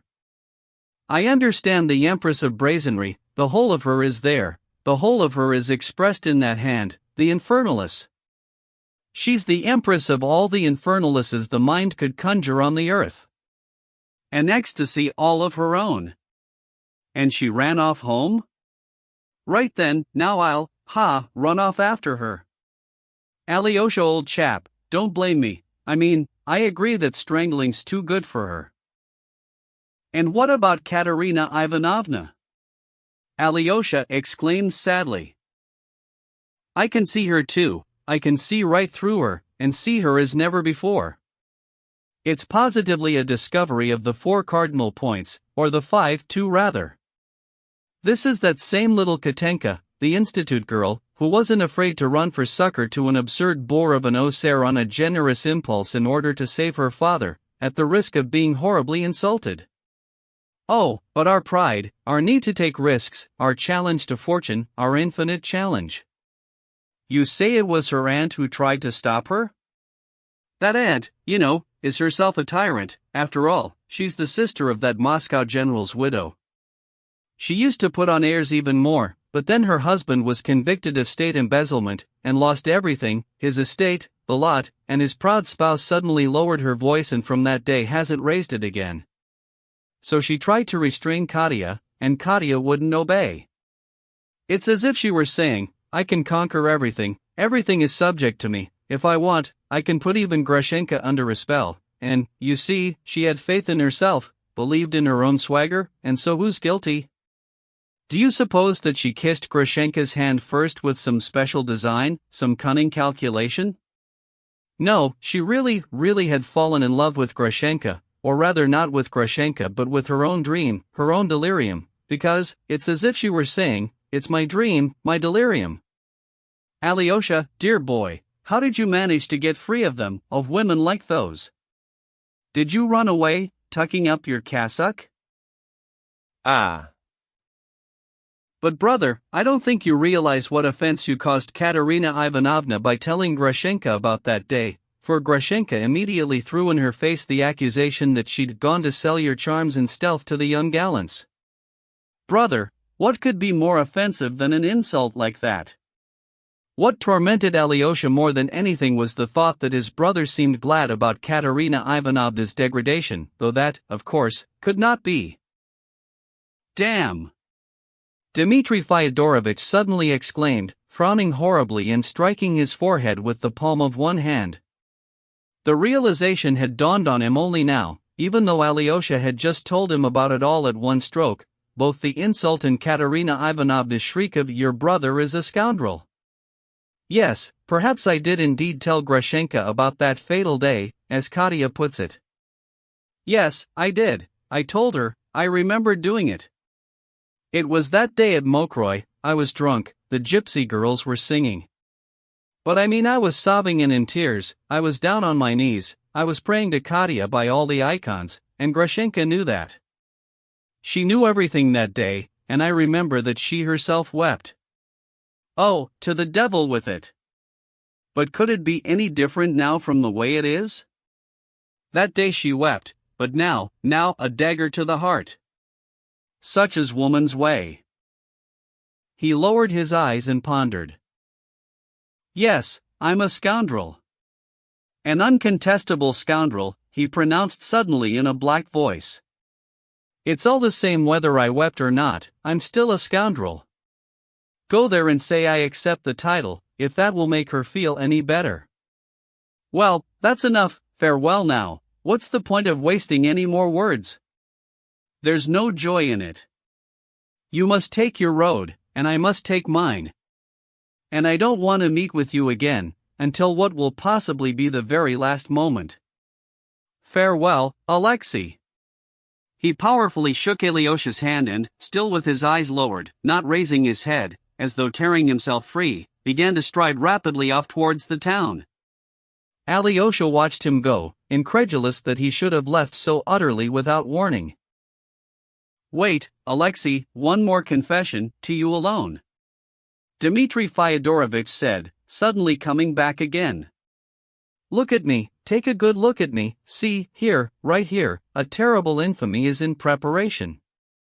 As he said the words right here, Dmitri Fyodorovich smote his chest with his fist, and with such a strange air that it appeared the infamy was kept and secreted right there on his breast, in some definite place, in his pocket perhaps, or strung round his neck. You already know me, a scoundrel, a confessed scoundrel. But let me tell you that whatever I may have done in the past, may do now, or in the future, nothing can compare in vileness with the infamy which now, at this very moment I bear here upon my breast, see, here, which is active and accomplishing itself and of which I am the complete master, to prevent or accomplish, note that. And let me tell you also that I shall accomplish, not prevent it. I told you everything just now, but did not tell you that, because not even I had enough of a brazen brow to do that. I could still prevent myself from my action, in doing so, I could tomorrow restore an entire half portion of my lost honor, but I shall not do so. I shall accomplish the vile design, and may you be an advance witness to the fact that I say so with malice aforethought. Murk and catastrophe. There's no point in explaining, you'll find out soon enough. The stinking side lane and the infernalist. Farewell. Don't pray for me, I'm not worthy of it, and in any case it's quite unnecessary, quite unnecessary. I have no need of it at all. Go on, be off with you. And he suddenly moved away, this time for good. Alyosha set off towards the monastery. How can it be that I shall never see him again? What is he trying to say? He thought in a wild imagining. Well, tomorrow I shall certainly see him. I'll seek him out. I'll make quite sure I seek him out. What on earth is he trying to say? The monastery he avoided altogether, passing directly through the pine woods to the hermitage. There the gate was open to him, even though no one was normally admitted at that hour.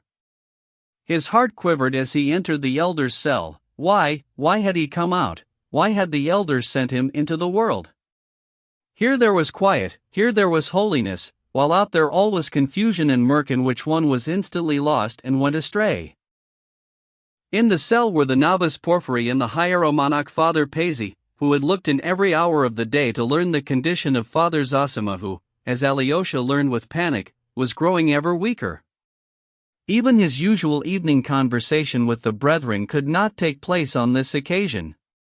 Normally, every evening, after the service, and just before going to bed, the monastery's brethren would come thronging into the elder's cell, and each would confess aloud to him his transgressions of the day, his sinful dreams, his thoughts, temptations, even quarrels if such had transpired.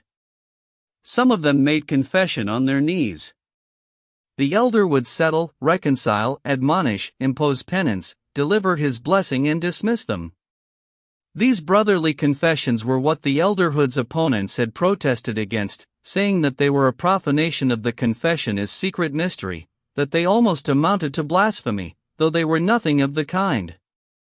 Representation had even been made to the eparchial see that not only did confessions of this kind fail to achieve any good purpose, but were actually and inherently conducive to sin and temptation. It was said that many of the brethren found it burdensome to go to the elder, but went willy-nilly, because all the others went, and they did not wish to be considered proud and rebellious in thought. It was related that some of the brethren, before setting off for the evening confession, used to make prior arrangements among themselves, of the type, I shall say that you got angry with me this morning, and you shall back me up, this in order to have something to say and so be free of the nuisance. Alyosha knew that this really did sometimes happen. He also knew that there were among the brethren those who were highly indignant at the fact that, as a matter of custom, even letters from members of the hermits' families were taken first to the elder, who opened them and perused their contents before the recipients did. It was, of course, supposed that all this must occur freely and sincerely, wholeheartedly, in the name of voluntary contrition and saving grace, but in actual fact it sometimes turned out to be most insincere, and even false and deceitful. The more senior and experienced of the brethren, however, stuck to their principles, arguing that for those who have come within these walls sincerely in order to live the monkish life, for them all these vows of obedience and endurance will beyond doubt prove salutary and will bring them great advantage. Those who, on the other hand, find them a burden and complain about them are not really monks at all and have come to the monastery in vain. The place of such is in the world. From sin and the devil there is no hiding place, however, not only in the world, but also in the monastery, and there is no point in indulging sin.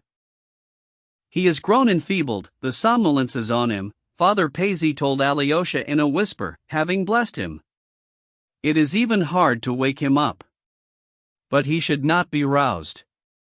He woke up for about 5 minutes, asked that his blessing be given to the brethren, and asked the brethren to mention him in their nocturnal prayers. He intends to take communion again at early morning service. He mentioned you, Alexei. He asked if you had left, and they replied that you were in the town. To that end did I give him my blessing. He belongs there, not here, for the present. That was his utterance regarding you. He remembered you with love, with concern. Have you any idea of what an honor that is? Only why is it that he has determined you should spend a period of time in the world? It can only mean that he has foreseen something in your destiny. I hope you realize, Alexei, that if you do return to the world it must be as a kind of vow of obedience imposed upon you by your elder, and not for the sake of vain frivolity and worldly amusement. Father Paisy made his exit. That the elder was departing, of that Alyosha had no doubt, though he might still live on for a day or two. With fiery resolve Alyosha decided that in spite of the promise he had given that he would see his father, the Koklakovas, his brother and Katerina Ivanovna, tomorrow he would not go out of the monastery at all and would stay with his elder right up to the very end. His heart was afire with love, and he bitterly reproached himself for having even for a moment back there in the town forgotten the person he had left in the monastery on his deathbed, the person whom he honored more than anyone else in the world. He walked through into the elder's small bedchamber, got down on his knees and prostrated himself before the sleeping figure. The elder was sleeping quietly, unmoving, his scarce breathing even and almost imperceptible. His features were tranquil.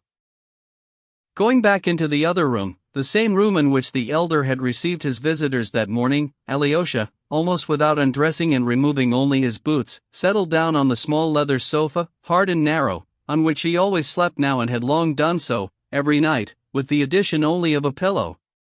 As for the mattress, about which his father had shouted to him earlier, he had long ceased to use it. Of his clothes, he took off only his cassock, covering himself with it in lieu of a blanket. Before he slept, however, he threw himself to his knees and spent a long time in prayer. In his burning prayers he did not ask God to explain his confusion to him, but merely expressed a thirst for tender delight, the delight of old, which always visited his soul after the praise and glory to God of which his bedtime prayers usually consisted. This joy, when it visited him, brought with it a light and tranquil sleep. Praying even now, he suddenly felt in his pocket the small pink envelope that Katerina Ivanovna's serving maid had given him after she had caught him up out in the street.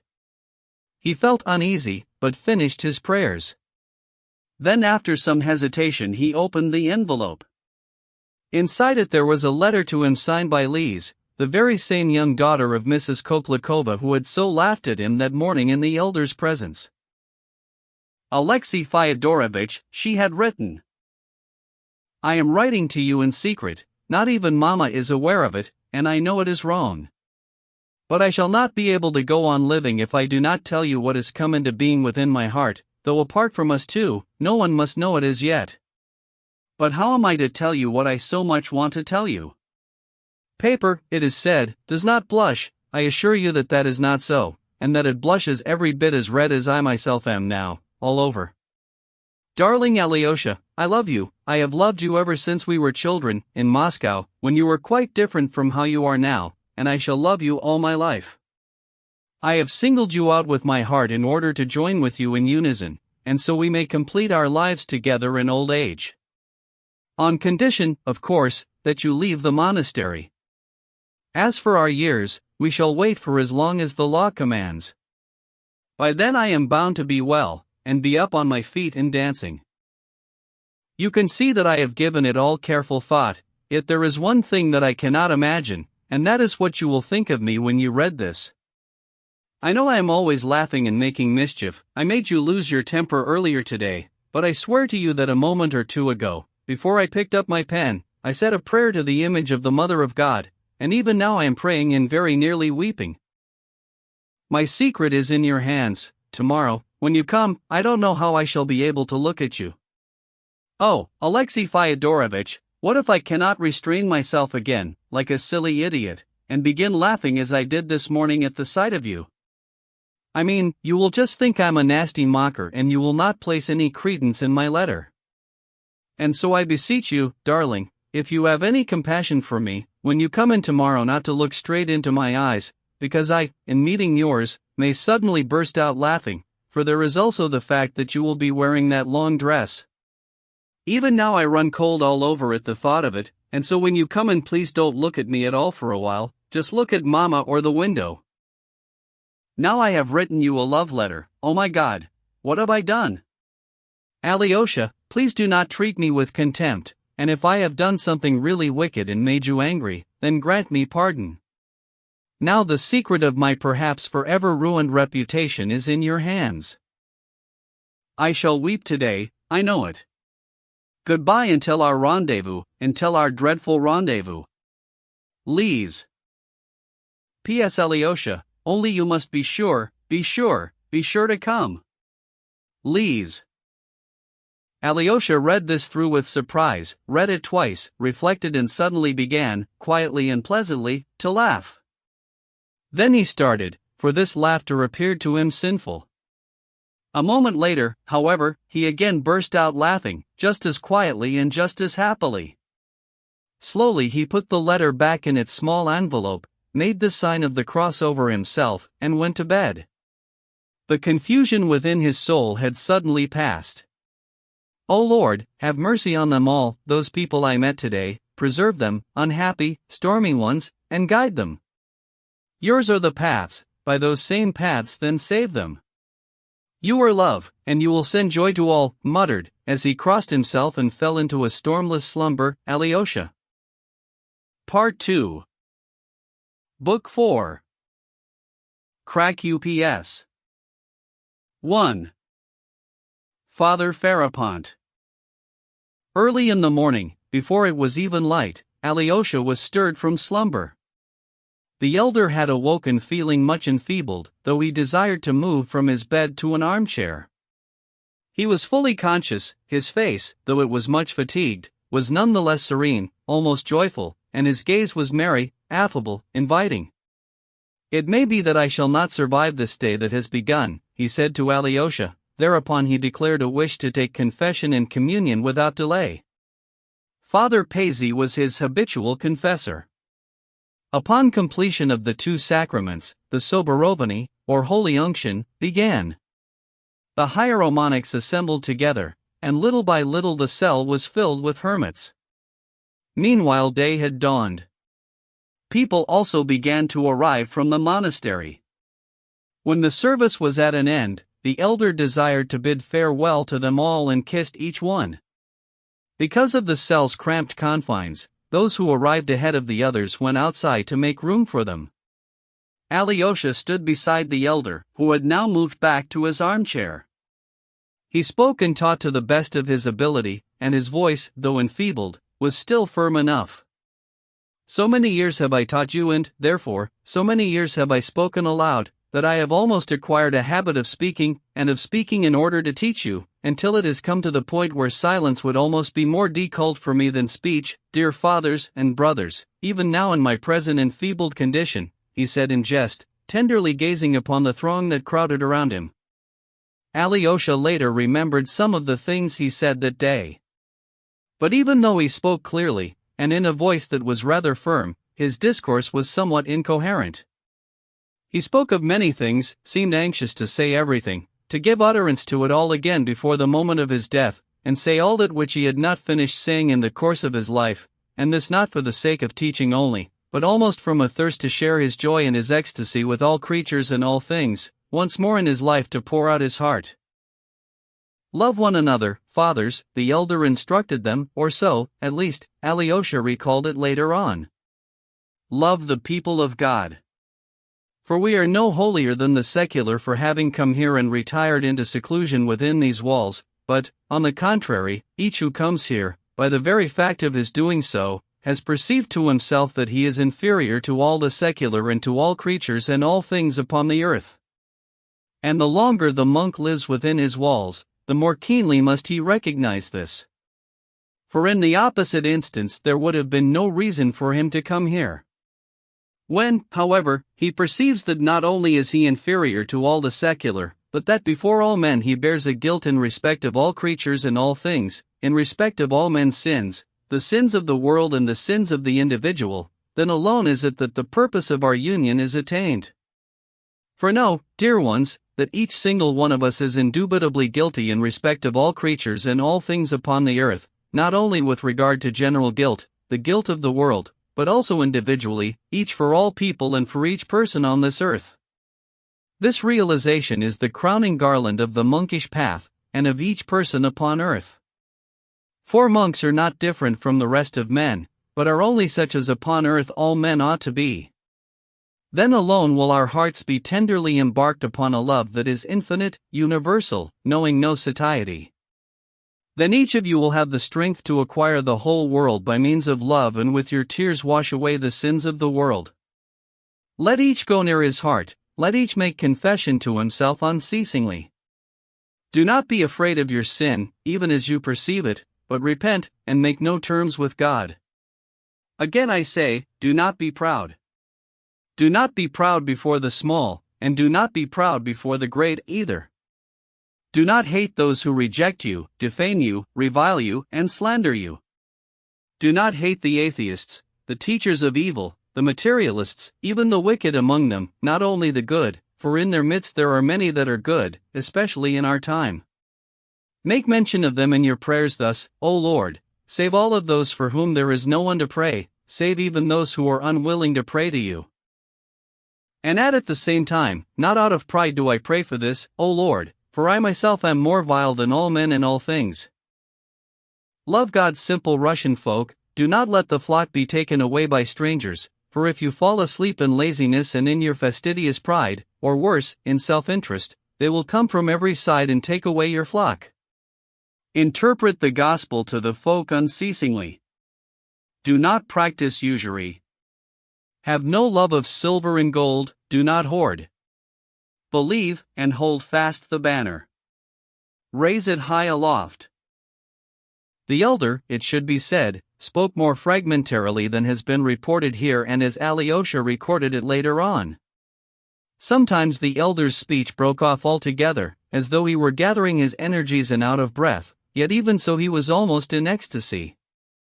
He was listened to with tender emotion, yet many marveled at his words and thought them obscure. Later on all these words were remembered. When Alyosha had occasion to absent himself from the cell for a moment, he was struck by the universal excitement and expectation of the brethren who crowded the cell and the environs of the cell. Among some of them the expectation was almost uneasy, while in others it was solemn. They all expected something instant and great to take place at the time of the elder's assumption. This expectation was from a certain point of view almost frivolous, but even the most severe of the elders were subject to it. Most severe of all were the faces of the elder and Hieromonach Paisy. Alyosha only absented himself from the cell because he was mysteriously called outside by a certain monk on an errand from Rakitin, who had arrived from town with a strange letter to Alyosha from Mrs. Koplikova. The latter had conveyed to Alyosha a certain curious item of news, one that arrived at an apposite moment. The fact was that among the female believers from the common folk who the day before had come to bow their greetings to the elder and take blessing from him had been a certain old woman of the town, Prokhorovna, the NCO's widow. She was the one who had asked the elder if her dear son Vasenka, who had gone to Siberia on service to Irkutsk, and from whom she had had no news for a year, now could be included in the commemorations at the morning service as if he were one deceased, for the repose of whose soul prayers might be said? To which the elder had offered her a stern reply, forbidding any such prayers and likening them to witchcraft. But then, forgiving her because of her ignorance, he had added, as though looking into the book of the future, as Mrs. Koplikova expressed it in her letter, the consolation that her son Vasya was without doubt alive and that he would either come back to her in person, or send her a letter, and that she should go to her house and await him. And what do you suppose? Mrs. Koplikova added in ecstasy. The prophecy has been fulfilled, to the very letter, and even more than that. No sooner had the old woman returned home than she was given a letter from Siberia that had been waiting for her. But there was more. In that letter, which he had written on his journey from Ekaterinburg, Vasya made known to his mother that he was traveling to Russia, returning in the company of a certain civil servant, and that some 3 weeks after she received the letter he hoped to embrace his mother. Mrs. Koplikova hotly and insistently begged Alyosha to convey at once this newly accomplished miracle of prophecy to the Father Superior and to all the brethren. This must be known to all, she exclaimed in the conclusion of her letter. Her letter had been written hurriedly, hastily, and the correspondent's excitement was reflected in each line of it. But there was no point in Alyosha conveying it to the brethren, for all were already aware of it. Rakitin, in sending the monk to him, had, moreover, instructed him also to most respectfully inform His High Eminence the Father Paisy that he, Rakitin, had a certain matter to discuss with him, one of such importance, however, that he did not dare to postpone its communication even for a moment, and bowed to the earth before him to forgive him for his boldness. In view of the fact that the monk had communicated Rakitin's request to Father Paisy before doing so to Alyosha, when Alyosha arrived, there remained nothing for him to do, having read the letter, but to report its contents at once to Father Paisy merely in the function of a document. And now even this severe and distrustful man, as he frowningly read the news of the miracle, was unable to hold back a certain inner emotion. His eyes glittered and his lips suddenly smiled, solemnly and with deep sincerity. "Shall we yet behold?" Two suddenly almost burst from him. "We shall yet behold, we shall yet behold," the monks around him repeated, but Father Paisy, frowning again, requested them all at least for the time being not to inform anyone of the matter out loud, until it has received still further confirmation, for there is much frivolity among the secular, and after all this thing may have come to pass by natural means, he added cautiously, as if to purge his conscience, but almost without confidence in his own reservation, something that the others could see and hear very well. That very same hour, of course, the miracle became known to the whole monastery and even to many of the secular who had come to the monastery for the liturgy. Struck more than any in the cloister by the miracle that had been accomplished was the visiting little monk from St. Sylvester, who hailed from a certain minor cloister at Obdorsk, in the far north of Russia. He was the one who had bowed to the elder the day before as he stood near Mrs. Koplikova and, drawing his attention to the healed daughter of that lady, had asked him with deep emotion, "How do you dare to perform such deeds?" The fact was that by this time he had reached a state of some bewilderment, and almost did not know what he should believe. On the evening of the previous day he had already visited a father of the monastery, Ferapont, in his private cell behind the beehives, and had been struck by this encounter, which had produced an extreme and terrible impression on him. This elder, the Father Ferapont, was that same most ancient Cenobite, the great faster and observer of the vow of silence, whom we have already mentioned as an adversary of Father Zosima, and principally, of the elderhood, which he considered a dangerous and light-minded novelty.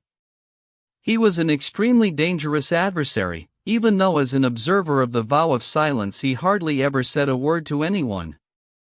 The danger he represented was principally that a large number of the brethren were in complete sympathy with him, and of the secular who came to the monastery very many revered him as a great man of righteousness and a podvisnik, in spite of the fact that they also saw in him beyond question a holy fool. But it was this holy fool aspect of him that captivated them. To the elder Zosima this Father Ferapont never went. Even though he lived inside the hermitage, they did not trouble him much with the hermitage rules, again because he conducted himself for all the world like a holy fool. He was about 75, if not more, and he lived behind the hermitage's beehives, in a corner of the wall, in an old, wooden cell that was almost a ruin, and had been placed there back in the most ancient times, in the last century, for a certain other great faster and observer of the vow of silence, Father Iona, who had lived to the age of 105 and about whose heroic deeds many most curious stories circulated within the monastery and in its environs to this day. Father Ferapont had at last, some 7 years earlier, achieved his goal of being settled in this same secluded little cell, which was simply an izba, though it bore a marked resemblance to a chapel, containing as it did an extremely great quantity of donative icons with donative icon lamps that flickered everlastingly before them, with Father Ferapont there to look after them and light them as though he had been specially appointed to the task. He ate, it was said, and it was true, only 2 pounds of bread in 3 days, no more. They were brought to him every 3 days by the beekeeper who lived right there among the beehives, but even to this attendant beekeeper Father Ferapont seldom uttered a word. These 4 pounds of bread, together with the Sunday communion loaf, always punctually sent to the holy fool after late Mass by the Father Superior, constituted his entire weekly nourishment. The water in his pitcher was, however, changed daily. At Mass he seldom appeared. The worshippers who arrived would sometimes see him remain all day in prayer, never rising from his knees or looking around him. Or, if he sometimes did enter into discourse with them, he was short, abrupt, strange, and almost always offensive. There were, however, very rare instances on which he would actually talk to those who arrived, but for the most part he would merely utter some strange remarks, which always presented the visitor with a great enigma, and would then, in spite of all and any entreaty, refuse to say anything further in explanation. He had no ecclesiastical title, but was simply an ordinary monk. There was current a very strange rumor, though only among the most benighted, that Father Farapont was in communion with celestial spirits and that with them alone did he conduct his discourse, and that this was why he was silent among men. The little monk from Obdorsk, having picked his way to the beehives by following the instructions of the beekeeper, also an extremely morose and uncommunicative monk, went to the corner where Father Farapont's cell was. He may talk to you as to a stranger, but on the other hand you may not get anything out of him at all, the beekeeper had forewarned him. The little monk made his approach, as later he described, with the most intense fear. The hour was rather late. On this occasion Father Farapont was sitting by the door of his cell, on a low bench. Above him there was the slight rustle of an old elm tree. The chill of evening was settling in. The little monk from Obdorsk prostrated himself before the holy fool and begged his blessing. "Is it your idea that I should prostrate myself before you, monk?" Father Farapont said. "Arise now." The little monk got up. "In blessing you will bless yourself, now sit down beside me." "Where be you from?"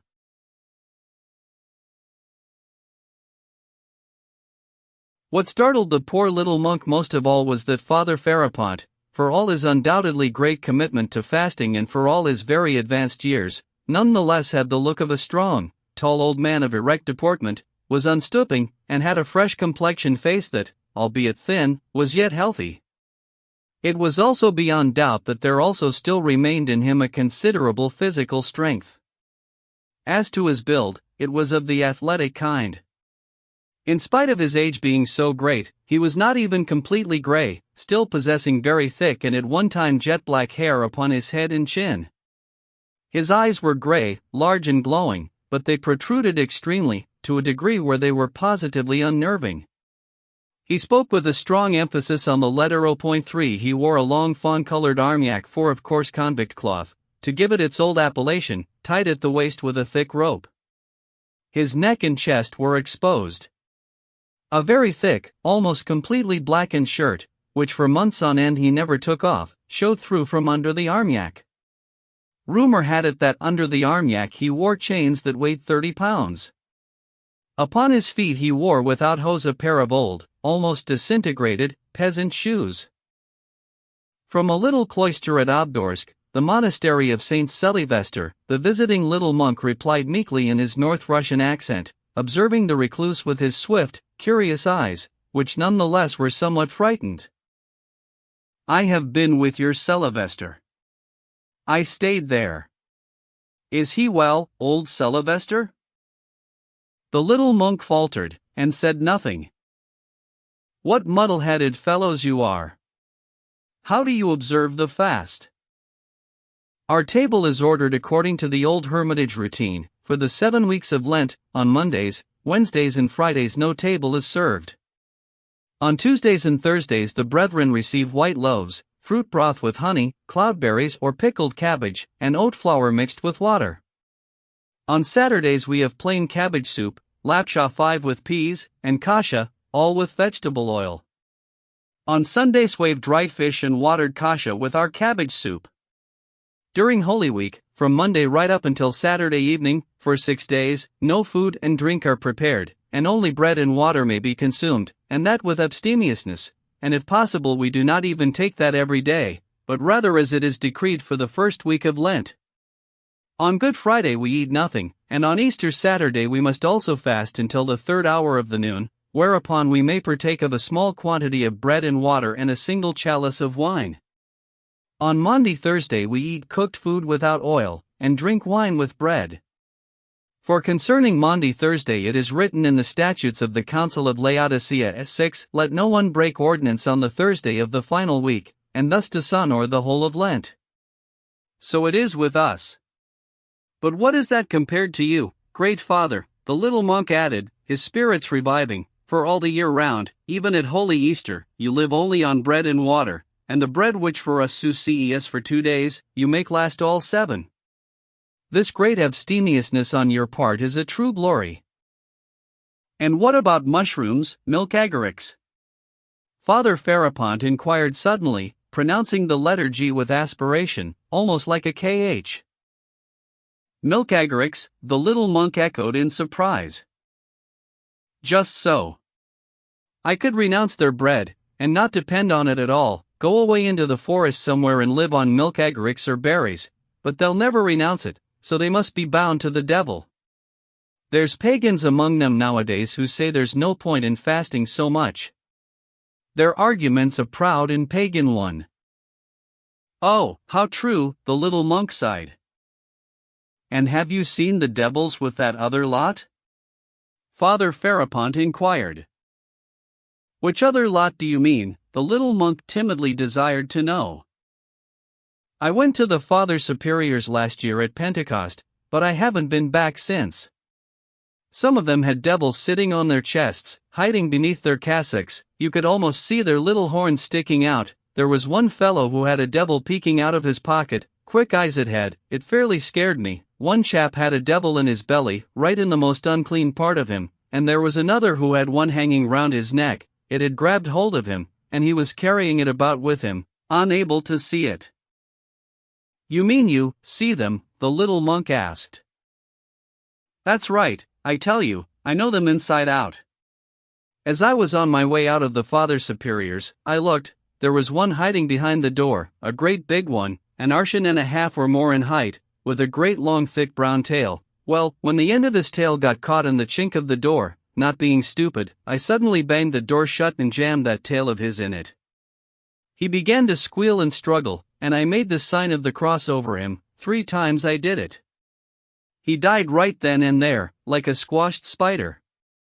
He must have rotted in that corner, and stunk, but they've never seen him, never smelt him.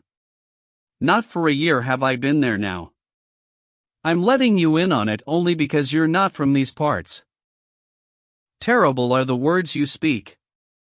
But say, "Oh great and blessed Father," said the little monk, his boldness increasing more and more, "is it true what the great and glorious rumors about you say, spreading even unto the remote territories, that you're in constant communion with the Holy Ghost?"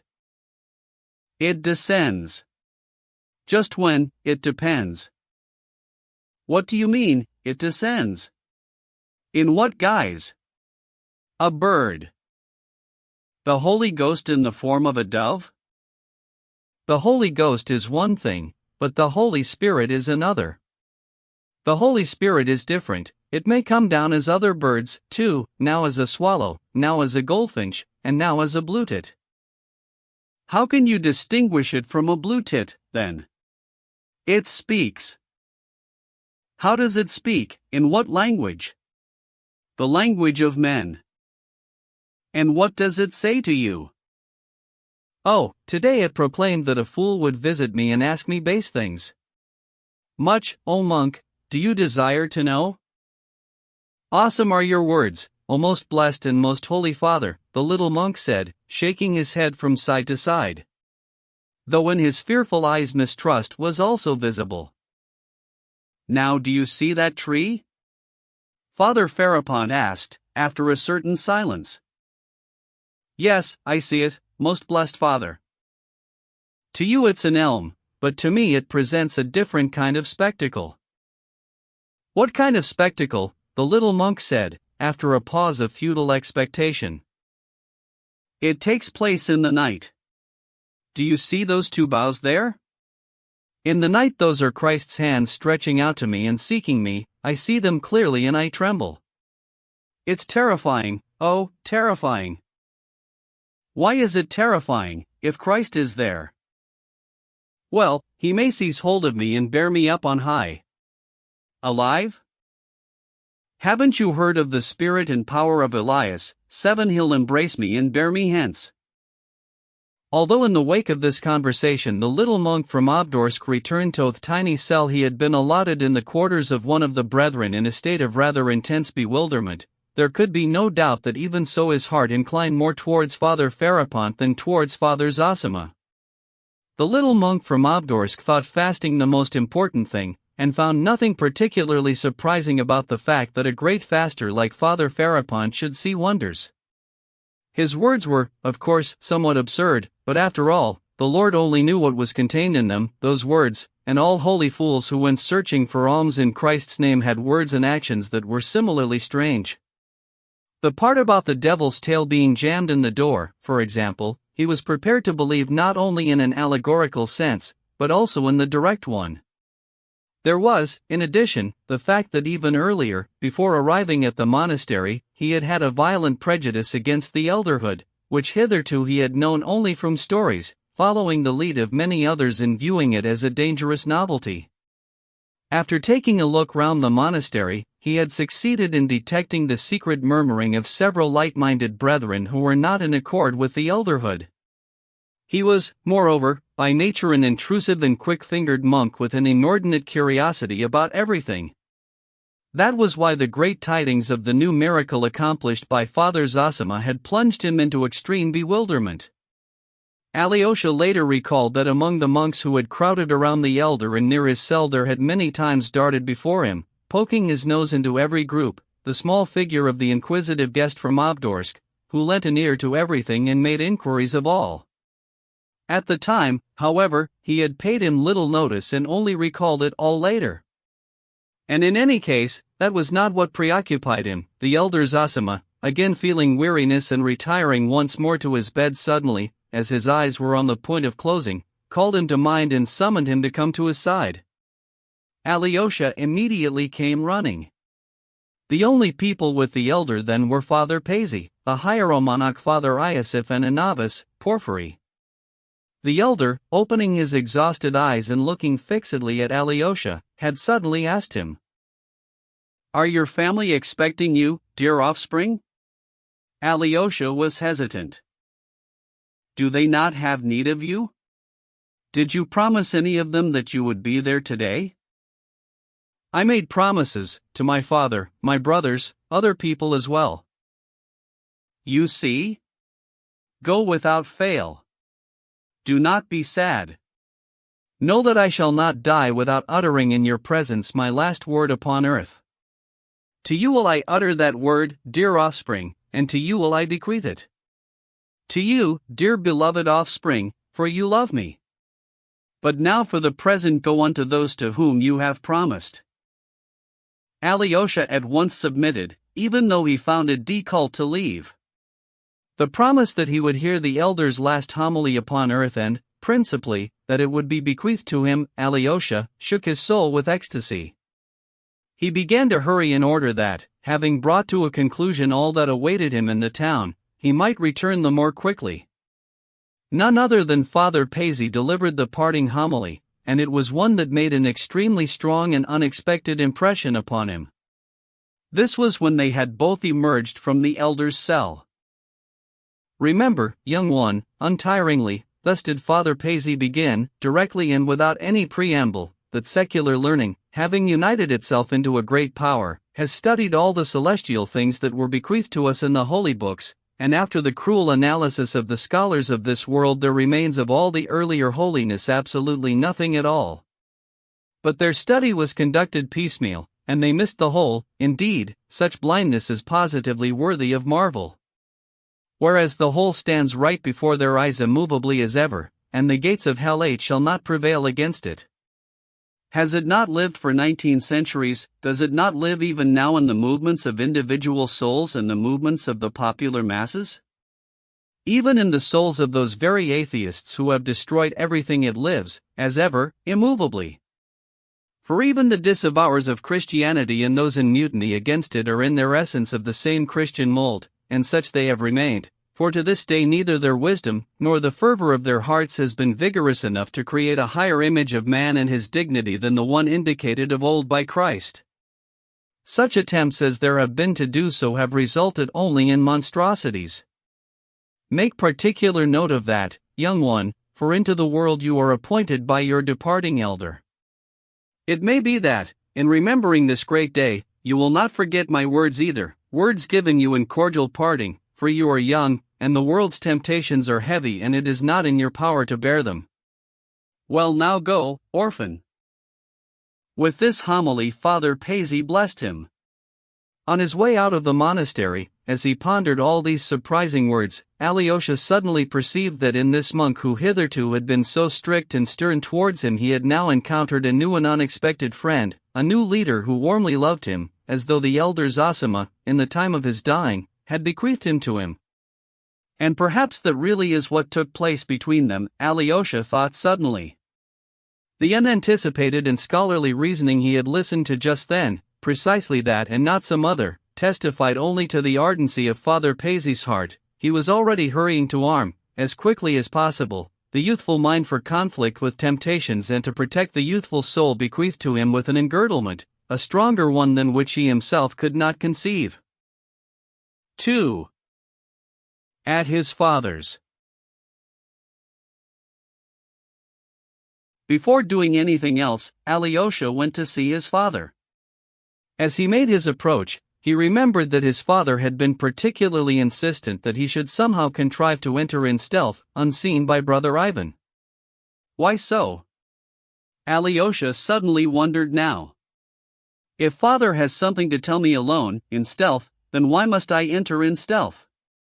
There must have been something else he wanted to tell me yesterday when he was so excited, but he didn't have time, he determined.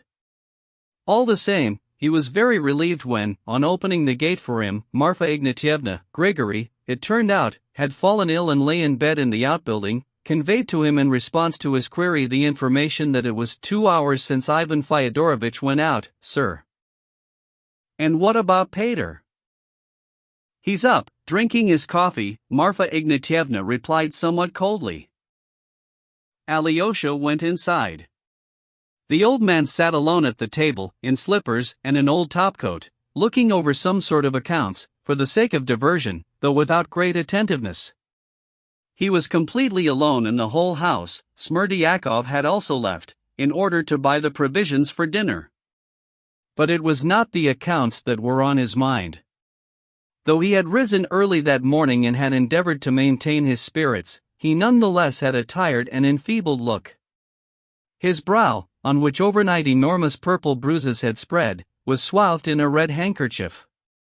His nose had also swollen powerfully overnight, and on it there had also formed a number of blotchy bruises which, though inconsiderable, somehow nevertheless decidedly imparted to his entire countenance a particularly malign and irritable aspect. The old man knew this, and as Alyosha entered gave him an unfriendly glare. "It's cold, the coffee," he snapped curtly. "I shan't ask you to have any. Look, my good fellow, I'm making do with the plainest of fish soups today and I'm not inviting any guests." "Why have you called?"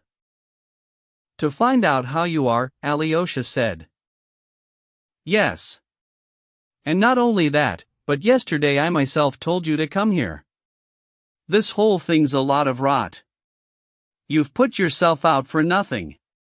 As a matter of fact, I knew you'd instantly come trailing over here."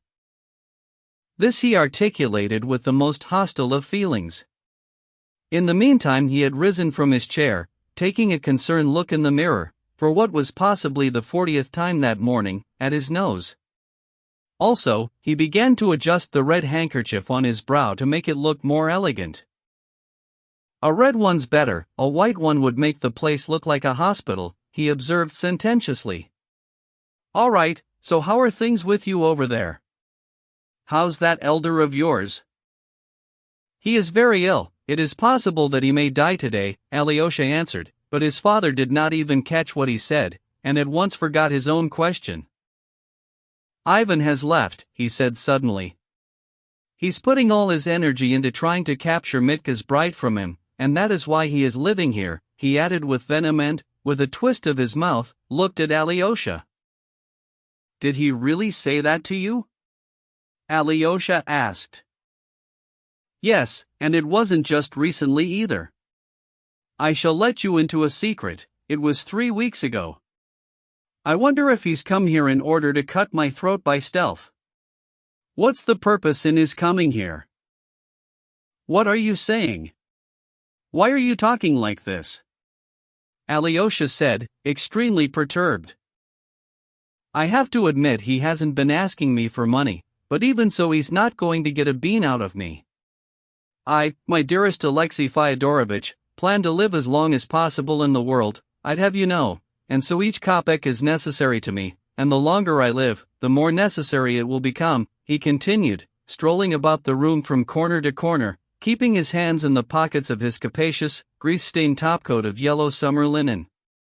For the time being I'm still a man, and only 55, but I intend to pursue the career of man for another 20 years or so, for I mean, when I get old I'll be disgusting, they won't come to me then of their own free will, well, and it's then that a bit of money will come in handy. So now I'm amassing more and more of it solely for my own use, my dear Alexei Fyodorovitch, sir, I'd have you know, because I intend to live out my mucky existence right to the end, I'd have you know. The mucky way is sweeter, everyone condemns it, but everyone goes down it, only they do it secretly, while I do it openly. And you see, it's because of my lack of dissembling that all the muck dwellers have fallen upon me. But as for that paradise of yours, Alexei Fyodorovitch, I don't want to go there, I'd have you know, and indeed any decent man would be ashamed to go to that paradise of yours, that's always assuming it exists, of course. In my opinion I shall fall asleep and not wake up again, and there'll be nothing there. Remember me in your prayers if you want to, and if you don't, then the devil take your hide. There you have my philosophy. Ivan talked well when he was here yesterday, even though we were all drunk. Ivan is a braggadocio, and he has no real erudition at all. He's not even particularly well educated, either, keeps quiet and smiles that ironic smile at you as he does so, that's the only trick he knows. Alyosha listened to him and said nothing. Why doesn't he talk to me? And even when he does talk, he adopts that grand pose, he's a scoundrel, you're Ivan. And as for Grushka, I shall marry her at once, if I wish it. Because with money behind one all one has to do is wish, Alexei Fyodorovitch, and it all comes true. That's the very thing Ivan is scared of and is on the watch for, that I'll marry her, and that's why he's pushing Mitka to marry her instead. He thinks he can keep that Grushka from me that way, as though I'd leave him money if I don't marry her. But on the other hand, if Mitya marries Grushenka, then Ivan will take his rich bride for himself, that's the plan he's working on. He's a scoundrel, you're Ivan. How edgy you are. You're still suffering from the effects of yesterday, you ought to go back to bed, said Alyosha. There you are, you see, the old man suddenly observed, as though it were the first time it had entered his head, you can say that and it doesn't make me angry, yet if Ivan were to say the same thing to me, I should lose my temper. You are the only one with whom I've had some sort of kind moments, in otherwise I'm a wicked man. You're not a wicked man, but a corrupted one, Alyosha smiled. Look, I was going to have that brigand Mitka put in prison today, and I still don't know what I'm going to do about him. Of course, in our present fashionable era it's the done thing to view fathers and mothers as a prejudice, but I mean to say, even in times like ours I don't think the law permits old fathers to be dragged about by the hair while one stamps their ugly mugs on the floor with one's heels, in their own home, and makes threatening boasts to come back and do them improperly, and all of it before witnesses, sir. I, if I felt like it, could settle his hash and have him put in prison for the things he did yesterday. So you're not going to make a formal complaint? Ivan has talked me out of it. Ordinarily, I should not give a spit for what Ivan tells me, but there's a certain little thing I happen to know. And, leaning down to Alyosha, he remarked further in a confidential semi-whisper. If I have him put in prison, the scoundrel, she will get to hear of it, and she will instantly run to his side. But if today she hears that the fellow beat me, a frail old man, half to death, she will probably want to have nothing more to do with him and will come to pay me a visit. That's the sort of temperament we're endowed with, you see, always do the contrary of what's expected. I know her inside out. I say, won't you have a little cognac? Have some of that cold coffee, and I'll add a quarter of a glassful to it. It makes a pleasant taste, dear boy. No, I don't want it, thanks. Look, I shall take this bread with me, if you'll let me, Alyosha said, and, picking up a 3-kopeck roll, put it in the pocket of his cassock. And you shouldn't be drinking cognac, either, he advised cautiously, studying the old man's face. Your truth, it puts me on edge, gives me no peace. But I mean to say, just one small glass. Why, I shall fetch it from the little cupboard. He unlocked the little cupboard, poured out a small glassful, downed it, then locked the cupboard again and replaced the key in his pocket. That will suit, one glass won't kill me. There, now you're kinder, Alyosha smiled. I don't need cognac in order to love you, but with scoundrels I'm a scoundrel too. Venka hasn't gone to Chermashnia, why? Because he wants to spy on me. How much will I give Grushenka if she arrives? They're all scoundrels. And in any case, I don't really see Ivan as one of my own. Where did a fellow like that appear from? He's not a Russian type at all. As though I'd ever leave him anything. In fact, I'm not going to leave a will, and that's something else I'll have you know. And as for Mitka, I shall squash him like a cockroach. At night I often squash black cockroaches with my slippers, they fairly crack when one steps on them. Your Mitya will crack in similar fashion. I say your Mitya, because you love him. There, you love him, and I'm not scared by the fact that you love him. Now if Ivan were to love him, I'd be scared for my life.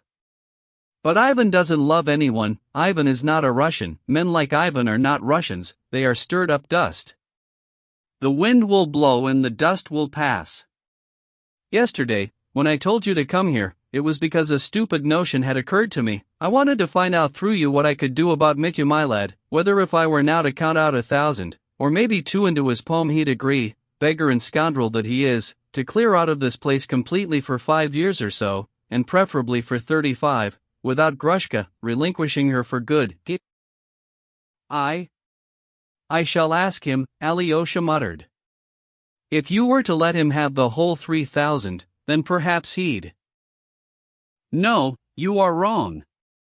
There is no need to ask him now, no need to do anything. I've thought the better of it. It was just a stupid notion that crept into my noddle yesterday. I won't give him anything, not so much as a bent kopeck. I need my money for myself, the old man said with a fling of his arm. I'll squash him like a cockroach without any of that. Say nothing to him, or else he'll go on hoping. And as for yourself, there's nothing for you to do here in my house, so off you go, now. What about that intended of his, Katerina Ivanovna, whom he's hidden from me all this time with such very great care? Will she marry him or won't she? You visited her at her house yesterday, if I'm not mistaken? She won't give him up on any account. You see, it's men such as him that the tender young ladies are fond of, debauches and scoundrels.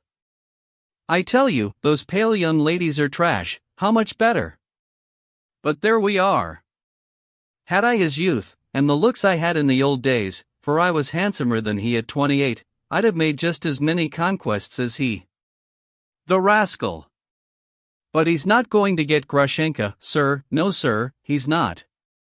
I'll turn him into muck. With these last words he again flew into a temper. Off you go, there's nothing for you to do in my house today, he snapped, curtly.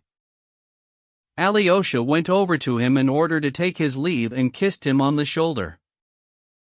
What's that for? The old man said, slightly astonished. I mean, we're going to meet again, aren't we? Or do you think we won't? It was nothing like that, I just did it, with no other thought. Well, I am the same, I had no other thought either, the old man said, staring at him. But listen, listen, he shrilled after him. Come back again soon, and there will be a fish soup, I shall make it myself, a special one, not like today's. Tomorrow, do you hear, come back again tomorrow." And no sooner had Alyosha gone out through the doorway than he went over to the little cupboard again and gulped down another half-glassful. "I'll have no more now," he muttered, with a grunt, locked up the cupboard again replaced the key in his pocket, then went into the bedroom, lay down on the bed in exhaustion and in a single instant fell asleep. 3. He gets mixed up with schoolboys. Thank God that he didn't ask me about Grushenka. It was Alyosha's turn to reflect as he emerged from his father's and set off in the direction of Mrs. Koplakova's house. Otherwise I'd probably have had to tell him about the meeting I had with her yesterday. Alyosha had a painful sense that overnight the warring parties had mustered new force, and that with the new day that had dawned their hearts had again turned to stone. Father's on edge, in a nasty mood. He's dreamed up some idea and taken a stand on it, and what of Dmitri? He has also dug himself in overnight, and has also, therefore, got himself on edge, in a nasty mood, and has also, of course, dreamed up some plan or other. Yes, I shall certainly have to track him down today, no matter what happens. But Alyosha did not succeed in deliberating for long. On his way he suddenly became caught up in an event which, though on the face of it not particularly important, struck him very forcibly.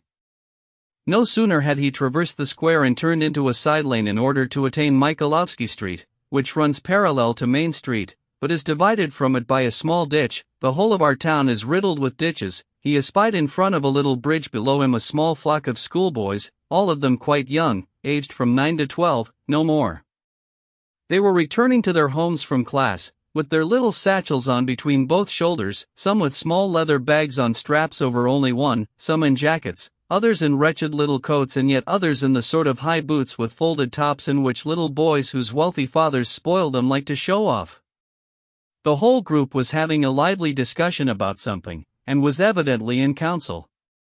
Alyosha was never able to walk past young boys in indifference. That had been the case with him in Moscow, too, and although he was fondest of children aged 3 or so, schoolboys of around 10 or 11 also greatly appealed to him. For this reason it was then that, no matter how preoccupied he was now, he suddenly had an urge to turn their way and enter into conversation with them. As he made his approach, he looked intently at their ruddy, animated little faces and suddenly perceived that each of the boys had a stone in his hand, and some of them too. On the other side of the ditch, at approximately 30 yards from the group, there stood by a fence yet another boy, also a scholar, also with a schoolbag at his side, about 10 years old, to guess by his height, no more, or even less than that, pale, sickly, with flashing black eyes. He was attentively and inquisitively watching the group of 6 schoolboys, who were obviously his companions, had just come out of school with him, but with whom he was evidently on hostile terms. Alyosha went over and, turning to one blond, curly-headed, ruddy-faced boy in a black jacket, observed, looking him up and down. "When I used to carry a school bag like the one you've got, we wore them on our left side so we could instantly get at them with our right hand, but you're wearing yours on your right side, or it's hard for you to get at it." In beginning so directly with this down-to-earth comment, Alyosha had no premeditated cunning. It is, however, out of the question for an adult person to begin in any other way if he is to enter straight into the confidence of a child, and especially of a whole group of children. It is, in other words, necessary to begin in a serious and down-to-earth fashion and in such a way that one is on a completely equal footing. Alyosha knew this by instinct. "But he's left-handed," another boy, a sprightly and robust young fellow of about 11, instantly replied. The other 5 boys all stared at Alyosha. "He even throws stones left-handed," a third boy commented. Just at that moment a stone hurtled into the group, slightly grazing the left-handed boy, but flew past, though it had been thrown with skill and energy. It had been thrown by the boy on the other side of the open ditch. "Thrash him, plant one on him, Smurov," they all shouted. But Smurov, the left-hander, required no prompting and delivered instant repayment. He cast a stone at the boy across the ditch, but missed. The stone struck the ground. Without a moment's delay the boy on the other side of the ditch threw another stone at the group, this time straight at Alyosha, striking him rather painfully on the shoulder. The pocket of the boy on the other side of the ditch was full of stones at the ready. This could be seen 30 yards away by the swelling pockets of his little coat. That one was meant for you, he chucked it at you on purpose. Well, you're a Karamazov, aren't you? The boys cried, roaring with laughter. Right, now everyone let fly at him together, open fire. And 6 stones at once came hurtling from the group. One of them hit the boy on the head, and he fell, but instantly leapt up and in a frenzied fury began to reply to the group with stones.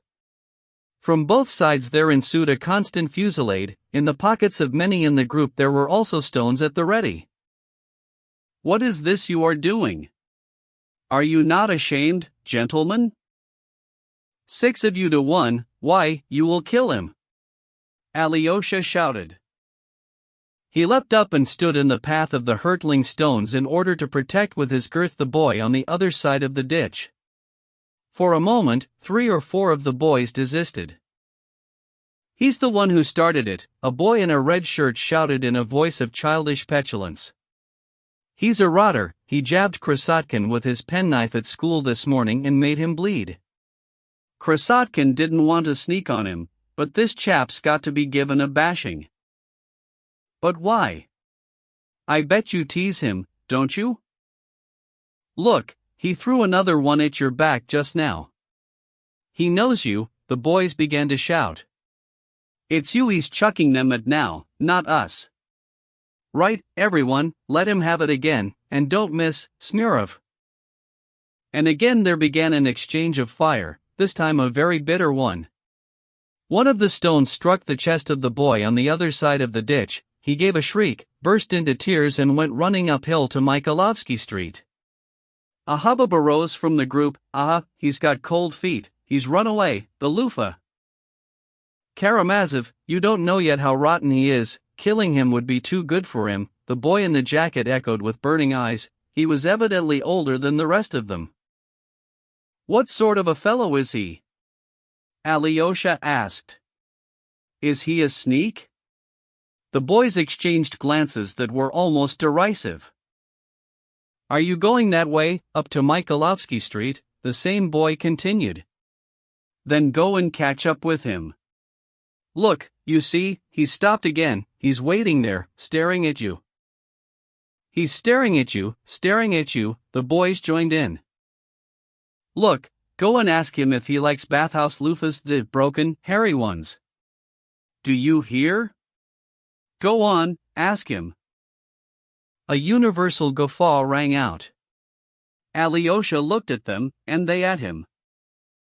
Don't go, he'll bash you, Smurov shouted in warning. Young gentleman, I shan't ask him anything about loofahs, because I bet you're teasing him with that. I shall, however, find out from him why you dislike him so much. Go on, find out, the boys laughed. Alyosha walked across the little bridge, climbed the hill along past a fence, and went straight up to the boy who was in such disfavor. Be careful, they shouted in warning. He won't be scared of you, he'll jab you suddenly, on the sly, the way he did Krasotkin. The boy was waiting for him, standing stock still. Going right up to him, Alyosha saw before him a boy of not more than 9, a puny, stunted specimen with a long, thin, oblong little face, and large, dark eyes that gazed at him with malice. He was wearing a soiled and rather threadbare old coat that was now grotesquely too small for him. His bare arms stuck out of its sleeves. On the right knee of his trousers there was a large cloth patch, and in his right boot, at the cap, where his big toe was, gaped a large hole that, it was plain, had been heavily smeared with ink. Both the swelling pockets of his coat were stuffed with stones. Alyosha stopped 2 paces from him and gazed at him inquiringly. The boy, instantly guessing from Alyosha's eyes that the latter was not about to beat him, also dropped his swagger and actually deigned to speak. I'm on my own, and there's 6 of them. I'm going to kill the lot of them, he said suddenly, his eyes glittering. That stone that hit you must have hurt very much, Alyosha observed. But I got Smurov on the head, the boy exclaimed. They said over there that you know me and that you threw a stone at me for something I'd done, Alyosha said, inquiringly. The boy gave him a black look. I don't know you. Do you know me? Alyosha said, pursuing his inquiry. Stop bothering me, the boy suddenly exclaimed in petulance, continuing, however, to stand stock still, as though he were awaiting something, and again with a malicious glitter of his eyes. All right, I shall go, said Alyosha. Only I don't know you and I'm not teasing you. They told me their manner of teasing you, but I don't intend to tease you. Now farewell.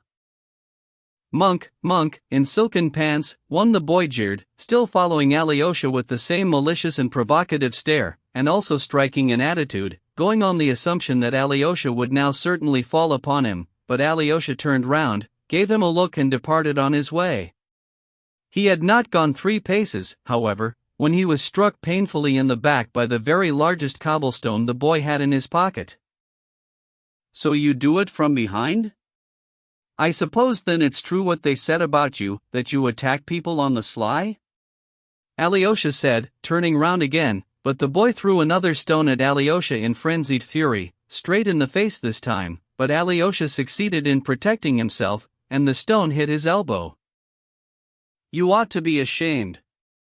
In what way have I harmed you? He exclaimed. The boy was waiting, silently and provocatively, for only one thing, that now Alyosha should certainly fall upon him. When he saw, however, that the latter even now was not about to do so, he grew completely enraged. Like a small wild animal, he tore from the spot and instead hurled himself at Alyosha. Before the latter had succeeded in moving a muscle, the enraged boy, his head down, and grabbing Alyosha's left hand in both of his own, painfully bit Alyosha's middle finger. He sank his teeth into it and kept it between them for some 10 seconds. Alyosha shouted with pain, tugging at his finger with all his might. The boy at last released it and leapt away to his previous distance. The finger had been severely bitten, right by the nail, deeply, to the bone. The blood was pouring out. Alyosha fetched out his handkerchief and wrapped it tightly around his wounded hand. This took him almost a whole minute. All the while the boy stood waiting. At last Alyosha lifted his quiet gaze to the boy. Very well, he said. Do you see how badly you've bitten me? I think that's enough, isn't it? Now tell me, in what way have I harmed you? The boy stared in surprise. Even though I don't know you at all and have met you for the first time, Alyosha continued just as calmly, it must certainly be that I have harmed you in some way. You would not have caused me such pain without reason. So what have I done, and in what way am I guilty before you? Tell me. In lieu of a reply, the boy suddenly began to cry loudly at the top of his voice, and fled from Alyosha at a run. Alyosha slowly followed him up to Mikhailovsky Street, and still for a long time, far away, he saw the boy running, never diminishing his pace, never looking round and, no doubt, still crying at the top of his voice. He determined that as soon as he could find a spare moment he would seek the boy out and resolve this enigma that occasioned him such extreme surprise. Now, however, he had no time. 4. At the Koklakovas. Quickly did he approach the house of Mrs. Koklakova, a handsome, 2-storied, privately owned stone house, one of the finest in our little town. Although Mrs. Koklakova lived for most of the time in another province, where she owned an estate, or in Moscow, where she had a private residence, in our town too she had a house of her own, which had been left to her by her fathers and predecessors. Indeed, her estate in our district was the largest of the 3 she owned, yet hitherto her visits to our province had been most infrequent. She came running out to Alyosha while he was still in the hallway. Did you get it? Did you get my letter about the new miracle? She said quickly and nervously. Yes, I got it. Did you pass it around, show it to everyone? He's brought a mother back her son. He's going to die today. I know, I've heard. Oh, how I want to talk to you. To you, or at any rate someone, about all this. No, it's you I want to talk to. And how I regret that it is on no account possible for me to see him. The whole town is abuzz, everyone is waiting. But now, do you know that Katerina Ivanovna is visiting with us just now? I say, that's fortunate, Alyosha exclaimed. Now I shall be able to see her in your house. Yesterday she told me to come and see her today without fail. I know it all of it. I have heard what took place at her house yesterday, every detail, and about all the outrageous things done by that brute creature. C'est tragique, and if I'd been in her shoes I don't know what I'd have done in her shoes. But what a fellow that brother of yours, Dmitri, is, too, oh good God. Alexei Fyodorovitch, I'm so confused. Imagine, your brother's in there now. No, not the dreadful one we had yesterday but the other one, Ivan Fyodorovitch, he's with her in there talking, they're having such a solemn conversation. And you'd hardly believe what's taking place between them just now. It's dreadful, I tell you, it's a crack-up, a horrid fairy tale one mustn't believe, not on any account. They're both destroying each other for some unknown reason, they both know it and are taking pleasure in it. I have waited for you. I have yearned for you. The fact is that I can't endure this. I shall tell you all about it in a moment, but just now there's something else and it's really the most important thing. Oh my, I'd almost forgotten all about it. Tell me, why has Lise got herself into a hysterical state? No sooner did she hear you were here than she instantly began to go hysterical. Maman, you're the one who's being hysterical now, not I, the small voice of Lise suddenly twittered from the side room, through a little chink in the door. The chink was of the very tiniest, and the small voice contained a note of cracking, every bit the same as when one wants to laugh but is suppressing one's laughter with all one's might. Alyosha had immediately noticed this chink, and thought it probable that Lise was looking through it at him out of her bath chair, but he could not see enough to be certain. It's small wonder, Lise, small wonder. Your whims and fancies will drive me to hysterics, too, and as a matter of fact, Alexei Fyodorovitch, she's been well and truly ill all night, in a fever, moaning. I could hardly wait for morning in Herzenstube. He says that nothing can he understand, and that we must wait for a little. That Herzenstube always comes and says that nothing can he understand. As soon as you walked up to the house she uttered a scream and had a fit, and gave directions that she be moved back to her former room. Mama, I was quite unaware that he was walking up to the house, and my wanting to move back in here had absolutely nothing to do with him. That isn't true, Lise. Yulia ran in to tell you that Alexei Fyodorovitch was coming, she was acting as your lookout. Dear, darling Mama, all this is terribly unwitty of you.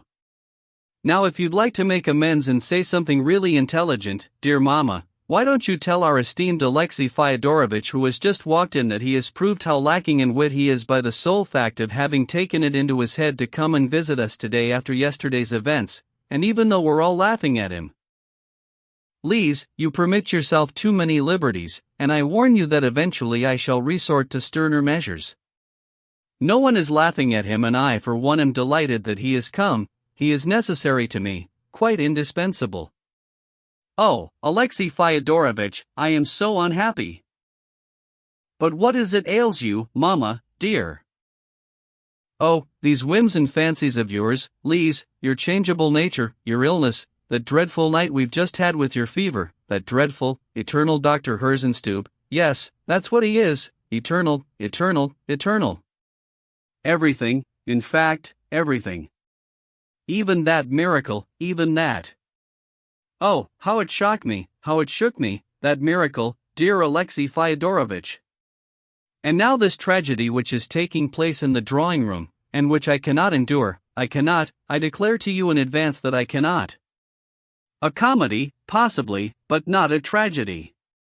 Please say that the elder Zosima will live until tomorrow, he will, won't he? Oh my God!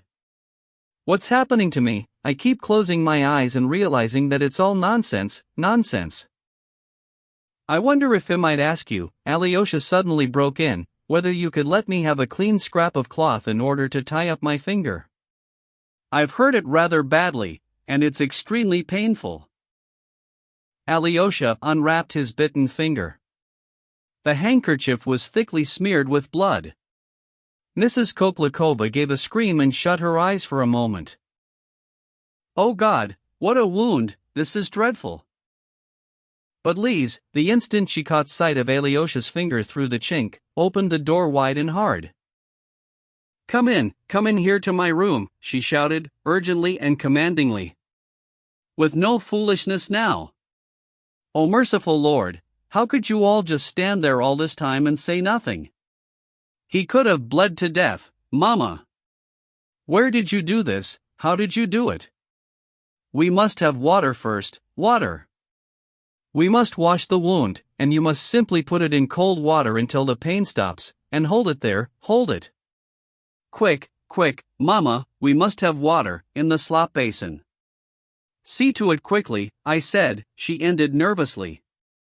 She was in a complete panic. Alyosha's wound had shocked her terribly.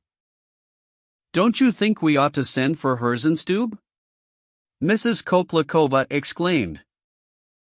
"Mama, you will kill me. Your Herzenstube would simply come and say that nothing can he understand.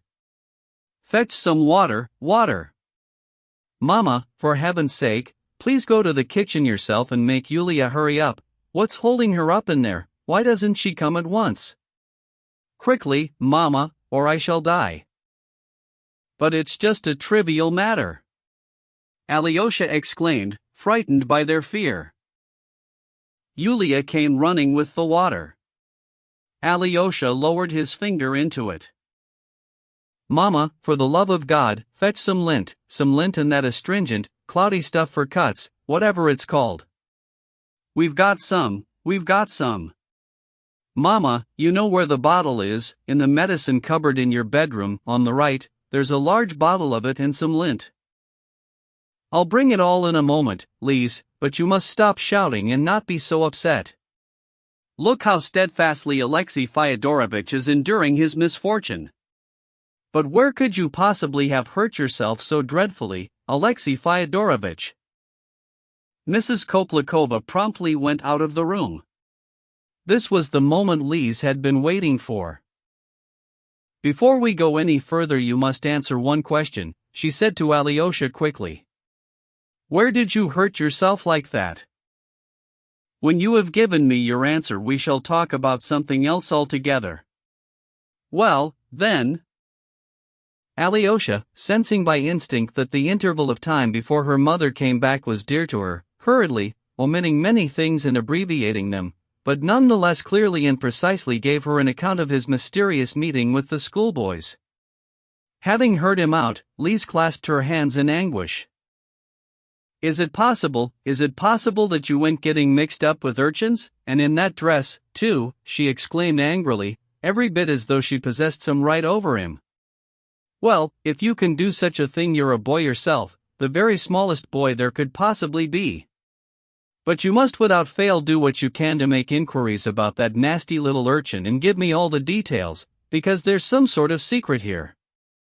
Now the second thing, but first a question, Alexei Fyodorovitch, are you able, in spite of the pain you are in, to talk about matters that are completely trivial, yet still with your wits about you?" "Most certainly I can, and in any case I can't feel the pain all that much now." "That's because your finger is in the water. We'll have to change the water right now, for it will warm up instantly. Yulia, please go instantly to the cellar and bring us a piece of ice and another slop basin full of water." "Very well, now she is gone I shall tell you what I really want. Dear Alexei Fyodorovitch, please return to me instantly the letter I sent you yesterday, instantly, because Mama may come in any moment and I don't want." "I don't have the letter on me." "Not true, you have. I had a feeling that would be your reply. It's in that pocket of yours. You've no idea how much I repented of that stupid practical joke all night. Please return the letter to me at once, give me it back. It's at the place where I came from. But you can't view me as a child anymore, a tiny little child, after that letter I wrote you with such a stupid practical joke in it. I ask your forgiveness for the stupid practical joke, but you must bring me the letter without fail, if you really don't have it on you, and you must bring it today, you must. Today is out of the question, because I'm going to the monastery and I may not be back to see you for 2, 3, even 4 days, because the elder Zosima. 4 days, what rubbish! Tell me, did you have a good laugh at me? I didn't laugh one little bit. Why not? Because I completely believed it all. You're saying that to offend me? Not in the least. No sooner had I read it than it immediately occurred to me that that was how it would all work out, because the moment the elder Zosima dies I shall have to leave the monastery. Then I'll continue my course of studies and take the exam, and when the time prescribed by law arrives, we shall be married. I will love you. Though I still haven't had time to think about it properly, it occurred to me that I couldn't possibly find a better wife than you, and the elder has instructed me to marry. Well, I mean, I'm a freak, I have to be wheeled around in a bath chair, laughed Liza, a blush reddening her cheeks. I'll wheel you around myself, though I'm certain that by then you'll have recovered. But you're mad, Liza said nervously. A practical joke like that and you've suddenly manufactured all this nonsense out of it. Ah, here's dear Mama, perhaps it's just as well. Mama, what a long time you always take over everything, really, I don't know. Look, here's Yulia bringing the ice now. Oh, Lise, stop shouting, please do stop it. That shouting of yours makes me. What am I to do if you go and put the lint somewhere else? I had to hunt and hunt. I wouldn't put it past you to have done it intentionally. But I mean to say, I couldn't very well have known he'd arrive with a bitten finger, could I? Though actually, if I had known, I might very well have done it intentionally. Angel Mama, you're beginning to say some extremely witty things. They may be witty, but what an exhibition of yourself you've been making, Lise, all on account of Alexei Fyodorovitch's finger and the rest of it. Oh, dear Alexei Fyodorovitch, it's not the details that are making me despair, not that Herzenstub fellow, but all of it together, that's what I can't endure. Enough, Mama, enough on the subject of Herzenstub, Liza laughed merrily. Be quick now, and hand me the lint, Mama, and the stuff in the bottle. I remember what it's called now, Alexei Fyodorovitch, it's just lead foment, but it's a marvelously good one. Mama, just imagine, he got into a fight with some urchins in the street on his way here, and one of them bit him. Well, isn't he himself a little man, and could anyone marry him after that, Mama, because imagine, he wants to get married, Mama. Just imagine him married, wouldn't it be absurd, wouldn't it be dreadful? And all the while Lise laughed her nervous little laugh, slyly gazing at Alyosha. Now, what's all this about marrying, Lise? What's put that into your head? And in any case it's really quite unsuitable for you to be talking about it, when that boy might have rabies. Oh, Mama! Are there such things as rabid boys? Of course there are, Lise, anyone would think I'd said something stupid. If a rabid dog bit your boy, and he became a rabid boy, then he might go and bite someone in his turn. How well she's bound you up, Alexei Fyodorovitch, I'd never have been able to do it like that. Are you still in pain? Only very slightly now. And you're not scared of water? Lise inquired. Now that's enough, Lise, it's possible that I spoke rather thoughtlessly about rabid boys, and you immediately made a song and dance out of it. Do you know, Alexei Fyodorovitch, that as soon as Katerina Ivanovna found out you were here, she fairly rushed over to my house, she yearns for you. Oh, Mama! You ought to go there alone, he can't possibly go just now, he's suffering too much.